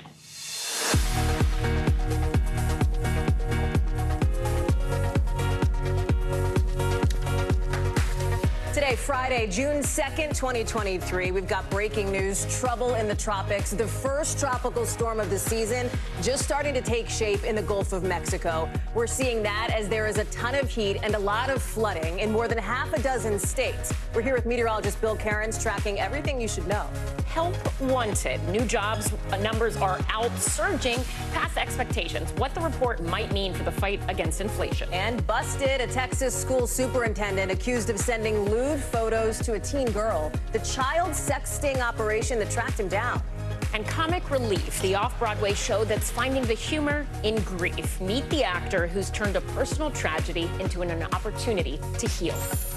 It is 11 a.m. in Palm Springs, 1 p.m. in Milwaukee, 2 o'clock here in New York. Good to be with you. Good to be with you. We begin this hour with the extreme weather directly impacting millions across the country. Let's start in West Texas, where the people there are currently under a tornado watch. Folks there have already had to deal with severe flooding on Thursday. Look at this.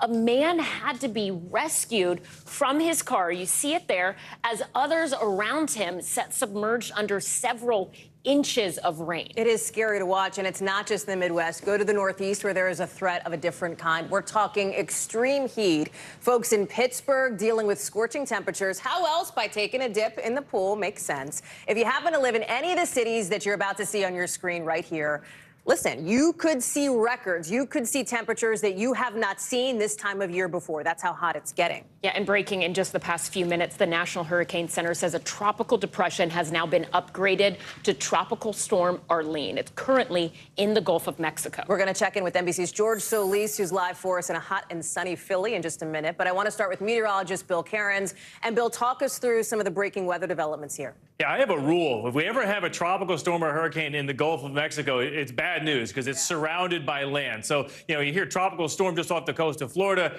you have to okay, how bad is this situation going to be? This is one of the rare circumstances where it may have zero impact on really any land areas. Let me explain. So a Hurricane Hunter aircraft is flying through the center of this thing right now. They're the ones that said the winds were up to 40 miles per hour maximum. So that means it has to be upgraded from a depression to a tropical storm. That's why we have our first A-name storm of the Atlantic hurricane season, Arlene. So where is this thing going? Right now it's drifting to the south, and that's going to continue. It's a very unusual storm motion. Typically these storms, once they get in the Gulf, they head north or northwest or northeast or heading to the east into Florida. This is a very strange motion as it heads down towards Cuba, but it should weaken and maybe even dissipate before it even gets to western Cuba. So that's going to have almost zero impacts besides shipping and any marine interest in the central Gulf. The other stories out there, we have tornado watches that are up for a good chunk of almost all of West Texas. That'll be till 8 o'clock this evening. Isolated tornadoes, large hail, flash flooding is a reality. Yesterday was horrendous, and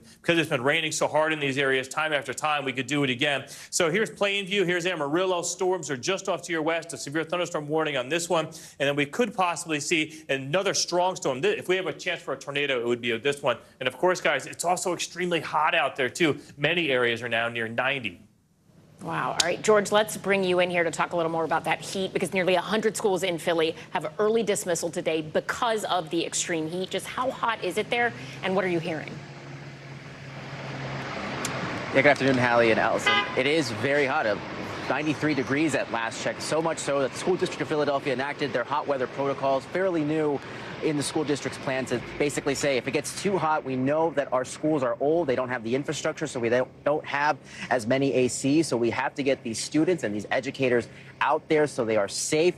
And so right now the school district does have a plan to get as many ACs in these buildings as long as they can get the grid up to date. And that's going to take a number of years. They're estimating about 2027. Still, though, because it is so hot and these students have been let out, I've got an opportunity to talk to a number of educators who worry that if things aren't remedied soon, that this might happen more as we know it gets hotter sooner and for longer. Take a listen to what they told me. Because we worry about our kids. You have children that have asthma, you have kids that have all kinds of different elements, and so it's just important for them to be safe, I see a number of window units. Is that not enough to keep the building cool? No, so if you're blessed to have a certain room that has window units, then you're okay. But not every room has window units. Yeah, aging infrastructure, the big concern in old cities like Philadelphia. But again, the school district does have a plan to get more window units. They're trying to get it done as quickly as possible. Meanwhile, a lot of educators and students are trying to look on the bright side. They said, hey, it's Friday. We got to leave class a little early today. But again, this is not something the school district says is sustainable. Guys?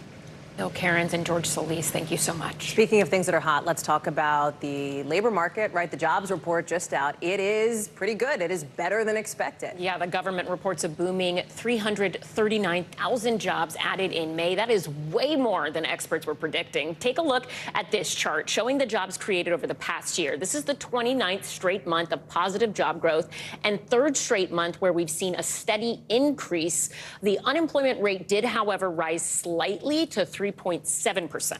NBC News business and data reporter Brian Chung is here to help us make sense of the numbers. And we're going to really ask you to do that here, because here are words that have been described, that have been used to describe this jobs report, right? Good, confusing, maybe a little concerning because of some aspects of it. How are we supposed to understand it? Yeah, well, confusing and concerning because on one hand, 339,000 jobs added in the month. That was well above what Wall Street expected and well above the pace that we saw in the month of April. But then on the other hand, the unemployment rate went up from 3.4% to 3.7%. And I'm going to put my data hat on for right now and just say that do it. The reason why is because they come from two different surveys. The overall jobs added number comes from a survey of establishments, those that are hiring people, and the unemployment rate comes from a survey of actual workers. So there's a discrepancy uncertainty that economists are trying to figure out. But look, broadly based, we're seeing a lot of job gains in, for example, healthcare, in leisure and hospitality, and also in professional and business services. So on the surface, it seems like a good jobs report. Again, not showing necessarily wholesale cracks in the labor market. But again, you see the unemployment rate rising. It's affecting specifically black workers as well. We'll have to keep an eye on that in the months to come. So talk to us about what we learned in this report in terms of people's paychecks. What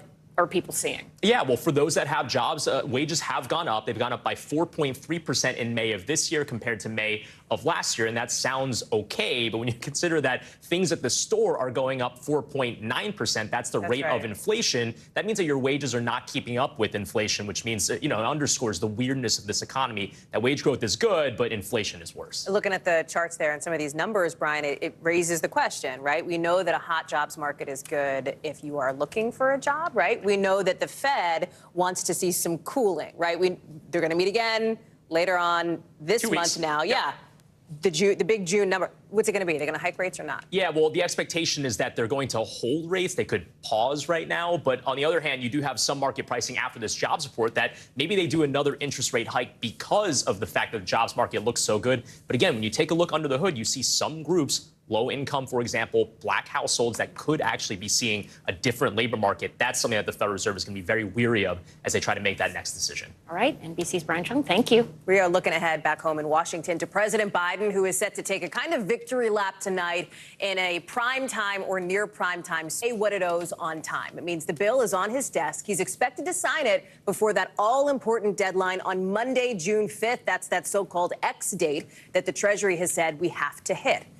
It brings an end to what have been months of tense negotiations, and it does ease up on some of those fears that maybe we would crash right into a global economic catastrophe here. We heard that overnight out of Moody's, the credit ratings agency, reaffirming that, yes, the United States does have a perfect AAA credit rating, saying there's no reason to downgrade us now. That said, there's another agency, Fitch, that's keeping the U.S. on notice through the fall. NBC News Capitol Hill correspondent Ali Vitale is joining us now. So here we are, Ali. We've made it through the morass, if you will. The House of Representatives was able to do what it needed to do. The Senate did what it needed to do. President Biden obviously is going to sign this.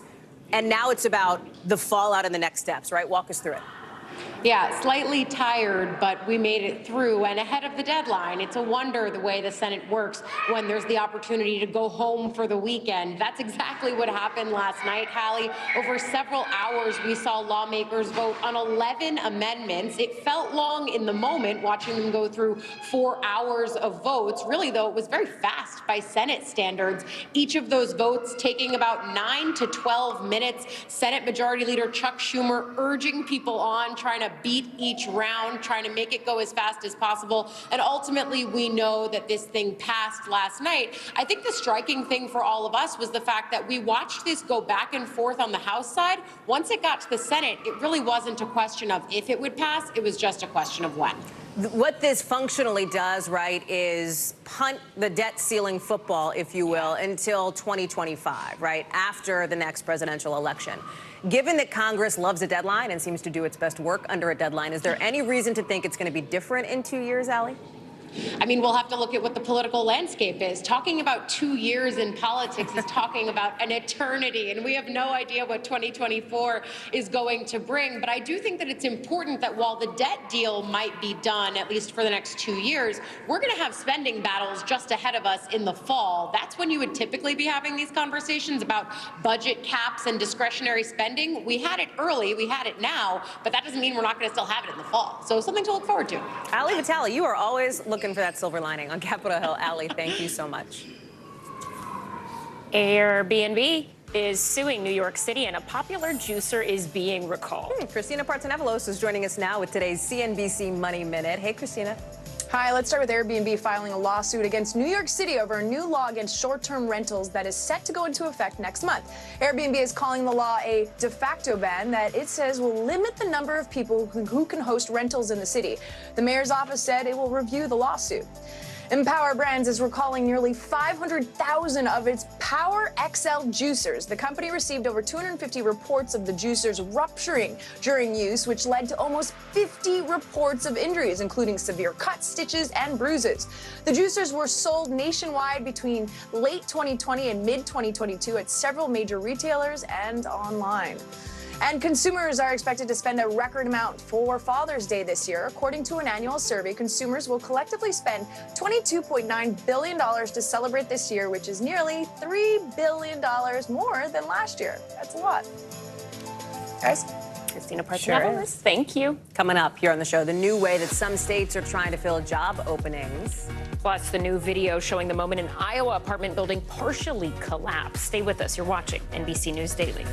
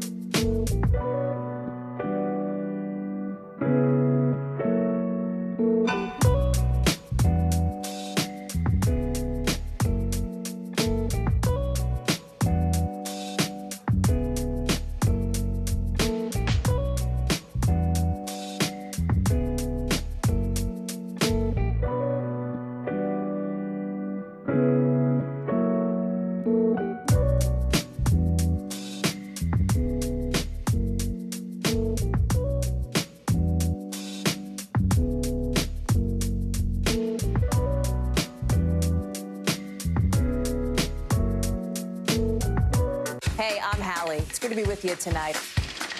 The debt ceiling. Here's why this matters. Please, please don't have your eyeballs glaze over. Here's why this matters. Talk to us about what we're supposed to call this. Is it a bailout? Is it a backstop? There's a difference because it matters whose money is being used to prop up these banks. We think we're getting close to this news conference. I will be honest with people. This is like an awkward moment where we think we're like right there. You're going to have to like tap dance with us maybe a little bit. I do have my tap dancing shoes on, not to worry. We are following some breaking news out of Connecticut. Emergency crews are on the scene. You see it here of a partial building collapse in the city of New Haven. We understand there are people trapped inside. We don't know how many or what their conditions are at this moment. Our NBC station in Hartford reports that one person was seen being taken out on a stretcher. We're going to bring you an update on this collapse the second we learn more about it. It comes as, in a different state, the search for survivors is now over at the site of another partially collapsed apartment building, this one in Davenport, Iowa. Officials announced not too long ago the crews are working to try to secure this building to get it shored up and safe so that they can begin recovery efforts. 3 people are still believed to be unaccounted for. Officials think they were probably home when part of that building came down Sunday night. You see their names and faces here. NBC News correspondent Shaquille Brewster is live for us in Davenport. A lot of updates on this story day to day. Shaq, bring us up to speed at the moment. Yeah. Well, we still have those 3 individuals who are missing, and we do know and learned in the press conference this morning that search and recovery is well underway. I think we have some video, or live pictures, I should say, of the action that we're seeing behind me. You're seeing a lot of equipment there. You're seeing search and rescue folks go in, sometimes going sifting through the debris by hand. You have the large cranes picking up large debris and moving it. One thing that reporters asked repeatedly of the officials at the press conference this morning is, how did we get to this point? What kind of took so long to get to this point? And why was there that delay over the past couple of days? Listen to what we heard from the fire chief this morning. Typically, when we have responses like this, we focus on trying to get there in minutes or hours is how we time things. Unfortunately, something this large, we're looking at days and weeks of how we have to do things because it's a very thoughtful process. There's always been that concern about the structural integrity of the building, and they said they've had to listen to the building in order to make some of these decisions, Hallie. We're getting a look, too, today at the video that shows this building collapse as it actually happened. Some new and fairly dramatic images coming into us here. You talked with a masonry expert who says he warned workers, hey, this is not secure. Tell us more about that conversation. Yeah, he said he saw that there was cracking in the building. He saw that there were bricks that fell on the ground. He said that from his expertise, he saw that the structure of this building was in jeopardy. And he said he tried to do whatever he could to warn people about this, including hours before this building partially collapsed. And that was the big news that we got on top of the complaints that we saw from the city that they released, saying that there is a history of complaints with this building behind me, Hallie. Shaq Brewster live for us there in Davenport today. Shaq, thank you. A gun store owner near Atlanta says he is closing up shop, but it's not for reasons businesses usually close. This is not a money thing. He says it's because of mass shootings. He says he has watched them increase and he can no longer sell weapons. Here's NBC's Maya Egan. There have been at least 24 school shootings this year, according to an analysis by Newspaper Education Week. This is just more or less to my way of helping and my way of clearing my conscience. John Waldman opened up his store, Georgia Ballistics, in March 2021. But after a series of recent mass shootings, he says he knew it was time to close up shop. I'm all about the Second Amendment. I have guns. I just personally can't sell them. Waldman made his decision to close his store after his 10-year-old son started asking him about school shootings. When I turned 10, it was Ninja Turtles, and it was a Super Nintendo, and it wasn't this. I never wanted to have a conversation with my 10-year-old about school shootings. A survey from the Kaiser Family Foundation found a majority of U.S. adults have either personally been impacted by a gun-related incident or have had a family member that has.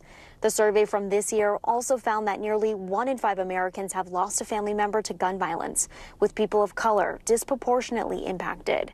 John Waldman sold high-end guns at Georgia Ballistics and says he still believes Americans should be able to buy weapons of war, but the threshold for training isn't high enough. We need more time in training because when you got a driver's license, same thing with me, you got like a 4,000-pound car and you're just a little guy, little girl, whatever. You have to train to drive to be confident with it. As for what's next for Waldman in his professional life, he doesn't know, but he doesn't regret closing his business. I'm 100% proud of it, and while it's going to take me a while to fix everything, I would rather know that I have to struggle and my son and other kids don't than anything else. Maya Egan, NBC News. Our thanks to Maya for that reporting. Coming up here, the Texas superintendent arrested in a teen sex sting. You're watching NBC News Daily.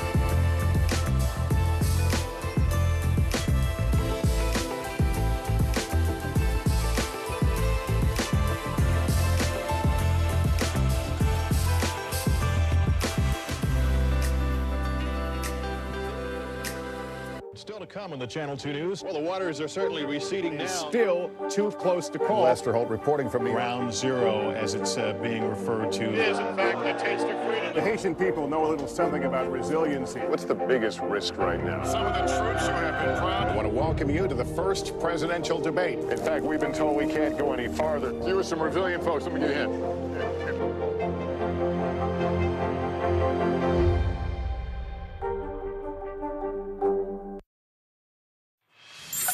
Ukraine's president is ordering a review of every bomb shelter in the country after a deadly missile strike in Kyiv. 3 people, including a young girl, were hit by falling debris while trying to get into a shelter on Thursday, but the door, it wasn't opening. It's unclear exactly why it was not open, but police in Kyiv say it is a crime to keep a shelter closed. We're also following breaking news overseas. Dozens of people are dead and hundreds more are hurt after a train crash in India. Right now, crews are climbing into the mangled cars to try and reach people who are still trapped inside. Local officials say a passenger train derailed and debris fell onto the site of another set of tracks. That wreckage was then hit by another train. It's not clear what caused the initial derailment, at least right now, but India's prime minister says all possible assistance is being offered. An emotional homecoming 8 decades in the making. The U.S. ambassador to Germany returning to the town where her father's family fled from the Nazis. Germany, like the U.S., is dealing with a new rise in anti-Semitism, and the ambassador's visit is now shining a spotlight on this growing threat. NBC News Chief Foreign Affairs correspondent Andrea Mitchell joined her.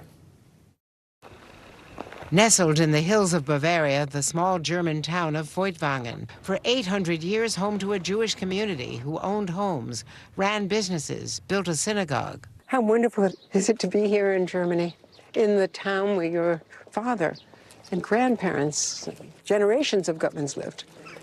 It's amazing and emotional to be here where my father and my grandparents and his siblings lived and had to flee. Are the first U.S. Ambassador to Germany, Amy Gutman, the first American ambassador here whose family were Holocaust survivors, now invited by the current mayor to return for a ceremony of reconciliation and remembrance. If we want to assume responsibility and ensure that we never see such injustice again in Feuchtwangen, it is imperative that we remember. As a memorial, these cobblestones inscribed with the names of Gutman's family were placed in front of the family's former home and store, now a bookstore. 100,000 of these Stolpersteine have been created for Holocaust victims in 30 European countries by the artist Gunter Demnig, whose father fought for Nazi Germany in the war. Jewish families have been living in this town since the 13th century. But after the anti-Jewish riots in 1937 and 38, they were all forced out, many to the death camps. Gutman's immediate family got out in time, but 2 of her uncles were sent to Buchenwald. They survived, one disabled for life. You don't mince words when you talk about the trauma and the horrors of the past for the citizens of this town. I have to be really honest about this. We're still seeing so many horrors of anti-Semitism in the world, and Feuchtwangen was one of the places where Nazism thrived. In 1933, 70% of the people here voted for Adolf Hitler, and the Nazi mayor led the burning of the synagogue in 1938. Why is it so important for the people in this small town and in Germany to remember what the Nazis did and to remember the Holocaust? If they didn't think back and remember, there's no way we could say never again. I also have to say personally, it just means so much to me and my family to be able to come back here and realize that the country my father fled is now working with us to combat anti-Semitism. Where the synagogue once stood, there's now a museum with an exhibit on the town's Jewish life. This is my grandpa. Oh, really? Yes. And the ambassador has come full circle, able to retrieve a part of her family history she had never known. The German government says that there were more than 3,000 anti-Semitic crimes in the country in 2021, according to the most recent report. That's a 29% increase over the previous year. And that's similar to the trend here in the U.S. Ambassador Gutman is working with her German colleagues, determined to reverse that trend. Back to you. Coming up, how music is becoming an effective treatment for dementia patients. But first, time for today's daily snapshot. And here it is, graduation season, and a big hats off. The Air Force Academy cadets throwing those caps in the air as Thunderbirds flew over the stadium. More than 900 cadets graduated during the ceremony in Colorado Springs. We've got more NBC News Daily coming up.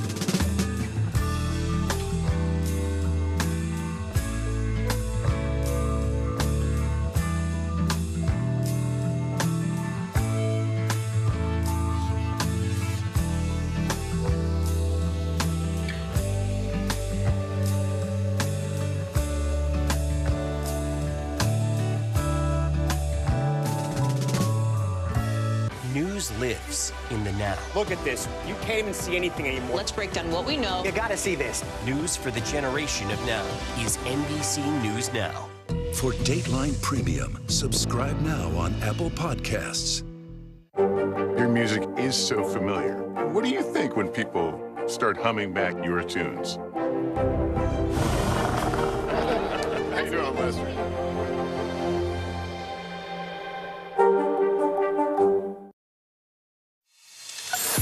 Bottom of the hour now. Here are some of the stories making headlines on NBC News Daily. According to multiple reports, a grand jury has started hearing evidence in the case against the former Marine charged in the chokehold death of a homeless man aboard a New York City subway.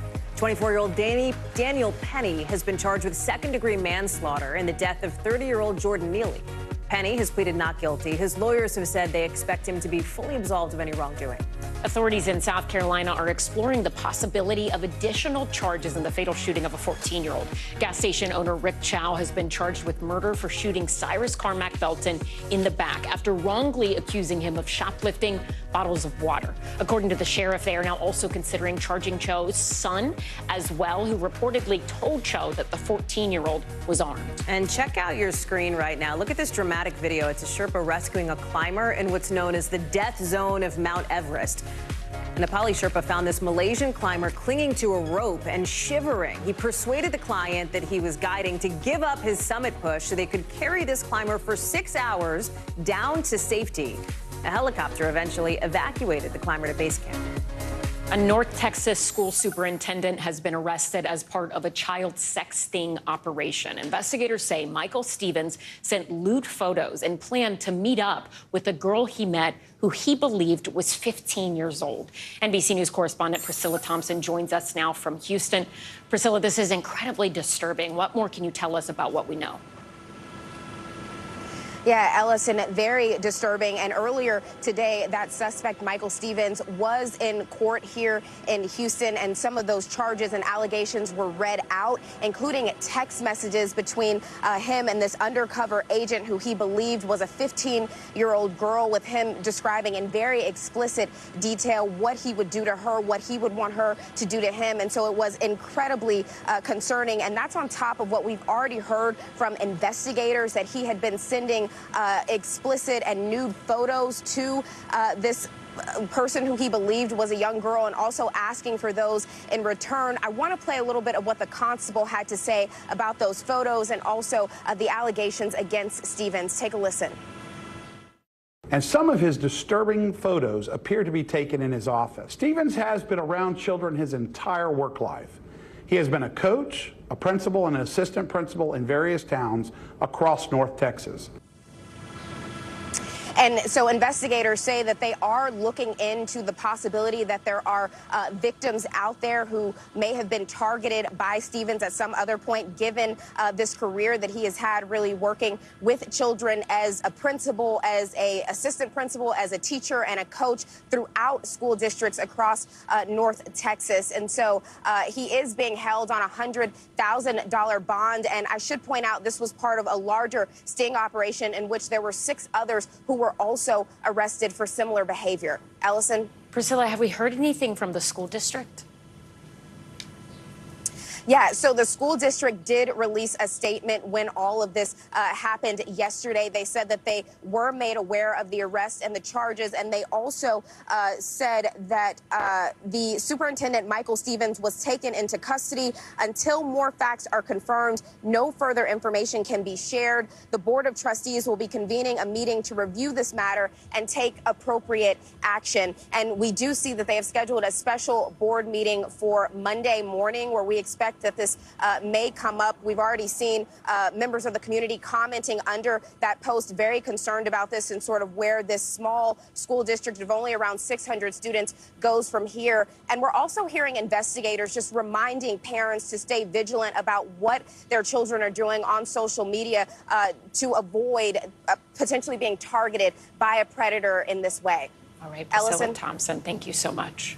The Republican race for the White House is getting more and more crowded, and in some ways getting into a kind of political food fight. The two frontrunners, former President Donald Trump and Florida Governor Ron DeSantis, were once close political allies. Now they are sparring over everything. NBC News correspondent Vaughn Hilliard joins us now from Des Moines, Iowa. They are sparring in particular over how long each of them wants to be serving and how quickly each of them can get the country back on track, et cetera. You are there in that important early state of Iowa. Talk us through what you're hearing on the ground. Right, Hallie. Ron DeSantis was making the case to voters that, hey, he can serve 2 terms, 8 years. Donald Trump here in Iowa was undercutting that, saying that he could turn the country around faster than Ron DeSantis could, and so that he is worthy, even though it'd be just 1 term, of being put back into office. I want to let you hear a little bit more of the exchange between these two men. Of course, Donald Trump is quick to attack his opponents. Ron DeSantis, though, making the calculation clearly that he's 8 months away from the Iowa caucus and able to close that polling gap. He's got to go against Donald Trump now. Take a listen. When I heard DeSantis go out and say and talk about 8 years, we need 8 years. You don't need 8 years. You need 6 months. He's not going to be able to nix the deep state in 6 months. He had 4 years. He didn't make a dent in it. Give me a break. Governor, how come you're not taking questions from voters? Stop coming up to me, talking to me. What are you talking about? I'm not here working with people. Are you blind? What? Are you blind? He had a very bad day today. He got very angry at the press. You're not allowed to get angry at the press. Now, Hallie, tomorrow is notable here in Iowa. It's the Republicans' roast and ride. The presidential candidates, Ron DeSantis, Nikki Haley, Tim Scott, others, they will be here in the state of Iowa. Notably, the one major candidate who will not be is Donald Trump. Although there's a question of whether Donald Trump will be at the next big political event, and maybe there will be a few more before then, but the marquee one, which is, of course, the first Republican primary debate. We have just heard from the RNC in literally, I think, the last 3 minutes or so, that is going to be August 23rd in Milwaukee, at least the first grouping, if you will, as I'm looking at my screen here. If there is a big stage, there might be another debate on August 24th. A lot of criteria involved, as there always are for these debates, including, of course, the signing of a loyalty pledge, essentially, that says each of the candidates participating will agree to support whoever the eventual nominee is for the party. This is going to be an interesting one coming up in the end of August here, Vaughn. It's going to be interesting because not only have the other candidates rankled about whether they would want to engage in this pledge, but also Donald Trump has suggested he may not be keen to support other Republican candidates. The other issue, we've seen this field growing. Next week, we expect Chris Christie and Mike Pence, the governor of North Dakota, Doug Burgum, expecting to get into the race as well. And there's one criteria that I am told is concerning to multiple campaigns, and that is the requirement that in order to get on that stage, they've got to get tens of thousands of unique donors, meaning folks around the country who donate to their campaign. There is going to be a threshold, and it's a very high one at that. And so even if they were to, have support in the polls of 1%, 2%, 3%, if they don't meet that threshold of number of donors around the country, they wouldn't be able to take part in the debate. So it may be a smaller field on that debate stage come August than the number of candidates who are actually in this race, Hallie. Of course, the polling threshold, too, Vaughn, there's a lot that goes into it. We will be talking about that, I am sure, in the weeks to come. Thank you, friend. Despite all of the back and forth, the sparring on the campaign trail, one issue that a lot of the Republican candidates do seem to agree on is immigration. In South Carolina today, Florida Governor Ron DeSantis touted some of the actions he took, including banning sanctuary cities, sending the National Guard to the southern border, and flying migrants from Texas to Martha's Vineyard. But while he was talking about his record back in Florida, thousands of workers were taking a stand against those exact same policies. NBC News reporter Gary Grumbach is following this story for us. Gary, what can you tell us? Yeah, Ellison, it's that topic that has workers back in Florida really fired up here, leading them to take part in what they've called Un Día Sin Inmigrantes, or a day without immigrants this week. On Thursday, many farm workers didn't show up to work, garden stores were closed, and many immigrant-owned restaurants didn't open, all in a show of solidarity, because this all started when Governor Ron DeSantis signed into law SB 1718 last month, banning local governments across the state from issuing ID cards for people who can't prove citizenship, beefing up the required use of E-Verify, that's that federal database used to check a worker's employment eligibility, and requiring hospitals that accept Medicaid to include a question on their intake forms about that patient's citizenship status. And that final point, of course, could really discourage many immigrants from getting otherwise necessary medical care. So thousands of workers took to the streets and with signs and megaphones across the Sunshine State, hoping Governor Ron DeSantis hears their concerns before this law goes into effect on July 1st. Here's what one restaurant owner told NBC's Sam Brock. I'm looking around your restaurant right now. It's empty. Empty. Why?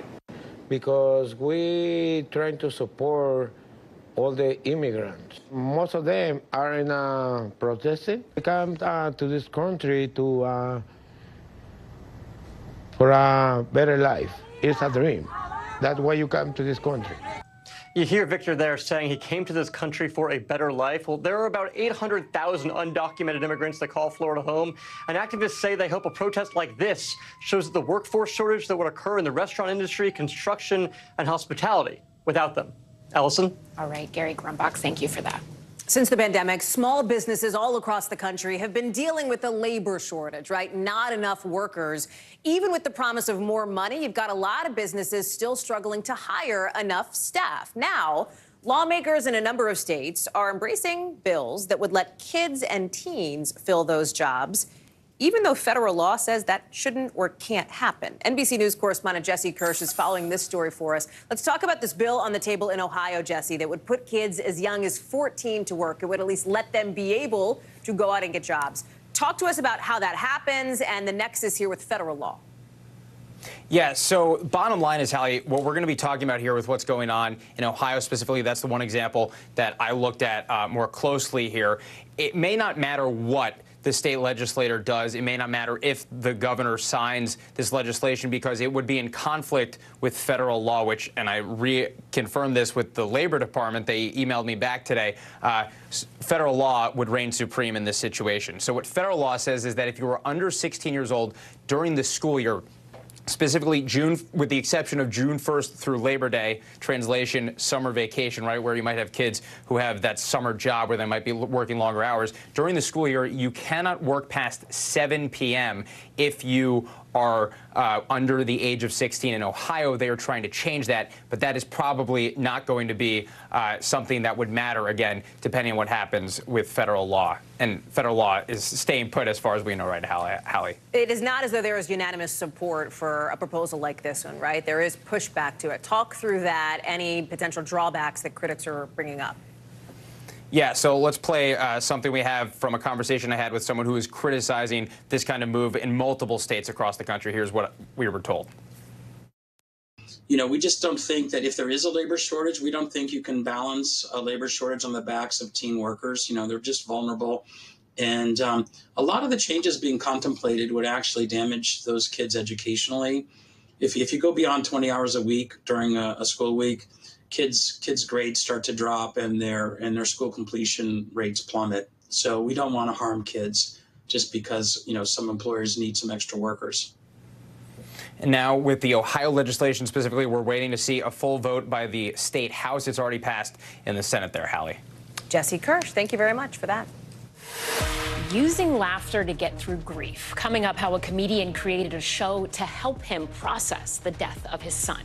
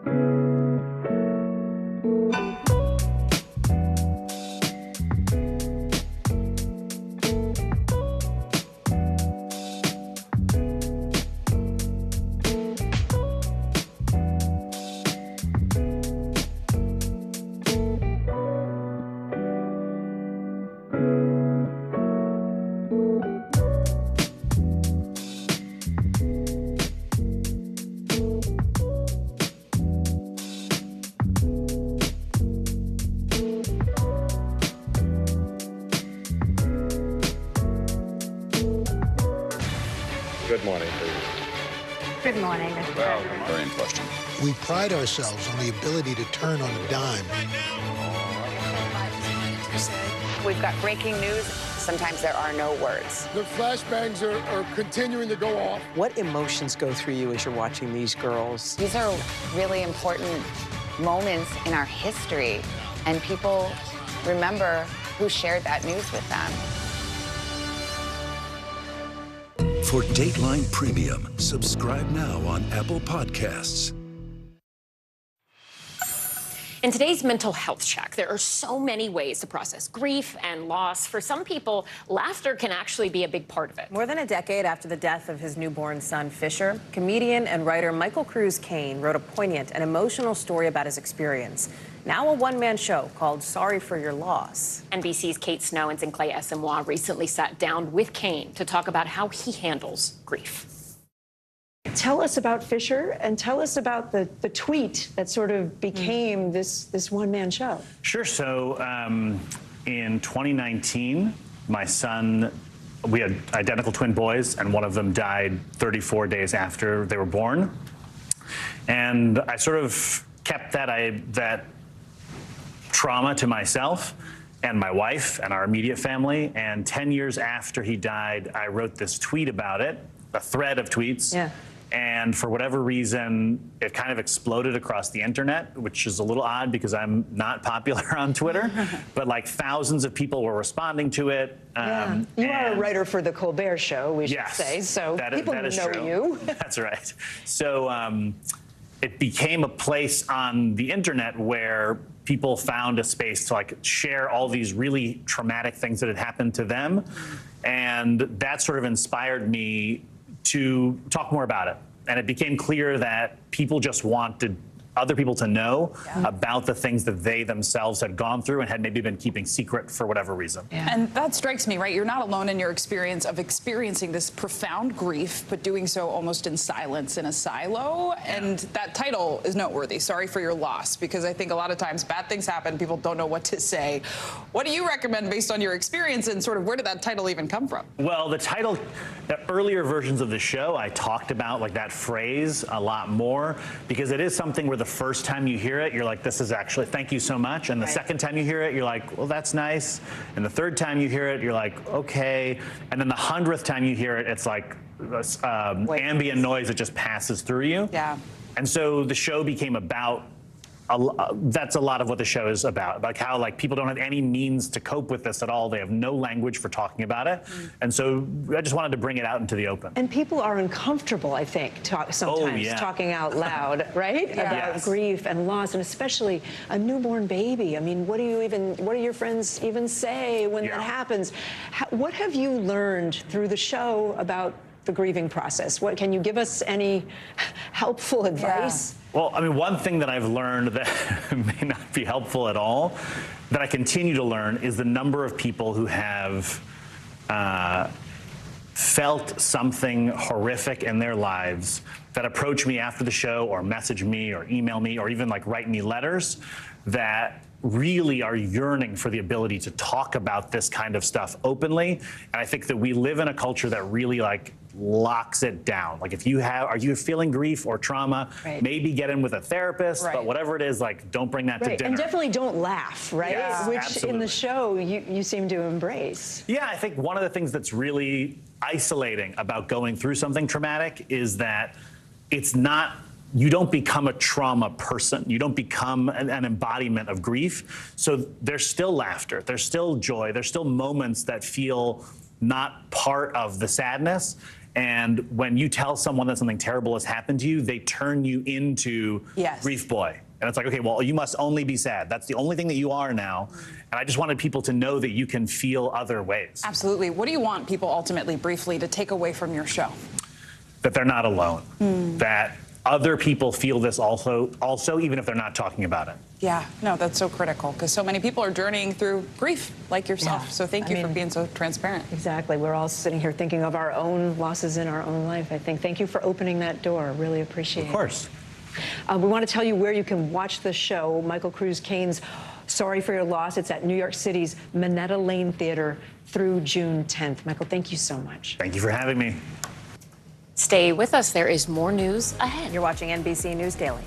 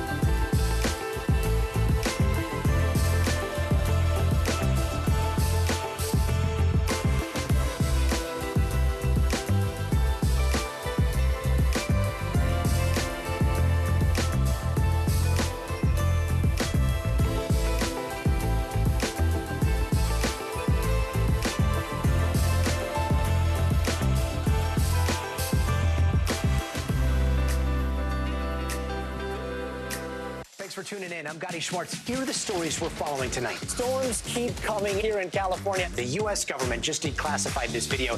A lot more stories trending like crazy on social media. A controversy pitting lawmakers against young voters. What's the state of crypto today? What is going on when we're looking at trends there? Another mind-bending story on artificial intelligence. This is what my voice sounds like when I clone it. That wasn't me. You gotta see this. Stay tuned now, weeknights at 8 Eastern, 5 Pacific on NBC News Now. Lincoln Center in New York City is one of the most iconic music venues in the country, but it's also home to a special program for people with dementia. And the performances, some say they can be life-changing. NBC News medical fellow Dr. Akshay Syal shows us how this musical therapy actually works. A few years ago, Sunny Harrison noticed she wasn't quite acting like herself. At 94 years old, she began having issues with basic things like paying the bills or taking her medications. There was a time when I really didn't care and I was really feeling quite ill and didn't care what was going on. Her doctors had diagnosed her with mild cognitive impairment, early memory loss, which could ultimately progress to dementia or even Alzheimer's disease. Worried about what the future might hold, her daughter Amy was desperate for a way to bring back her mom's spark. Then came the music. They discovered Lincoln Center Moments, a first-of-its-kind music program designed for people with memory issues. We began Lincoln Center Moments really from a need. We noticed that there were subscribers who could no longer go to evening performances as the disease progressed for them. So we wanted to create an opportunity for people to continue to have the arts in their lives. Miranda Hoffner, the Associate Director for Accessibility at the Lincoln Center, helps orchestrate the once-a-month event. Now, she's added virtual performances, opening access to the millions of Americans nationwide with dementia. Each performance then followed by tailored workshops designed to invigorate the brain. But what we found with this population especially is that it can be so incredibly isolating. We wanted to create a time for people to be able to express themselves. We were really, really intentional about the art activities and the workshops. The team has published data showing that the innovative program is changing lives. We actually found that people feel closer to each other after coming to these performances. We're hoping that people can just relate to each other in the relationships that they've had their whole lives. Music can work wonders for patients with Alzheimer's disease, helping with anxiety, depression, and even improving speech, according to recent studies. The part of the brain with music memory is that it's connected to the parts of the brain that are most affected in Alzheimer's disease. So you can use music as kind of a backdoor stimulus to turn on those parts of the brain and actually improve the cognition, the attention, and the memory of the patient. Sunny, who turned 97 a week ago, can't stop thinking about it. I want to be part of the life. I want to be active in it. And this allows you to be active in it because you're feeling similar emotions to what's going on the stage. And so it stimulates you. For her daughter Amy, the difference, priceless. She comes alive when she's there, and that's great. Dr. Akshay Syal, NBC News. Our thanks to Dr. Syal for that. So listen, he has seen the lights go down on Broadway, and he has said goodbye to Hollywood. Well, now Billy Joel is saying farewell to his New York state of mind. Joel will end his residency at Madison Square Garden next year. So if you haven't gone, there's still some time. It'll be after his 150th show. Here's Today Show host Carson Daly.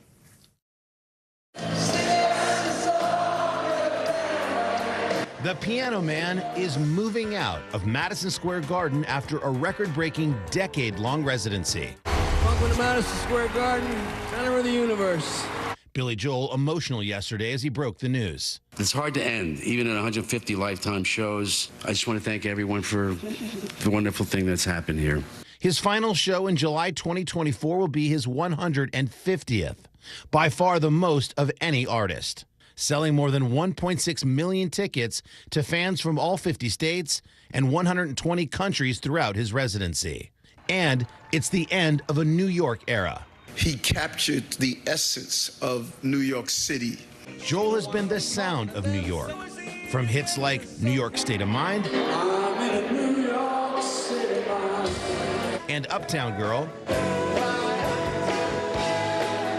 to the closing concert at the legendary Shea Stadium.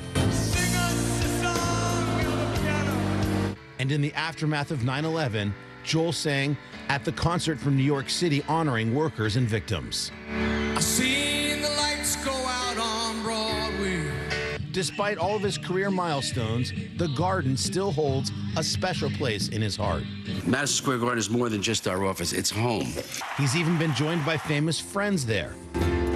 But Joel always focusing on the fans. This is the best job I ever had. I want to thank you all for coming to our shows.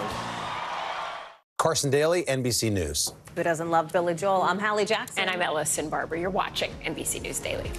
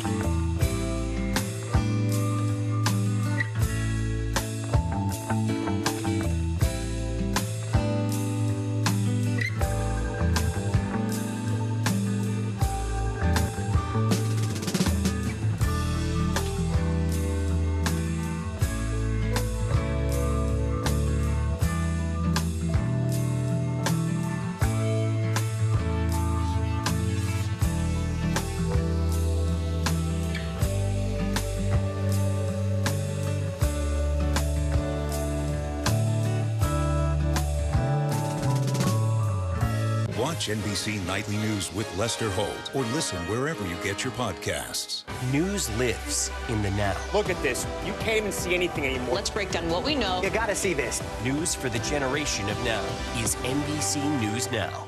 Hey, podcast fans, ready to unlock our true crime mysteries? Try Dateline Premium on Apple Podcasts. You'll get early access to originals, plus bonus content, and everything is ad-free. So head to Apple Podcasts now to subscribe. Hey there, I'm Hallie Jackson. And I'm Ellison Barber. Thanks for being with us. NBC News Daily starts right now.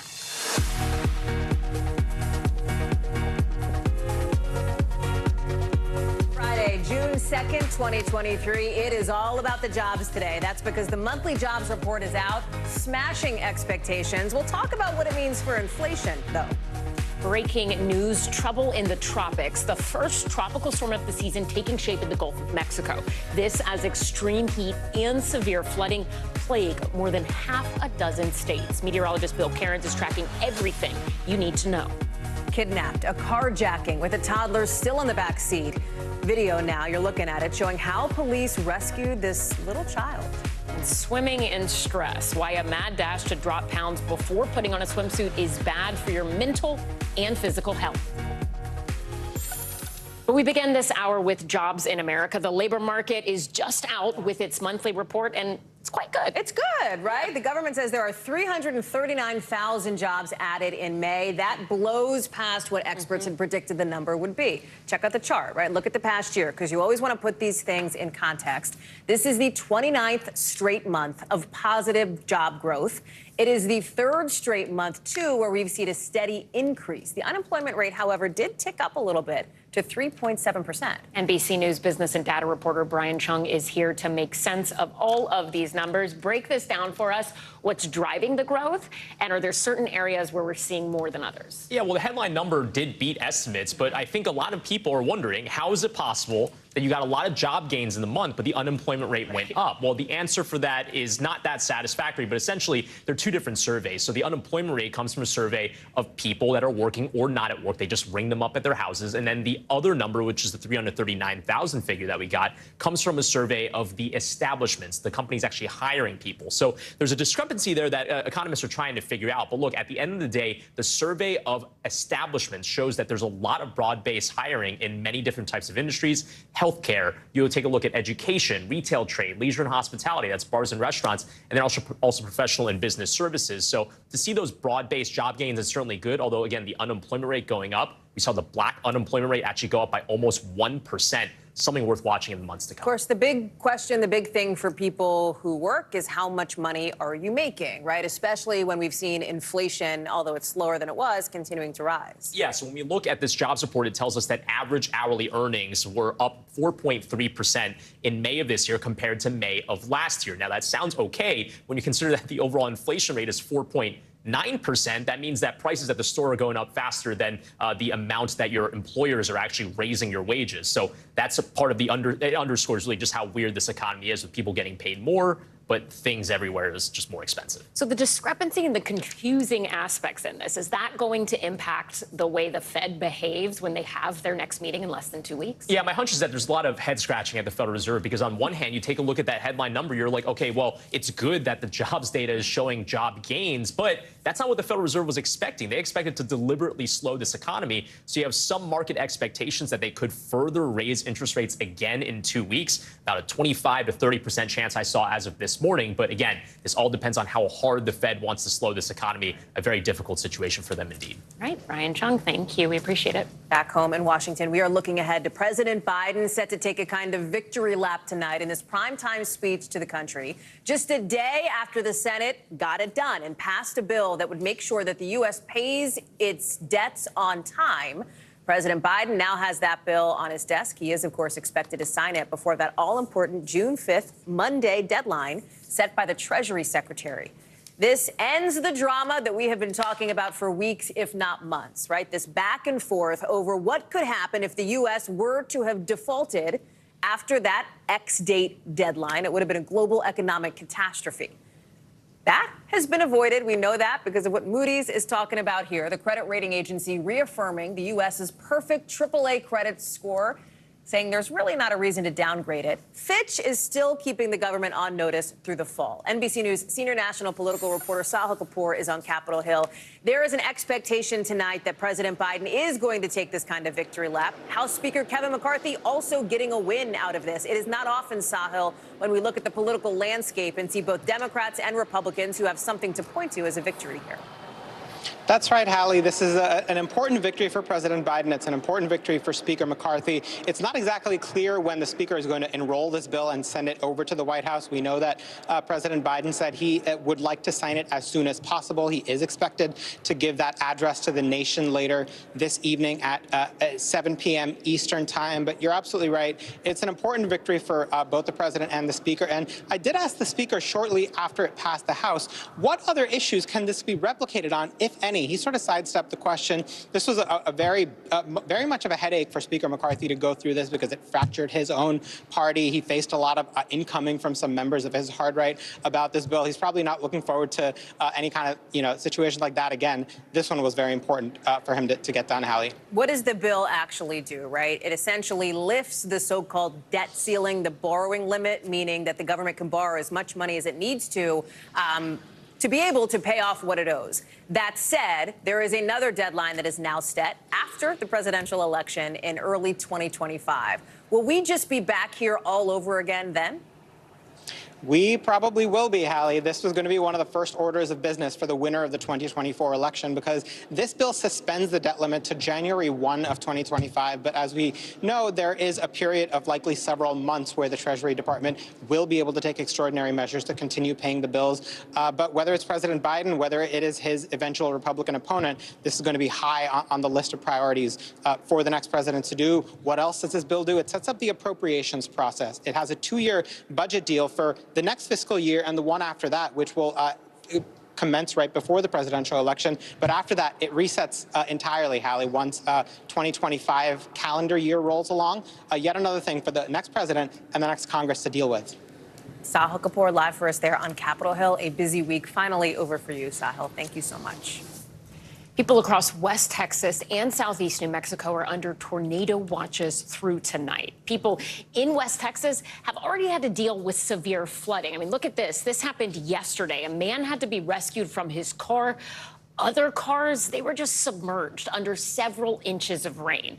From the Midwest through the Northeast, on top of all of that, we're tracking extreme heat. If you happen to live in any of the cities you see on your screen, watch out. I mean, you could see record-shattering high temperatures today. Warm weather's fun if you're going to be at the pool. Can also be dangerous. NBC News meteorologist Bill Cairns is tracking all of it. But first, we're going to start with NBC's George Solis in a hot and sunny Philadelphia. George, schools there, they've let students go home early because of this heat, right? What's happening?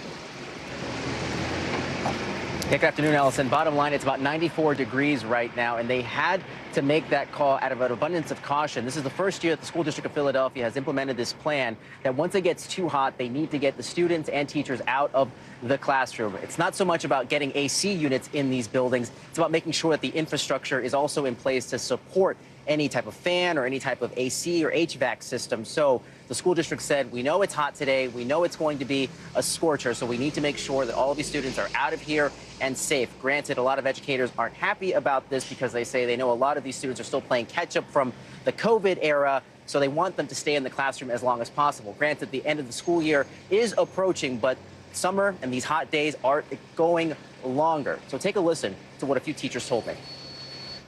Because we worry about our kids. You have children that have asthma, you have kids that have all kinds of different elements, and so it's just important for them to be safe, you know. I see a number of window units. Is that not enough to keep the building cool? No, so if you're blessed to have a certain room that has window units, then you're okay, but not every room has window units. Right, so I mentioned it's not just as simple as getting the AC units into all of these schools. The school district does have a plan. They're looking at about the year 2027 to make sure that every building is equipped with some kind of HVAC or AC unit so something like this doesn't keep happening. Of course, whether or not they get that done is something that educators and a lot of parents are waiting to see. Guys? So, Bill, let's bring you in here because we're talking about a number of different weather threats happening in different places across the country. What do people need to know? Let's start with the severe weather. We do have active weather in areas of West Texas, tornado watches until about 8 p.m. this evening. And we've had numerous storms already that have produced tornadoes, at least 3 or 4 reports of tornadoes. And so let's go to the first one. This is Denver City, just near the Texas-New Mexico border. This has had a couple reports of tornadoes with it, and that's drifting northwards towards Seagraves or towards Denver City, so we'll keep an eye on that one. And that one, again, produced a multi-vortex tornado about an hour ago. That's a tornado that has like multiple tornadoes with it. And then also to the south, there's Fort Stockton. A tornado was reported just north of that location. And now it appears a really well-defined hook echo here. Right on Interstate 10 is likely a tornado. So that tornado warning continues. And also, we have a tropical storm, the first A name of the season. This is Arlene, but thankfully it is small, it is unorganized, it is going to head down towards western Cuba and not be affecting really anyone with any harsh weather. And finally, the hottest spot in the country right now, Washington, D.C., 92 degrees. Oof. All right. Bill Cairns and George Solis. Looks like you're going to have a hot weekend. I'm glad to be in New York today, then. A little bit cooler. Thank you very much, Bill. Twitter's head of trust and safety is resigning, and you may soon be able to get your cell phone service from Amazon. Steve Kovac joins us now with today's CNBC Money Minute. Hey, Steve. Hey there, Ellison. Yeah, Twitter's head of trust and safety resigned from her role at the Elon Musk-owned social media platform. Ella Irwin's her name. She ran the team that fought disinformation and removed offensive content. She served for roughly 7 months as the resignation comes amid a controversy over Twitter's moderation of an anti-trans documentary. Also, Vimeo will be shutting down its TV apps later this month. The company is ceasing support for Apple TV, Roku, Android TV, and Amazon Fire TV on June 27th, with plans to create a, quote, better ongoing experience by using video casting features instead. And shares of Verizon, AT&T, and T-Mobile were lower on a Bloomberg report saying Amazon is in talks to offer low-cost mobile service to its Prime members. Amazon tells CNBC the company is not planning to offer wireless service at this time. Still, Dish shares were trading higher because Dish would have the most to gain from a possible deal with Amazon. You see this a lot, guys, when a company is reporting to have a deal with Amazon, stocks move. Yeah, I need to stop buying things from Amazon. That's all I can think of. If I get one more box, it's over for me. Steve Kovac, thank you. Thanks. All right, coming up, the divorce dispute between Brad Pitt and Angelina Jolie over a historic winery. Why he says that she is intentionally trying to damage his reputation. Plus, the new video showing the moment an Iowa apartment building starts to partially collapse. You see it there. You're watching NBC News Daily.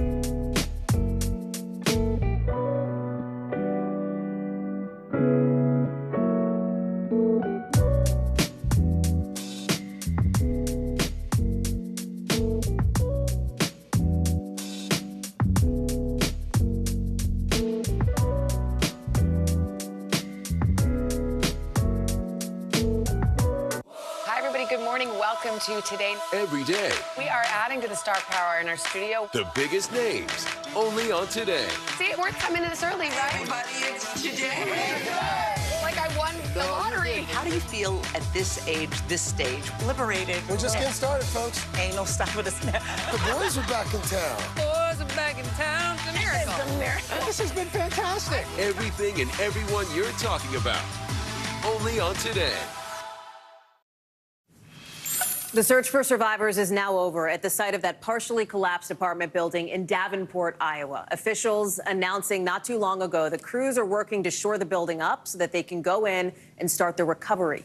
3 people are believed to be still unaccounted for. You see their names and faces here. Officials think they were probably home when part of the building came down on Sunday night. NBC News correspondent Shaquille Brewster continues his coverage in Davenport for us. Talk us through the latest details, Shaq.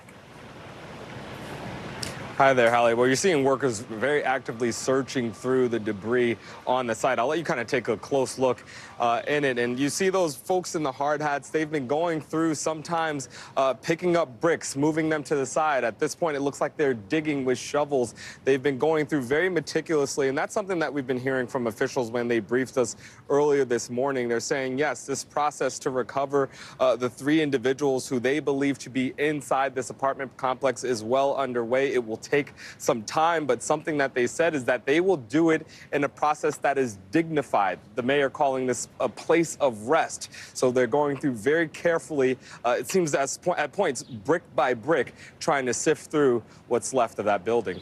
We're also getting a look at some of that video that we showed a moment ago, right before the commercial break, of the building right as it began to collapse. It is Significant in light of a conversation that you had with a masonry expert who says he walked by, warned construction workers a day before the collapse that the building wasn't secure, right?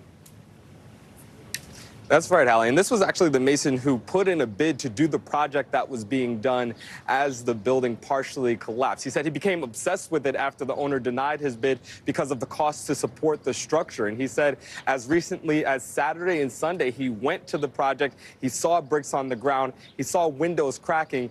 And listen to a little bit of what he said after that. That was a definite sign that the center of the building was falling due to the structural damage. It's an obvious sign for you that something's wrong. Oh yeah, that terrified me when I saw that. He said he warned workers on site to leave, saying, "You will die if you stay here." He said he prompted a 911 call, tried to have the building evacuated, but it's just another sign, another warning sign that officials have been reviewing and announcing in the moments since this building collapsed, Hallie. Shaq Brewster, thank you. It was a messy split in the legal battle between former Hollywood couple Angelina Jolie and Brad Pitt. It's just heating up, this time over a French vineyard the pair bought together. Here's NBC News correspondent Erin McLaughlin. Once known as Hollywood sweethearts, Brad Pitt and Angelina Jolie first met on a movie set. You still alive, baby? Battling it out on the big screen in Mr. and Mrs. Smith. You ain't as bad as you're cooking, sweetheart.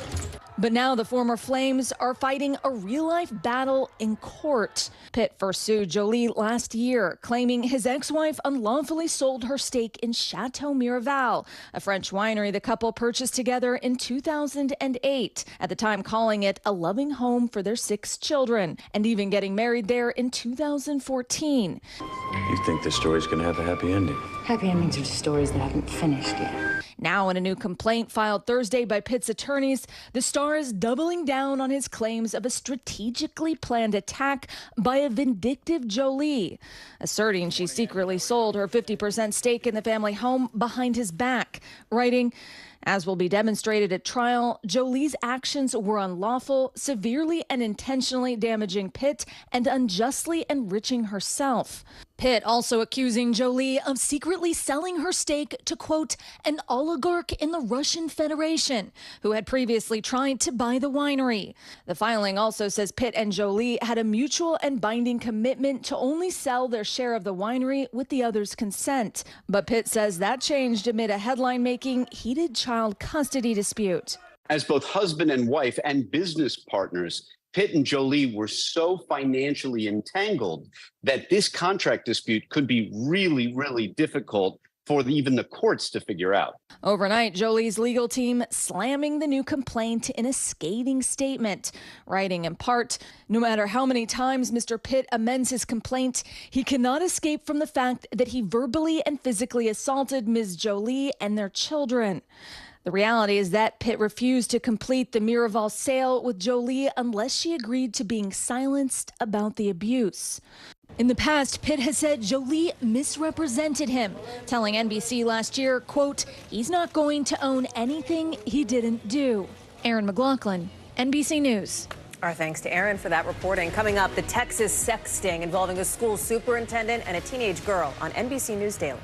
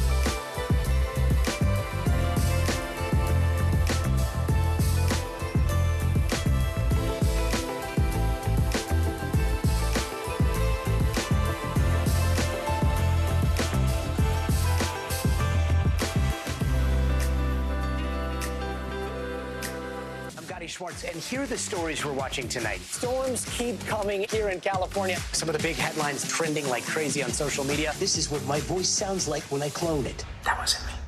You gotta see this. Stay tuned now, weeknights on NBC News Now.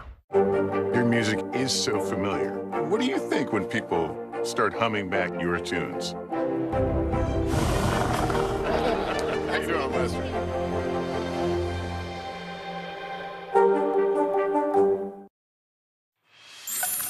We've been talking a lot about how artificial intelligence is going to impact nearly every facet of our lives. One of the biggest areas of concern, how we all learn our livings. Look at this. A recent study from the World Economic Forum found 75% of companies are planning to incorporate artificial intelligence in some way.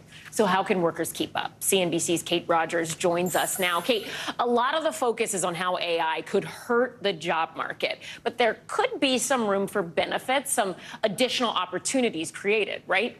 Yeah, Allison, that's right. It certainly will create some job opportunities. That same World Economic Forum survey projected that 50% of companies said it will lead to job growth. 25% said it would lead to job losses. So that's a bit of good news there. In terms of opportunities, there were some 800,000 job postings available in AI-related roles in the U.S. last year. That's according to Stanford University data. And the top three sectors were information, professional, scientific, and technical services, and finance and insurance in terms of postings that required some type of AI skills. So whether we want it or not, it kind of seems like AI is here to stay, and it's only getting stronger. So how are people who are about to enter the workforce getting ready for that? Yeah, well, schools like the University of Florida are hoping to prepare students for this next phase of the workforce. That school has a public-private partnership with tech company NVIDIA, as its co-founder is an alum. They have an AI-centric data center featuring a supercomputer as the school looks to be a national leader in AI. It's training its students regardless of their majors. In AI, they have 230 courses, and the topic across 16 colleges, 7,500 students enrolled in them last spring. Take a listen. When you think about in a work environment, around the table at some business, people are trying to solve a problem. Not everybody around the table is going to be a computer programmer anyway. You want the marketing person around the table to understand AI. You want the communications team to understand artificial intelligence. You want all of the members of that group trying to solve a problem to understand the fundamentals of how AI is being applied to that particular problem. They're hoping that their students will have an edge in the new tech economy due to this program. Very interesting. Back over to you. Interesting stuff. Kate Rogers, thanks for that. Thank you. Let's talk about another big AI topic, those chat bots that are automated, those phone trees. We all know it can sometimes be irritating to try to navigate those voice menus. Well, some companies are now hoping to make some of those interactions better while cutting costs at the same time. CNBC's senior media and tech correspondent Julia Boorstin is joining us now. So does this mean that AI could help us all have a better experience when we dial a phone number and get customer service? That's the hope. I mean, right now, I don't know about you, but I oftentimes find myself pressing 0 looking for an operator. But there are so many startups right now that have AI-driven software that are aiming to make the whole customer experience better. There's a company called Forethought, and what they do is they make the AI much more interactive, much more conversational, and they say that they are able to address about half or more than half of all issues before they ever get to a person. So they're intending to help resolve things much more quickly. What about humans? Like, if I still wanted a human, could I get one?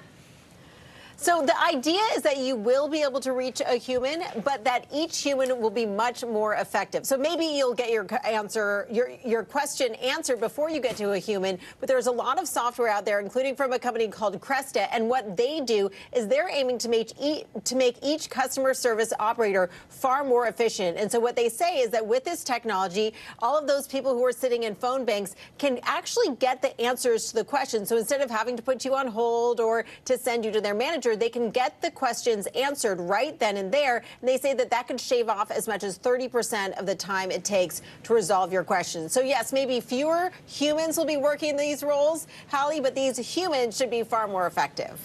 Julia Boorstin, I'm with you on the slamming the 0 button just repeatedly to try to get somebody on the phone. We'll see if this helps. Thank you very much. All right, coming up, what police are revealing about the suspect caught on camera stealing an SUV with a sleeping toddler inside. Stay with us. You're watching NBC News Daily. We're also streaming free 24/7 on NBC News Now. Watch us anywhere you stream live. The news continues right after this.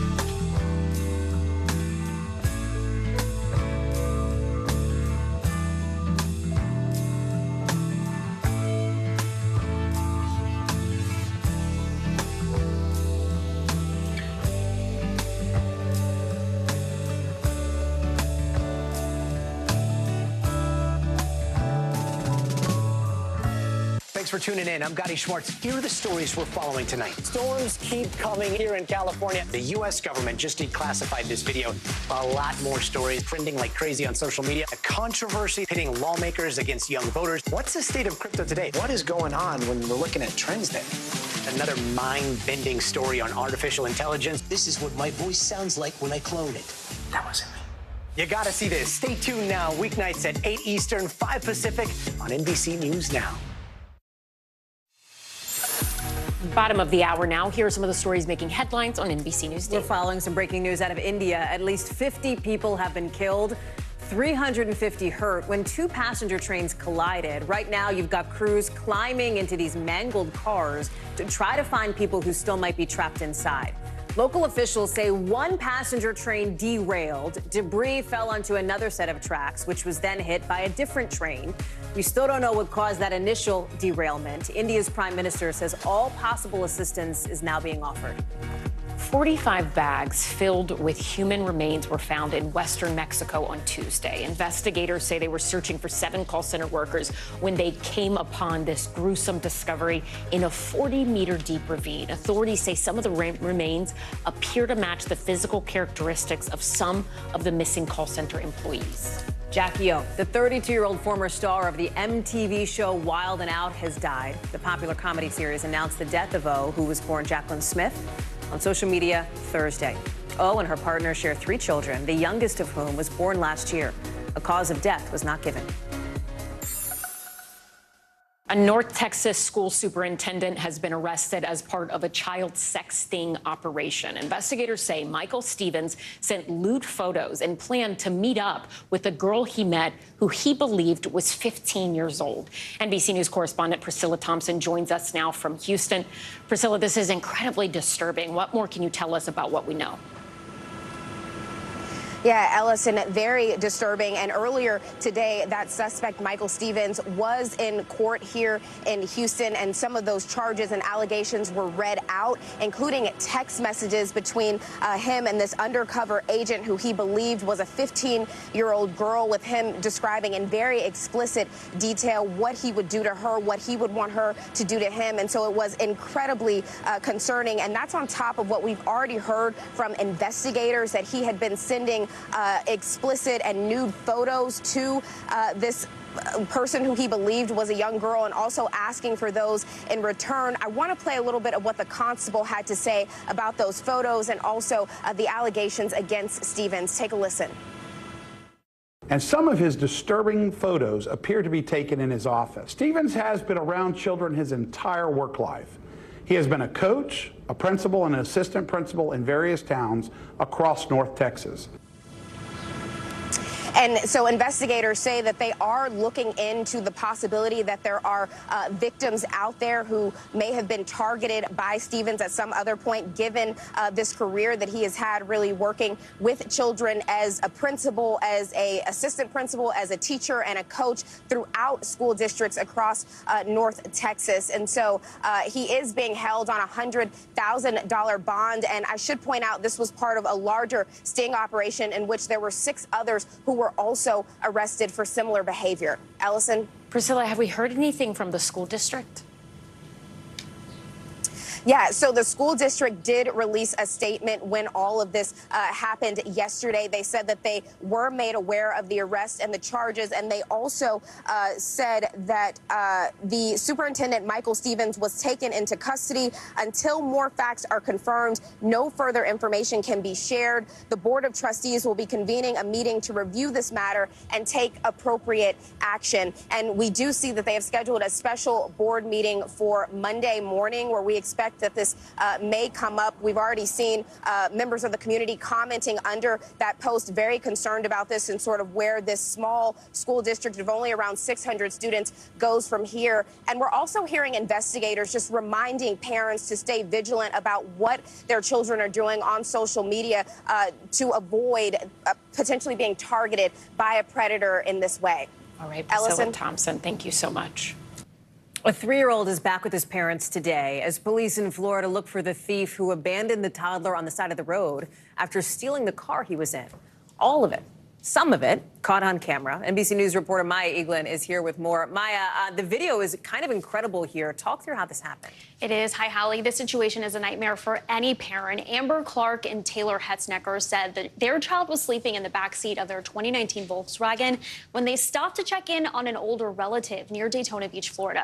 So they left their 3-year-old child inside the running car in the driveway. But seconds later, a man jumps in the vehicle and takes off with it, with the toddler still inside. Surveillance video shows the person in the stolen SUV stopping in an industrial area about half a mile away from where the SUV was taken. You can see him remove the child from the back seat and place him onto the ground next to a parked car.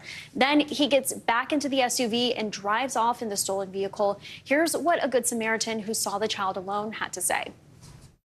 I was going to my storage unit and I seen a 3-year-old child sitting alongside the road. I didn't see any parents around, so I thought I'd better stop and check on him.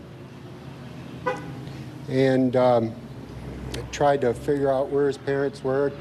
I couldn't, so I called 911. He was crying a little bit. Yeah, I knew it was important to kind of keep him calm. Police eventually did arrive on the scene, and you can see body cam footage of officers approaching and picking up the young boy. Authorities were able to reunite the toddler with his parents, and they said they are relieved that the child was left behind because cars can be replaced, but people can't. Hallie? That is for sure scary for that family. Glad he's home safe. Maya Eaglin, thank you very much.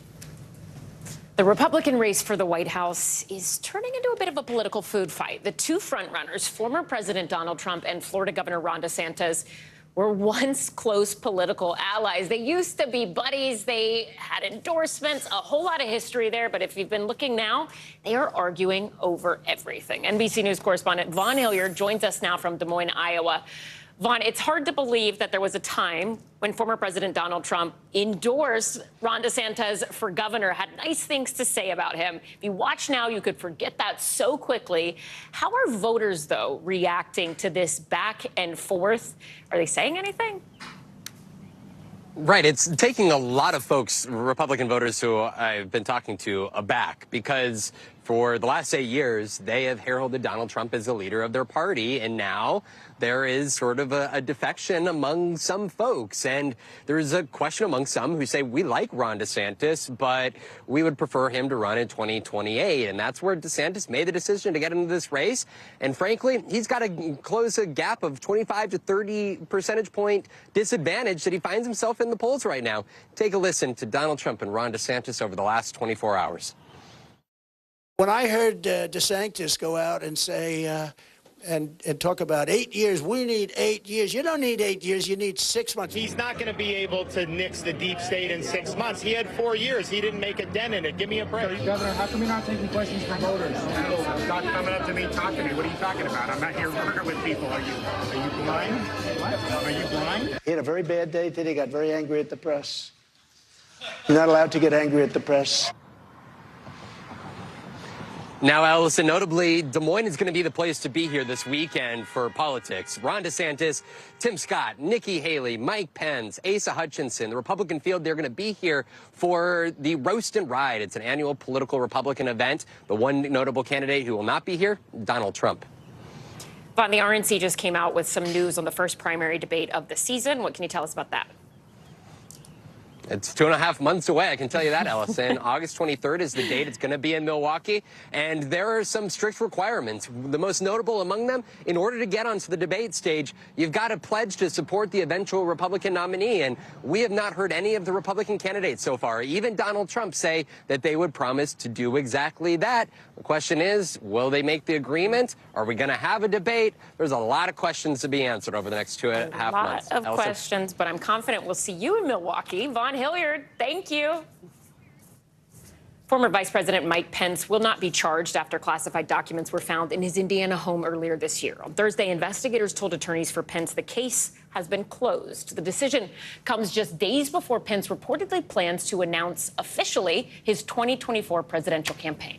A series of lawsuits stemming from a controversial Trump-era policy is making President Biden's message on immigration a little tougher. Justice Department lawyers are now defending the family separation policy in court, including the argument that the families were separated out of humanitarian considerations, as they put it. That is a contrast with President Biden's previous comments about the policy, where he called the separations, I'm quoting here, criminal. NBC News Homeland Security correspondent Julia Ainsley is joining us now from Washington. Talk to us about these lawsuits and the dynamic here where you have the Biden administration in some ways defending family separations. Yeah, Hallie, the lawyers here at the Justice Department have really been backed into a legal corner. They are charged with protecting all of the finances of the U.S. government, so they do try to argue against plaintiffs who come forward and file these tort claims to get money from the government. And they say that they won't issue that money unless what happened to these people was unlawful. So therefore, they have to argue that the Trump administration policy on separating families was lawful. They don't necessarily have to take that case, but that is the side that they're taking. And they're doing so by saying that this policy was put in place for, quote, perceived humanitarian reasons, meaning that the Trump administration perceived that their actions of separating families was being done so to try to prevent more families from making that dangerous trip across the border. But of course, we know from our reporting here at NBC News, me and Jacob Soboroff and others, that actually the Trump administration discussed how even if they had no way to ever reunite these families, they needed to separate them anyway, simply to get the numbers down. It was not a humanitarian reason. And it's pretty shocking the Justice Department's taking this position after Biden on the campaign trail called this a criminal act. There's also news on the immigration front as it relates to that pandemic-era policy known as Title 42. It basically changed up the way that things were handled at the border. There was a lot of discussion, including, obviously, in the news, about what would happen when that was lifted. The concerns about a surge at the border. You have some new reporting here on the fact that that did not seem to materialize. Why not? That's right. We saw the numbers dip, actually, rather than rise, and they continue to remain low. We understand that as of now, the numbers of undocumented migrants crossing the border are really at just a little over 3,000. But what we're finding now is that some of the conditions keeping those numbers low might be temporary. For example, if a federal judge in California rules that the Biden administration cannot continue their more restrictive asylum policies, those numbers may rise, as well as just weather changes. As the rainy season ends in the Darien Gap, more migrants might attempt that dangerous trek through the jungle, and we could see those numbers start to rise again later this summer, Hallie. Julia Ainsley, thank you so much. Coming up, how you can take the stress out of swimsuit season. More NBC News Daily right after this.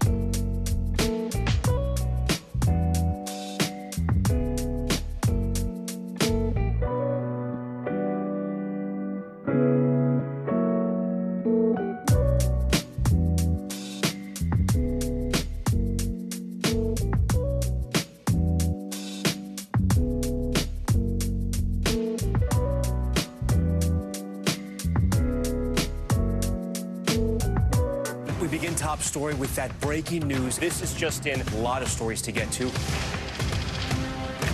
What do people need most right now? Did the state and/or law enforcement drop the ball anywhere? Are we headed for a recession or a recovery? Migrant families now stranded in Mexico. What's the World Cup experience been like? The civilian effort is not just about fighting, it's also about helping. Every night, it's your news playlist. Top Story with Tom Llamas. Streaming weeknights at 7 on NBC News Now.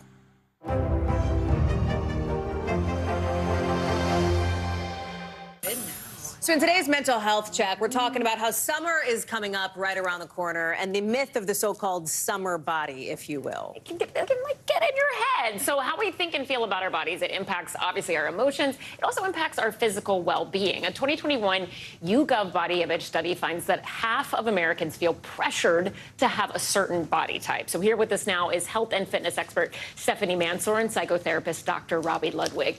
Dr. Robbie, let's start with you. Talk to us about what I think everybody feels and probably knows is happening, but maybe doesn't know how to articulate.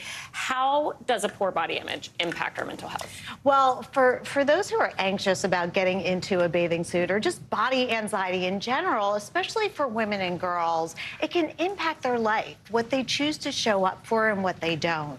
So I think there was a study that found 50% of women said they would not attend a bathing suit party if they were invited to one. But it's really about the self-image and how it can get you to not be in certain places that are social. So the goal is always to find a way to show up and enjoy yourself, no matter what what size you are and to break that kind of cultural brainwashing. And you know what I've loved? Like, so I'm in, and just full disclosure, I'm in like the mom groups online. Like, I end up getting a lot of like mom Instagram stuff, and the content is a lot right now this time of year about get in the bathing suit, show up, right? Show up at the pool. And there's also been, Stephanie, and I found this fascinating, a backlash against this idea of a summer body, because you know what? All bodies are summer bodies, and winter bodies, and fall bodies, and spring bodies. How do you think about that? Yeah, you know, I tend to agree with that, and that's because how we feel about ourselves is how we show up. So no matter what your size, if you're on a weight loss journey, if you're unhappy with your physical body or your weight on the scale, what are you doing about it? What actions can you take to make you feel better about yourself? So rather than just focusing on the scale, how can I eat a little bit healthier? How can I drink more water? How can I add in movement to my everyday life and build your confidence by taking small little steps? But can I ask, isn't some of that also, Dr. Robbie, coming into your purview? Because is it some of it about thinking about the way you feel about your body, right? And thinking about how do we push back against diet culture societally? Yes, and I tell my patients all the time, it's not like the most beautiful, the perfect body wins in life.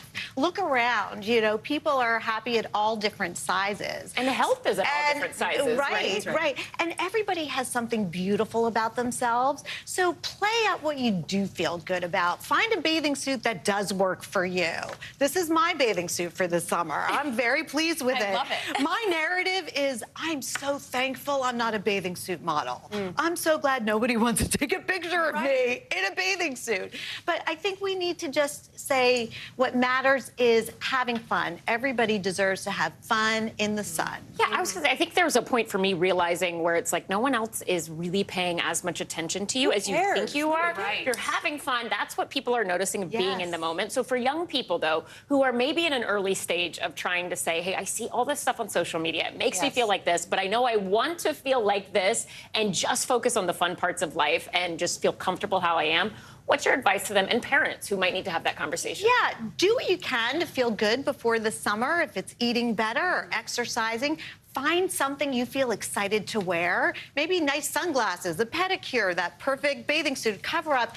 Everybody can show up in something they feel good about, and that's what they should focus on. I have to ask, Stephanie, because you're here, and we should share with our viewers, you have a huge milestone yourself ahead of the summer. Congratulations on getting married. Thank you Your so wedding much. was just Thank a couple days ago. Yes, I'm adding wife to my resume, so I'm Give really us excited. the dish. Spill the tea. How was it? You know, so honestly, I did a workout. Look at these pictures. Yes, I know. My handsome husband, too. I did a 5-minute workout the morning of my wedding because research shows that when you exercise for just 5 minutes, that actually increases your body image and self-esteem. So I did my 5-minute workout. It was a little, measly yoga routine, stretch routine I did without any equipment. But I also set myself up so that I would have energy throughout the day. So I was eating my protein. I had eggs for breakfast, some chicken tenders, when I was on the go in the limo to the church. Then I had a little protein bar before the cocktails and mocktail hour. So I was really eating every few hours so that I had more energy. So I love telling my clients, this is what we need to do to set ourselves up for success. Eat every few hours, eat that protein with a fruit or a vegetable for energy, exercise even just for 5 minutes a day to start, and really don't be so hard on yourself. It's one step at a time, right? Exactly. One step at a time, and you'll get to where you want to be. Yeah. Love that. Thank you both so much, Stephanie, Thank Dr. Robbie. It's you. great to see you both and to have this conversation. We appreciate it. Likewise. Thank you guys. All right, stay with us. There is more news ahead. Yes, you are watching NBC News Daily.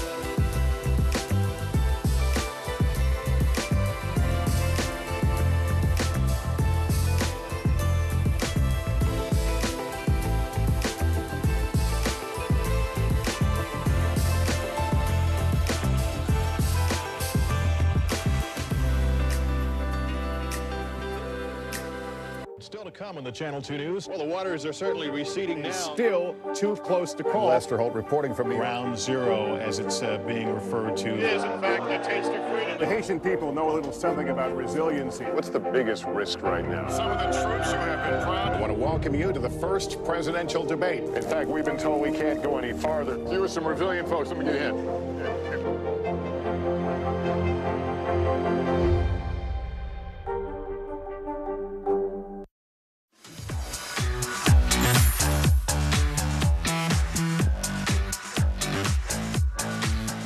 You can see the rainbow flags, the pride flags there at 30 Rockefeller Plaza right here in New York City. And in honor of Pride Month, we here at NBC News are putting the spotlight on people who have paved the way for LGBTQ+ rights. Yeah, these are the stories of a few activists, performers, journalists you might not know. Beyond the flags, parades, and pride-themed products, there's a group of activists, performers, and journalists that helped shape the public consciousness. But not everyone has gotten the full Hollywood treatment, even stars of the stage. Like Cosinelle, French for Ladybug, a renowned club singer whose gender reassignment surgery made her a media sensation after World War II.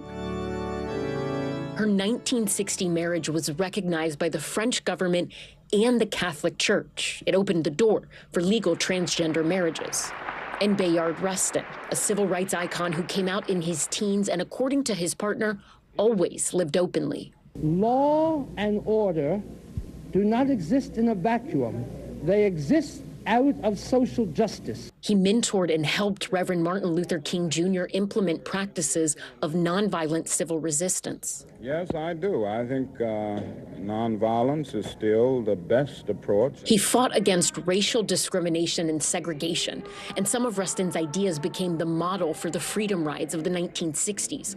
He even helped organize the 1963 March on Washington, and posthumously received the Presidential Medal of Freedom.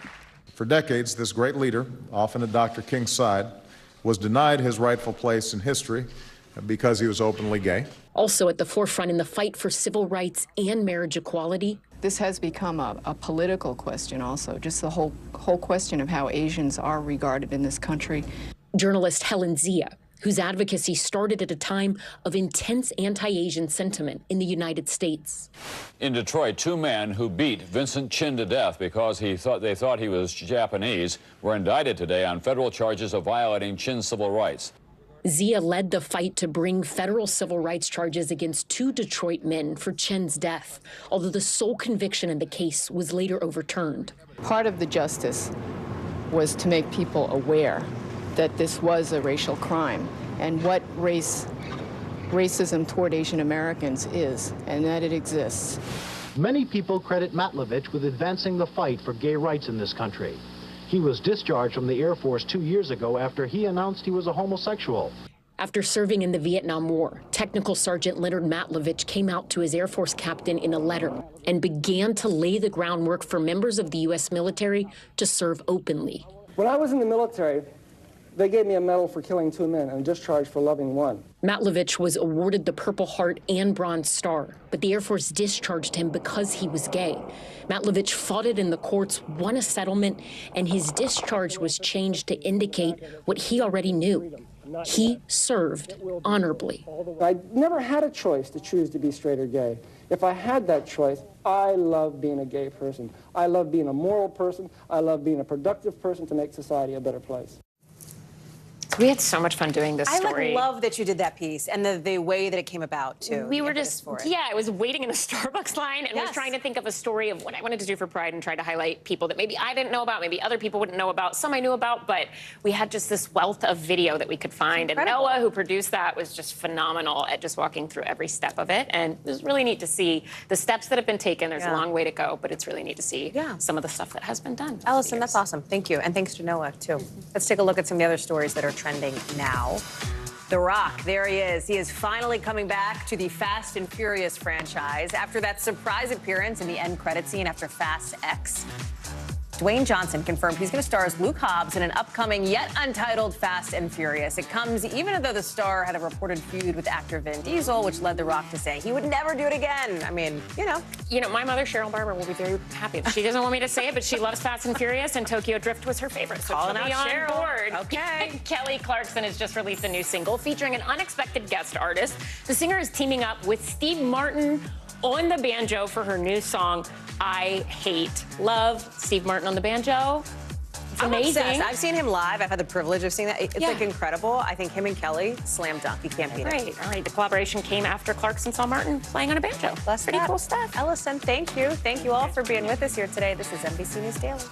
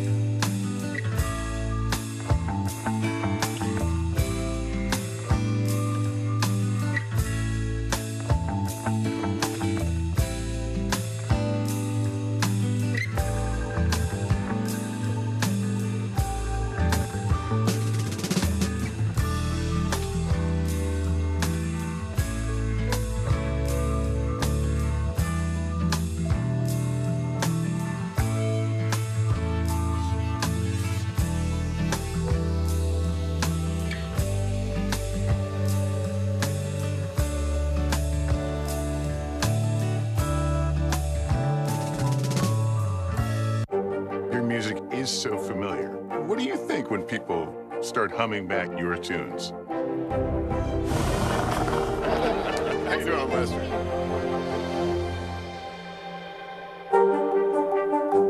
Hey, podcast fans, ready to unlock our true crime mysteries? Try Dateline Premium on Apple Podcasts. You'll get early access to originals, plus bonus content, and everything is ad-free.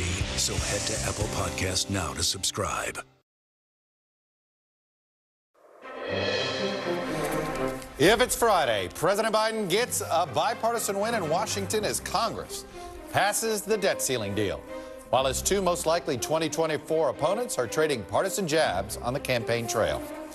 Plus, brand blowback and pride protest as some corporations find themselves in the midst of the culture war, facing boycotts and threats of violence over their support of the LGBTQ community.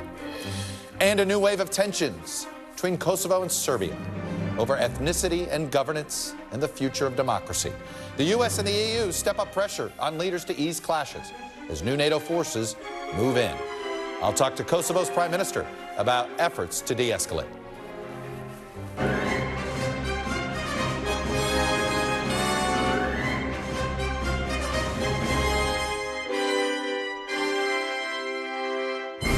Happy Friday and welcome to Meet the Press Now. I'm Chuck Todd reporting from Washington, where fiscal calamity has been averted for now, and President Biden is gearing up to take a bit of a victory lap himself. Biden is set to make his first Oval Office address of his presidency in sort of prime time tonight, 7 p.m. Eastern, as he signs a deal he cut with Speaker McCarthy to raise the debt ceiling. The Senate passed the debt ceiling bill last night by a bipartisan vote of 63-36. Percentage-wise, there were actually more Republicans against the deal in the Senate than in the House. Who had that on their bingo card? But this deal to avert default is a bipartisan victory for the president, despite the White House's messaging struggles short term and the president's initial insistence that he would not negotiate with Republicans at all. There were stumbles, But Biden got back up. You know where I went. And it's a reminder that Biden's message has been and continues to be a form of unity. Here's what he said in his inaugural address. We can see each other not as adversaries, but as neighbors. We can treat each other with dignity and respect. We can join forces, stop the shouting, and lower the temperature. For without unity, there is no peace, only bitterness and fury. This is our historic moment of crisis and challenge, and unity is the path forward. And we must meet this moment as the United States of America. That message of unity is in stark contrast with what's going on with Biden's potential 2024 rivals on the Republican side. Donald Trump and Ron DeSantis have been spending the week slinging mud at each other on everything from term limits to who handled COVID better to abortion politics or to whether or not to use the term woke, even though they both use it. Here's a bit of this week's back and forth. When I heard DeSantis go out and say, and talk about 8 years, we need 8 years. You don't need 8 years, you need 6 months. We can turn this thing around so quickly. If you need 8 years, who the hell wants to wait 8 years? You don't need it. He's not going to be able to nix the deep state in 6 months. He had 4 years. He didn't make a dent in it. Give me a break. And if he says he can do it in 6 months, why didn't he do it in the 4 years that he had? We will fight the woke in the schools. We will fight the woke in the corporations. We will fight the woke in the halls of Congress. We will never, ever surrender to the woke mob. I don't like the term woke because I hear woke, woke, woke. You know, it's like just a term that half the people can't even define it. They don't know what it is. Folks, it's more than half a year until the first primary ballots are cast, but this week could very well be a preview of what a long slog is going to look like in 2023, with the top two Republicans attacking each other. It potentially leaves President Biden an opening to make the clear contrast that he made with swing voters, with what he would be as president. And in some ways, this debt ceiling deal, while not anything to celebrate on the left, is the kind of deal he promised he would pursue if he had to. Joining me now on set is NBC News White House correspondent and our resident Bidenologist, Mike Memoli. Vaughn Hilliard is following the Trump campaign for us in Iowa, and Dasha Burns is quite literally in the moment following the DeSantis campaign in her car. She's not driving, I promise, and she has her seatbelt on in South Carolina. She joins us on the road between campaign stops. But let me start with Mr. Memoli here and what the White House is thinking. Look, we talked about this before. A short term, they always think about the long game well. That's right. They manage short-term messaging awful. Really bad. And right, they have their eye on that ball, and it seems to fall into place. I don't know how much of that is just their hesitance to use Joe Biden as a surrogate.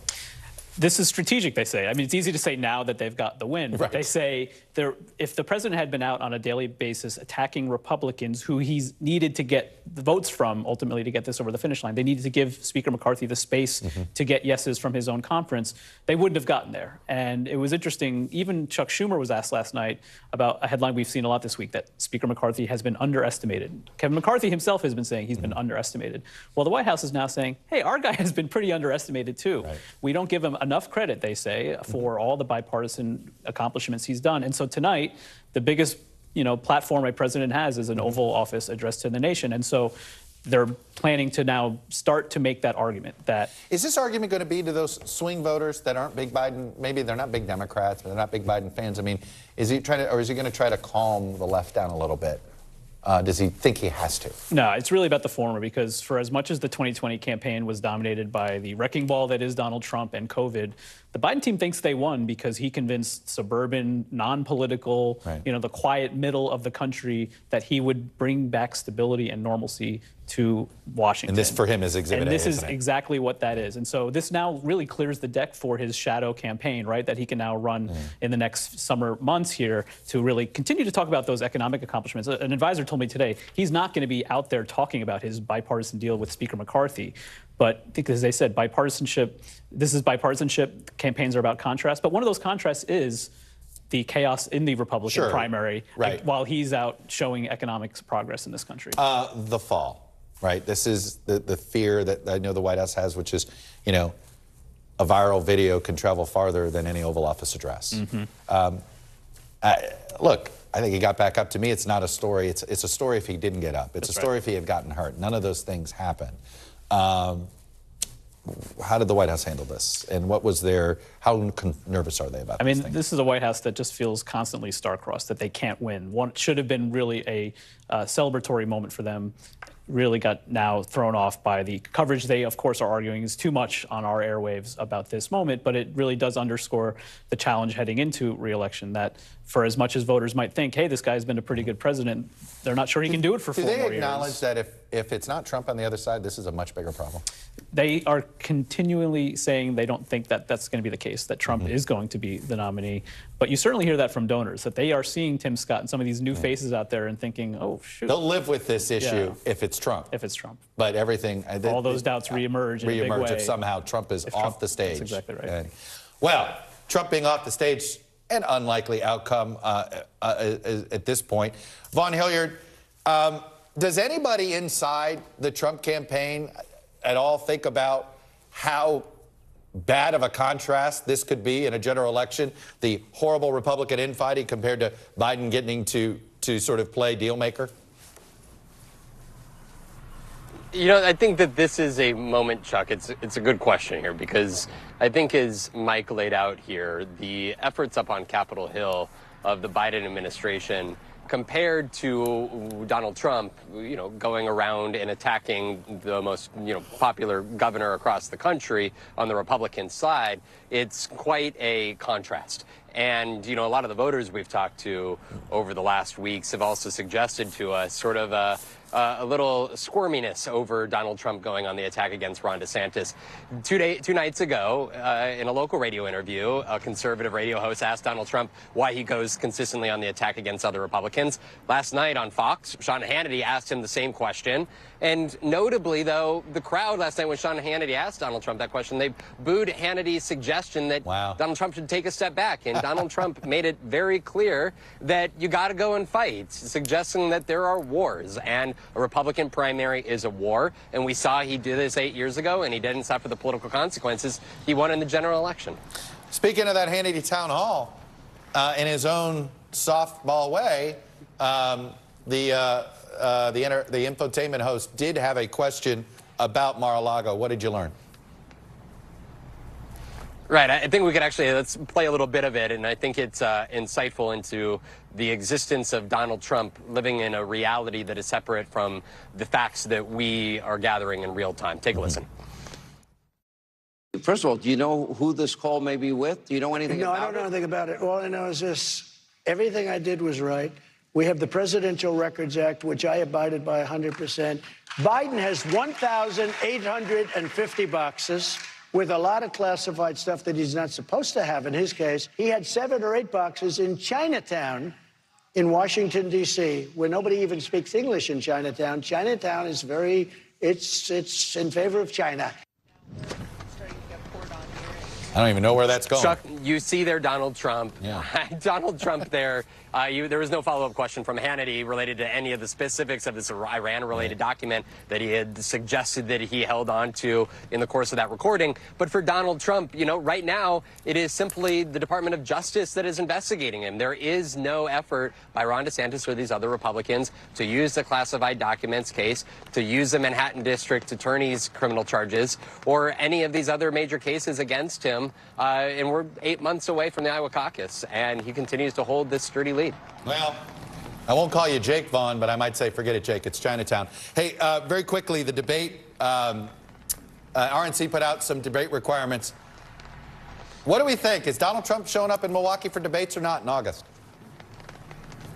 Well, our understanding was that he had no intention of showing up for the first 2 debates, but now the new thresholds just came out that really are going to make it difficult for those other candidates to not only hit the polling marks, but also they've got to get a certain number of donors to donate to their campaign to get on that debate stage. So in the scenario that it's just like a Tim Scott and Ron DeSantis and Nikki Haley, there would be some pressure for him to get on that debate stage. But, of course, the loyalty pledge is involved, and notably not a single candidate has committed to signing signing that loyalty pledge to support the eventual nominee. Donald Trump himself has suggested there's Republicans in this race he's not so sure about. So I don't know. Will we have a debate at all, Chuck? I'm still a little open-minded on that. Well, it's the Midwest in June. I don't want to see you get blown away by a Midwestern storm, my friend. Vaughn Hilliard in Iowa. It comes fast. Yes, it does. Vaughn, thank you.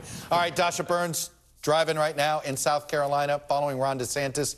So the most notable thing that we saw with Governor DeSantis between Iowa and New Hampshire was what he talked about in Iowa, what he didn't talk about in New Hampshire, which of course was abortion. What do we expect in South Carolina? Well, look, Chuck, and just warn anyone looking to jump into this journalism job. This is how glamorous our lives are, chasing candidates around states. This is going to be my life for the next 18 months or so. But look, South Carolina, here's what's interesting. As I've been talking to voters here, this is a state that, let's not forget, Nikki Haley and Tim Scott, both from here, both presidential candidates. Both Trump and DeSantis have really been looking at this race as a two-man race. And I will tell you, not a single voter brought up any other name besides Trump and DeSantis. This was the state where I was looking to see if they would bring up anybody else as a potential alternative. And I did not hear that. The notable difference for me at the first event that I just went to, which was just outside of Lexington, the amount of time that Casey DeSantis has spent in front of voters. She has really been front and center this week in this campaign. As we know, there's been a lot of skepticism around the likability factor for Ron DeSantis. It seems that Casey is going to be sort of the secret weapon to soften his edges, if you will. And voters have been very, very responsive. They've been telling stories about their children when he gets on stage and sits next to her in this sort of fireside chat style format that they've been doing. He softens up and he becomes much looser and kind of a different type of candidate when he's on stage next to his wife. So that's kind of the big factor that I noticed. They've spent a lot more time together on stage in this latest round of visits. The other thing, Chuck, you talked about this, the contrast that they're really starting to sharpen between him and Trump. And I was surprised to hear Trump sort of step back from the term woke and that issue, whereas DeSantis, of course, is leaning in. I had a chance to ask him about this at the rope line earlier today. Take a listen to what he said. Great. The former president said he doesn't like to use the word woke. He said he doesn't like to use woke because people don't know what it means. That's obviously been a big part of your messaging. What do you say to that? Look, we know what woke is. It's a form of cultural Marxism. It's about putting merit and achievement behind identity politics, and it's basically a war on the truth. And as that has infected institutions, it has corrupted a lot of institutions. So you've got to be willing to fight the woke. We've done it in Florida, and we proudly consider ourselves the state where woke goes to die. Thank you. Chuck, it's an interesting area where they've splintered. There's been so much back and forth between, how many terms one needs to change the course of the country, to COVID response, to Disney, you name it. This is an all-out battle now, the first time we've really seen both of them go head-to-head.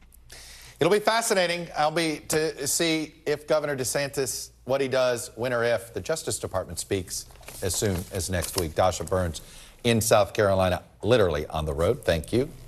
Thanks to Vaughn Hilliard in Iowa and Mike Memoli right here. Thank you, buddy. Coming up, Pride Month collides with the culture wars. How a wave of anti-LGBTQ protest is complicating this year's month-long celebration for corporations. That's next. Plus, the Department of Justice closes its investigation into former Vice President Pence's handling of classified documents days before the Republican is set to jump into the presidential race. What it means for the 2024 field and what it could mean for the Justice Department case. You're watching Meet the Press Now.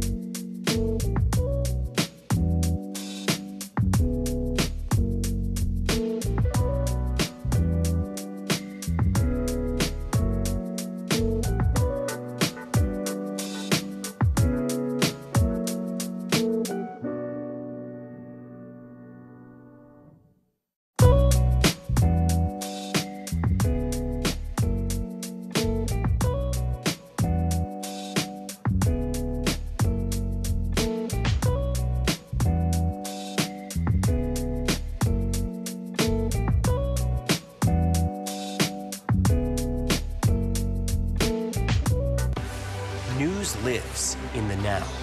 It's coming at us every second. News is more now than ever. Look at this. You can't even see anything anymore. Now is raw. Now is real. The Fed's decision today, help us translate that into very plain English. Now is constant. You gotta see this. The future is now. News for the generation of now is NBC News Now.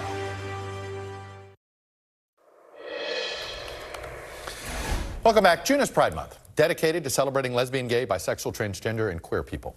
But this Pride Month is shaping up differently than any in recent memory. Big-name corporations and companies are facing very public backlash for their more public support for the LGBTQ community. Target, Bud Light, and North Face have all come under heavy fire recently for their what had been just sort of normal yearly Pride campaigns and collaborations. This year, they have faced protests, boycotts, and even threats of violence from anti-LGBTQ activists and right-wing media. And they're not the only companies being thrust into the culture wars. It all comes as conservative lawmakers have ramped up legislation that targets the LGBTQ community with laws that ban public drag performances and, of course, limit gender-affirming care for trans people. My colleague Stephanie Goss has more on the pushback against corporate pride. Target moved its Pride Month merchandise, including a transgender-friendly bathing suit, to the back of some of its stores after customer backlash. Okay, these are like naked people in shirts. Its stock price dropped more than 15% in 2 weeks. I got some Bud Lights for us. Bud Light marketed a customized can featuring transgender influencer Dylan Mulvaney, triggering an outcry.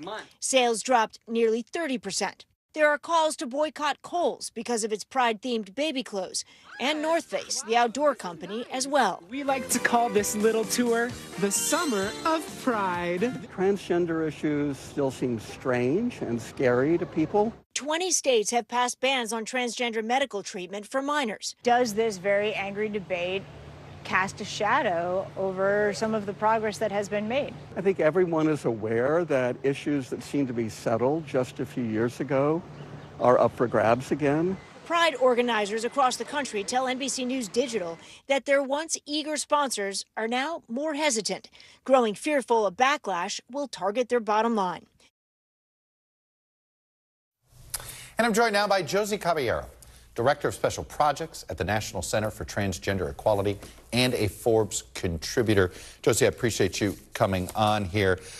Look, we're in a weird spot. We had gotten to the point where mainstream culture has changed enough that LGBTQ marketing is favorable enough for large corporations. We're now seeing this backlash suddenly come. What is your take on this moment? Because, I mean, just even last year through the previous decade, it felt like we'd moved beyond this. Yeah, what we're seeing is an extreme ramp up of anti-LGBT ideologues, like some that you just shown, that are really causing this fervor, this anger in the community. It's only a small amount. And what you're starting to see is that when this fervor gets so loud and reaches a boiling point, it starts to reach a level where you're starting to see violence. And it's a very scary time right now. What is happening in these executive conversations? I know you've been doing some reporting. You've had some of these conversations. What are you hearing? I mean, look, we know the one thing about corporate executives is that they can just be cowards. And I mean this in if they come from the left or the right, they want to just crawl under their desk. What are you sensing? It's roughly that, right? When you see that 9 specific Target stores have gotten bomb threats, you also see Anheuser-Busch factories receiving bomb threats, and even the Clydesdale marches with the horses. You've been seeing these threats of violence, and so what's happening is that these executives are really having to do this balancing act, right? Where they want to market merchandise to about 9-10% of the population that demands this stuff, versus the backlash and the anger and the vitriol and the threats to their staff and their customer base. So it's a very hard time for them to realize, like, should we work in the side of profits and sell products, or should we try to look at the safety of our own staff and employees? It doesn't feel like we have a place to litigate this.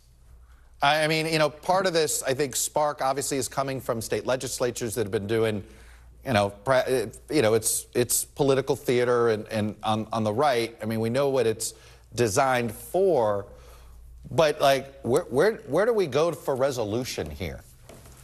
Absolutely. Well, a lot of this backlash is really starting to get loud because more and more people across the country, the general public, are starting to say, absolutely, it's okay for trans people and LGBTQ people to exist in my community. They're our family. They're our leaders, our politicians, our friends, our postal workers. And because of people's, saying, yes, this is okay, the increased visibility of trans people thriving in public life and just regular life in general, that is what is the best solution to this problem. We also need to make sure that these corporations start taking real stances. This isn't about just putting a rainbow logo out on your community. This is more than that. And they have to make public statements to say, we're going to serve the people that want these products. I was just going to say, we're about to learn who's an ally and who is simply, I don't know what you want to call it, pride washing, I guess might be a phrase. Yeah.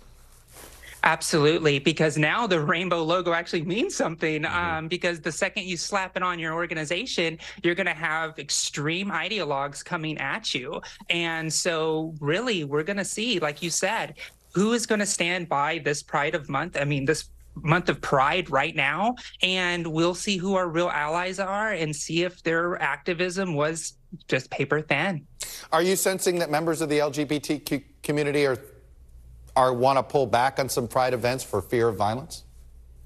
Absolutely. I mean, there is the fear of violence everywhere. We talk about safety and basically keeping your head on the swivel, but we have to remember where the roots of Pride came from. It came from a protest in Stonewall, where our existence was just a crime just to be openly out. So the queer community is ready to show their pride like the queer community has throughout history. So we're going to go and we're going to be proud and celebrate what it is to be a part of this community, and we're not going to stop to show who we are and be visible in our communities.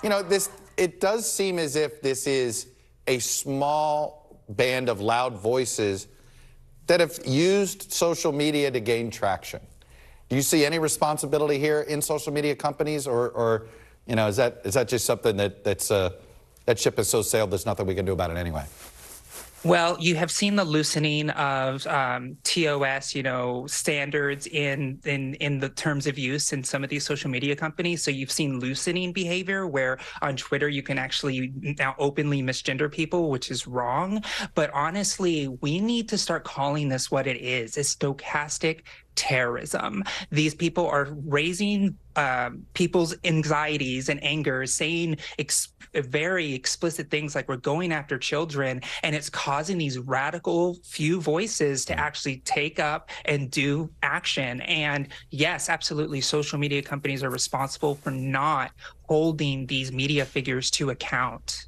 Josie Caballero, who is a contributor to Forbes, and as we said, part of the National Transgender Alliance here. Josie, thanks very much for your perspective. Thank you so much. I appreciate you. Up next, we're going to dig deeper into the culture wars on the campaign trail as Republican rivals duke it out over everything from transgender issues to education and the very definition of wokeness. Panel's next. You're watching Meet the Press Now.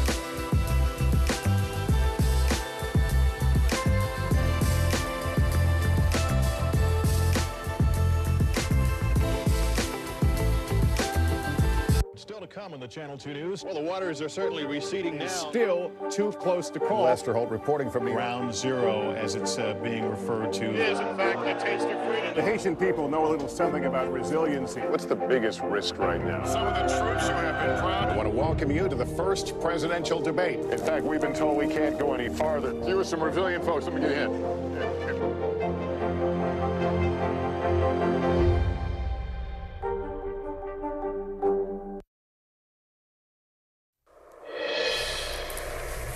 Welcome back. The Republican field is set to expand by 3 next week. And as we mentioned up top, this week in the primary was all about the fight between the 2 frontrunners. But even as Trump and DeSantis tried to draw lines between their candidacies, they also frequently sing the same tune, particularly on culture war issues. So joining me now is our panel.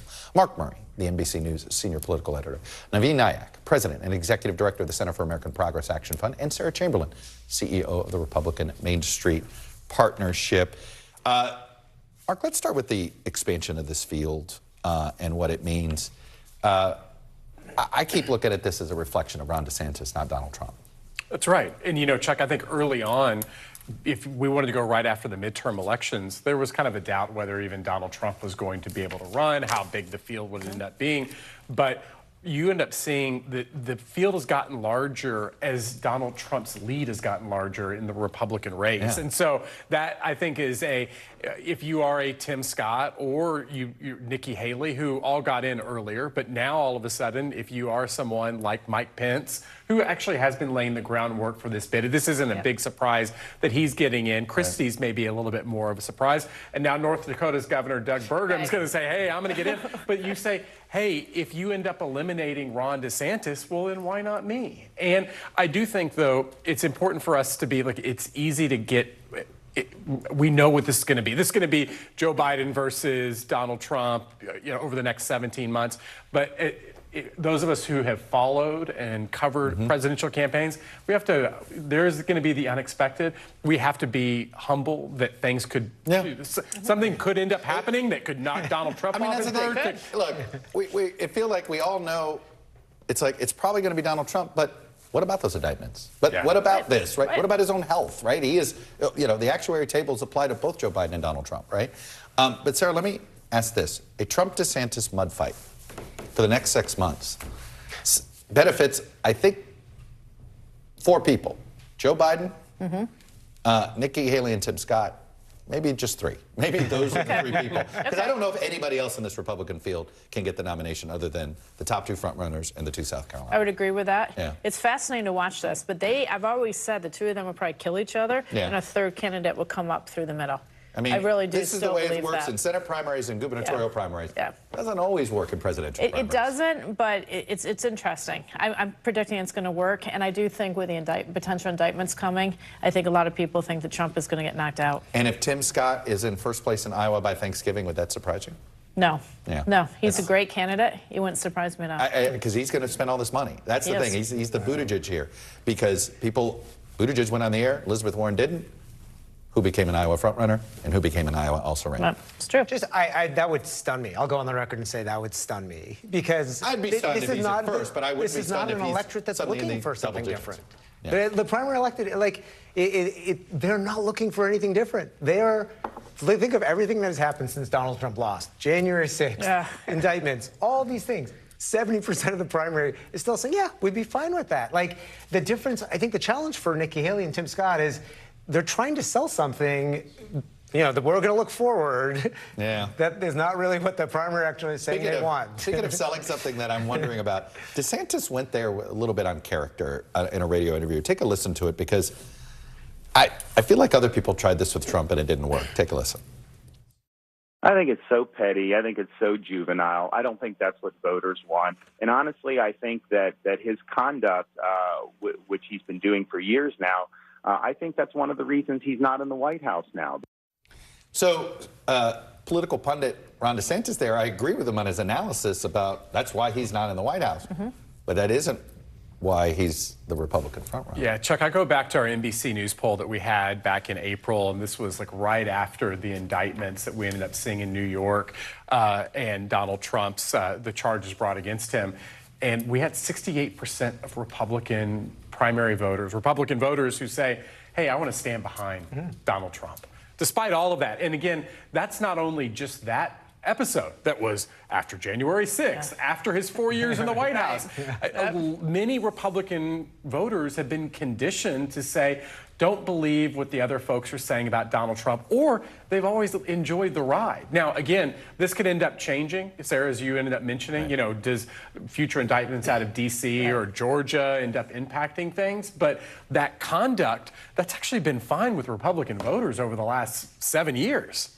Donald Trump, though, mocking woke seemed like a bit off-key for Republican primary voters. It certainly did. Yeah, I was kind of surprised by that. I'm like, oh, right. Okay. Is he just upset that he thinks DeSantis has a better line on woke than he Probably. does? Probably. And I'm not even sure if he knows what woke really means. Well, by the way, does anyone? I think it just reflects that his strategy is just punch where you think there's I can make a contrary point. There's no core. And I actually think that is what this primary is going to put on display. I mean, candidly, what a dumpster fire the party has become. That they're going to have these petty fights. You hear about what's been going on these last 2 weeks, and I think that's going to just, there's Sarah, no isn't this your fear core. that Trump does this? That you may want to say dumpster fire, but then you're like, well, I'm going to see that image and that meme all over social media. And the Republican Main Street Partnership members live in these tough districts still. I mean, we live in the swing districts, or we live in the Biden districts. So that's really a problem for us as we face re-election. Let's talk Biden here a minute. I mean, it's interesting to me.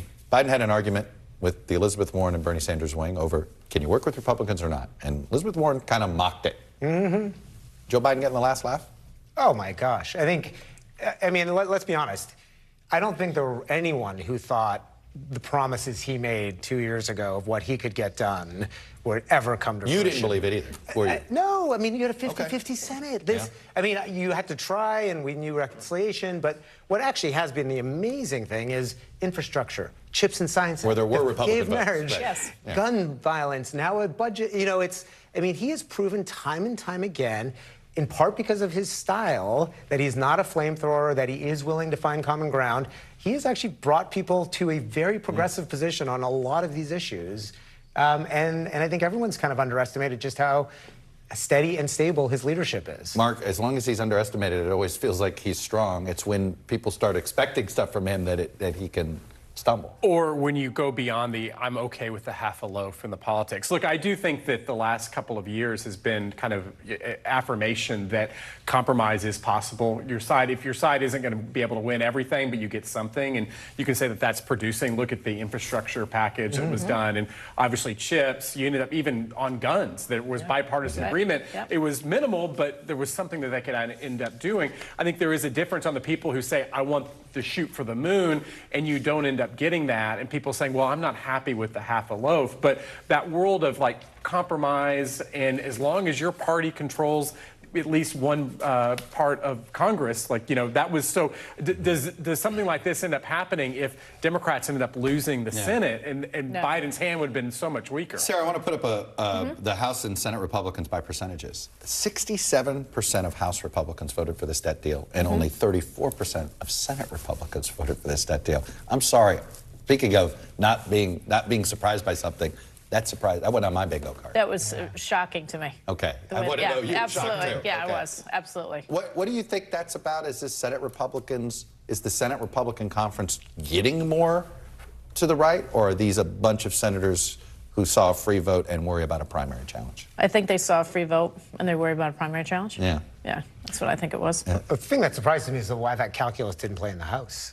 Right, like, I mean, that's what I don't get. It was a different setup in the House. It really was. Kevin really did a great job getting this all worked together. So that's why it didn't happen. I mean, 149 members. I'm sorry. I don't think anybody thought there'd be that many. No, that's right. For especially a deal that, you know, that I think Joe Biden sees really as just the price of stability, the price of having Republicans won the House, and that it really was. I mean, you know, Joe Biden really won some things here that Republicans couldn't get. The RNC put out its debate criteria today. It looks very similar to the criteria that Democrats had back in the day, and RNC Chair Ronna McDaniel said, hey, if they didn't say how many candidates does it take to create a second debate. We don't know. She just sort of left that door open that could happen. Quick, easy targets or not? Hard. Yeah, On the I 40, hard I think too. the 40,000 individual donors will probably be the hardest for if you are some of those candidates. Chris Christie is going to be the toughest. Yeah, you know, to be able to get in. Yeah. So, and then, you know, but I also, to Von Hilliard's point that he made to you earlier, Chuck, Donald Trump hasn't signed that pledge or the loyalty pledge. Who else is going to sign it? So I think that that's also another. What is the incentive for Trump to debate right now? None. Right. None. Zero. Particularly if it's 2 nights. Yeah. Yeah. I don't see, the incentive is only there if he falls in the polls. Right, and he won't. Right now, he won't. You know, that doesn't happen until when or if something gets out of the indicted. ordinary happens. Right. And, well, that's been what we've said about Donald Trump, if, right? Naveen, Sarah, Mark, thank you. And if it's Friday, by the way, we got a new episode of Meet the Press Reports. It premieres tonight. This week, we're taking a look at some of America's most infamous modern-day grifters. Bernie Madoff, Elizabeth Holmes, George Santos, Sam Bankman-Fried. How did they succeed for so long? How did Americans fall for these schemes? To answer those questions, I sat down with a slew of journalists who've exposed this fraud and a psychologist who helps us understand the minds of scammers and why we can somehow be easily scammed. Here's a peek at this week's Meet the Press Reports deep dive into how we became a grifter nation. You're going to get caught. One way or another. It's a mathematical fact. It's like Vegas. The house always wins. The art of the con has fascinated the public in Hollywood for decades. You want to be a grifter? Grifter? Yes. But with trust in institutions eroding and the internet providing new opportunities to scam, grifters are showing up everywhere. Just one drop of blood, and we can change the world. A thief takes your money. A con artist or confidence man depends on persuading you, the mark, to give it to him or to her. Con artists would not be successful if they weren't charismatic, if they didn't know how to manipulate you, if they didn't know how to manipulate your perception of them. And of course, for whatever reason, we're always fascinated with these grifters. You can catch much more on my reporting tonight at 10:30 Eastern, and of course on Sunday right here on NBC News Now, and it'll be on demand on Peacock and YouTube starting on Sunday. After the break, the conflict in Kosovo. My one-on-one with the nation's prime minister as NATO steps in to try to de-escalate tensions in the region. That's next. You're watching Meet the Press Now.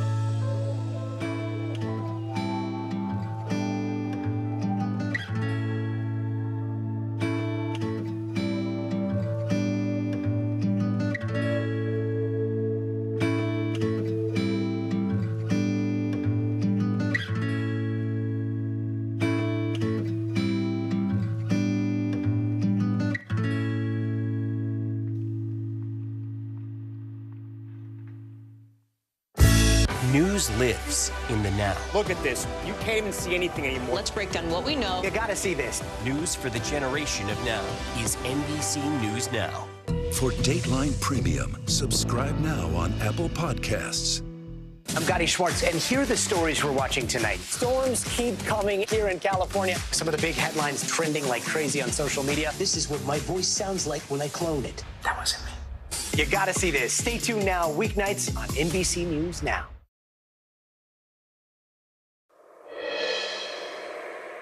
Welcome back. The government of Kosovo is facing condemnation from the United States and Europe this week after violence has broken out in the country's north, a region whose population is a majority ethnic Serb. Ethnic Serbs within Kosovo boycotted local elections held in April en masse due to what they called provocations by the Kosovo government. Voter turnout amounted to just 3.5%. Now, a reminder, Serbia does not recognize Kosovo's 2008 independence declaration. The situation came to a head on Monday when Kosovo's prime minister moved to install the ethnic Albanian mayors who won in those elections. Serb protesters violently clashed with Kosovo police and NATO peacekeepers. Take a listen to a U.S. National Guardsman whose unit is deployed with NATO, describing the scene on Monday. I saw myself injure K4 soldiers with shock bombs that were attached to glass bottles with small BB pellets and either alcohol or some type of fuel to cause a fire. Today, French President Emmanuel Macron and German Chancellor Olaf Scholz called on Kosovo to hold new elections in the region, while earlier this week, the U.S. benched Kosovo from an upcoming NATO exercise. So joining me now is the Prime Minister of Kosovo, Albin Kurti. Mr. Prime Minister, thanks for coming on. Thank you for having me. Well, let's start with what the two European leaders have called for, new elections. You've suggested you're open to it. Is there a precondition? What would it take for you to agree to new elections in this region? Obviously, mayors who won elections on 23rd of April have low legitimacy due to low turnout in these elections. But we called for all the people to participate in elections, but official Belgrade did a lot of pressure, threatening, blackmailing to Serbian people not to participate. Now, these mayors have low legitimacy, but they are the only one who are legal and legitimate.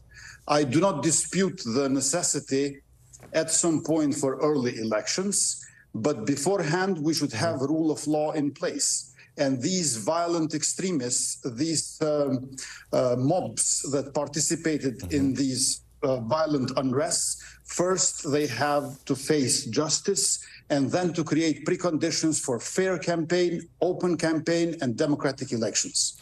What do you think it would take to encourage these ethnic Serbs to participate? We have to stop Belgrade from bullying them. People want to participate. People want to be heard. But Belgrade does not want to have more than one party for Serbian community. In Kosovo, 93% of the population are Albanians. We have dozens of political parties. We have one Serbian party for 4% of population who are Serbs. And then we have other minorities, each one of them having several political parties, namely Roma, Ashkali, Egyptian, Gorani, Turks, and Bosniaks. So Belgrade wants only Serbian list to represent Serbian community. There can be no democracy without political pluralism. That's why we insist on creating preconditions for an open campaign. And I believe that international community could help us a great deal in enabling Serbs to freely express their will for their elected representatives. Why do you think the United States, France, and Germany are a bit unhappy with how you guys have handled this situation? What we have done was our duty. Lawfulness, constitutionality, respect for human rights, the respect for mayors who got elected and who have to go to their offices in the municipal buildings. But apparently, there has been too much worry on the side of democratic West that president of Serbia might destabilize not only Kosovo, but the region. And there is this attitude, this approach of appeasement towards official Belgrade. And this is neither just nor beneficial. Do you think China and Russia are encouraging Belgrade to stir the pot here, or do you think they could play a constructive role? Kosovo is the most democratic country in the Western Balkan Six. We had great economic and democratic progress, especially in these last 2 years. We have no relations whatsoever, neither with Russian Federation nor with China. But to the opposite of this stands Serbia, which has a lot of Chinese investments and great military and energy cooperation with Russian Federation. I can assume that especially the Russian Federation does not want Kosovo to succeed as a country, because we are a success story of NATO intervention in 1999 to stop Serbian genocide. And also we are a success story of economic development and democratic progress working together hand in hand. And there is a great struggle regarding narrative in 21st century. We are not a big country, but we are a great example that democracy and economy can grow together. So that's why I believe Serbia has directly or indirectly the support of all authoritarian regimes. Do you believe that to quell the violence, do you believe that Kosovo law enforcement has behaved appropriately, or do you think there has been some escalation on your side as well? There is no evidence whatsoever that Kosovar police behaved inappropriately. Kosovar police is the most professional police in Western Balkans. It has been trained for over 20 years by United States, by European Union countries, and by United Kingdom. So they are Western-oriented and Western-trained. On the other hand, we have these mobs. It's not about Serbian people. It's about certain orchestrated violent mobs who are there to destabilize Kosovo and to play for the larger hegemony of official Belgrade. You know, official Belgrade is in search for time machine.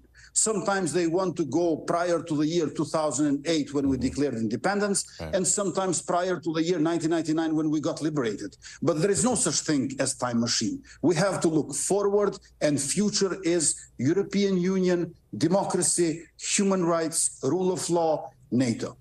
The summit in Moldova, we know that there was a brief meeting between the presidents of your country and of Serbia. We know that the French president and the German chancellor were there as well. Anything come out of there that can be built upon to create a peace here or a temporary solution? We need to make sure that we are going to have a sequenced implementation roadmap, balanced and fair, of the basic treaty that we have adopted together with Serbia on February 27th in Brussels. This basic treaty has as its centerpiece de facto recognition, modeled upon two Germany's agreement from 1972, when they have decided this formula of live and let live, two countries living side by side. And I think that normalization of relations has to have implementation of this basic treaty. On the other hand, for de-escalation, we need these violent mobs, these extremists, either to go back in Serbia because this is where they came from in the first place, or to be arrested in Kosovo. And then early elections for sure. We cannot continue indefinitely with 3.5% of legitimacy. And at the same time, we need European Union to be active in this dialogue. Well, just one last question, though. Why not set at least a date for new elections with the conditions? Why not put that on paper so that the other side knows you're serious? Next week, special envoys from EU and US Mr. Miroslav Lajčák and Mr. Gabriel Escobar will come to Kosovo, and we will discuss the details. Okay. So I believe also in early elections, but for that we need a rule of law and free and fair campaign for free and fair elections. Prime Minister Albin Kurti from Kosovo, appreciate you spending a few minutes with us to explain your perspective on this situation. I hope we can de-escalate here and see democracy thrive. Thank you. Thank you. Still to come, migrant crossings at the southern border just hit their lowest point since Biden took office. Have you heard a lot about that? It defied expectations 3 weeks after the end of Title 42. We got some new reporting explaining this surprising data after a quick break. You're watching Meet the Press Now.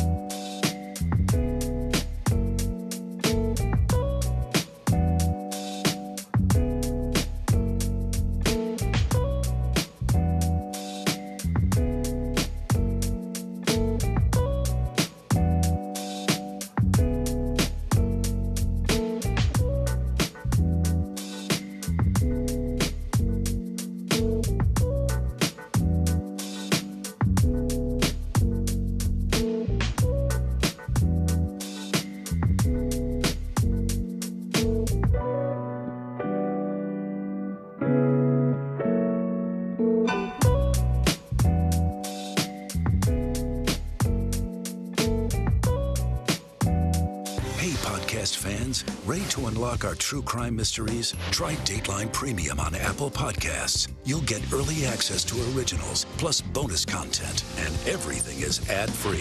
So head to Apple Podcasts now to subscribe. We're back now from Las Vegas, Seattle, from Guatemala City, from Wilmington, I was in space in Texas, from Normandy, from France, Surfside, Florida. Thank you for watching, everyone. For Dateline Premium, subscribe now on Apple Podcasts. Welcome back. The surge of border crossings when Title 42 expired hasn't happened, at least not yet. In fact, the number of migrant crossings at the southern border has hit its lowest point since Biden became president. Perhaps that's why you didn't hear either DeSantis or Trump talk about the border this week. About 3,000 migrants have been stopped by Border Patrol officers each day, down from more than 10,000 a day just 3 weeks ago. Well, Julia Ainsley is here. She's been covering this crisis at the southern border essentially since she came to NBC News, as well as Title 42, and she joins me now. So, Julia, I don't think even Secretary Mayorkas thought it was going to be like this. Let's not kid ourselves. They predicted chaos. Yes, they did. Yes. So anyone who tries to say it was just the media, we were going with the numbers they were predicting, they were modeling, they were testifying to Congress. We need more money because they thought they would be seeing 14,000 a day easily crossing the southern border. There were 60,000 migrants waiting in northern Mexico. Now we understand there are about 20,000 migrants Where'd they go? waiting in those shelters. Some of them may have very well crossed before Title 42 lifted. A lot have not actually made it through. There's been more enforcement on the Guatemala-Mexico border, so some could be turned back there. Some are still living on the streets in Mexico, desperate to get in, trying this new app to see if they can get an appointment. But some of these solutions that are keeping the numbers low are temporary. In fact, a lot of DHS officials say by the end of the summer, this is still duct tape. Yeah, they're not taking a victory lap on this, and that's why we're not hearing much about it from Republicans or Democrats right now, because the situation is pretty tenuous. So I hear about all these governors sending members of their National Guard. It's sort of a little bit of political theater. They've all did it, and it was clearly an orchestrated campaign. 50 or 100. What do these folks do when they get there? Well, certainly when they send them, it keeps the conversation going, even if the numbers That's are clearly lower. what they're But trying to do, right? because of our Constitution, they cannot be enforcing the law, domestic law, within the boundaries of the United States. So they're not handcuffing migrants. They're not processing migrants. They're there in an assisting role. I've seen National Guard hanging barbed wire, putting up barriers, trying to do more of the office paperwork so that Border Patrol can go out to the front lines. And that is an issue. I've heard Border Patrol chiefs say that they want at least 80% of their workforce on the front lines. But that was a concern when they were looking at 14,000 migrants crossing a day. Instead, you're going to be sending a lot of people to maybe not have that much to do. We saw that under Trump, certainly. As we know, it's somewhat every time you think you plug a hole here, one opens up there. When's the next moment that we should expect a test of the system? I would be looking at late summer, and here's why. The rainy season ends, so more people are able to go through the jungle, that Darien Gap, and there is a court case. The ACLU has challenged these new asylum policies that they put into place. That hearing's July 19th, and if that judge says they can't do that anymore, more people will start crossing the border. Julia Ainsley with some important reporting there. Thank you, and thank you all for being with us this hour. We'll be back Monday with more Meet the Press Now. If it's Sunday, it's Meet the Press on your local NBC News station. I'll have exclusive interviews with Senators Joe Manchin, Mike Rounds, and a former Trump attorney on the Mar-a-Lago docks. Don't miss it. NBC News Now coverage continues with Hallie Jackson right now.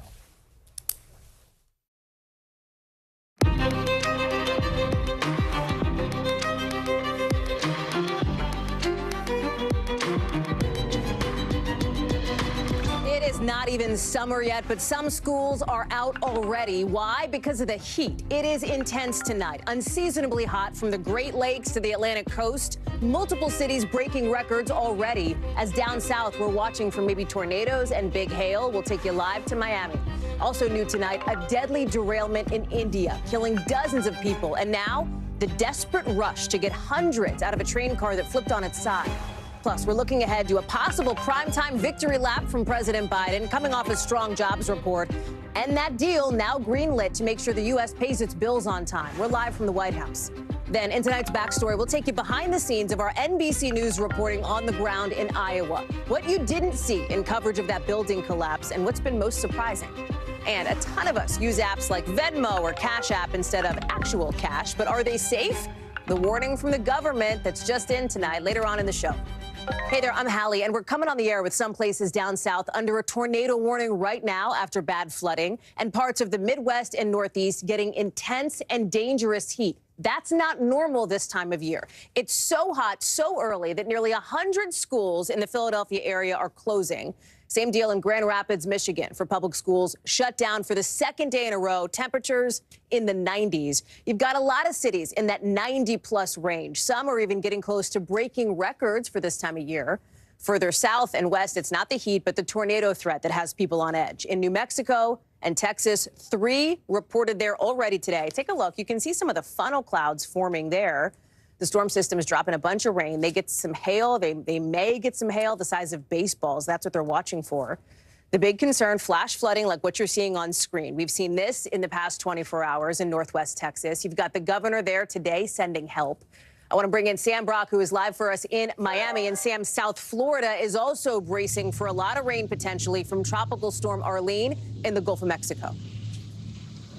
So the good news, Hallie, is that Tropical Storm Arlene right now is about 250 miles off the west coast of Florida. So it's not going to have a direct interaction with the state. However, its mere presence is fueling all of this moisture in the air. And it means you could be seeing downpours here in Florida.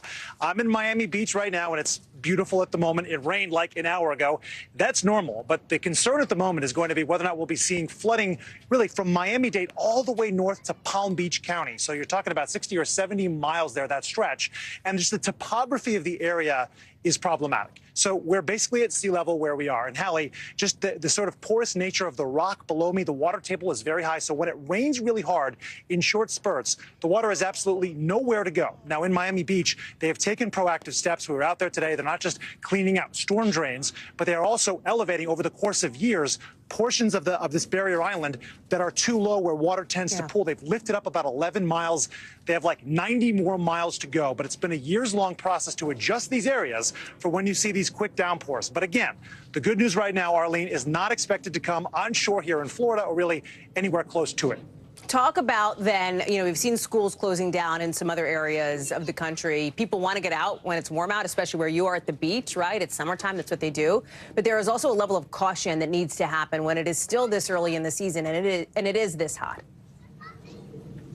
And it's excellent to see administrators in cities like Philadelphia being so proactive about this, because that's an example of a city where they saw temperatures that were almost 94, 95 degrees today. And Hallie, there's a couple hundred buildings in that school district. About 100 of them lack full air conditioning. So here's a spokesperson for the Philadelphia School District talking about why it's so important that they shut down early today to help try to make sure the kids are safe. It's more than just putting AC units in a window. You have to look at, can the electrical systems support the AC units? But the most important thing is making sure that our students are not exposed to heat-related illnesses. And it's important, Hallie, experts say, to drink a lot of water on hot days like this, to wear light clothing, sunscreen, and check on your friends and your neighbors just to make sure that they're doing okay. But what a sort of weird juxtaposition it is right now. We're awaiting storms down here in Miami, and it's still warm, but not as warm as where you are, perhaps, in New York at the moment. Definitely not, Sam Brock, in Miami for us tonight. Thank you very much. I want to get now to meteorologist Bill Cairns. Okay, so Sam laid it out, right? Storms down south, hot further north. We've got tornado warnings potentially out west. Talk us through it.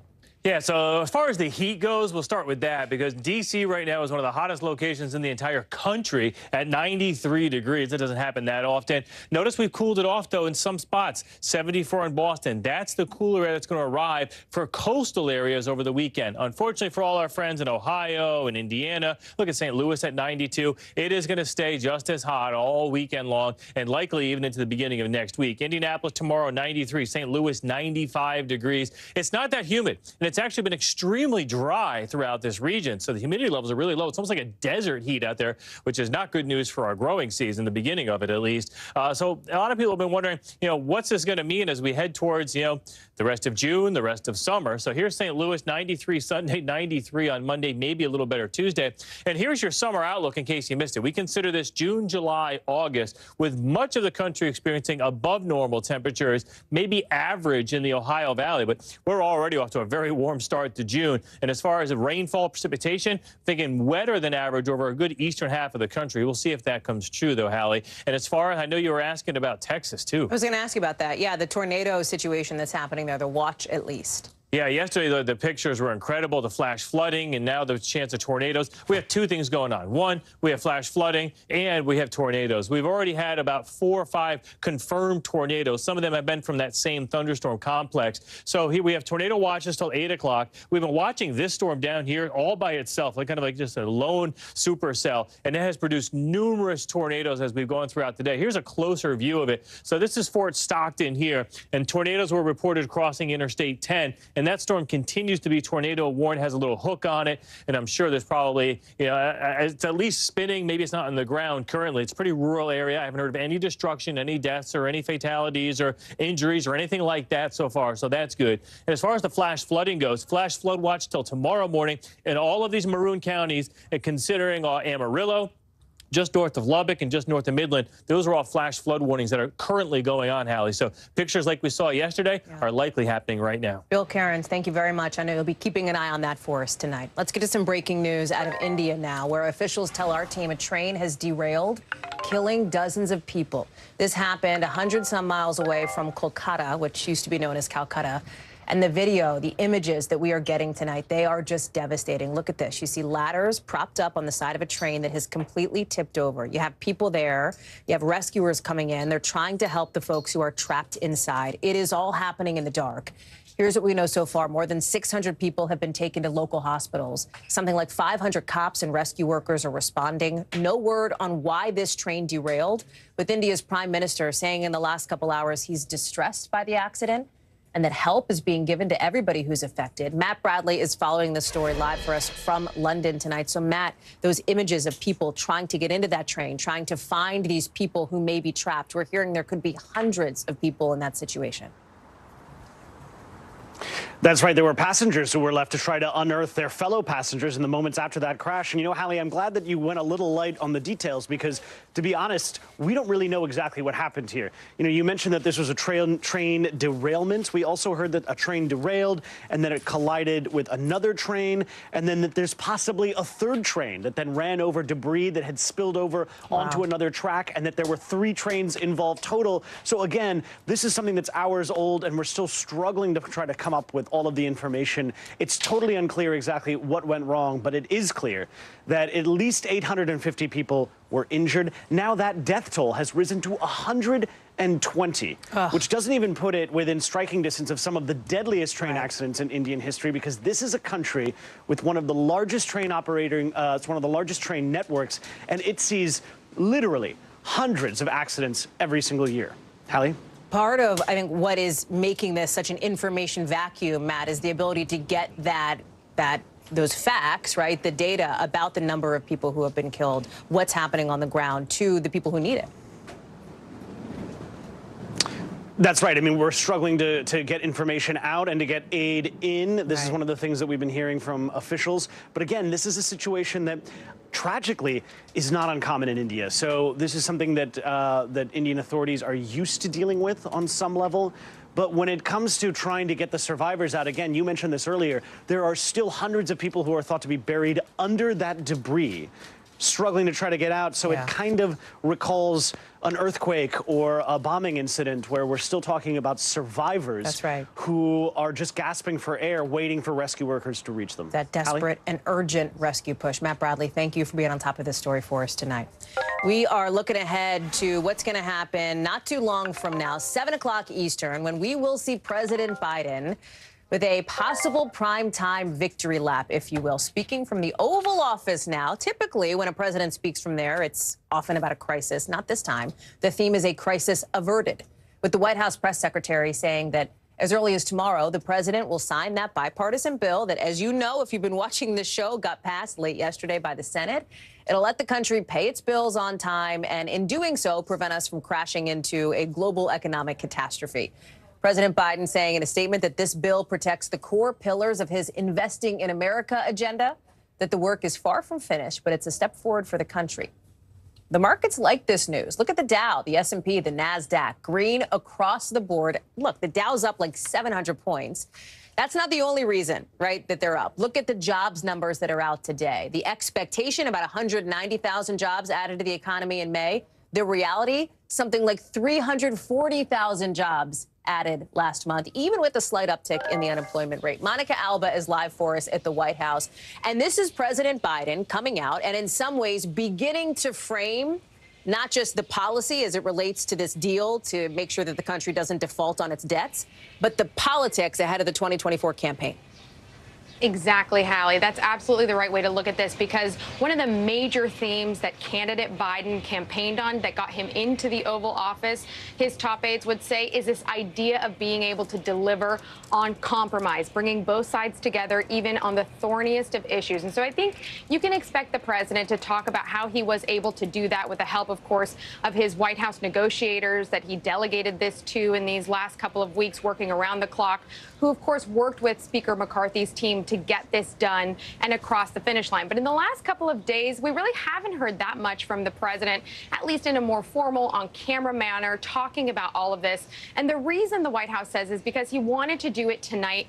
And the venue tells us a lot about why, Hallie. The fact that he's going to be speaking from the Oval Office for the first time in his presidency in this kind of an evening address signifies to the nation, they're hoping, that this was a very serious situation that almost really could have gone totally off the rails, which would have been totally problematic for the U.S. economy. So they want to be very clear here that while there is some fact and major sigh of relief that a default was averted by June 5th, this came so perilously close to the edge that it's going to say a lot about where our politics are in this nation and sometimes, frankly, the dysfunction of Washington. So I think you're going to see the president talk about both things, what he felt he was able to accomplish here, what he was able to deliver on, but still what this could mean for future deals, future legislation, and that it could get get even more complicated, and that's the nature of divided government. When you talk about the politics, context, and backdrop, Monica, we know that the economy, the way that people feel about their money, is a huge driver when it comes to elections like what we're going to see next year. The president's going to have to make sense of this, right? Because on the one hand, you have this really positive jobs report. Numbers are going up, right? More people are working. On the other hand, there is a concern about inflation and what the Fed will do when it comes to their meeting just a couple of weeks from now. Will they raise rates, et cetera? The president's got to thread this needle. Exactly. And I think that's why you will hear him kind of echo what he put out in a statement earlier today when those May jobs numbers did come out. Unexpectedly good, with some bright spots there. Continued trending in the right direction, the president's going to argue, because of his economic plan. At least that's what we expect him to talk about. But exactly, we put it in this context of the U.S. economy isn't out of the woods yet. You look at some of the credit rating, the agencies that did put the U.S. on notice, essentially, with this negative watch last week when it wasn't resolved yet, when it didn't seem completely a done deal that this was going to get finalized. And that is not something they're taking back. Fitch, that credit agency rating, is saying we're going to leave this in place for the next couple of months just because of how dysfunctional the government has been in the last decade or so. They're not just pointing to this one crisis, but to others that have led us to this point. So exactly, the president is going to be saying, look, things are going well. He's also going to put very plainly, imagine if we weren't able to avoid this, how bad the economy would have been blown up with a recession, with potentially millions of jobs lost. But he's also going to say that we need to continue, he's going to argue, to put things in place that really help working families. And he's going to continue that to your first question also, which we were talking about, to put that in the 2024 context as a sign of something he's been able to do with Republicans and Democrats that he wants to continue to do, he hopes, in another term in office. Hallie. Monica Alba, thank you very much. Of course, at 7 o'clock Eastern tonight, we will have an NBC News special report on the president's speech from the Oval. I'll see you there, along with my colleagues Tom Yamas and Peter Alexander. That's right here, however you're watching on NBC News Now. New signals tonight from a new Washington Post report on what legal experts think could be the most serious investigation into former President Trump and his lies about fraud in the 2020 election that never happened. It's all about the case he faces in Georgia, where apparently the Fulton County District Attorney there is looking at a couple of firms hired by the Trump campaign to try to find voter fraud. Spoiler, they could not find it. Willis has reportedly subpoenaed at least one of those firms. NBC News cannot confirm that, but it's part of this broader signal from the DA that she's planning to go beyond Georgia's borders to maybe look at his conduct in other states and in D.C. in his push to try to overturn the legitimate 2020 election. It is just one case in a web of legal issues that Donald Trump faces now at the local, state, and federal level, even as he is on this campaign now to try to win back the White House come 2024. Blaine Alexander is in Atlanta. And Blaine, you have been reporting on this all along, right? So help us read the tea leaves here, what this new report tells us about the potential for RICO or racketeering charges that Willis might be considering.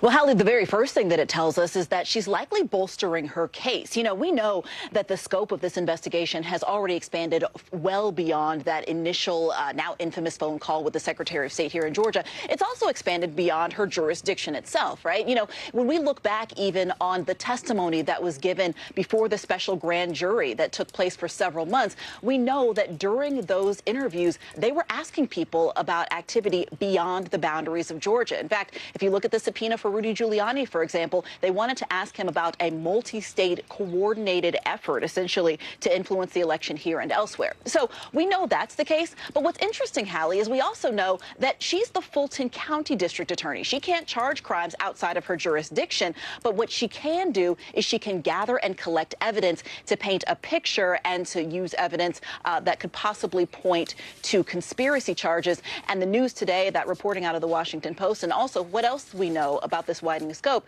it really kind of indicates that that's what she's leaning toward. That's what she's working to do. The other thing about this, Hallie, that's pretty interesting is that it shows that she's clearly actively still working on this. It's not like she's just kind of sitting on her hands and waiting to announce her charging decisions later this summer. The timing is important here, right? Because we know that is likely to happen. It seems almost certain to happen by Labor Day. So, Blaine Alexander, a busy summer, I know, for you and for your colleagues. Thank you, Blaine. Did you want to add something? I don't want to cut you off. Absolutely.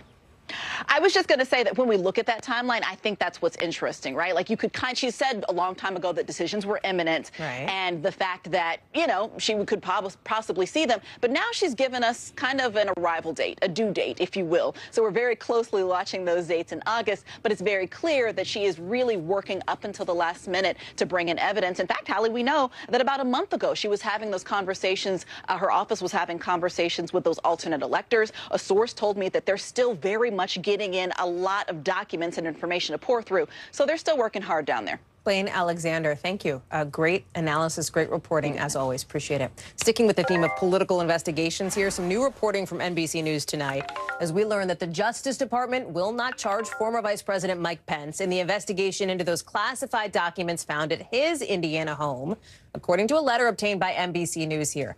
Speaking of timing, very interesting and perhaps a big relief for the former vice president, because next week he's going to officially announce that he, too, is running for president. He'll roll that out in Iowa on Wednesday, according to a person familiar with his launch schedule. That means that Pence is going to become one of a crowded, growing more crowded field of Republican contenders, including the three people you see on screen. All of them will be in Iowa tomorrow for this sort of traditional fundraiser thing, this Joni Ernst event that she holds every cycle. They'll all be there. Who's not going to be there? Former President Donald Trump, the current Republican frontrunner, by the way, who just left the state and doesn't have any travel plans next week yet. I want to bring in Ken Delaney, and let's talk about this Pence DOJ move, right? This apparent move to not file charges, what it means, and why they came to this decision.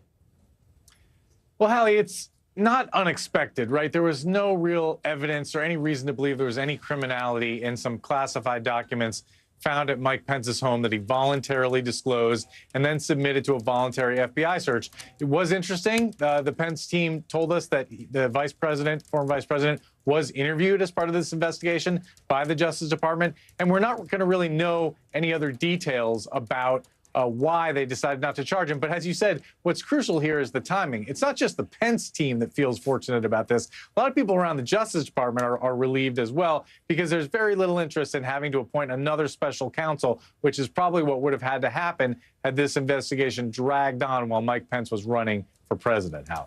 Ken Delaney, and thank you very much.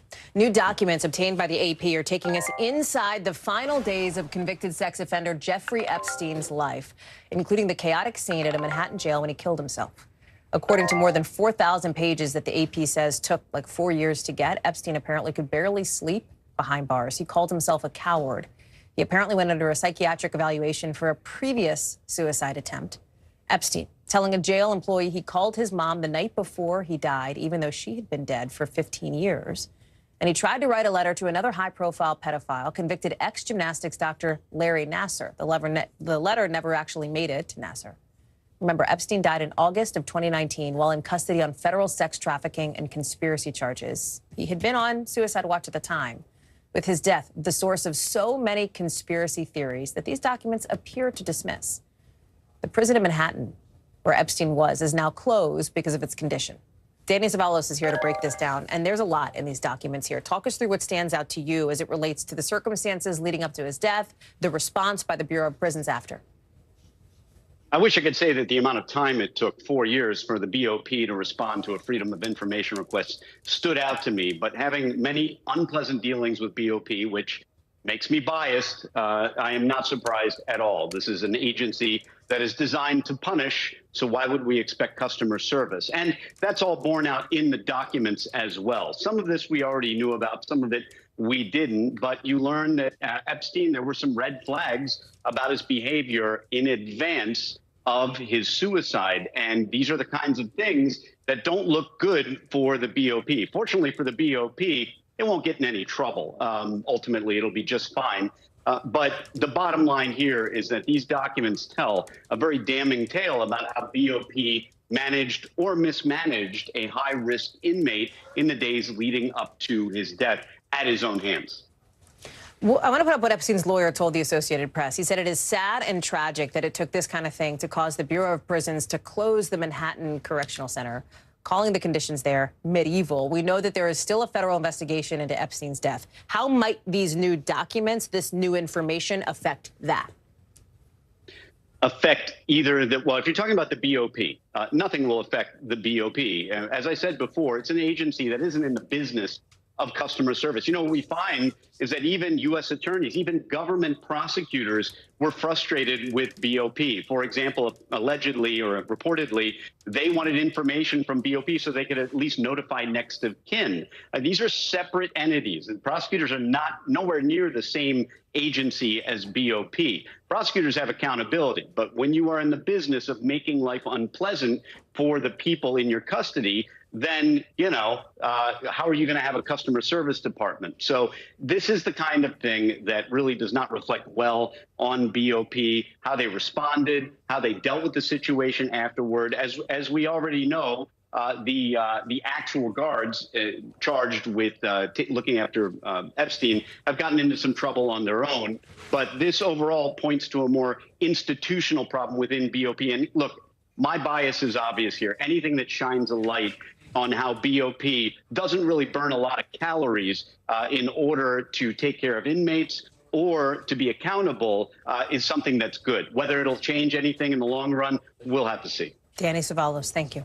Coming up here on the show, police say it's a wake-up call for parents. We've got new details tonight about a child sex sting operation that took down 7 people, including a school superintendent. Plus, multiple people are hurt after a building collapse in Connecticut. Why officials think the floors just caved in later on.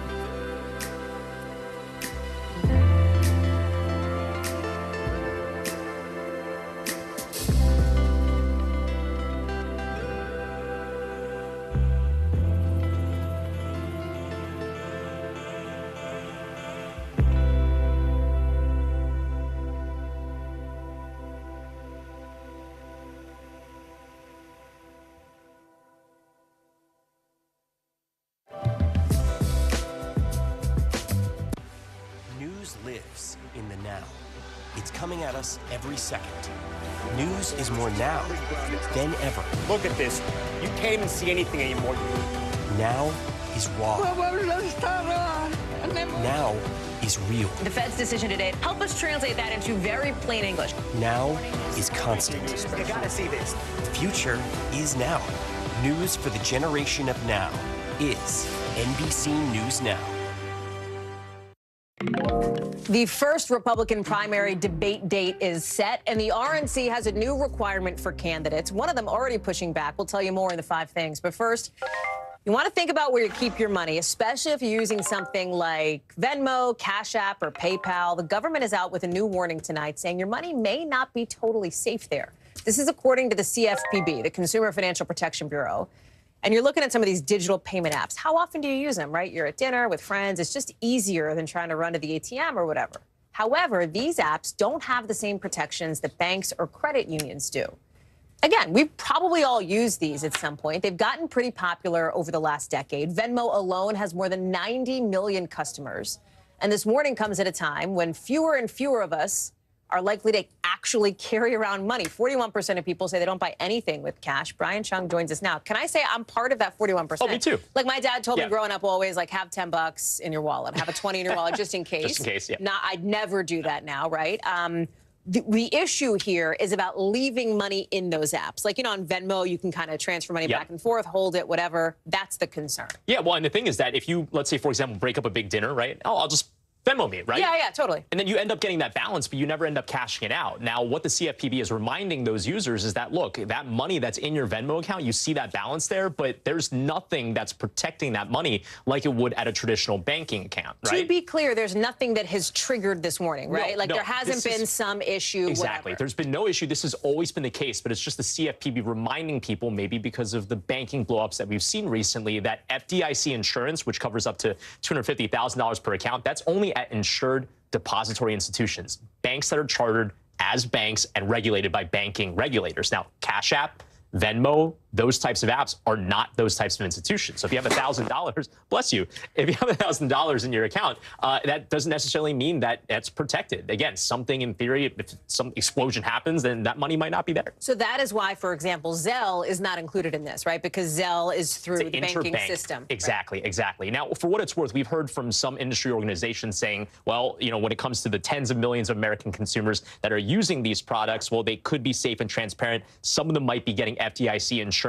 depending on the products that they use. Explain that. Put that into regular speak. Yeah, well, some of these, you know, types of fintech companies, they do have partnerships with traditional banks, which means that depending on the way the account is set up, it could actually be FDIC insured. It just really underscores, and I know this is so lame to say, read the terms and conditions, see exactly whether or not your money. Nobody's going to do it. Well, then cash out of the Venmo. That's a good idea. To me, that feels like the bigger takeaway here, right? Don't let your, and I'm sometimes guilty of that. Like, I'll forget, oh, my friend Venmo me whatever, right? Yeah. And then, like, 5 days later, I'm like, oh, hey, $20 in the Venmo. Do it more quickly is kind of the bottom line. Exactly. And the thing is, don't let your I mean, it's just prudent just to not let your Venmo balance go up to like $1,000. You know, I mean, it's very easy just like, all right, just Venmo, cash out every now and then so that it goes to your bank if you have it hooked up to an ACH account. That way you can make sure that it's at a regulated, protected account at an FDIC insured institution. News you can use. Brian Chung, enjoy your Friday night. Thanks, you, sir. Good to see you. Let's get you over to the 5 things our team thinks you should know about tonight. Number 1, the RNC, the Republican National Committee, is announcing exactly when that first Republican primary debate will be.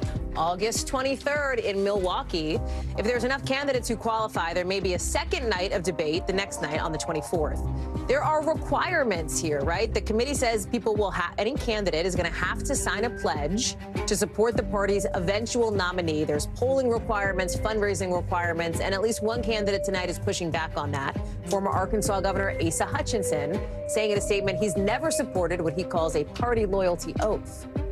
YouTube saying tonight it'll stop. Number 2, YouTube saying tonight it'll stop removing claims of election fraud in the 2020 election that are widespread. The company says it's trying to balance, in its words, protecting our community and providing a home for open discussion and debate. That new rule goes into effect today. Number 3, Bye Bye Baby may have a new buyer. CNBC reports at least 2 bidders who are interested. The company's parent company, Bed Bath & Beyond, is trying to auction off all of its assets after declaring bankruptcy. One of the bidders interested in Bye Bye Baby hopes to keep something like 75% of those stores open, according to some back and forth obtained by CNBC. Number 4, a new CDC survey finds women were more likely than men to skip or delay or use less medication than prescribed because of how expensive that medication can be. Experts say that could be because women tend to make less money than men, or because they may make their health themselves a lower priority as they care for others. Number 5, Padma Lakshmi, you heard about this. She is saying goodbye to Top Chef after 20 seasons. She says she will focus on other projects like the show Taste the Nation, which she also hosts, about diverse cuisines in the country. You should note that Top Chef airs on Bravo, which of course is owned by our parent company, NBC Universal. When we come back, they are ending the search for survivors in that building collapse in Iowa, with more and more questions tonight about how a lot of warning signs seem to have been missed. We're going to get the behind-the-scenes story from our reporter on the ground on how he and our team are getting answers in our backstory. Next.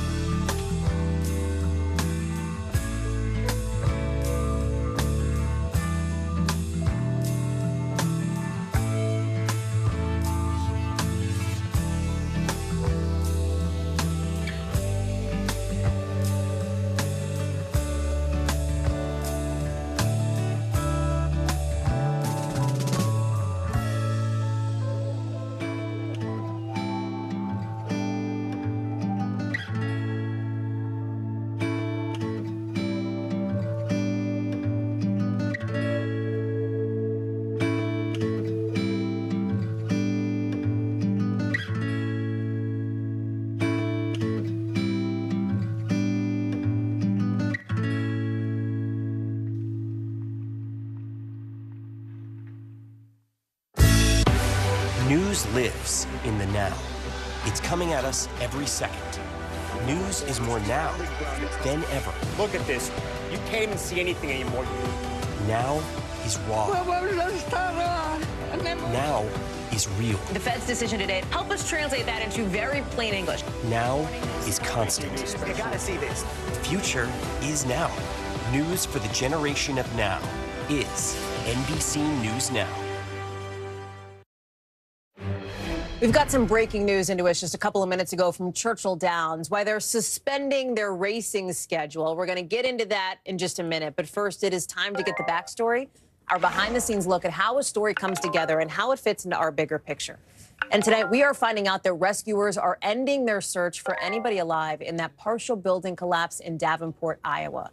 They're going to try to, shore up or prop up the building so that they can get in there, move some things around. And at this point, it is a recovery mission, essentially, trying to find any bodies that might be trapped in that debris. There are still so many questions in this community, like why multiple warning signs about problems with this building seem to have gone ignored for so long, why they initially planned to tear this building down before reversing course after finding somebody still alive in it, and why rescuers didn't start looking for people sooner. As we're just in the last couple of minutes here getting a brand new 911 call, somebody warning about issues with the building. So again, one of these sirens sounding just about 24 hours before the collapse. Listen. someone is there working on it and told them to get out of the way because it's not looking good. I don't know if the fire might want to stop by and look at it and see. I want to bring in Shaq Brewster, who is on the ground for us in Davenport, Iowa. Shaq, you've been on this story from the beginning, and you know this segment is so much about pulling back the curtain. We've laid out the facts and the details of the story here. Can you give us a sense of the way that your reporting has shifted? You showed up to a scene. Again, we've all been it. Launched out of a cannon. They send you to Davenport, Iowa. They say you're live on the Today Show or Nightly or whatever. You think you're going to cover sort of this devastating thing that has happened, a building collapse. And it turns out you're covering not just that, but almost an investigations piece, right? Like something very different related to this accountability question. That's exactly right, Hallie. And, you know, one thing that you hear, I remember the first day we arrived, first morning we got to Davenport after our live shot, there were community members listening in and trying to pull me over afterwards saying, oh, I heard the conditions look like this. This is what my apartment looked like. I heard they were doing construction there. Those are all leads that we then follow up, that we make calls to the city, that we talk to officials and try to track down. One of those conversations that we heard came from a person who was denied the contract to do the work that was being done when this building partially collapsed. And he said that he became obsessed with the building. He kept coming by. He kept looking at the work that was being done. And the weekend before the collapse, on literally Friday, he said he saw bricks fall. Saturday, he saw bricks on the ground. And that's what prompted that 911 call that you just played. And he said he saw the windows cracked. He saw a crack in some of the bricks and the bricks on the ground, and he became extremely concerned. I want you to listen to the conversation I had with him because he's arguing that he flagged people about this. He did raise that alarm, and it just didn't go anywhere. Listen here. Yeah, that was a definite sign that the center of the building was falling due to the structural damage. It's an obvious sign for you that something's wrong. Oh, yeah, that terrified me when I saw that. And, you know, a really interesting thing, Hallie, is how much the timeline has shifted over the course of the time that we've been here. It was Sunday night when this building partially collapsed. Monday, the search was initially called off in the morning. They announced that the demolition would be starting the following morning, but then that night we were here as a woman was rescued. Her family was telling us that they were convinced she was still inside. Tuesday, there was they searched areas that were deemed safe. Wednesday, there was no searching. Then Thursday, we saw hard hats on the scene. We saw big machinery come in, and we heard that the task force was mobilized. That led to what we've been seeing now, which is a very active search. It's a recovery mission, but you see an active search where you see at certain points task force members going through, literally sometimes moving brick by brick, trying to recover the 3 people who officials say are inside. So it's been a lot of questions, a lot of twists and turns as we've been following this story, Hallie. Shaq, often in stories like this, when the national media descends on a town, crashes into it to cover a story that is creating headlines like this, there is, and we've seen it before, sometimes some resentment in the community, right? People don't love that. They don't love that vibe. They don't love what that's all about. It feels like it's different where you are. It feels like people are desperate to have a spotlight shining on what they see as this huge issue with these warning signs missed, they say.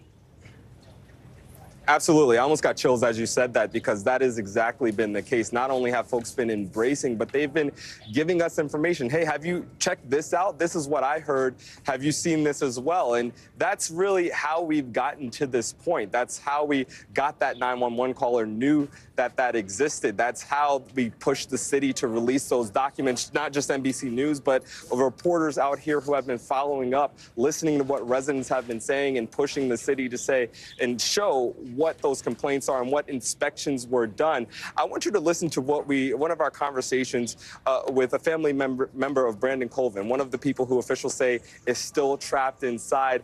Earlier in the week before the search resumed, when it was called off and when they were talking demolition, listen to what she told me she wanted to see. And I'll tell you, that angled some of the questions that we asked in press conference. Listen here.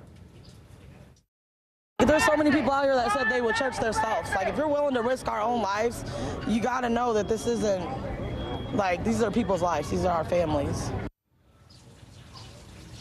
She wanted to see teams going through, sifting through this rubble brick by brick, That is what we are seeing now. She wanted big machinery. She wanted the city to consult with outside experts. We now know the city has been consulting with the Miami-Dade Fire Department in how to shore up this building and how to make it safe for rescue workers to go through what they're going through now. So it's one of those things that because the community has been so open, because they have been giving us information or giving us questions that they have on their own, being honest with us about their stories, we've been able to push officials and see what we can get from them as well. Shaq Brewster, thank you, and your team, your producer Kai, for all your hard work on the ground. Thank you. Coming up, some breaking news into us from Churchill Downs, suspending their racing schedule for now. We'll get into that right after the break. Plus, one school district pulling the Bible from all of its elementary and middle school libraries. We'll explain in the local.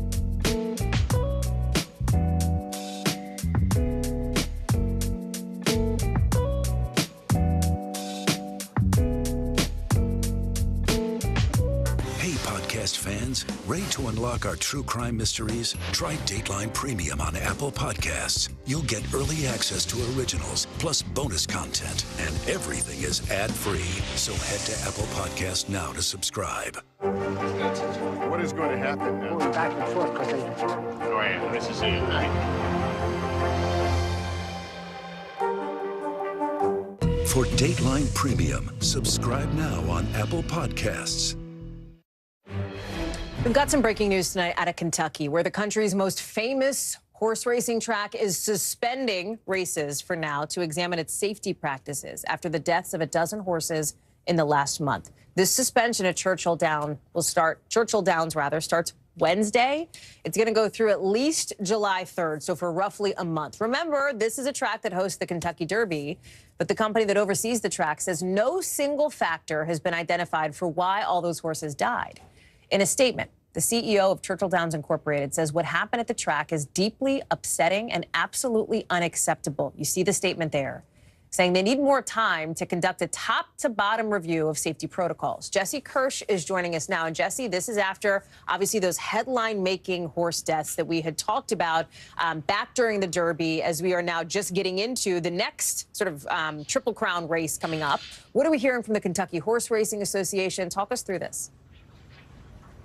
Yeah, so I want to put this in context, Please. Hallie. We saw 7 horse deaths tied to Churchill Downs before the Kentucky Derby. In fact, 2 of those deaths were tied to injuries during pre-Derby races at Churchill Downs on the day of the Kentucky Derby, and both of those cases, we're told, led to euthanizations. And in the week since, we've seen 5 more deaths. So that's now a total of 12 horse deaths tied to Churchill Downs within roughly a month or so. And again, obviously all around the biggest day for that track and arguably for all of horse racing with the Kentucky Derby. Then we have the second leg of the Triple Crown, the Preakness Stakes. And this is now just days before the third leg of the Triple Crown, the Belmont Stakes. So this is while horse racing has some of the most intense scrutiny in any year, and now there are obviously even more questions. So Churchill Downs is still moving forward with races this weekend, we're told. So they were suspending races after this upcoming weekend, and they were told that all of the races that were scheduled for the remainder of the time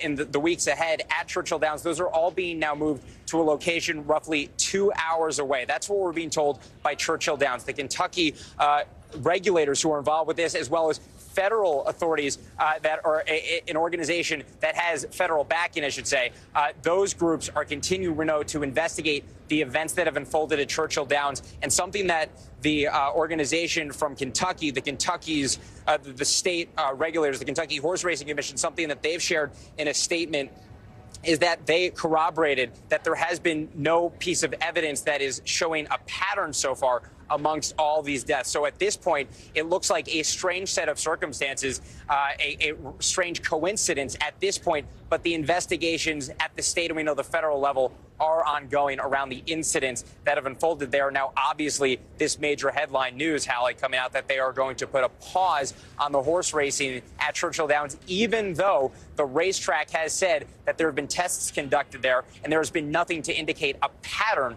amongst these deaths so far. You talked about the scrutiny, the intense scrutiny right now, given everything you've just laid out on the horse racing sort of industry writ large here. Can you pull on that thread a little more? Because it does seem like that spotlight has intensified. Yeah, and obviously, horse racing is something that has been scrutinized for a long time. There have been horse racing deaths before. This is not something that is new, but this frequency is not something that is a common occurrence, let alone at one track, let alone tied to a time where the entire sport is arguably going to have its eyes on that track. And so this set of circumstances is at minimum strange, and that's what is drawing, obviously, a lot of attention around this. And on top of that, there is a new federal organization that has support from regulators, or I should say from Congress at a federal level. It's called HISA. This group is meant to be providing that much more attention on the care for horse racing, and they actually have been ramping up some of those efforts in recent weeks. And so it's interesting timing that while that's playing out, you have this going on. So it'll be interesting to see how the track works with the state, works with this federal organization in the weeks to come. And you could potentially see this being something that becomes the standard moving forward, because this is obviously such a high-profile situation for horse racing right now, Hallie. Jesse Kirsch all over that developing news for us late tonight on a Friday. Jesse, thank you so much.